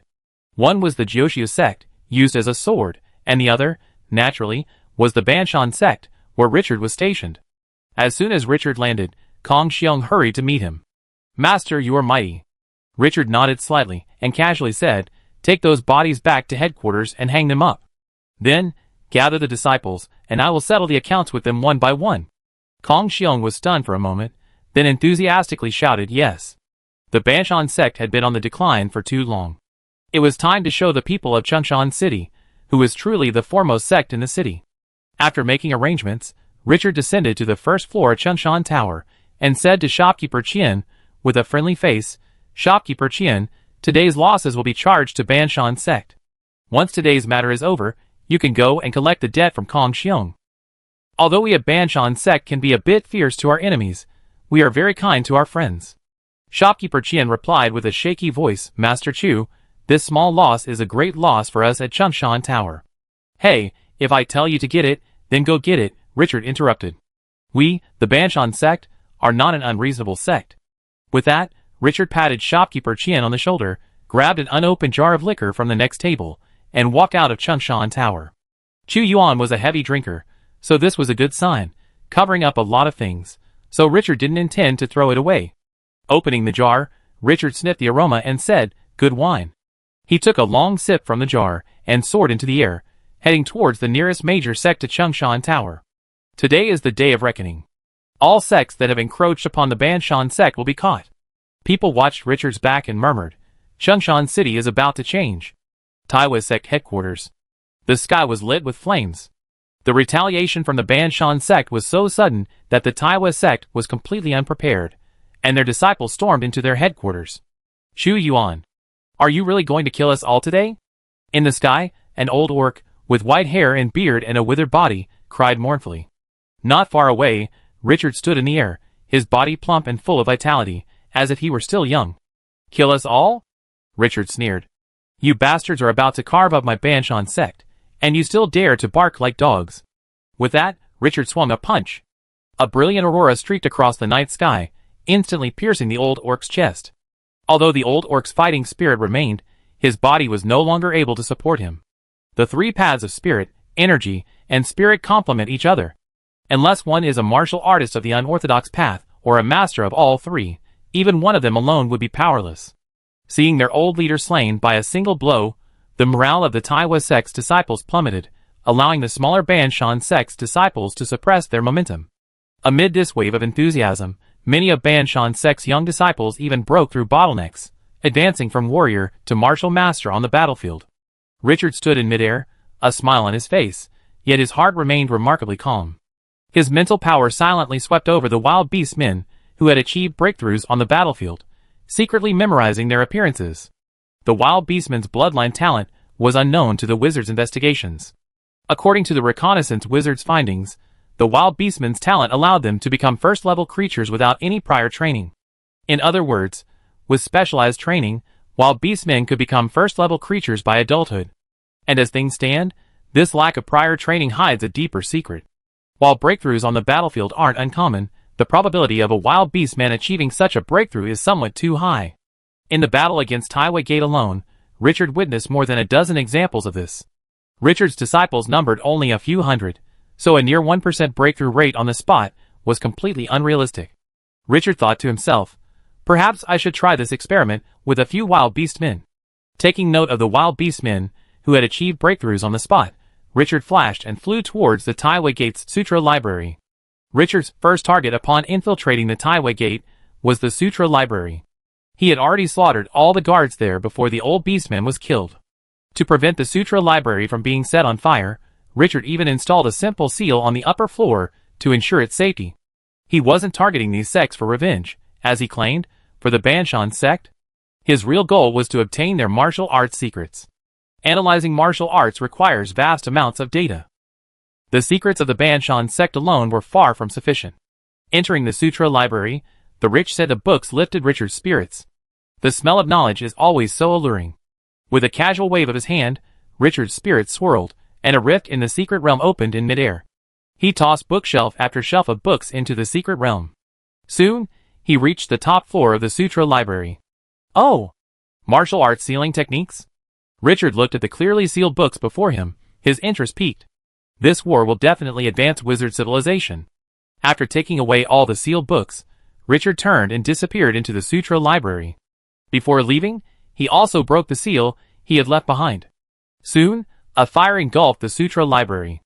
Besides the Sutra Library, there's another place worth visiting in Taiwa Gate. Richard flew toward the main hall of Taiwa Gate, and soon saw Kong Xiong commanding his disciples to surround the hall. Kong Xiong, what are you doing? Richard landed and gazed at the scene with some confusion. Master, you've arrived. Kong Xiong hurried to Richard's side. Someone has hidden inside this hall. According to Taiwa Gate disciples who defected, that person is Yu Fengshan's son. But this hall is encircled by a formation set up by a Chiman sect. I dare not enter, so I have to surround it and wait for you to arrive. Chiman formation? Richard turned to look at the hall, silently opening his energy vision. The Chiman formation is a type of magic formation used by the wild beast men. However, unlike magic formations, it relies heavily on treasures. Setting up the formation often requires a rare treasure as the center, or a flag crafted from a rare treasure. While Chiman formations are far less versatile than magic formations, they are quite powerful. Richard had read in ancient texts that Chiman formation masters use mountains as flags and large lakes as the center, connecting to the magical power of the earth's veins to create a small, self-contained world within the formation. Huh? Interesting. Richard gazed in amazement at the hall before him. Under his energy vision, the hall remained unchanged. His energy vision, which had always been unstoppable, was now blocked. Richard arrived at the main entrance and pushed open the hall's massive wooden door. He saw the hall shrouded in mist, a fog from an unknown source that completely obscured the hall. Richard tried to probe with his mental power, but all he found was nothing. This is even more interesting. Richard smiled as he entered the hall. Instantly, Richard felt as if the world around him had shifted. But Richard soon deciphered the reason behind this sensation. Magnetic field? Richard waved his hand, and a faint flash of lightning flashed. It's affecting my perception through the magnetic field. Having grasped the nature of the interference, dealing with it was no problem. A faint glow shone from Richard's body, blocking out the magnetic field that was affecting his perception. Blocking the magnetic field, Richard felt as if he were back in the wilderness. To quickly locate the hiding creature, he casually pulled a pair of glasses from his waist pocket, put them on, and gently infused them with magic power. The next moment, a wave of energy passed through the veil and spread outward. A reconnaissance shield in surface space cannot stop the eye of dimension. Soon, he turned to his left and said calmly, "Hand over this formation, and I spare your life." In the mist, Yu Feng looked nervous. Not far in front of him, an old orc with white hair and a calm expression made a promise. The old orc's gaze, as if piercing through the rain and fog obscuring formation, fell directly on him. He's tricking me. He must be tricking me. Yu Feng consoled himself mentally, believing that this rain and fog obscuring formation could temporarily block even a grandmaster's vision. The old orc would definitely not be able to see through it. But the next moment, a voice echoed from behind him. Do you really have to ask me to give you your things? Chapter 498. Richard's voice gave Yu Feng a shudder. Instantly, his inner chi surged, his blood boiling. He unleashed the Taiwa Fist, the Taiwa sect's signature martial art, in a split second at this critical moment. Even Yu Feng himself found it incredible. But a sudden burst of energy was useless against sheer strength. Richard offered no defense, not even his magic. With a thud, Richard didn't budge. While Yu Feng took 3 steps back, the bones in his right fist shattered. My patience is limited. If you don't make a decision within 3 seconds, I make it for you. Hearing Richard's cold words, Yu Feng's heart went cold. This formation was set by a Chiman practitioner his father had hired. How could he possibly have a diagram? But looking at the murderous aura before him, Yu Feng didn't dare to speak forcefully. Kill me, slay me, whatever you please. He had a premonition that if he dared to say so, he would surely face a fate worse than death. I don't have this formation diagram, but I can help you find the person who set it up. Yu Feng's words weren't unexpected by Richard. According to information from the Banshan sect, the Taiwa sect's martial arts tradition had no record of strange formations. Therefore, the formations in this hall were likely commissioned. All right. Richard waved his hand, and a tremendous force enveloped Yu Feng, carrying him out of the hall. Kong Xiong, who was outside the hall, became extremely wary upon seeing someone emerge. But upon seeing it was Yu Feng, a sinister grin spread across his face. Yu Feng, do you remember your uncle Kong Xiong? How about we catch up today? Looking at Kong Xiong's ferocious expression, Yu Feng, though fearful, still managed to force himself to reply, Senior Chu wants me to be of use. How dare you disobey Senior Chu? Hearing his master want Yu Feng to be of use, Kong Xiong's heart tightened, and he quickly put away the ferocious expression that threatened to devour Yufeng alive. Master actually wants you to be of use? Kong Xiong carefully examined Yufeng. As the son of Yufeng Shan, Yufeng naturally possessed considerable martial arts talent. At just over 200 years old, he had already broken free from his physical shackles and become a martial artist. You better tell the truth, or else, when Master comes out, you be eaten alive by me. Among the wild beastmen, cannibalism isn't a terrible taboo. Devouring the corpses of their enemies is a common form of humiliation for them. Furthermore, a warrior's body, having been tempered through ages, is inherently prime food, and devouring the corpses of warriors is also beneficial to the warrior. Yufeng wasn't intimidated by Kong Xiong's threats. As the future successor of the Taiwa sect, he needed to learn more than just martial arts. In that brief moment, Yufeng discerned Kong Xiong's respect and fear for Richard. So, as long as Richard needed him, he was completely safe. Old Senior Chu has already seen through the formation. It's only a matter of time before he emerges. Why would I lie to him, a lie that could be exposed at any moment, just to save a few more days? Kong Xiong glanced at Yufeng in surprise. As a martial arts master, he could clearly sense that Yufeng's health was stabilizing. This meant that this kid was confident he wouldn't dare attack. Although this Hugo is treacherous and vicious, he has raised a clever son. Once Master has used him up, he must be eliminated. Inside the hall, Richard strolled casually through the misty, rain-shrouded formation. This formation's purpose was to trap, not kill, so it was safe to wander freely. Following his dimensional eye's observations, Richard began pulling out formation flags one by one within the hall. Bang! With a muffled sound, a palm-sized flag fell into Richard's hand. The mist in the hall dissipated slightly. Watching the scene, Richard's curiosity about the strange formation grew even more intense. Interesting. Pulling out a flag only weakens the formation slightly. While a wizard's magic formation could still function by destroying 1 or 2 runes, this would significantly reduce its stability. But now, after the flag was pulled out, the power of this strange formation was weakened, but Richard didn't sense any instability. Neither the mist nor the magnetic field showed the slightest fluctuation. He took the flag in his hand and examined it carefully. This formation flag looked like a pennant tied to an iron rod, but a closer look revealed numerous characters engraved on its surface. These characters differed from the basic runes of wizards. They were more complex, resembling rare runes. But as a master alchemist, Richard could see that these runes were no mere fragments of rare, unsystematic script. Ancient Seal script? Richard muttered to himself as he examined the characters. Ancient Seal script is the ancient script of the wild orcs, legendary for its creation by the martial ancestor. Each character possessed immense power. After putting the formation flag away, Richard began to pull out more. The mist within the hall gradually dissipated, soon leaving only a hazy layer. Richard had now reached the depths of the hall. The rain and mist shadow formation consisted of 2 layers.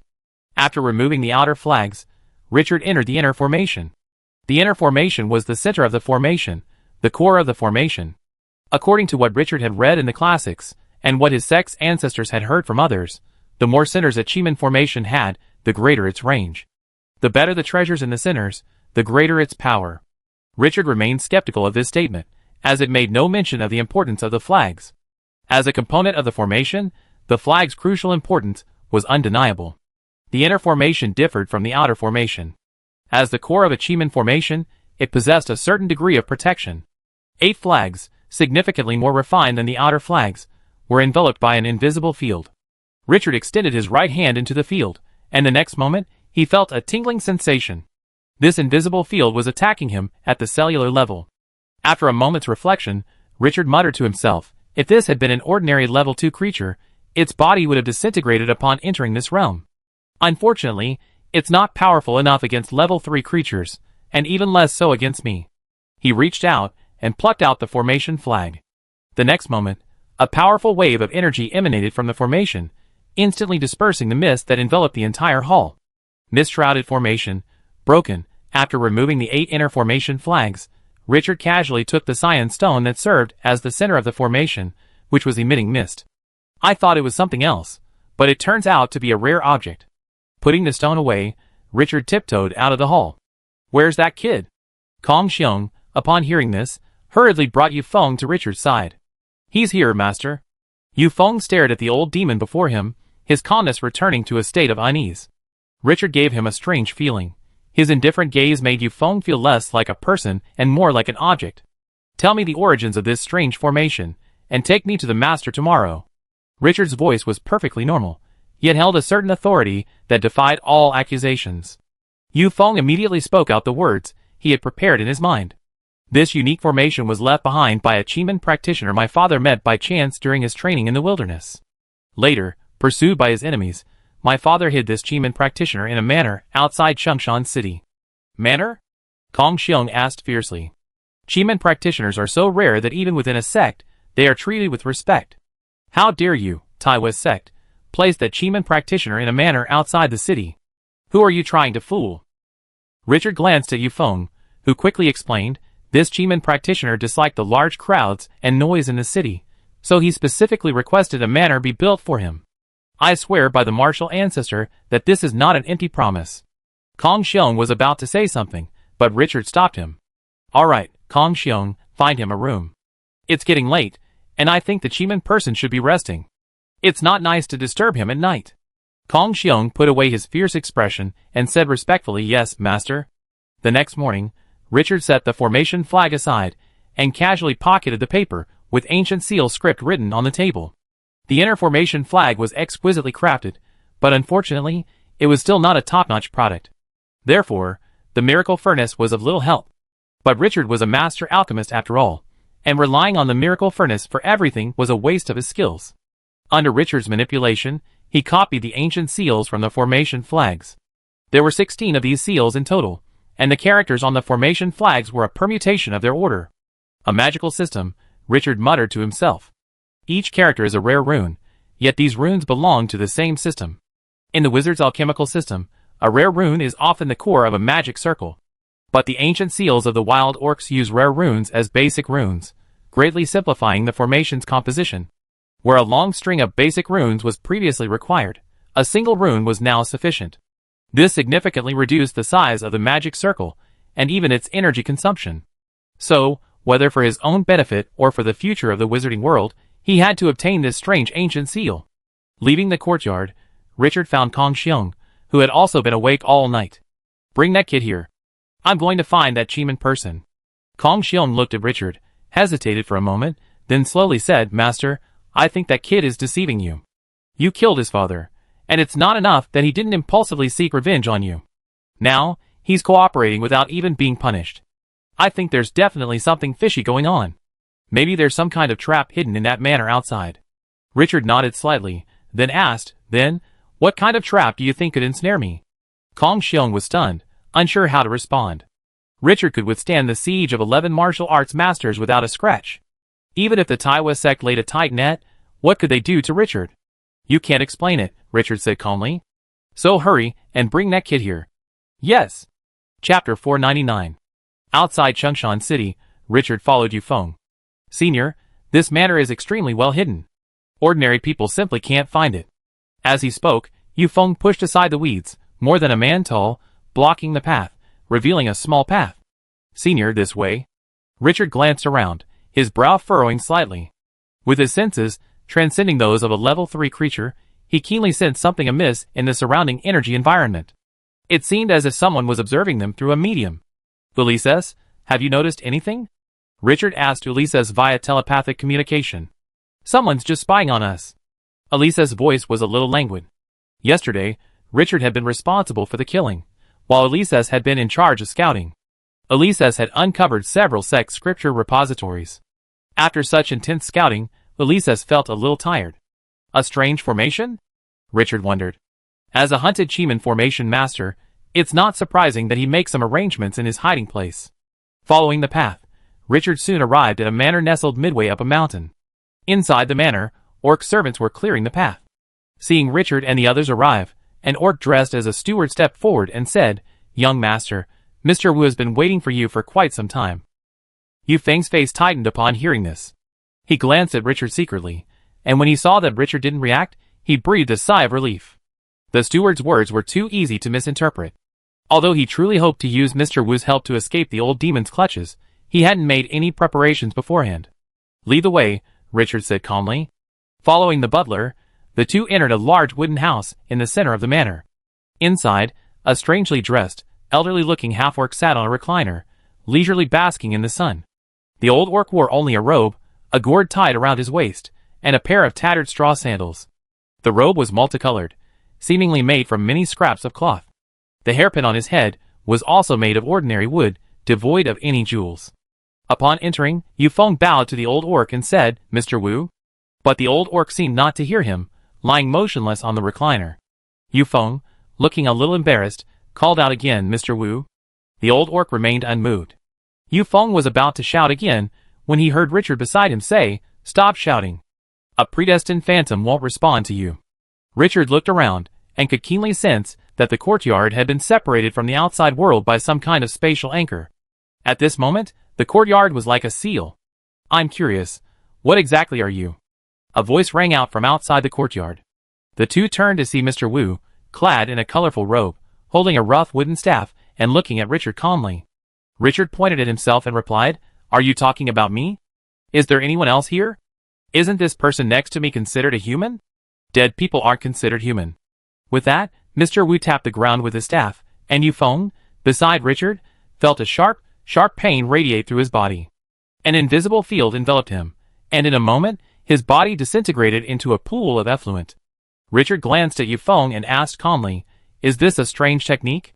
It looks quite impressive." Mr. Wu said calmly, "You haven't answered my question yet. Are you a creature from another cave heaven? Or from beyond the heavens?" "You actually know about other worlds," Richard said, intrigued. "That's quite surprising. The ordinary wild beast men of the savage land, and even sects like the Moving Mountain sect, are unaware of the existence of other worlds. In their worldview, the savage world is the only world within the astral realm.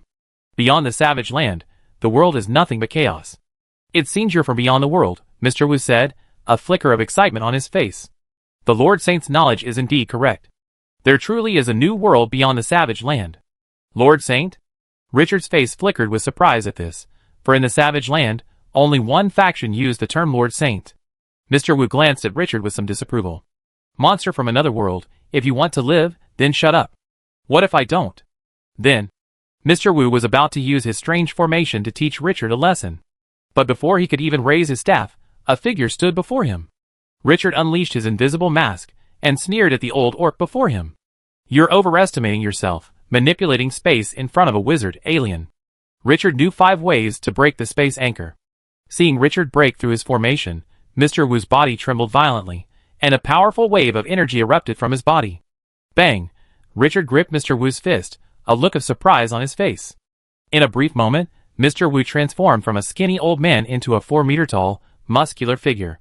Mr. Wu was now burly, his entire body crimson, wisps of crimson gas seeping out of him, like a demon crawling out of hell. "Alien monster, don't underestimate me." "Ah!"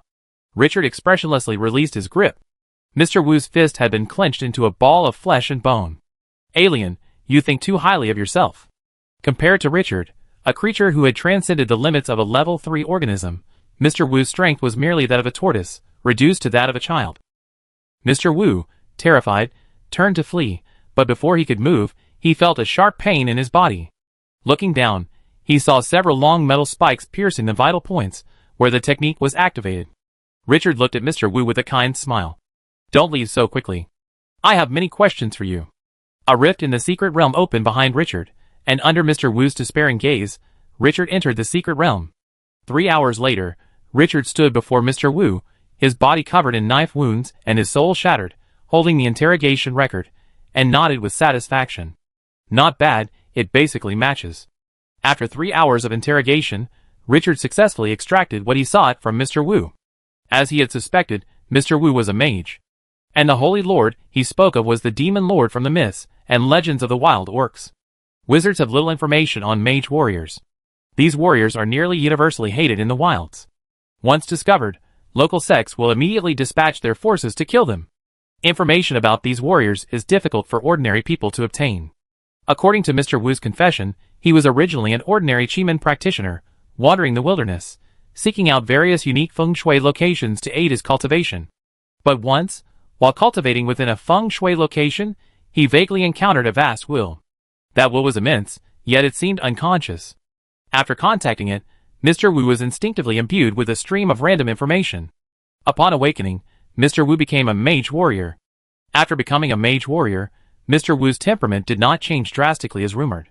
He continued to search for feng shui locations as usual, but the difference was that whenever he encountered one, inexplicable thoughts would pop into his mind, prompting him to alter it. The altered aura became more suitable for his cultivation, and his cultivation progressed rapidly. Later, while modifying his feng shui, he encountered a fellow demonic warrior from the Chiman sect. Through his introduction, he joined the organization known as the Demon Cult by the Savage Land sects. He subsequently became the Demon Cult steward in Chungshan City. Yes, Mr. Wu was not being hunted. Everything Yu Fengshan knew was fabricated by Mr. Wu and the Demon Cult's minions. The Demon Lord is not dead, merely sealed. Richard frowned slightly as he read the last sentence of the confession. If the Demon Lord is not dead, then their expedition will inevitably face a confrontation with the Celestial Master. While the wizards didn't intend to enslave the wild orcs, the World Master among them would certainly be eliminated. Richard didn't believe these martial arts masters were so magnanimous as to refuse to release the Demon Lord's seal, even at the risk of their own lives. According to the Demon Cult, the Forerunner relics held by these major sects were the nodes of the Demon Lord's seal. Richard sighed softly. Alas, the great world is indeed not a pushover. Mr. Wu's confession, aside from information about the Demon Cult, consisted mostly of knowledge about the Chiman. After searching his soul and comparing this knowledge, Richard confirmed that most of it was correct. Putting the confession in his pocket, Richard approached Mr. Wu and untied the gourd from his waist. Richard's mental power penetrated the gourd and erased Mr. Wu's mark from it. This gourd was called the Qianquan gourd, the magical pocket of the wild orcs. However, unlike the magic pockets that any wizard apprentice in the wizarding world could afford, the Qianquan gourd was very expensive and held a much larger volume. But surprisingly, the Qianquan gourd wasn't crafted by a craftsman, but only by those within the Chiman sect. With a slight infusion of magical power, the Qianquan gourd spewed out a pile of objects. These items were mostly magical artifacts and banners used in formations, along with scattered magical essences and elemental gems. However, only two of these items caught Richard's attention, a tattered book on the Chiman sect, and a mask with a strange pattern. The Chiman book went without saying, but the mask was the attire Mr. Wu wore when attending demonic cult gatherings. Demonic warriors were widely feared, and to prevent the discovery of one individual from implicating the rest, members of the demonic sect generally kept their identities secret, referring to each other by code names. Richard took the mask in his hand, and the strange patterns on it became increasingly peculiar. Suddenly, Richard's body trembled, and he quickly removed the mask. Ulysses, look at this thing. Richard looked at the mask with some fear. The pattern on it could actually affect him, a creature who had already transcended the limits of mortals. Chapter 500. Ulysses responded. What's going on, little guy? Gaw! Throw that thing away. Looking at the mask in Richard's hand, Ulysses was as frightened as if he had seen a ghost, his feathers standing on end. Richard didn't ask any further questions, immediately opening the secret realm rift and throwing the mask out. What did you see in that thing? Ulysses replied in a horrified voice. It houses the thought of a god king. You didn't bring it with you, did you? Richard quickly shook his head. No, I called you here because I noticed something was wrong with it. Hearing that Richard wasn't wearing it, Ulysses breathed a sigh of relief. That's good. If you had, you'd be infected by that thought. The thought of a god king is not to be touched. Unless you're a true master of the world, you'd be infected by it even if you touch it. Richard felt a chill down his spine. A mere thought could have such power. No wonder beings beyond level 6 are called astral lords. Ulysses opened the rift and retrieved the mask. A holy light shone from him, inscribing a strange symbol on the mask. He then tossed the mask to Richard. Now that I've sealed that thought, this thing, capable of being stored by a god king, must be quite a formidable item. Perhaps you find it useful in the future. Richard took the mask and examined it again. After Ulysses' seal, the mask lost its former allure. At the same time, the miracle Crucible also released information. Ingredients: mysterious mask. Refined information: martial arts formation, concealing breath. Refining cost: 20 spiritual power. Refined skill: martial arts forging, incomplete. Refining cost: 10 spiritual power. There was no prompt just now. Was it because of that thought? Richard wondered, examining the information before him. Refining the skills and information rendered the mask useless to Richard. While the mask could serve as a symbol of identity, allowing Richard to infiltrate the demon cult, he had no intention of infiltrating such a dangerous force for the time being. If war broke out, the major sects would undoubtedly be the first to enter the battlefield. The demon cult, a scumbag, probably wouldn't even see the battlefield until the very end. Furthermore, the thoughts within the mask were sealed by Ulysses, and anyone within the demon cult would immediately know something was amiss. Wearing this mask while lurking would be nothing more than a dead end. However, Richard suddenly thought of a way to recycle the waste. Ulysses, break the seal. Break it? This thing is incredibly dangerous. You need to think carefully. Richard smiled faintly. It's dangerous, but just don't look at it. I just thought of a way to reuse it. Major martial arts sects often issue demonic hunting orders. This mask could be used as a symbol in exchange for rewards. If he remembered correctly, Changshan City belonged to a martial arts sect called Wuxiang Valley. The old leader of this sect had reigned for over 10,000 years, having fought numerous battles. It was said that his lifespan was almost exhausted. Perhaps he could use this opportunity to infiltrate Wuxiang Valley and retrieve some martial arts texts. Seeing Richard had an idea, Ulysses didn't question the question and simply removed the runes from the mask. In an instant, the mask once again took on a demonic quality. However, this time Richard was prepared, and while the attraction did affect him, it was very limited. After storing the mask in a box, Richard left the secret realm. With a sweep of his spiritual power, he saw that all the wild beast men in the village had fainted. These wild beast men were not warriors, and even the slightest aura of a transcendent being like Richard could make them unconscious. Regarding these mortals, Richard pondered for a moment and decided to spare their lives. After handing the mask over to the people of Wuxiang Valley, these mortals would most likely be taken for questioning. Killing them all would be suspicious. Leaving the village, he found a hilltop, pulled a complex alchemical machine from his pocket, and began assembling it on the spot. This equipment was used to transmit a message to the floating city beyond the world. The news from the demon cult was extremely important, and the wizards must be prepared. The irritability of a Star Realm Master, sealed for countless millennia, was something even the great wizard Garlon could not withstand. The communication device resembled a pyramid composed of machinery and crystal. However, at its apex, an open, hemispherical metal pot sat centered, its spire inserted into the center. After assembling the entire device, Richard used the control crystal ball to determine the approximate location of the floating city. He then encoded the information he knew and entered it into the device. Soon, the information was complete, and the spire of the communication pyramid glowed faintly. Fine runes began to appear on the metal pot's walls. Resonating with the runes, the crystal spire emitted a thin, yet incredibly dense, beam of light toward the sky. The world wall could block many things, but it did not block light. In the astral realm, the floating city drifted quietly in the boundless sea of ether. With no need for combat at this moment, the floating city's power reactor was turned down to minimum, and the terrifying metallic behemoth appeared as if dead. Suddenly, a thin ray of light penetrated the base of the floating city, a massive crystal encased in an energy barrier. Soon, the message within the light was decoded into text and delivered to headquarters. The sealed Star Lord? Great Wizard Garlon frowned slightly as he looked at the intelligence his subordinate had handed him. The information Richard had sent was truly horrifying. If the war dragged on until the end, and these wild orcs truly let loose the Star Lord in desperation, the wizard would likely suffer a heavy loss. Even the weakest Star Lord was still a lord. Unless he reached his level, an ordinary level 6 World Lord was nothing but a toy before a Star Lord. When a Star Lord, sealed for years, was released, the first thing they would do was to replenish their body. While a Star Lord wouldn't starve to death, he would still feel hungry if he didn't replenish his energy for a long time. And what's the best way to replenish energy? The answer, of course, is to eat. The energy in the air formed energy crystals, energy-rich creatures. These are all food. And as a World Lord level being, the essence of a Grand Wizard is unmatched by billions of lesser beings. Grand Wizard Garlon muttered, "Sure enough, I alone am not enough to hold the fort." After that, he sighed and broke the seal on himself. Fortunately, it's not completely sealed yet, otherwise it would be quite troublesome. After breaking the seal, Grand Wizard Garen waved his hand, and countless runes combined in the air to form a portal. In the astral plane, transmitting information over long distances to the surface world is impossible.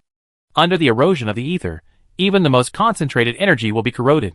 Thus, to transmit information over long distances, one must go beneath the veil and draw upon the power of the dimensional world. Behind the portal, Grand Wizard Garen arrived in a strange world. This world had a gloomy sky, and towering spires stood in a forest. Above, an eternal, dark cloud obscured the sky. On the ground, This world boasted everything from old, rough stone spires to the Gothic-style wizard towers once popular in the wizarding world, to the comfortable, squat wizard towers favored by wizards today. In the wizard towers, countless wizards, cloaked in black or white robes, their faces indistinct, worked on various experiments at their lab tables. The screams of alien creatures, the occasional explosions, and the sinister laughter that mingled with them, became the world's perpetual background music.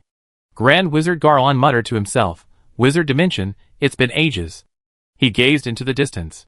As far as he could see, a massive floating city, as vast as a mountain, hovered quietly in the center of the world. That was the City of Eternal Truth in the Wizard Dimension. Grand Wizard Garlon took a step forward, and the next moment, he appeared atop the City of Eternal Truth. Unlike the tiny, outdated City of Eternal Truth in the Wizard world, this one in the Wizard Dimension was enormous, utilizing the latest generation of technology. Furthermore, this floating city was a living being. This terrifying creature possessed a world of its own, imprisoned within it by countless alien slaves, eternally providing for its maintenance. Beyond that, it was also a factory. At its base, hundreds of thousands of alien slaves toiled under the watchful eye of wizard overseers.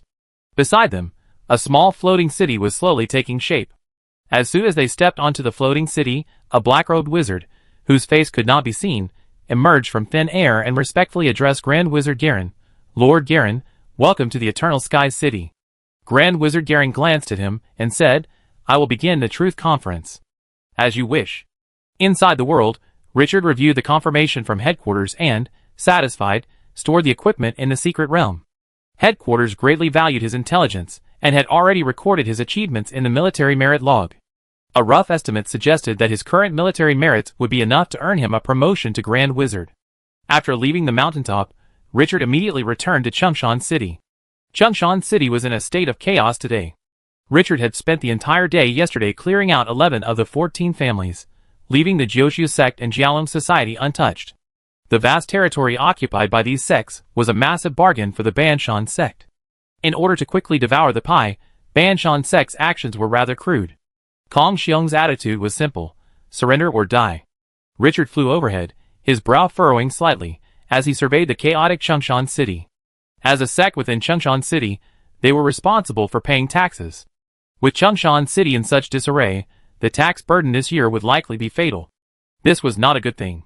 He planned to use Chungshan City as a base to gradually encroach on the surrounding cities. But if even his own homeland was unpopular, how could he carry out his plan? Flying to the sect's headquarters, Richard found Kong Xiong counting treasures. "Kong Xiong, how do you manage your people?" Chapter 501. Richard's accusation startled Kong Xiong, causing him to drop the sword he had looted from the Taiwa sect's warehouse. "Master, which fool offended you? Tell me. I cook him right now." Kong Xiong's response made Richard shake his head inwardly, thinking his subordinate wasn't very intelligent. "Idiot," Richard said coldly. "Who could possibly provoke me? Who dares to provoke me? I asked you to take over the territories of other sects, and what did you do? Chungshan City is about to be turned into a mess by our disciples." Only then did Kong Xiong realize that this was the issue his master was referring to. He breathed a sigh of relief and said indifferently, "Master, our disciples have been oppressed for so long, so let them make a fuss." He patted his chest and promised, "I promise, this year's tax burden will be collected." Kong Xiong's promise didn't satisfy Richard. He didn't want taxes. He wanted people's hearts and stability. "You idiot! Don't I know how to exploit the people?" Richard shouted. "What I want is stability. Now, go out and gather all the disciples. Are you still letting them cause trouble? Do you know how many people will die this year if they cause trouble? Do you still want to recruit disciples in Chungshan City?" After being scolded, Kong Xiong, although he didn't understand Richard's reasoning, hurriedly put down his things and left the warehouse. In the eyes of Kong Xiong, and indeed most wild beastmen warriors, mortals are like weeds in the ground. If you mow them this year, they still grow back next year. There are plenty of people in the wilderness who want to enter the city. Even if the people of Chungshan City die out, they can still recruit enough people from outside to fill the gap. Human hearts? Can they be eaten, or can they strengthen the sect? As long as I'm willing, there are plenty of talented men in the wilderness who will join the sect. Compared to the bandits, wild beasts, and various natural disasters in the wilderness, these taxes in the city are not something unbearable. But Richard wanted more than just the survival of the Banshan sect. He wanted it to grow strong enough to serve as a banner. Only then would the Banshan sect be worthy of the support of wizards. Shortly after Kong Xiong left, a melodious bell echoed through Chumshan City. The Banshan sect disciples, upon hearing the bell, though puzzled, continued to return to the Banshan sect headquarters. An hour later, the Banshan sect disciples gathered in a square at the headquarters. Richard stood in the air, his expression serious, and said, "I don't like nonsense, so I be frank. Regarding the recapture of other sects' territories, I'm very dissatisfied with your actions. Extortion, robbery, rape, and looting? Do you look like disciples of the Banshan sect? Anyone who didn't know would think you were bandits invading the city." As Richard spoke, he deliberately used soul magic. Under his furious rebuke, the warriors on the ground lowered their heads. Although their morals were low, they were not without them. Under the influence of soul magic, these minor moral violations were magnified, and a wave of shame welled up in their hearts. I won't say anything else. From now on, all Banshan sect disciples must strictly adhere to the new sect rules. No one will be exempted. If there's another case of rape or looting, I cook whoever does it. With that, Richard handed a piece of paper to Kong Xiong, who was standing beside him, and then waved his sleeves and left. Kong Xiong opened the paper, looking at the numerous rules and regulations, and his face couldn't help but frown. Richard added numerous clauses to the new sect rules, prohibiting disturbances and oppression of the common people. Violations of these rules were punishable by amputation, tattooing, or even beheading. A warrior shouldn't oppress the peasants. Master seclusion has only gotten stranger and stranger. The new sect rules were implemented smoothly. After Richard personally beheaded several disciples, all Banshan disciples began to follow them. Under the constraints of the new sect rules, the unrest in Chumshan City quickly subsided. Local tyrants from various regions registered their names with Banshan, and would be the ones to whom Banshan would turn for tax payments. The 11 major sects encompassed most of Chumshan City. Adding to the smaller sects that had surrendered, Chumshan City practically became a monopoly of Banshan. This was unprecedented in Chumshan City's history. Kong Xiong spent a week compiling the treasures of the 11 major sects, as well as the surrendered disciples, into a book. Of this, the magic essence alone, or what the wild beastmen call Yuan Jing, amounted to a staggering 50 million. This doesn't even include various precious medicines, precious weapons, and the holy sect coins used for transactions. Adding these together, the combined assets of these 11 major sects amounted to nearly 100 million magic essence. For a wizard academy, this was a considerable sum.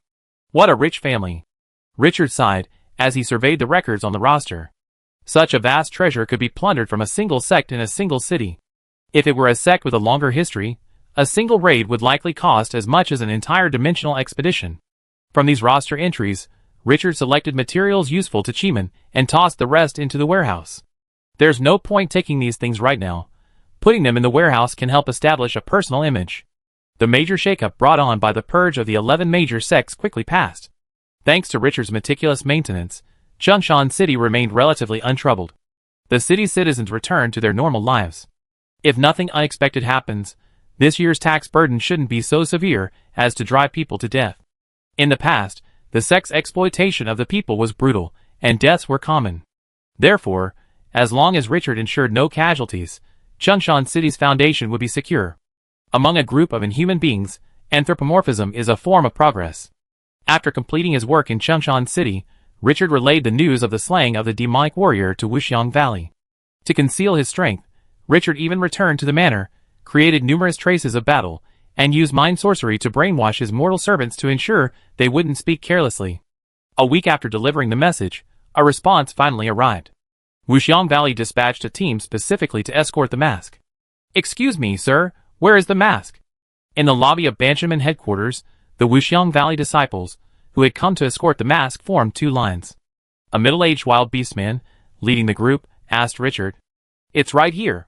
Richard poured the long-prepared box from the Qianquan gourd, and then glanced at the Wuxiang Valley disciples without a word. Wuxiang Valley, an ancient sect with a history stretching back several epochs, embodies its signature martial art, the Wuxiang Sacred Canon, known for its formlessness and formlessness, rivaling the martial arts of hundreds of schools. However, in recent years, Wuxiang Valley has experienced a period of decline among its disciples. Rumor has it that the Wuxiang Valley martial arts place great emphasis on the two realms of spirit and energy. Those who practice this martial art must not break free from the shackles of the body, but rather overcome the tribulation of emptiness within the heart. Judging by the elite caliber of the disciples before him, Either the rumors about Wuxiang Valley were false, or Wuxiang Valley held this mask in high regard. The middle-aged leader cautiously took the box, then poured a pill from the gourd at his waist and swallowed it.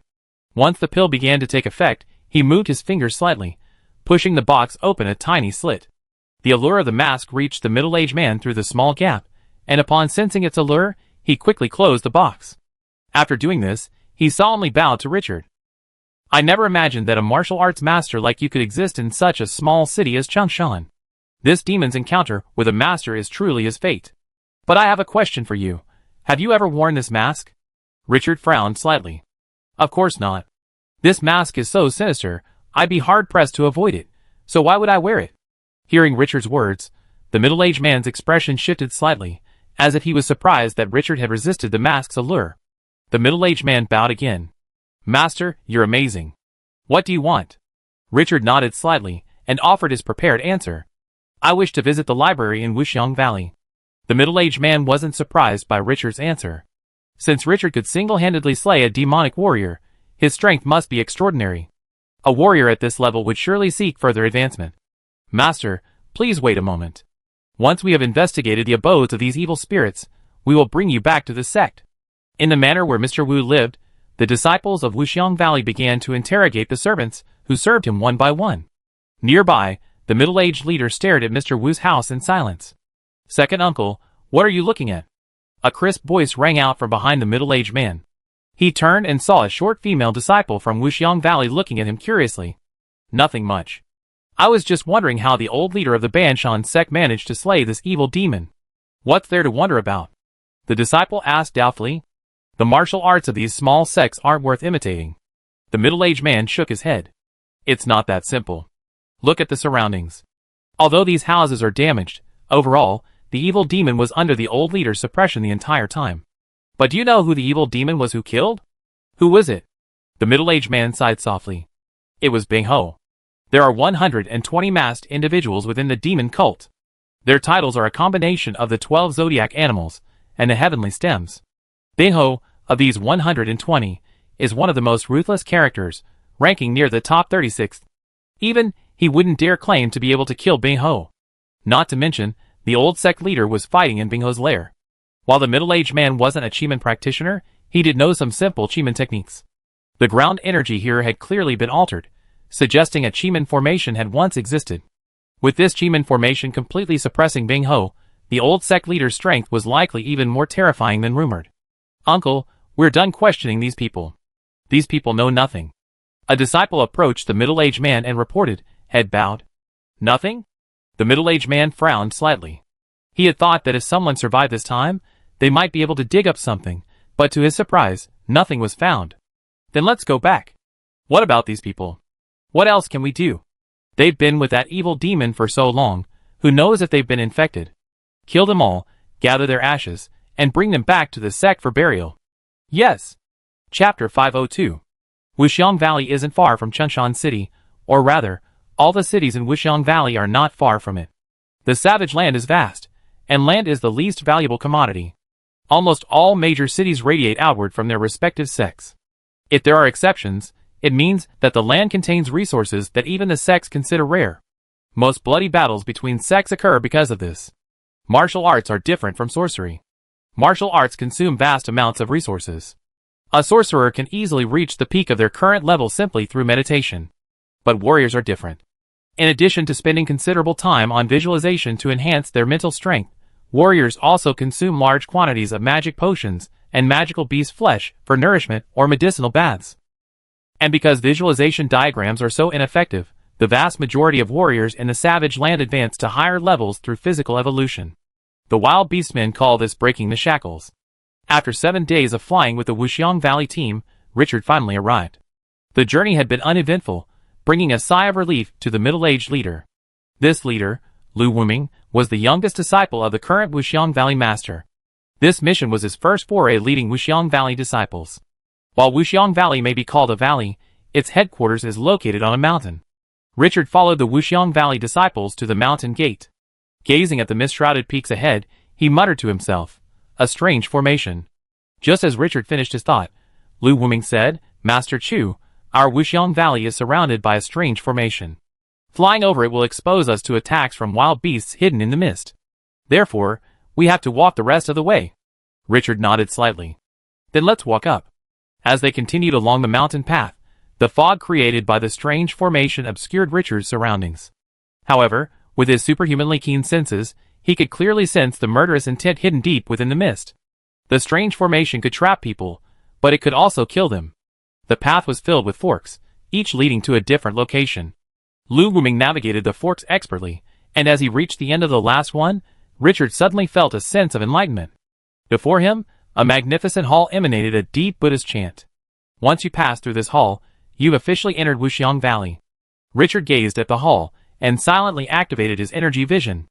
The next moment, the densely packed energy paths within the hall came into view. This hall is quite remarkable, Richard said calmly. Lu Wuming chuckled. Master, you have a good eye. This hall is the final barrier in Wuxiang Valley. Inside, all disguises will be ineffective. Richard's heart skipped a beat when he heard this. All disguises will be ineffective?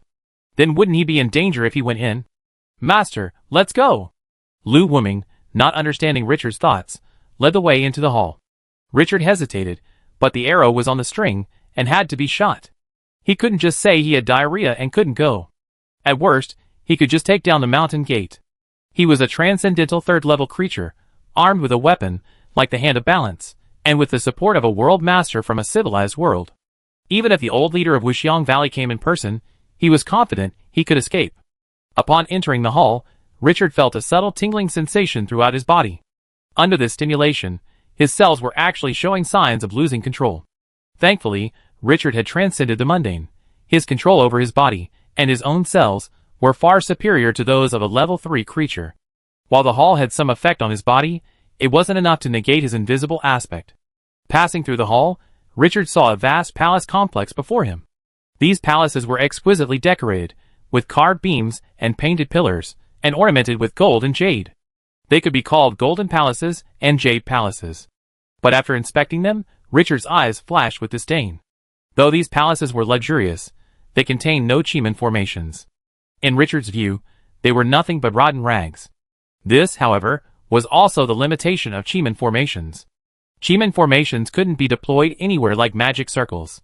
Chiman formations required flags and a key element, but the most crucial aspect of a Chiman formation was the environment. A Chiman formation must connect heaven and earth to be considered qualified. However, not every place can connect heaven and earth. If the environment is not right, even if the formation flags are complete, the Chiman formation is nothing more than a paper tiger. After entering Wuxiang Valley, the disciples dispersed, leaving only Lu Wuming and Richard standing there. Lu Wuming turned to Richard and said, Master, please rest for a moment. I will hand this mask over to the sect, and someone will take you to the Sutra Library. With that, he pulled a yellow paper figurine from his sleeve and tossed it to his side. With a thud, the yellow paper figurine transformed into a golden humanoid puppet. This is the Yellow Turban Warrior, a useless little Chiman gadget. It will lead the master to his resting place. Richard watched the Yellow Turban Warrior with interest, creating a human figure out of paper cutting. This technique was described in the Chiman book he had obtained from Mr. Wu. This Chiman technique essentially involves the capture of ghosts and spirits, the souls of powerful beings, for one's own use. While Richard knew about it, he had never used it himself. Seeing it for the first time, he couldn't help but feel a sense of curiosity. I wonder if this Yellow Turban Warrior is valuable, Richard asked. Lu Wuming smiled and said, It's not expensive. If Master likes it, I give you this warrior. After I hand over this mask, I teach you the techniques for controlling the Yellow Turban Warrior. Richard nodded slightly and said earnestly, Thank you, Brother Lu. Following the Yellow Turban Warrior to a palace, Richard communicated telepathically with Ulysses, who was hidden on his shoulder. My friend, it's your turn. Ulysses flapped his wings and disappeared behind a curtain. I see. I'm truly miserable, doing these menial tasks all day long. Soon, a disciple from Wuxiang Valley approached Richard. Excuse me, are you Senior Chu? My junior uncle has ordered me to take you to the Sutra Library. Richard stood up and said, Please lead the way. The Sutra Library is located on the mountainside of Wuxiang Valley, and is the only structure within the valley that contains a unique formation. Under the influence of the Chiman formation, all methods of mimicry and invisibility are rendered ineffective, and all spatial means are blocked. Of course, this formation still had no effect on Richard. In terms of perception, It was even inferior to the great hall he passed by upon entering Wuxiang Valley. The Sutra Library was enormous. While not as large as the library at the Garlon Wizard Academy, it was still the size of 3 or 4 football fields, and it boasted 9 floors.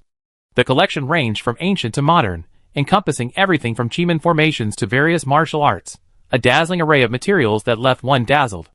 Richard, with the help of his mask, could remain in the Sutra Library for 7 days, but only the first 6 floors were accessible. From the 6th floor onward, the martial arts contained the core of Wuxiang Valley. Rumor has it that the original copy of the Wuxiang sacred scripture was even stored on the 9th floor. After entering the Sutra Library, Richard didn't head straight for the advanced martial arts, but instead began with the introductory books on the 1st floor, intended for ordinary Wuxiang Valley disciples. As a wizard, Richard understood the importance of fundamentals. A complex formula is often derived from the accumulation of simpler ones.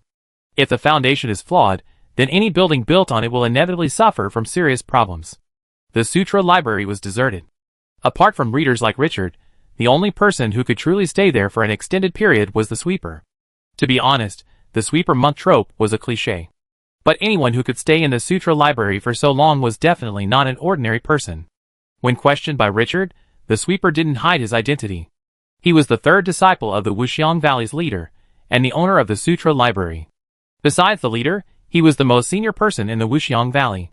The two chatted for a while, and they hit it off. In Richard's opinion, the Sutra Library owner's thinking was already very close to that of a wizard.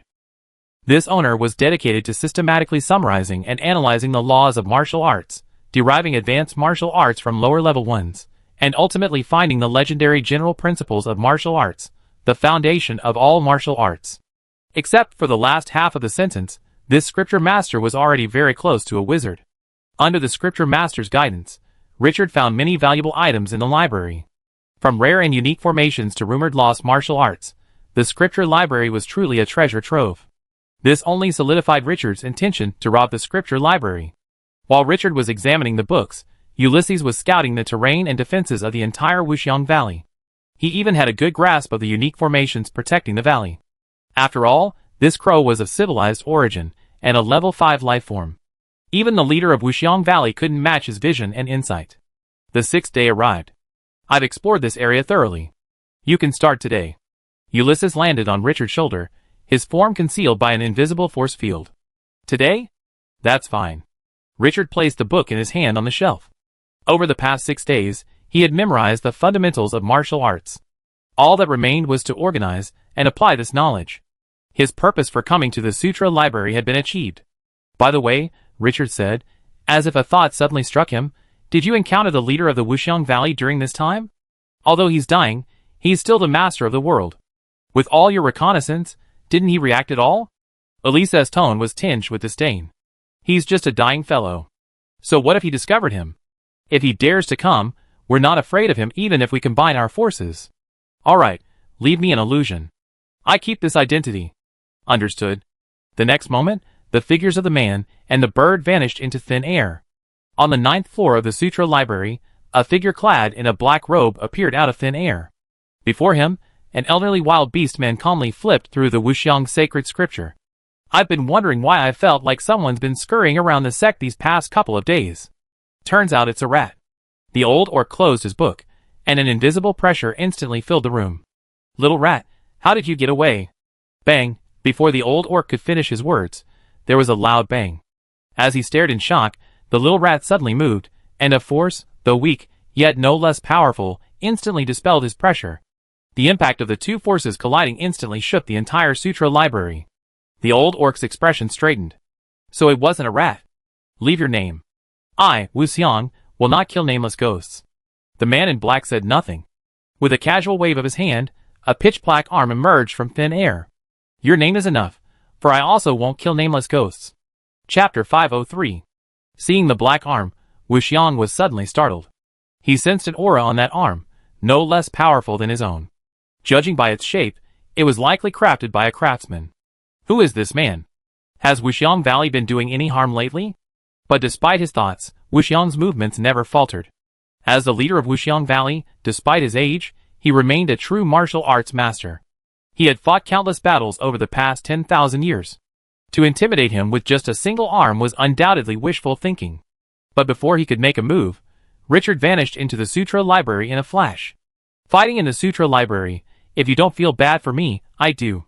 Come out and fight! Richard's voice echoed through the 9th floor.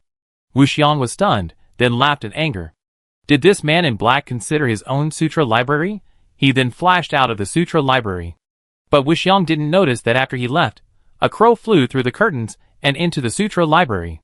Leaving the Sutra library, Wuxiang sensed a blazing aura before he could even make a move. Richard, standing across from him, waved his staff and summoned a ball of fire as big as the sun.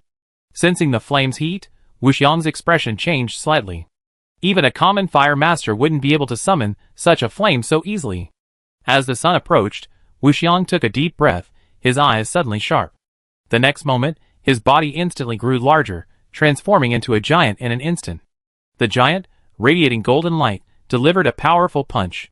Boom! A sudden thunderclap echoed through the clear sky. The threatening sun-shaped fireball was shattered by his punch, dissolving into a sky-wide flame. Elises, this old man isn't as weak as you say. Richard cursed inwardly as he looked at Wuxiang.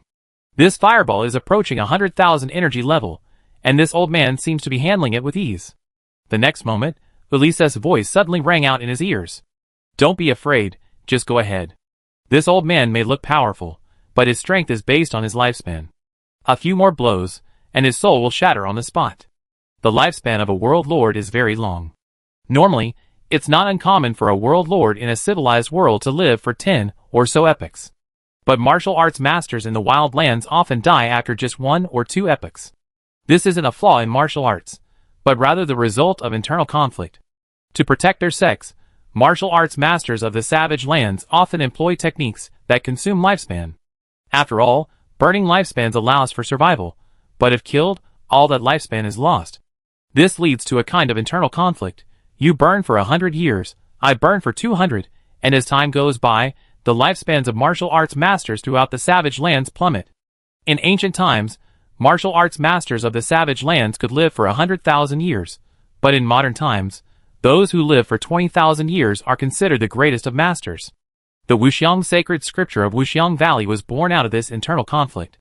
Wuxiang looked at the man in black before him, the emptiness in his soul nearly making him vomit. Once the Wuxiang sacred scripture was fully activated, it would begin to overdraw its soul, meaning its lifespan. And now, his lifespan has reached its end.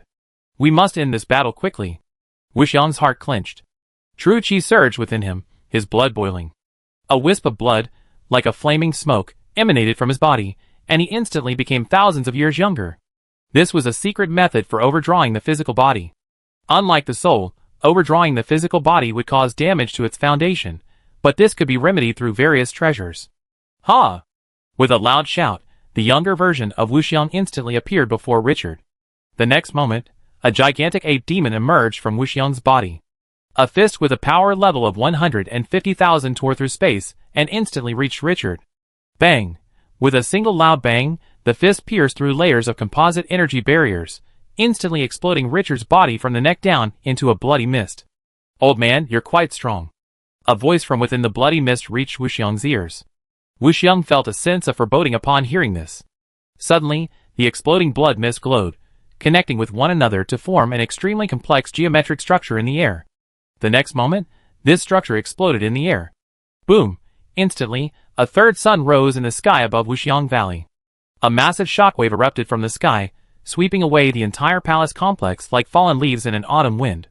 Although the disciples of Wuxiang Valley had formed into a military formation under the command of their master, they were still shaken by the shockwave and vomited blood. Soon, the light dissipated. The once elegant and graceful Wuxiang Valley was now a devastated mess. In the sky, Wuxiang stood in a horse stance, his arms clasped across his chest, shielded by a faint, mountainous shadow. In the distance, Richard's head, enveloped by a composite magical barrier, was growing a new body at a visible speed. After over 900 days of refinement, Richard's radiation principles had merged with the principles of life. The explosion just now was Richard's application of these principles. By manipulating the life energy within his flesh and blood, even though Richard's body had exploded, the flesh remained under Richard's control. Based on this, Richard employed the radiation principles to cause the flesh and blood to burst forth with high-energy radiation. Then, drawing on the knowledge he had gained from the defensive secondary artillery of the Astral Fortress, with simple adjustments, a spell-like model was born. However, while all this may sound easy, the mental effort involved nearly drained Richard's soul. Looking at Wuxiang, enveloped by the phantom of a mountain, Richard already had the urge to retreat. There was no need to fight this old man to the death. Suddenly, a black crow flew out of the void. Now that we have the treasure, are you leaving or killing that old man? Nonsense, of course I'm leaving. Then follow me. A holy light shone from Ulises' body. He turned and transformed into a stream of light, flying out of Wuxiang Valley. Richard followed closely behind, and Wuxiang breathed a sigh of relief. He pretended to give chase, but the distance between him and Richard grew longer and longer. Finally, when the man and the bird had left Wuxiang Valley, he stopped. At this moment, the elders of Wuxiang Valley flew to Wuxiang's side. As the youngest disciple, Lu Wuming asked with concern, "Master, you come to the quiet room to find me." Before Lu Wuming could finish, Wuxiang's figure vanished into thin air. 2 flowers bloom, each with its own beauty. Seeing Wuxiang didn't pursue them, Richard and Ulysses, the man and the bird, bravely returned to Wuxiang Valley after leaving it. In the Sutra Library, Richard and Ulysses materialized out of thin air. As the only building in Wuxiang Valley with a unique formation, the Sutra Library's exceptional quality prevented it from being destroyed by the aftermath of Richard Wuxiang's battle. The phantom left by Ulysses remained exactly where it was. Dispelling the phantom, Richard feigned fear as he exited the Sutra Library. He happened to run into the owner of the Sutra Library, who was returning from outside. "Master, what's going on out there?" The owner suppressed his concern for Wuxiang and feigned a nonchalant demeanor. "Nothing. Someone simply sneaked into the valley and was discovered by my master. Everything's fine now." The owner had no suspicions about Richard, even though he was the only outsider to enter Wuxiang Valley recently. But the 2 exchanges between Richard and Wuxiang had already convinced the disciples of Wuxiang Valley that the attacker was undoubtedly a martial arts master. Wuxiang Valley's protective measures were adequate for a martial arts master, but for a master, they weren't an insurmountable barrier. Richard feigned relief and replied, "That's good, that's good. Since everything's fine, I'd be returning." The host readily agreed and hurried to the meditation room. No one in the entire Wuxiang Valley knew his master's condition better than him. Outside the meditation room, the elders of Wuxiang Valley stood anxiously awaiting the emergence of the several sect leaders and disciples. Soon, Lu Wuming was the first to emerge. "Master is fine, he's only lost a little time." Lu Wuming answered the elders' most pressing question before they could speak. Hearing that the sect master was fine, having only lost a little time, the elders' faces lit up with relief. Losing lifespan wasn't a problem for a martial arts master. What sect master wouldn't lose 100 or 200 years of life if they went out fighting? After this, Lu Wuming bowed to the elders and said, "I hope you all will take care of this during this time. Besides rebuilding the sect, please also prepare for the disciple recruiting ceremony. We're all contributing to the sect, so there's no need to worry." That's right. I'm glad the sect master is fine. We go rebuild the sect right away." "Hey, brotherly, wait a moment. Let's go together. I can't let anything go wrong with my palace this time." After calming everyone down, Lu Wuming re-entered the quiet room. In the quiet room, Wuxiang knelt on the ground with his eyes closed. Before him, portraits of successive Wuxiang Valley masters gazed back at him. "Master, the elders have already gone." Wuxiang opened his eyes. "All right." Behind Wuxiang, kneeling, sat his other disciples, but at this moment, their faces were filled with deep sorrow. "Are you looking so mournful? Do you want the disciples within the sect to know that Wuxiang Valley is doomed?" Wuxiang turned and sternly rebuked, "I'm not dead yet. It's not too late to look mournful after I'm gone." As the current Wuxiang Valley master, he valued the sect's legacy above all else. The disciples suppressed their sorrowful expressions upon hearing this, but a melancholy atmosphere still filled the quiet room. Wuxiang Valley could be called a sect because of the existence of Wuxiang, the martial arts master. Without him, Wuxiang Valley would have been divided up within a year. But now, Wuxiang was nearing the end of his life, and Wuxiang Valley still hadn't found a successor to the position of master. This practically sealed Wuxiang Valley's fate. "You should not stay in the sect for the next few days," Wuxiang said again. "I can still hold on for a few decades. During these years, you must search the cities below and find a martial arts master worthy of the position of sect leader. Remember this, if the sect is gone, everything is gone." Chapter 504. After hearing Wuxiang's decision, the several Wuxiang disciples present, though reluctant, had no choice but to obey. Wuxiang Valley needed a martial arts master as its leader. This was the foundation of Wuxiang Valley's existence. However, none of them possessed the qualifications to become a martial arts master. Although the Wuxiang Sacred Canon integrated the three paths of essence, energy, and spirit, a single path was required to dominate, and the Wuxiang Sacred Canon was the divine path. In other words, Wuxiang Valley was actually pursuing a path of spiritual evolution. However, compared to the wizard's meditation method, the wild beastman's visualization diagram was far inferior. If one cannot dive into the sea of souls, yet still wants to reach the spiritual limits of a third-level creature, then it requires more than just hard work. Talent is also crucial. The disciples Wuxiang had accepted all displayed considerable talent for the divine path in their youth. However, as their strength grew, their talent ultimately fell short. Seeing no objections from the disciples around him, Wuxiang nodded and continued, however, outsiders are not our own. Therefore, when selecting your personnel, focus on those martial artists who have achieved accomplishments in the Tao of the Spirit. During my early travels in the wilderness, I obtained a spiritual elixir from our ancestors. This elixir possesses the power to transcend the limits of mortal existence. If that person can transcend these limits, I will plant a seed within their spiritual altar. This seed will subtly influence their feelings towards the sect. However, if they remain indifferent to the sect, you can use my secret technique to disperse their spirit. With a soulless transcendental body, you can still act as if you are the enemy. After Wuxiang finished speaking, one of the disciples asked, Master, since this elixir can break the third shackle, why don't you give it to us? I think third senior brother would be a perfect fit. Wuxiang glanced sideways at the disciple who had spoken, raised his hand to stop the master who was about to retort, and replied coldly, I give you a spiritual elixir, can you break through? Your talents are all in the divine way. In terms of spiritual cultivation, you're probably not even as good as the masters of the sects in the city. Do you think breaking through the limits of the mundane world is like eating and drinking water? Without sufficient talent, giving you spiritual elixirs would be a waste. The disciple, reprimanded by Wuxiang, immediately cowered like a quail and stopped talking. After his lecture, Wuxiang waved his hand and dismissed the disciples. But as they were leaving, the master of the sutra library suddenly spoke, Master, if you need a martial arts master in the spiritual way, we already have one within our sect. There's a master who slew a demonic martial artist, and is currently reading in the sutra library. I've observed him, and his spiritual cultivation in the spiritual way is quite impressive. If he weren't from a lower sect, he would definitely be able to achieve great things in the spiritual way. Hearing his third disciple praise someone so highly, Wuxiang felt a little more interested. His third disciple rarely praised anyone. Anyone he praised possessed remarkable martial arts prowess. However, having just finished a major battle, he was exhausted, so he said, then keep him for now. Bring him to see me in a few days. Also, during this time, investigate his background. Yes. In the sutra library, Richard was leisurely browsing through the martial arts manuals stored there. Meanwhile, in the secret realm, one of his clones was simultaneously perusing the Wuxiang Valley's signature martial arts. The Wuxiang Sacred Scripture.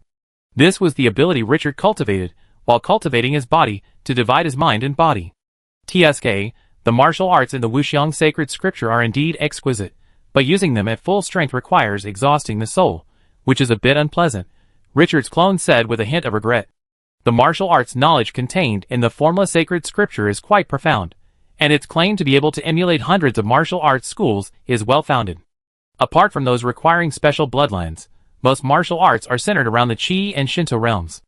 The Formula Sacred Scripture, however, allows a warrior's mental power and energy to become invisible and formless, easily moldable like plasticine. This characteristic, combined with profound martial arts knowledge, makes combat truly indistinguishable from the real thing, even surpassing the original. However, in Richard's opinion, the Formula Sacred Scripture's features are more suited to mimicry and lurking, rather than direct confrontation.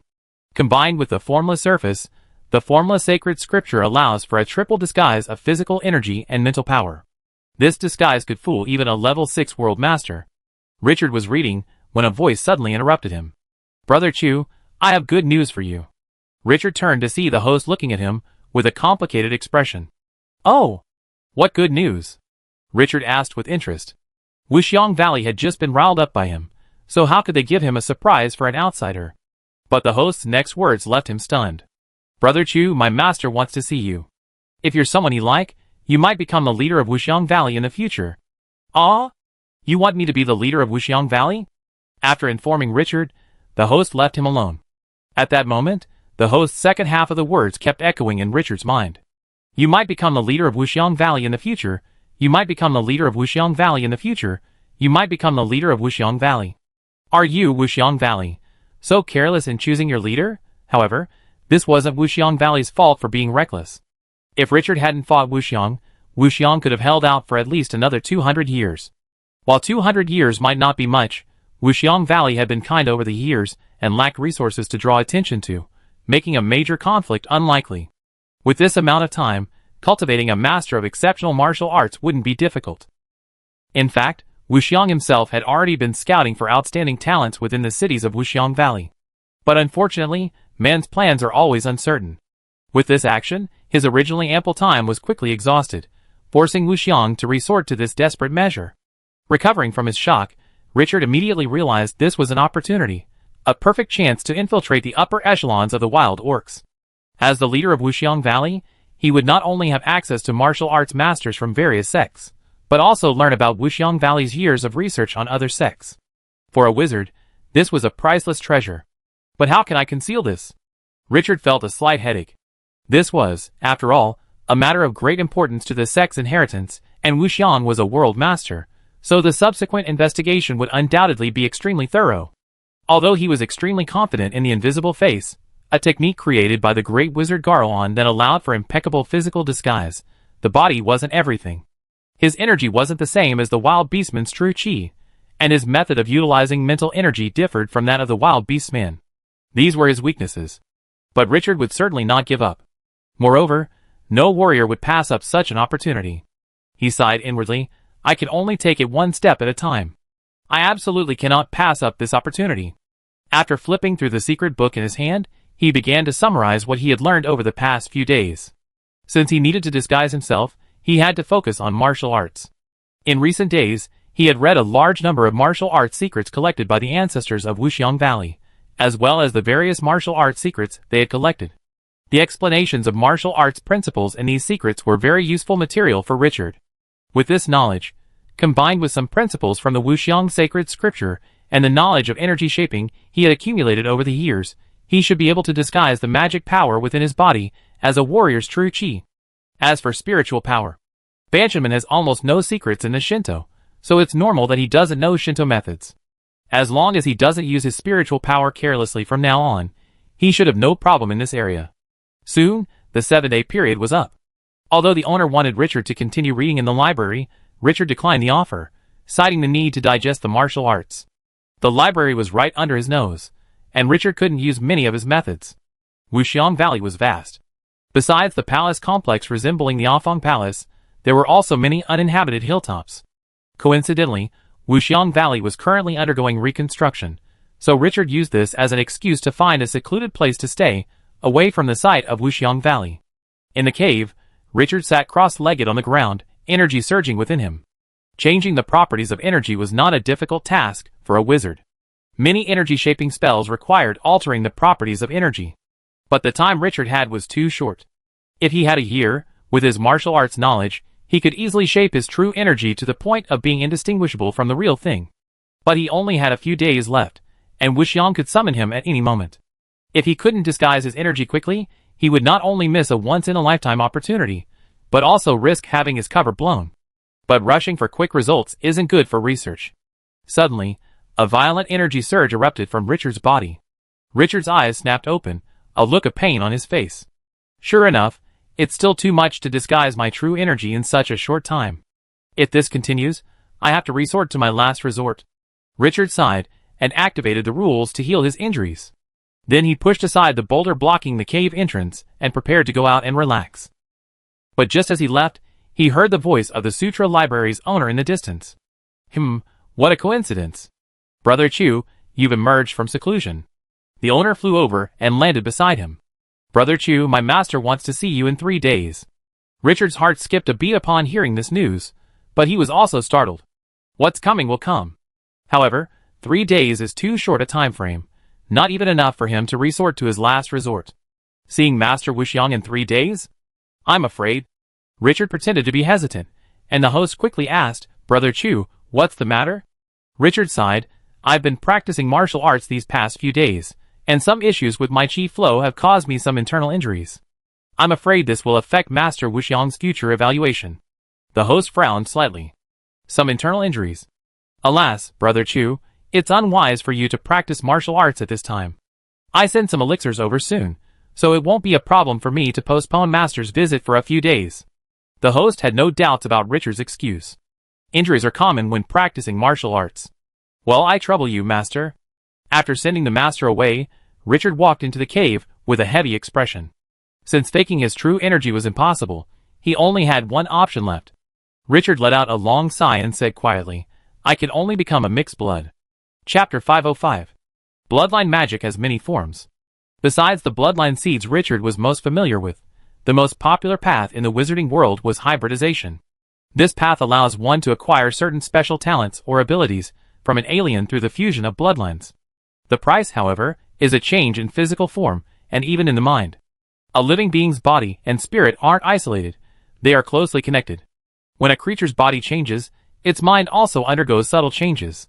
This change can only be slowed down, but it's inevitable. Richard had never been fond of this path.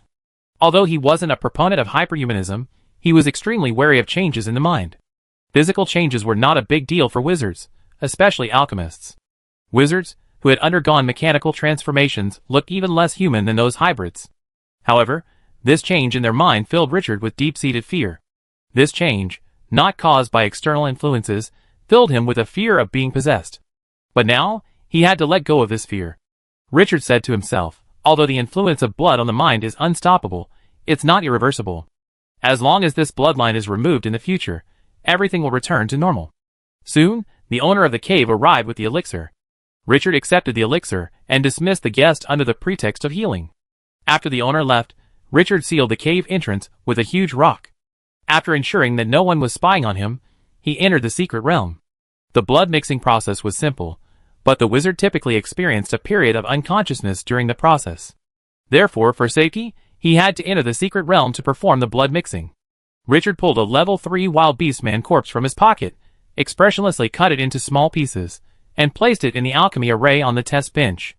This corpse belonged to one of the leaders of the 11 sections. After destroying those 11 sects, he collected the level 3 wild beastman corpses. Those with rules were refined. Those without rules were used as experimental materials and specimens, which were just what he needed right now. Although the wild beastmen possessed various unique physical characteristics, Richard didn't intend to and couldn't overdo it. An ordinary wild beastman bloodline would suffice. Using the alchemy array, Richard extracted a test tube of blood matrix from the corpse. Next, he had to combine various ingredients with this blood matrix to transform it into a qualified blood potion. The potion-making process was simple, and could be easily accomplished by any professionally trained wizard. As the next batch of ingredients entered the cauldron, a thud was heard, and a puff of blood-red smoke rose from the cauldron. Under the influence of the alchemical array, the ingredients and the blood matrix fused perfectly. He removed the blood potion, which appeared crystal clear, floating in the air like a ruby. Richard, instead of using physical instruments, used his magic to conjure a syringe and injected it intravenously into his body. While the blood potion's effects had not yet taken effect, Richard cast 10 consecutive Galleon Constitution sealing spells on himself, reducing his combat effectiveness to the lowest level. Afterward, he had the Holy Tree Elves bind him with World Mushroom Mycelium, and summoned Ulysses and the Snake King to guard him. His current power was formidable. If he went berserk, someone would be needed to restrain him. Ulysses stood in the air before him, while the Serpent King coiled his body, curiously observing Richard. This was his first encounter with the sorcery of blood fusion. Ready? I'm starting the fusion. Let it fuse, replied Ulysses, shrouded in holy light. Richard no longer blocked the absorption of the blood potion, and instantly felt a throbbing sensation. His heart began to beat violently under the potion's influence, its throbbing loud as a war drum, so intense that even Ulysses and the Serpent King could hear it clearly. His body turned red at the beating of the drum, as microscopic changes spread throughout his body. Every cell in his body trembled. Then, silence fell. Richard's heartbeat returned to normal almost instantly, and his congested body slowly returned to normal. At the same time, Richard's senses shifted slightly. It was as if he had suddenly gained an extra eye. In his perception, he vaguely seemed to perceive something he normally couldn't. Is this the end? A flicker of doubt crossed Richard's mind. There's a lot of research on bloodline fusion in alchemical bloodlines. Richard had read about it in Joe Lord's collection. As a wizard's physical strength grows, their reaction to bloodline fusion will exhibit two distinct extremes.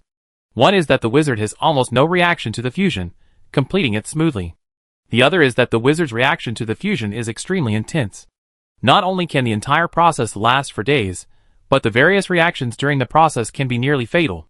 But from the looks of it, he seemed to belong to the former. After binding himself for a while longer, and confirming that there was nothing wrong with his body, he commanded the holy tree spirit to remove the restraints from him. Is that all? Elises looked at Richard curiously. You don't seem to have changed at all. Richard shook his head. I don't know, but I'm sure the fusion was successful because my perception has changed. As he spoke, Richard concentrated, trying to see clearly what he had overlooked.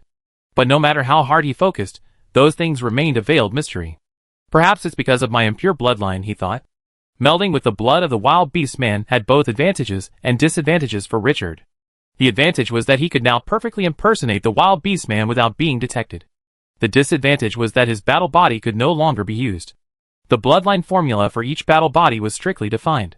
Arbitrarily adding or altering any bloodline would cause serious problems with the battle body. However, after Richard achieved transcendence, the increased combat power brought by the radiant giant battle body was no longer as important. It was fine to abandon it for now. After leaving the secret realm, Richard immediately began practicing the Banshan sect's signature martial art, the Banshan Bull Power. Since he was putting on a show, he had to do it fully. As the Banshan sect's long-standing leader, how could he not know the sect's signature martial art? With the blood of the wild beastman, gaining true chi was no longer a problem for Richard. The Banshan Bull Power was not complex, and after a brief practice, Richard reached the 9th level, the same level attained by the Banshan sect's founder. Because Richard had read so many martial arts manuals recently, he even modified the Banshan Bull Power, transforming this originally brutal and overbearing martial art into a blend of strength and flexibility. Soon, after ensuring his disguise was flawless, Richard pushed aside the boulder blocking the cave entrance. As he gazed upon the vast mountains beyond, a sudden stirring surged within him. He felt as if he had gained a new connection to this world. But Richard quickly suppressed this stirring with a resolute will. The art of blood fusion carries a taboo. One must not journey to the world where the bloodline originated. This is because the fused bloodline can create a false sense of belonging to this world. But in reality, they do not belong to this world. They cannot access the essence of this world, and are not recognized by it. Wizards have only one home, the wizarding world. After emerging from confinement, Richard went to the Sutra library and found the owner. A month had passed since the owner notified Richard. As soon as the owner emerged from the building and saw Richard, he instantly sensed a change in Richard's demeanor. Though Richard and he had once been quite compatible, there had always been an invisible barrier between them. But now, that barrier seemed to have vanished. "Brother Chu, have you had an epiphany?" the building owner exclaimed. Richard chuckled. "After reading so many books, I'm sure you make some progress. My injuries have healed, and I wonder if Master Wuxiang has the time. Yes, an old man like me may not have much else to do, but I definitely have plenty of free time." Wuxiang's voice emanated from the Sutra library, and the next moment, he appeared beside Richard. He patted Richard on the side and exclaimed, "I didn't expect there to be a talent like you in the city below. It's a blessing that those ordinary martial arts haven't buried your talent." Under the dual disguise of blood fusion and the invisible face, Wuxiang couldn't detect a single abnormality in Richard, even from close observation. On the contrary, he was deeply impressed by this promising young man. He admired him inwardly, strong chi and blood, clear mind. This boy named Chu Yuan has considerable skills.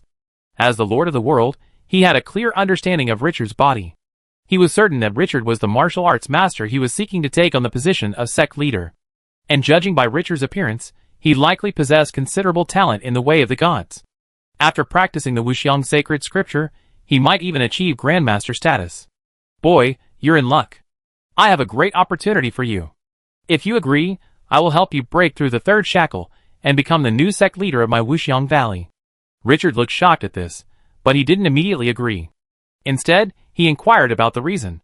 As the sect leader, he certainly couldn't immediately agree to such a seemingly unrealistic request. Wuxiang had no complaints about Richard's inquiry. After he explained the reason and requirements, Richard readily agreed. Wuxiang demanded that upon becoming sect leader, Richard must safeguard the development of Wuxiang Valley and refrain from betraying the sect's interests. To this end, he also required Richard to swear the inner demon vow. Richard felt no pressure at all. Wuxiang Valley was extremely important to Richard. Not only did it serve as an endorsement of Richard's status, but it also served as a source of support for future wizards. How could he possibly betray the interests of Wuxiang Valley? Besides, the only binding force on wizards was the Soul Sea vow. Even if he broke the inner demon vow, there would be no consequences. After swearing the oath, Wuxiang led Richard to a quiet room. This room was protected by a strange formation, preventing any disturbance from disturbing sounds, and also gathering the surrounding celestial energy, magic power, to aid the warrior. There, he handed Richard a tube of golden liquid. This is a magical elixir from our ancestors, capable of helping you transcend the mundane realm. I will protect you from now on, so take it and achieve your breakthrough. Richard looked at the elixir before him. Though he felt a pity, he didn't hesitate and swallowed the contents of the tube in one gulp. He then sat cross-legged on the ground and began to feign a breakthrough. He had already transcended the mundane realm. All he had to do was feign some reactions, and create the illusion of a difficult breakthrough. As Richard feigned his breakthrough, he suddenly sensed a mental intrusion. The intrusion was so subtle that if his mental power hadn't surpassed the limits of a level 3 creature, he would have been completely oblivious. Instantly, Richard's thoughts raced, and he understood the source of this intrusion. This old man is really holding back. However, Richard didn't block the invasion, instead allowing it to invade his soul. Wuxiang, on the other hand, sensed something odd about the young man's spiritual platform. How could an ordinary master's spiritual platform be so spacious? But he didn't care. While the spiritual platform was large, its quality was too low. Compared to his divine consciousness, it was practically paper-made. After invading the spiritual platform, he immediately began to infiltrate it, preparing to leave a seed within his soul. But as soon as he did so, he felt a terrifying aura emanating from the paper-made spiritual platform. A mysterious furnace emerged from the spiritual platform, seemingly from nowhere, accompanied by a mocking taunt. "Fool, eat my furnace." Chapter 506. Since entering Richard's soul, the miracle furnace has only been used once and a half. Half of this time was to intimidate Elises, and once was to refine the flesh cancer within the world mirror. Of these half times, the first attack was against a minor object, and while the second, while frightening Elises, it ultimately remained silent. And today, Richard finally witnessed the true power of the miracle furnace. A brilliant flame erupted from the blazing furnace. The power of laws contained within this flame filled Richard, who was watching, with a chill in his heart. The miracle furnace was truly a treasure worthy of a master. Under this flame, Wuxiang's invading soul was instantly incinerated. Furthermore, this flame wasn't confined to Richard's soul space. It burned along Wuxiang's soul, burning into his body. Richard had originally planned to bring Elises along for a fierce duel with Wuxiang. But after being burned by the miracle furnace, Wuxiang's soul didn't even offer a chance to resist, instantly being consumed by the flames and reduced to nothingness. Throughout the entire process, Wuxiang hadn't even had time to offer resistance.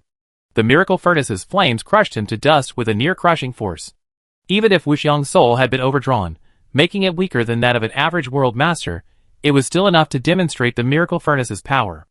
Richard opened his eyes, and spat out the undigested elixir. "You saved me a tube of elixir, Wuxiang, you're truly a kind soul." After putting the elixir away, Richard casually opened a spatial rift, and pulled Elises out. "Elises, you're about to enjoy yourself." Elises was stunned by Richard's words. But then, he saw the soul beside him burn to nothingness, leaving only an empty, formless shell. "Huh? How did you do that? Where's this old man's soul?" Elises exclaimed in shock. Richard chuckled and recounted the events. After hearing Richard's account, Elises felt a wave of dizziness.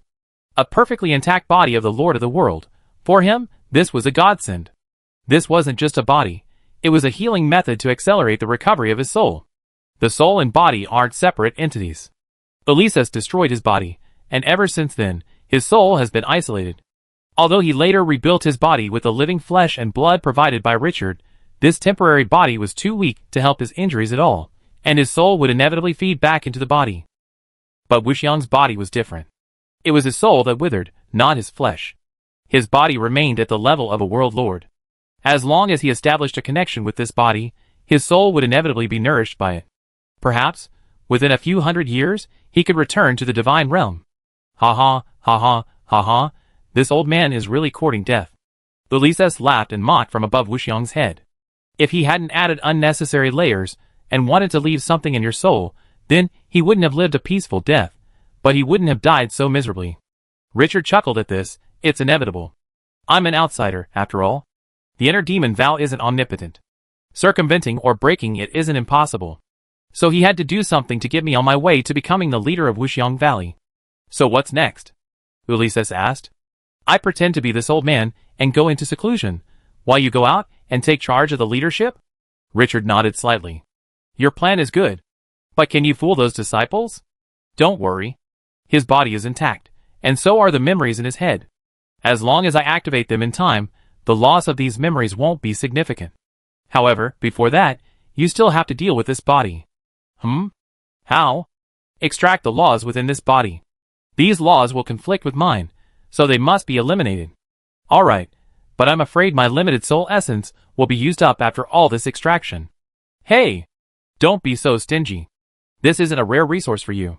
6 months later, the many disciples of Wuxiang Valley sensed a terrifying aura erupting from the depths of the valley. Soon after, they saw a figure burst forth from the mountain's belly. The pressure he wielded was like the collapse of the heavens, suffocating the many disciples. The elders of Wuxiang Valley gazed at the figure in the sky, each with a flicker of shock. Who was this person? Why did he possess such a powerful aura? More importantly, why had they never seen this person burst forth from the mountain's belly before? Richard stood in the sky, making sure that all the disciples of Wuxiang Valley had noticed him before descending from the sky. At the same time, several streams of light flew towards him. The first to arrive was Wuxiang's third disciple, the master of the Sutra Library. Looking at Richard, whose breath had subsided but whose body was still trembling, the master felt a dryness in his throat. He fancied himself a genius, but he had never imagined that someone could transcend the mundane realm in just 6 months. Even if he had the elixir of his ancestors. There were many in this world who couldn't even be helped by resources. Richard smiled at him and said, Master, I've succeeded. Master Wuxiang asked me to tell you that he's expended a great deal of his energy helping me achieve my breakthrough. He'd be in seclusion for a while, so I'd be taking over the position of sect leader. Richard had barely finished his words when he saw several streams of light descend upon him. Aside from Wuxiang's disciples, the rest were the elders of Wuxiang Valley. Faced with Richard's unfamiliar face, their eyes were filled with confusion and wariness. The master had no doubts about Richard's statement. The position of sect leader would definitely be passed to Richard. Since his master still had several decades left to live, Richard would definitely serve as acting sect leader to cultivate Richard's sense of belonging to the sect. Since this is master's order, Brother Chu, you are now the sect leader of Wuxiang Valley. The other disciples were somewhat shocked by the master's statement, but knowing the full story, they could accept it. However, the elders, unaware of the true situation, were practically visibly shocked. Master, this man. Before the man could finish his words, he felt an invisible pressure descend upon him. The master quietly recounted Wuxiang's decision, but made some minor revisions. In this revised decision, Richard's status shifted from being the head of a sect in a lower city to being the candidate for sect leader that Wuxiang had been cultivating for years. It must be said that this statement was riddled with loopholes and absurd. However, with the testimony of the master and other Wuxiang disciples, and the astonishing pressure radiating from Richard, the elders could not help but believe this absurd claim. You don't believe me? I think you don't want to be an elder anymore. A martial arts sect is essentially a violent organization, where fists reign supreme. Seeing the elders agreed, Richard, still thinking of making an example of someone, had to put his thoughts aside. Everyone, go about your business. Master Wuxiang told me you have research on other sections. I'd like to see it, so I don't get caught up in any future trouble. The master nodded slightly. Master, your consideration is indeed thoughtful. With that, he untied a Qiankuan gourd from his waist and handed it to Richard. Brother Chu, that's wrong. I should call you sect master now. This is the sect's research on other sects, including some top-secret intelligence gathered by our spies, who have infiltrated other sects. Please keep it confidential. Richard took the gourd, his heart instantly filled with joy. This gourd had saved him so much trouble. I understand. After exchanging greetings with the people of Wuxiang Valley, Richard arrived at a vast stone chamber deep within the mountain where Wuxiang Valley resided. This was where Wuxiang usually rested and practiced. Now that Richard had become the acting sect leader and Wuxiang was in seclusion, the place naturally belonged to Richard temporarily. After closing the stone chamber's door, the strange formation surrounding it immediately activated. The formation's power instantly made the chamber's walls as solid as pure gold, isolating the entire chamber from the outside world. Wuxiang knew one thing. The interior of Wuxiang Valley wasn't completely safe either. As the stone chamber closed, Richard's appearance suddenly changed, returning to human form. It was unclear whether this wild beastman's bloodline was too compatible with human bloodlines, or whether Richard's transcendence had mutated his bloodline. In short, incorporating the wild beastman's bloodline hadn't altered Richard's appearance or anatomy. This was a source of considerable relief for Richard. Without physical changes, spiritual transformation would be much slower. The stone chamber was sparsely furnished, consisting of a stone table and a stone bed. Richard approached the table and uncorked the Qingkuan gourd. The next moment, there was a thud, and a book as thick as a brick crashed onto the table. Richard was slightly surprised and said happily, "This Wuxiang Valley has collected quite a lot. This will be of great help to me." The records of Wuxiang Valley were extremely detailed. Besides the several surrounding sects, they also contained information on many major sects, including detailed information and analysis on each of these major sects, which explains the book's immense weight. After reading this thick volume, Richard didn't immediately pass the information on to the wizards, but instead summarized and analyzed it himself. While Wuxiang's vision is excellent, it's often the onlookers who can see clearly what's hidden in the fog. Wuxiang had omitted many things, and Richard was now filling them in. Analyzing the intelligence took Richard 3 months. During this time, Wuxiang Valley held its disciple recruiting ceremony, and Richard attended as the future leader of Wuxiang Valley. Soon, news of Wuxiang Valley's new leader spread throughout Wuxiang Valley and the surrounding sects. Because Wuxiang had long been known for his kindness and refrained from competing for resources, the surrounding sects were very friendly to Wuxiang Valley. After briefly testing Richard's abilities, congratulatory messages began arriving one after another. This marked Richard's official entry into the upper echelons of Savage Land. Chapter 507. In the belly of the mountain, Richard stood before a test bench, carefully inscribing runes.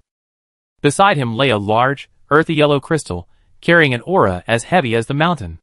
Although the formless scripture emphasizes flexibility and adaptability, its primary principle is the principle of the earth element, suited to adapting to ever-changing circumstances with constancy.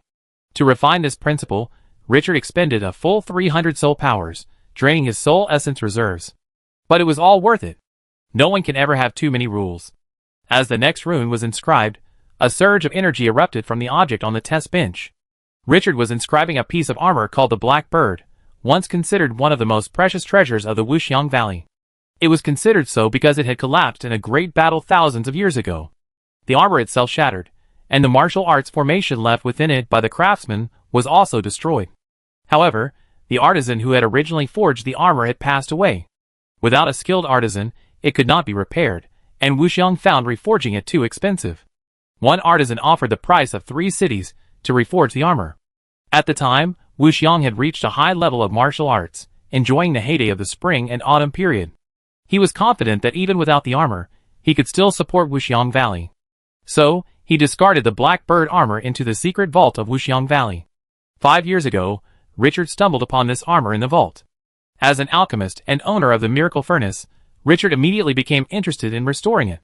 By extracting the techniques and information from the armor, Richard obtained most of the blueprints for the martial arts formation, as well as a highly advanced martial arts forging technique. But that wasn't enough. So Richard attempted to use wizard alchemy to aid in repairs, a process that took 5 years. Richard's idea proved correct, and today the armor was finally complete. One last step, Richard muttered as he embedded the crystal stone imbued with the principles of the earth element into the armor's interior. The next moment, the martial arts array and the rune array activated simultaneously.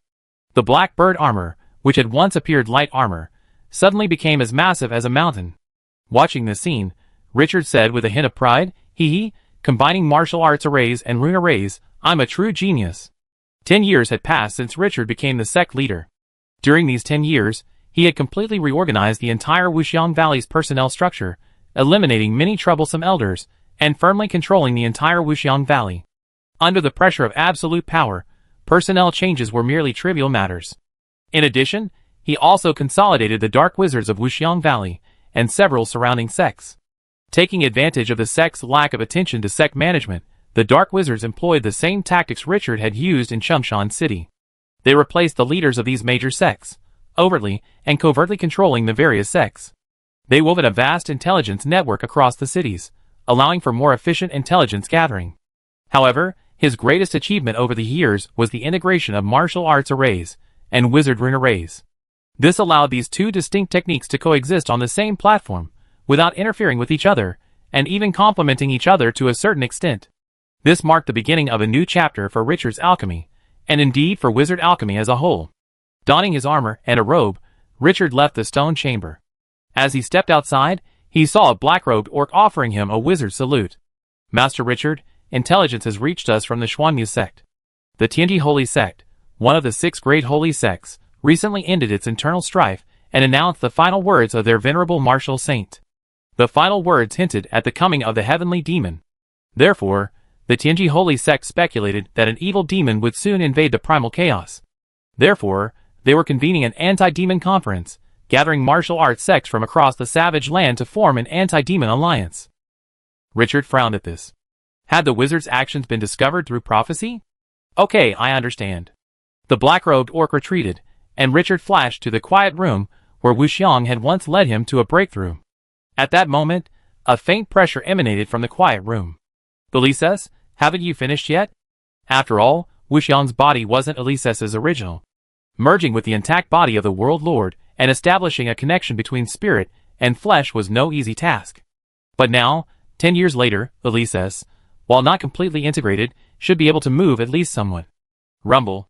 As Richard finished his words, he heard the stone door of the quiet room being moved open. Inside, Wuxiang's body blazed with black flames, his eyes as emerald as jade. Alas, even slacking off isn't an option. Wuxiang's voice was strange, its tone as if he hadn't spoken in a long time. But soon his voice returned to normal. Richard raised a brow. "It seems you've been slacking off lately. What's taking you so long?" "Not entirely," Elises said with a smile. "Body fusion is a delicate task, and it can't be rushed. I've achieved complete control over this body over the past 10 years. The only pity is that I need to lie low right now, so I can't alter its bloodline. It's a little awkward to move around now." Elises was a bird, after all. Stuffing him into a humanoid body wouldn't be as comfortable as stuffing him into a bird-like one. "Just make do," Richard replied. "When the war's over, you can eat this body and no one will care. Go ahead." "Am I the kind of bird that eats everything?" "Huh? No." "Haha." After a few bantering exchanges, the two men got down to business. "Anti-magic conference? You wizards should have shielded your fate," Elises asked, puzzled. "The ability to prophesy is not uncommon in the astral realm. Nearly every civilization possesses it. The wizard civilization even boasts a celestial master who studies the mystic. It's unreasonable for these wild orcs to see the future." "God knows," Richard said, spreading his hands. "But what is certain is that the martial saint of the Tianji Holy Sect has died, and before his death, he issued this prophecy." Elises pondered, "Sacrificing a main deity? That would certainly break through the fate shield. So, are we going to attend that anti-demon conference next?" Richard nodded. "That's right. The Tianji Holy Sect claims to be rallying martial arts sects across the savage land, so there's no reason they wouldn't invite Wuxiang Valley." "So you're going to disrupt this anti-demon conference?" "Of course not," Richard shook his head slightly. "We just need to seize this opportunity to gather as much intelligence as possible on those masters. The wizards have invested a tremendous amount of manpower in this expedition. These martial arts masters gathered together, making it easy for us to wipe them out. If they were to engage in guerrilla warfare against us in the savage lands, that would be a real problem. In this war, wizards need a quick victory, a swift end to the conquest, and to devote all their forces to the war against the galaxy floaters. While the situation on the front lines is unknown, the fact that they lay low for 10 years before the attack arrived suggests that the war there is likely to be quite tense. In today's wizarding world, it is difficult to allocate large numbers of troops to conquer a world as vast as the savage lands." "That's true," Elises agreed. "We're at a disadvantage in the war up front. If there's another area in the rear where we're losing manpower, that would be truly disastrous. But since we won't be interfering with this anti-demon conference, why are you so anxious to drag me out?" Richard glared at him and replied, "I'm the acting sect leader now. If they invite the sect leader, they only invite you. Besides, you've been fishing for fish for 10 years. It's time to come out." Wuxiang's exit from seclusion was undoubtedly a major event for Wuxiang Valley. Richard's personnel arrangements over the years had left many of the elders of Wuxiang Valley dissatisfied. Several of Wuxiang's disciples, with the exception of the building owner and Lu Wuming, also had significant complaints about Richard. In their view, Richard was just a slacker whose life and death depended on them. Why was he acting so arrogantly in Wuxiang Valley? Ulysses's emergence from seclusion gave them an opportunity. I remember telling you, if the sect is gone, everything is gone. Ulysses spoke coldly, looking at the disciples kneeling before him. Because Wuxiang's body was perfectly preserved, and Ulysses had reoccupied it relatively quickly, he retained most of Wuxiang's memories. Now that he was impersonating Wuxiang, even they, the disciples, hadn't noticed their master's inner being had been replaced. Has Wuxiang Valley been in trouble over the years under Chu Yuan's management? Or has it lost a city? Just because some useless people were replaced, you banded together and brought this to my attention? Ulysses's icy voice sent shivers down the spine of the few on the ground. They couldn't understand why their master would side with an outsider. Sensing his disciples' thoughts, Ulysses chuckled inwardly, and turned to the 3 disciples beside him. Third brother, I leave them to you to deal with. The kneeling disciples didn't react to this, but the master shuddered. Facing his master's icy gaze, he lowered his head and said with some difficulty, Master, these junior brothers are ignorant. I go back and explain the situation to them. Haven't you explained this to them all these years? The master was speechless. Of course he had explained it all these years, but his junior brothers wouldn't listen. Ulysses said nothing more, his figure suddenly vanishing into thin air. The master looked at the spot where Ulysses had vanished and sighed deeply. Then, he turned to his junior brothers and said, Before you complained, I told you not to come to master. Now you've made it difficult for me, and for you too. The disciples kneeling on the ground raised their heads, about to ask the master about the solution Ulysses had mentioned. But before they could open their mouths, the master's figure, like a ghost, appeared behind them. For bangs were heard, and the 4 kneeling disciples instantly fainted. Lu Wuming, who had not participated in the complaint, asked fearfully, Brother, what are you doing? He sensed a strong murderous aura emanating from his 3rd senior brother. The master smiled faintly at him. Junior brother, master had many students in his early years. Aside from the eldest and 2nd senior brothers, who died at the inner demon gate, you've actually seen all of them. Seen them all? Lu Wuming suddenly remembered that there seemed to be many skeletons hanging in his 3rd senior brother's residence. The host of the post said quietly, martial arts emphasize the integration of the 3 elements of spirit, energy, and spirit. A warrior can study the latter 2 using their own models, but mastering this one requires more than just a physical body. Inside the mountain, Richard looked at Ulysses, who had suddenly appeared, and asked calmly, Is everything resolved? Of course it's resolved. Richard nodded slightly. That's good.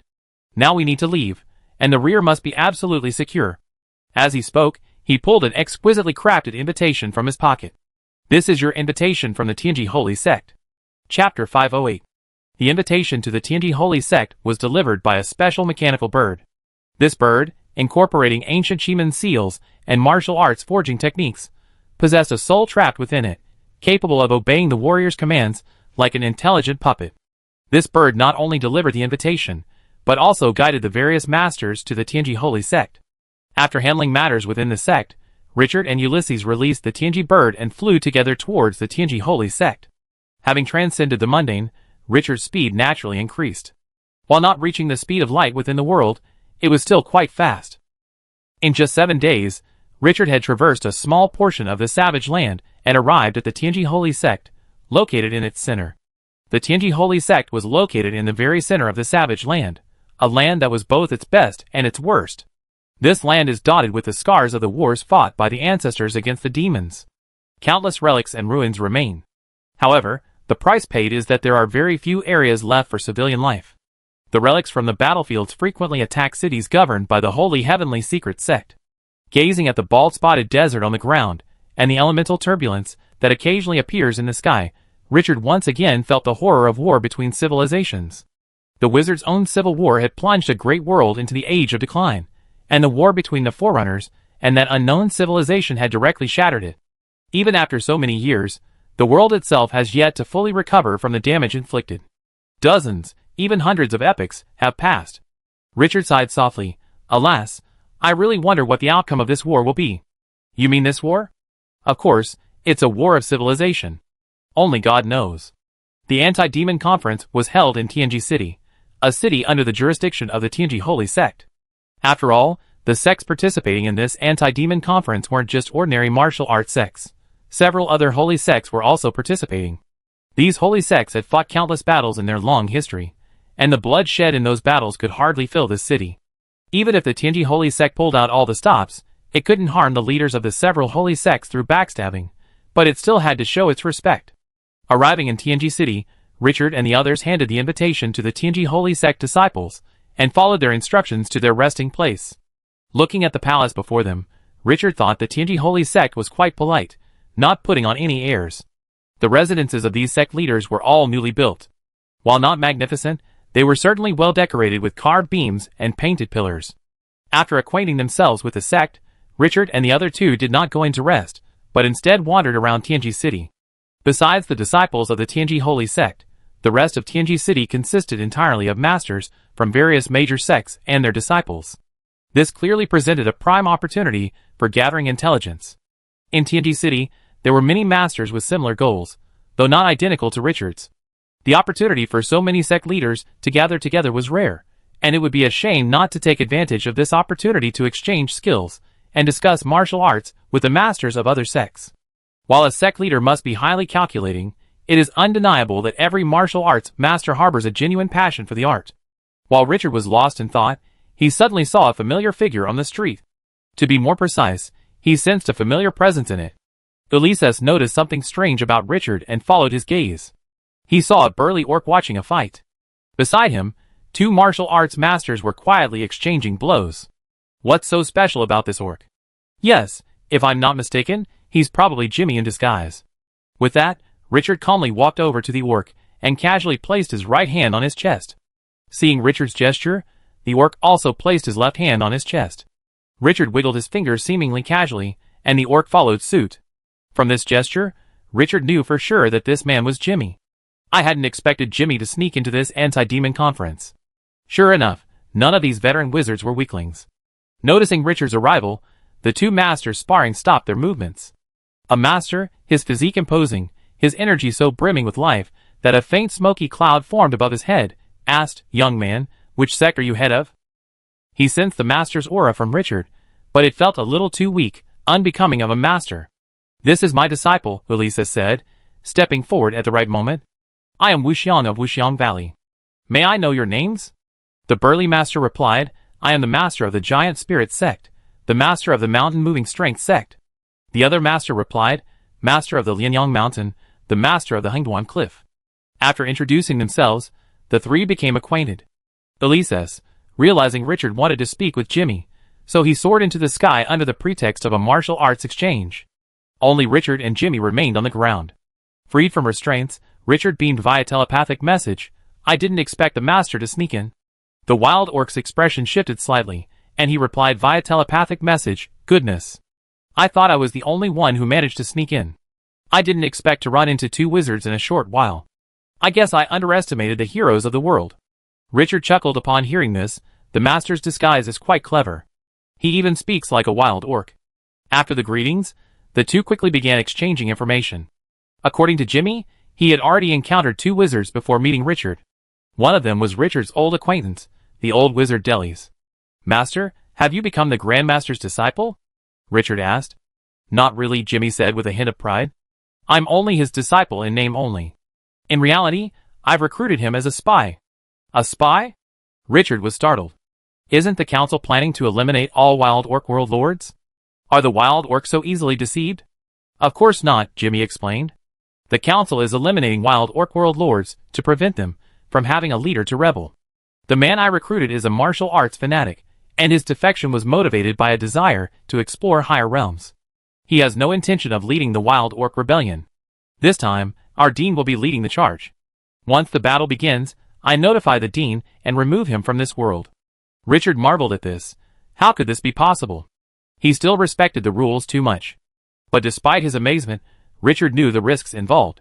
To accomplish this, courage, ability, vision, and luck were all essential. "Master, what are you going to do at this conference?" "Nothing," Jimmy asked. "Are you planning to disrupt this conference?" "No such idea." The two exchanged glances, a knowing smile playing on their lips. Letting these wild orcs form an alliance, so they can be wiped out all at once, would save time and effort. As they spoke, three grandmasters descended from the sky.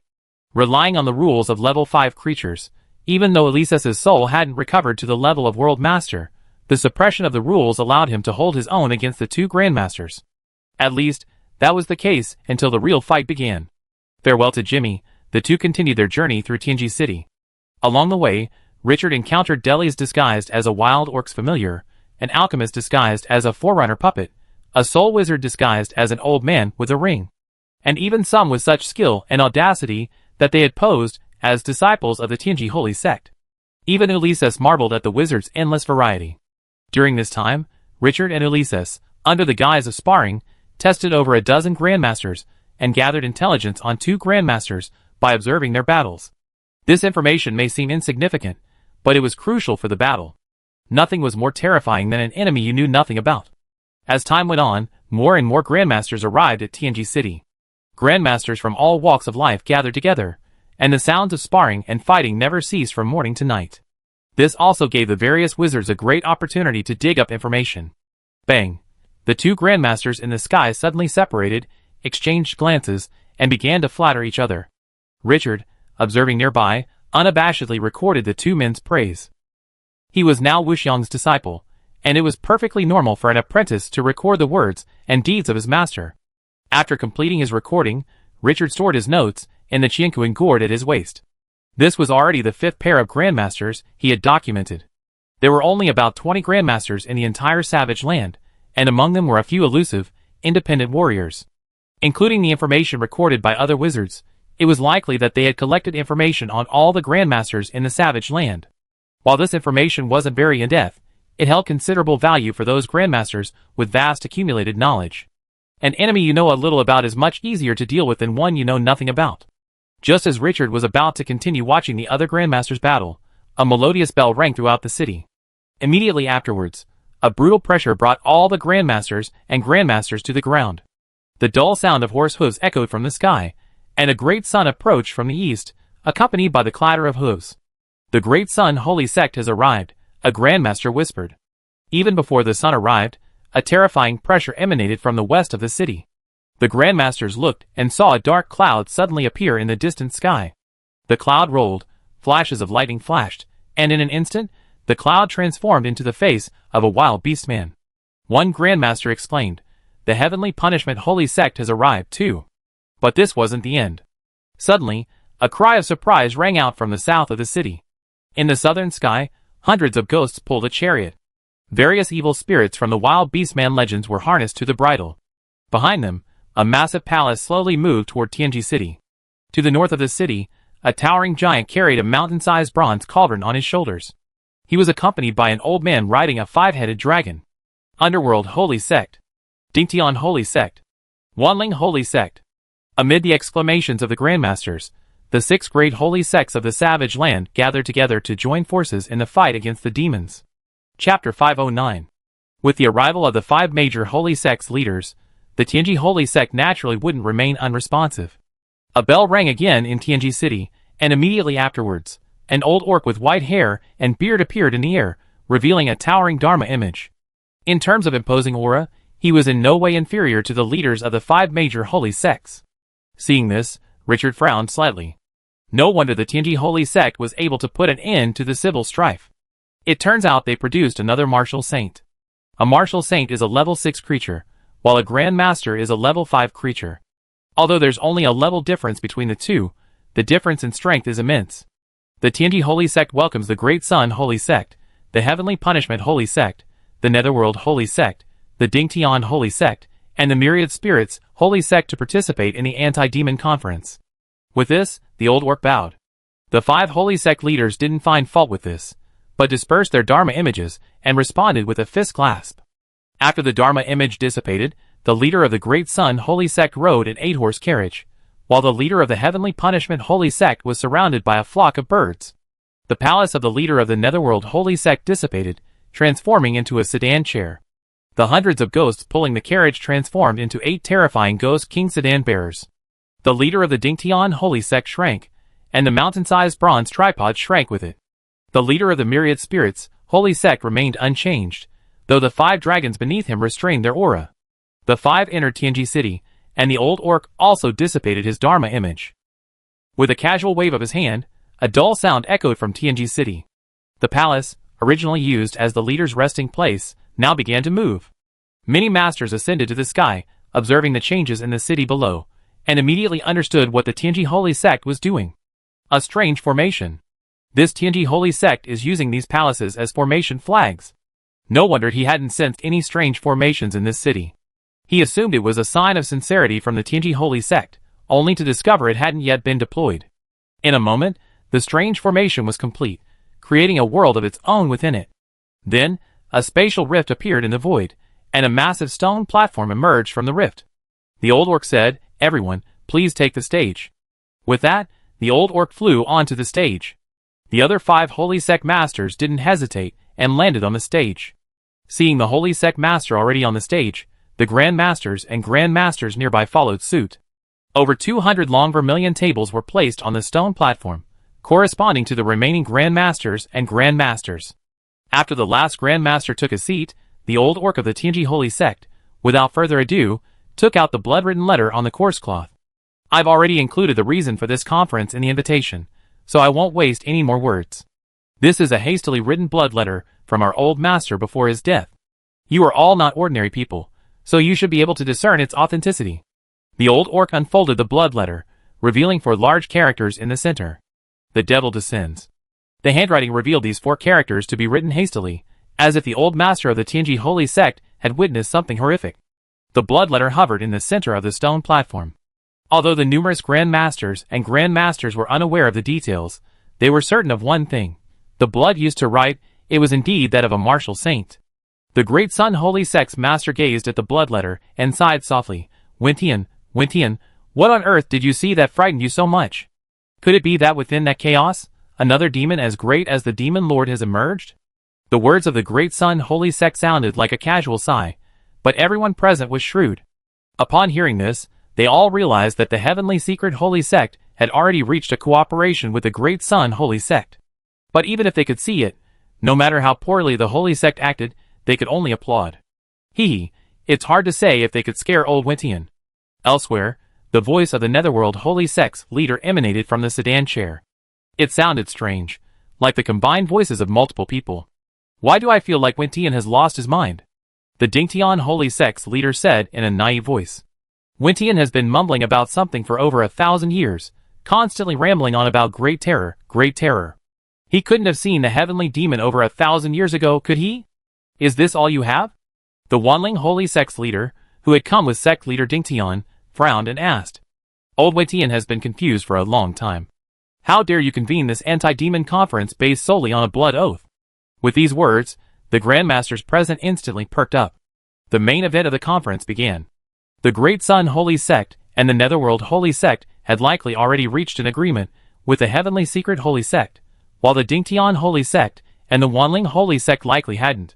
As for the Heavenly Punishment Holy Sect, the Heavenly Punishment Holy Sect didn't need to reach an agreement.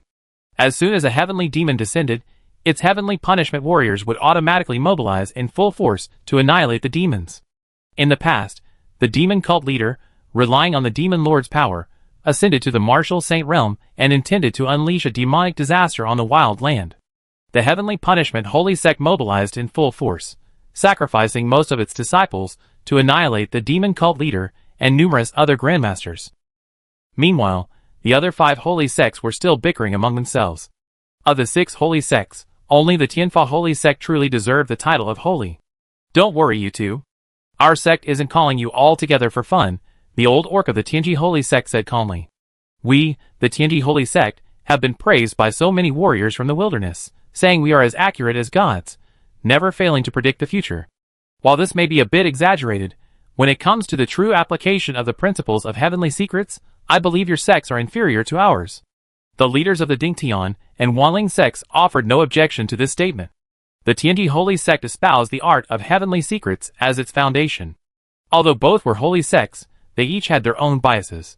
The Dingtian Holy Sect was one of the 2 evils, specializing in the Tao of Essence. While the Wanling Holy Sect was one of the 3 righteous sects, its Wanling Butian Gong practiced under the tutelage of the Tao of Essence. When it comes to deducing the mysteries of the heavens, these 2 sects can't even begin to match the Holy Sect of Heavenly Secrets. If you two don't object, I take it as your admission The old beastman continued. As everyone knows, the mysteries of the heavens are ever-changing.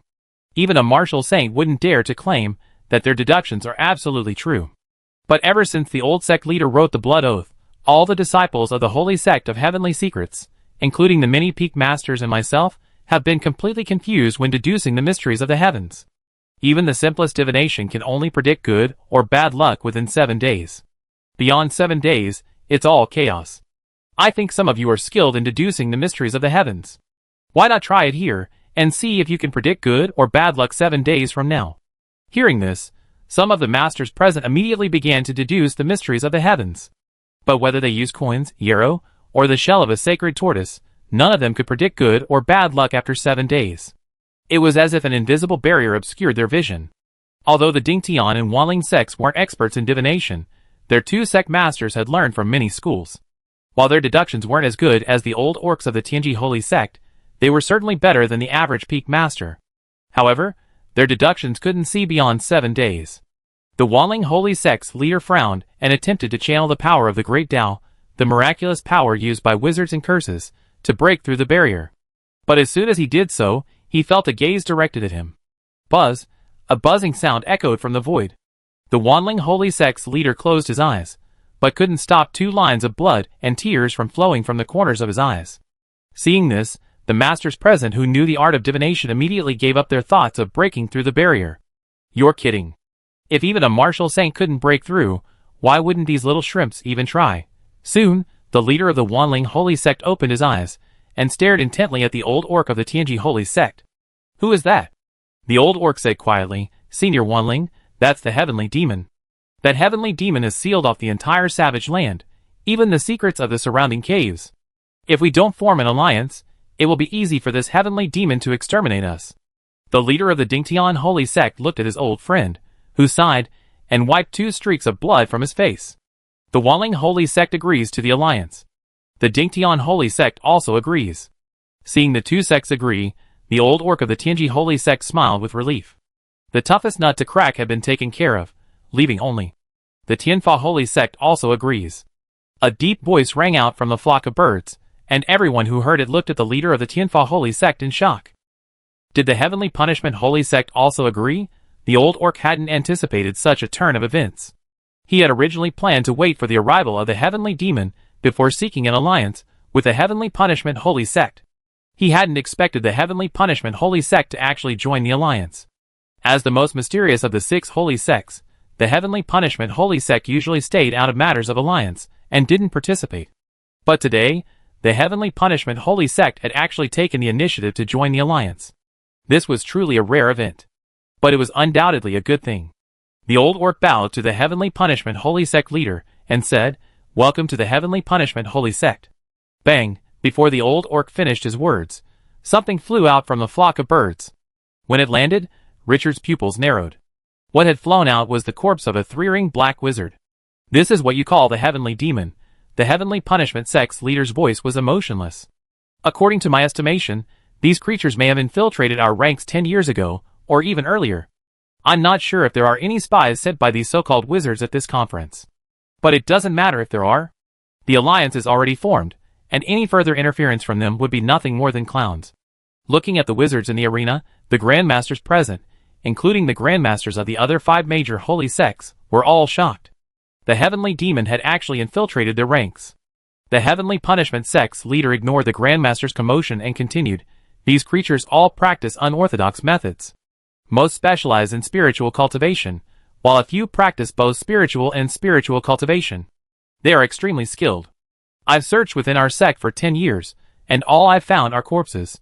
I haven't even recovered a single intact soul. Compared to them, the scum of the demon cult are nothing but trash. As he spoke, the Heavenly Punishment Sect's leader looked at the old orc of the Heavenly Secret Sect. To form an alliance, we naturally need a leader in charters. But before we discuss these matters, shall we first come up with a name for this alliance? The old orc replied, Very good. Senior, do you have any suggestions? The leader of the Holy Heavenly Punishment Sect pondered for a moment and said calmly, I'm not good at naming things, but since this conference is called the Anti-Demon Conference, how about calling this alliance the Anti-Demon Alliance? Chapter 510. The Anti-Demon Conference lasted 3 days. during which the Anti-Demon Alliance determined its leader and established preliminary rules. As expected, the leadership of the Anti-Demon Alliance fell to the Heavenly Punishment Holy Sect. The Heavenly Punishment Holy Sect shared a blood feud and affiliation with several other holy sects, and was at the forefront of the fight against demonic warriors in the Savage Land. The other major holy sects all agreed to their appointment as leader. The only one who felt somewhat frustrated was the Great Sun Holy Sect. The Heavenly Secret Holy Sect had originally promised its full support for their leadership position, but unexpectedly, the Heavenly Punishment Holy Sect intervened and snatched the position away. With the leader confirmed, the rules naturally followed. During the Anti-Demon Conference, all major sects should cease all forms of internal fighting and focus on preparing for the future war. Furthermore, the major sects, led by their local holy sects, should establish a regional joint defense to prevent being defeated one by the sorcerer Heavenly Demon. However, since the Heavenly Demon had not yet appeared, the rules should be more general than detailed. Although the major holy sects had established cooperation, years of blood feuds meant that this partnership would require a bloody test before it could become truly close. So these rules were more of a code of conduct than a code of conduct. The establishment of the Anti-Demon Alliance marked the initial unification of the Savage Lands, a historic moment. If the Wild Orcs could successfully resist the Wizards, this conference would be a turning point in Wild Orc history. A united, broken world would be a challenge for any civilization. But only if they could resist. The day after the conference, intelligence regarding the Wild Orc martial arts master and the Anti-Demon Alliance reached the floating city. Beyond the Savage Lands, floating cities, trailing comet tails, rapidly approached the distant world. At the center of these floating cities, beings with terrifying auras gathered in a conference room. If any members of the established Wizarding Guild were present at this moment, they would be stunned to the point of dropping their jaws. For every wizard in this conference room is a master wizard rarely seen by ordinary wizards. To swiftly conquer the Savage Land, the Wizarding World has dispatched a full 300 master wizards, more than a quarter of the Wizarding World's master wizards present in this conference room. In the conference room, Master Garlon sat at the head of the table. Beside him sat 3 master wizards. One was a black fire figure, clearly a master wizard of the School of Evocation. Another possessed a body that was both ethereal and real, 2 completely contradictory qualities simultaneously woven into one. Among the 5 major schools, only the Soul School, known for its manipulation of the soul, possessed such qualities. The remaining one was our old acquaintance, Master Bronze Spear. This 6th-ring master wizard, who presided over the military, was now weak, his bronze body covered in tiny cracks, the faint brilliance of the conflicting rules visible deep within them. The battle in the galaxy world had inflicted considerable damage on the Great Wizard. Great Wizard Garlon tore open space and pulled out a stack of documents. With a flick of his finger, the documents flew into the hands of numerous Great Wizards. This is the intelligence our good boys have gathered. Among these wild beastmen, there are 208 level 4 creatures, 27 level 5 creatures, and suspected 7 level 6 creatures. Furthermore, Great Wizard Garlon paused, his tone grave. These wild beastmen are suspected of sealing a Star Lord. Many of the Great Wizards hadn't taken the previous news seriously. After all, in terms of numbers, these wild beastmen were far outnumbered by the Wizards. But upon hearing that the wild beastmen had sealed a Star Lord, all the Great Wizards were shocked. In an instant, the conference room was rippled by the vibrating energy of the Great Wizards. Great Wizard Garlon snapped his fingers, and the conference room immediately returned to its original state. Don't panic. According to intelligence, this Star Realm Overlord was likely sealed by the Lost Ones. These wild orcs are likely gravekeepers created by the Lost Ones. However, due to the influence of the unknown meme, the Lost Ones' information was erased, and these wild orcs have forgotten their mission. Therefore, these wild orcs are probably unaware that a Star Realm Overlord is sealed beneath their feet. Of course, even if they knew, this information would likely only be known among their 6 major holy sections. Our people have not detected any information that ordinary masters know this information. According to intelligence, the headquarters of the 6 major holy sects have remained unchanged since ancient times. Moreover, their magic warriors have repeatedly attempted to invade these 6 holy sects. It seems that the key equipment for the sealing measure should be distributed among these 6 holy sects. So we need to eliminate these holy sects at specific locations? Asked a 5th-ring Great Wizard. Grand Wizard Garlon smiled faintly. Almost. With that, he raised his finger, and an image appeared before the numerous Grand Wizards. I plan to split our forces into 3 groups, descending simultaneously upon the 3 holy sects, to seize control of half of the seal facilities. This way, there's a high probability that the seal won't be broken. Of course, I've already notified the 2 crowns, Evoker and Alchemist. They can always use the wizard dimension to support us, so even if the Overlord breaks the seal, it won't be a problem. Hearing the names of the 2 crowns, the wizards present breathed a sigh of relief. While the 2 coronas of transmutation and alchemy weren't the first wizards to achieve truth, they were the 2 strongest of the 5. It said that their power had already surpassed the 7th level creature boundary. With these 2 coronas in the fold, even if the Star Overlord broke the seal, he would be reduced to mere experimentation. Isn't it a bit risky to split our forces into 3 groups? The Bronze Spear Archmage suddenly said. If they choose to concentrate their defenses, even you would have a difficult time dealing with 5 6th level creatures. I hope they do that. Garlon Archmage looked at his old friend. As they locked eyes, the Bronze Spear Archmage suddenly sensed a sense of pressure. It was a suppression of the life level. The Bronze Spear Wizard shuddered and asked, "Are you about to break through?" Garlon said calmly, "My lucky star helped me complete the last link a while ago. My path is complete. Now all I need is the ritual." Garland's words were light, but the other wizards, who heard them, were shocked. As an old friend of Garland's, the Bronze Spear Wizard flashed to his side and delivered a powerful punch, catching Garland off guard. "No, are you crazy?" Garland said with a hint of anger. The Bronze Spear Wizard smiled, coughing up blood, and replied, "Haha, if you become the coronation, I won't be able to fight you anymore." Garland nodded at his old friend with a grumble, and helped him stabilize his injuries. How can a man tens of thousands of years old still have the mind of a child? The Great Wizard of Bronze Spear laughed. This opportunity doesn't come around often. If we don't seize it, there probably won't be another. The news that Grand Wizard Garen was about to become the Corona was undoubtedly a major event for many of the Great Wizards. The birth of a new Corona would undoubtedly disrupt the top-level structure established since the pioneering era. Given the close relationship between Grand Wizard Garen and the alchemical Corona, power in wizard civilization would inevitably shift towards the alchemical Corona faction. This was not a good thing for the great wizards of the School of Evocation. The story of the alchemical Corona and the evocation Corona vying for leadership of wizard civilization had long been circulated among the great wizards. However, due to the cursed Corona's non-interference, the power of the 2 Coronas, life and death and soul, remained balanced, with one following alchemical and the other following evocation. But now, that balance was about to be broken. The potential for this for wizard civilization, currently engaged in a war of civilizations, was uncertain. Of course, these were matters for the future. For now, the mission of these great wizards remained, under the leadership of Grand Wizard Garen, to conquer this devastated world known as the Savage World. In the Savage World, Richard was explaining the blueprint to his old apprentice, Kong Xiong. Although Banshaman is a martial arts sect, they also have their own businesses. This is one of the reasons why Banshaman hasn't declined rapidly. Even if one is down and out, joining Banshaman at least allows one to learn a trade. Banshaman primarily operates in the construction industry. Most of the branches of the various sects in Chungshan City were built by Banshaman in its early years.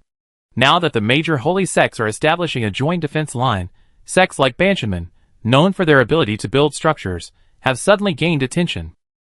As Banshaman's longtime leader, Richard naturally entrusted the construction of the area surrounding Wuxiang Valley to Banshaman. "Just build it like this. I learned a trick from the Tianji Holy Sect. I can use buildings as formation flags." Looking at the blueprint his master had given him, Kong Xiong was almost scratching his head. This thing looked too strange. It didn't look like the plan for a large city at all. But hearing his master was going to use a strange array, Kong Xiong couldn't say much. He didn't know much about strange arrays. "Okay, I build it like this." Kong Xiong left, and Richard turned and returned to his courtyard at Banshaman.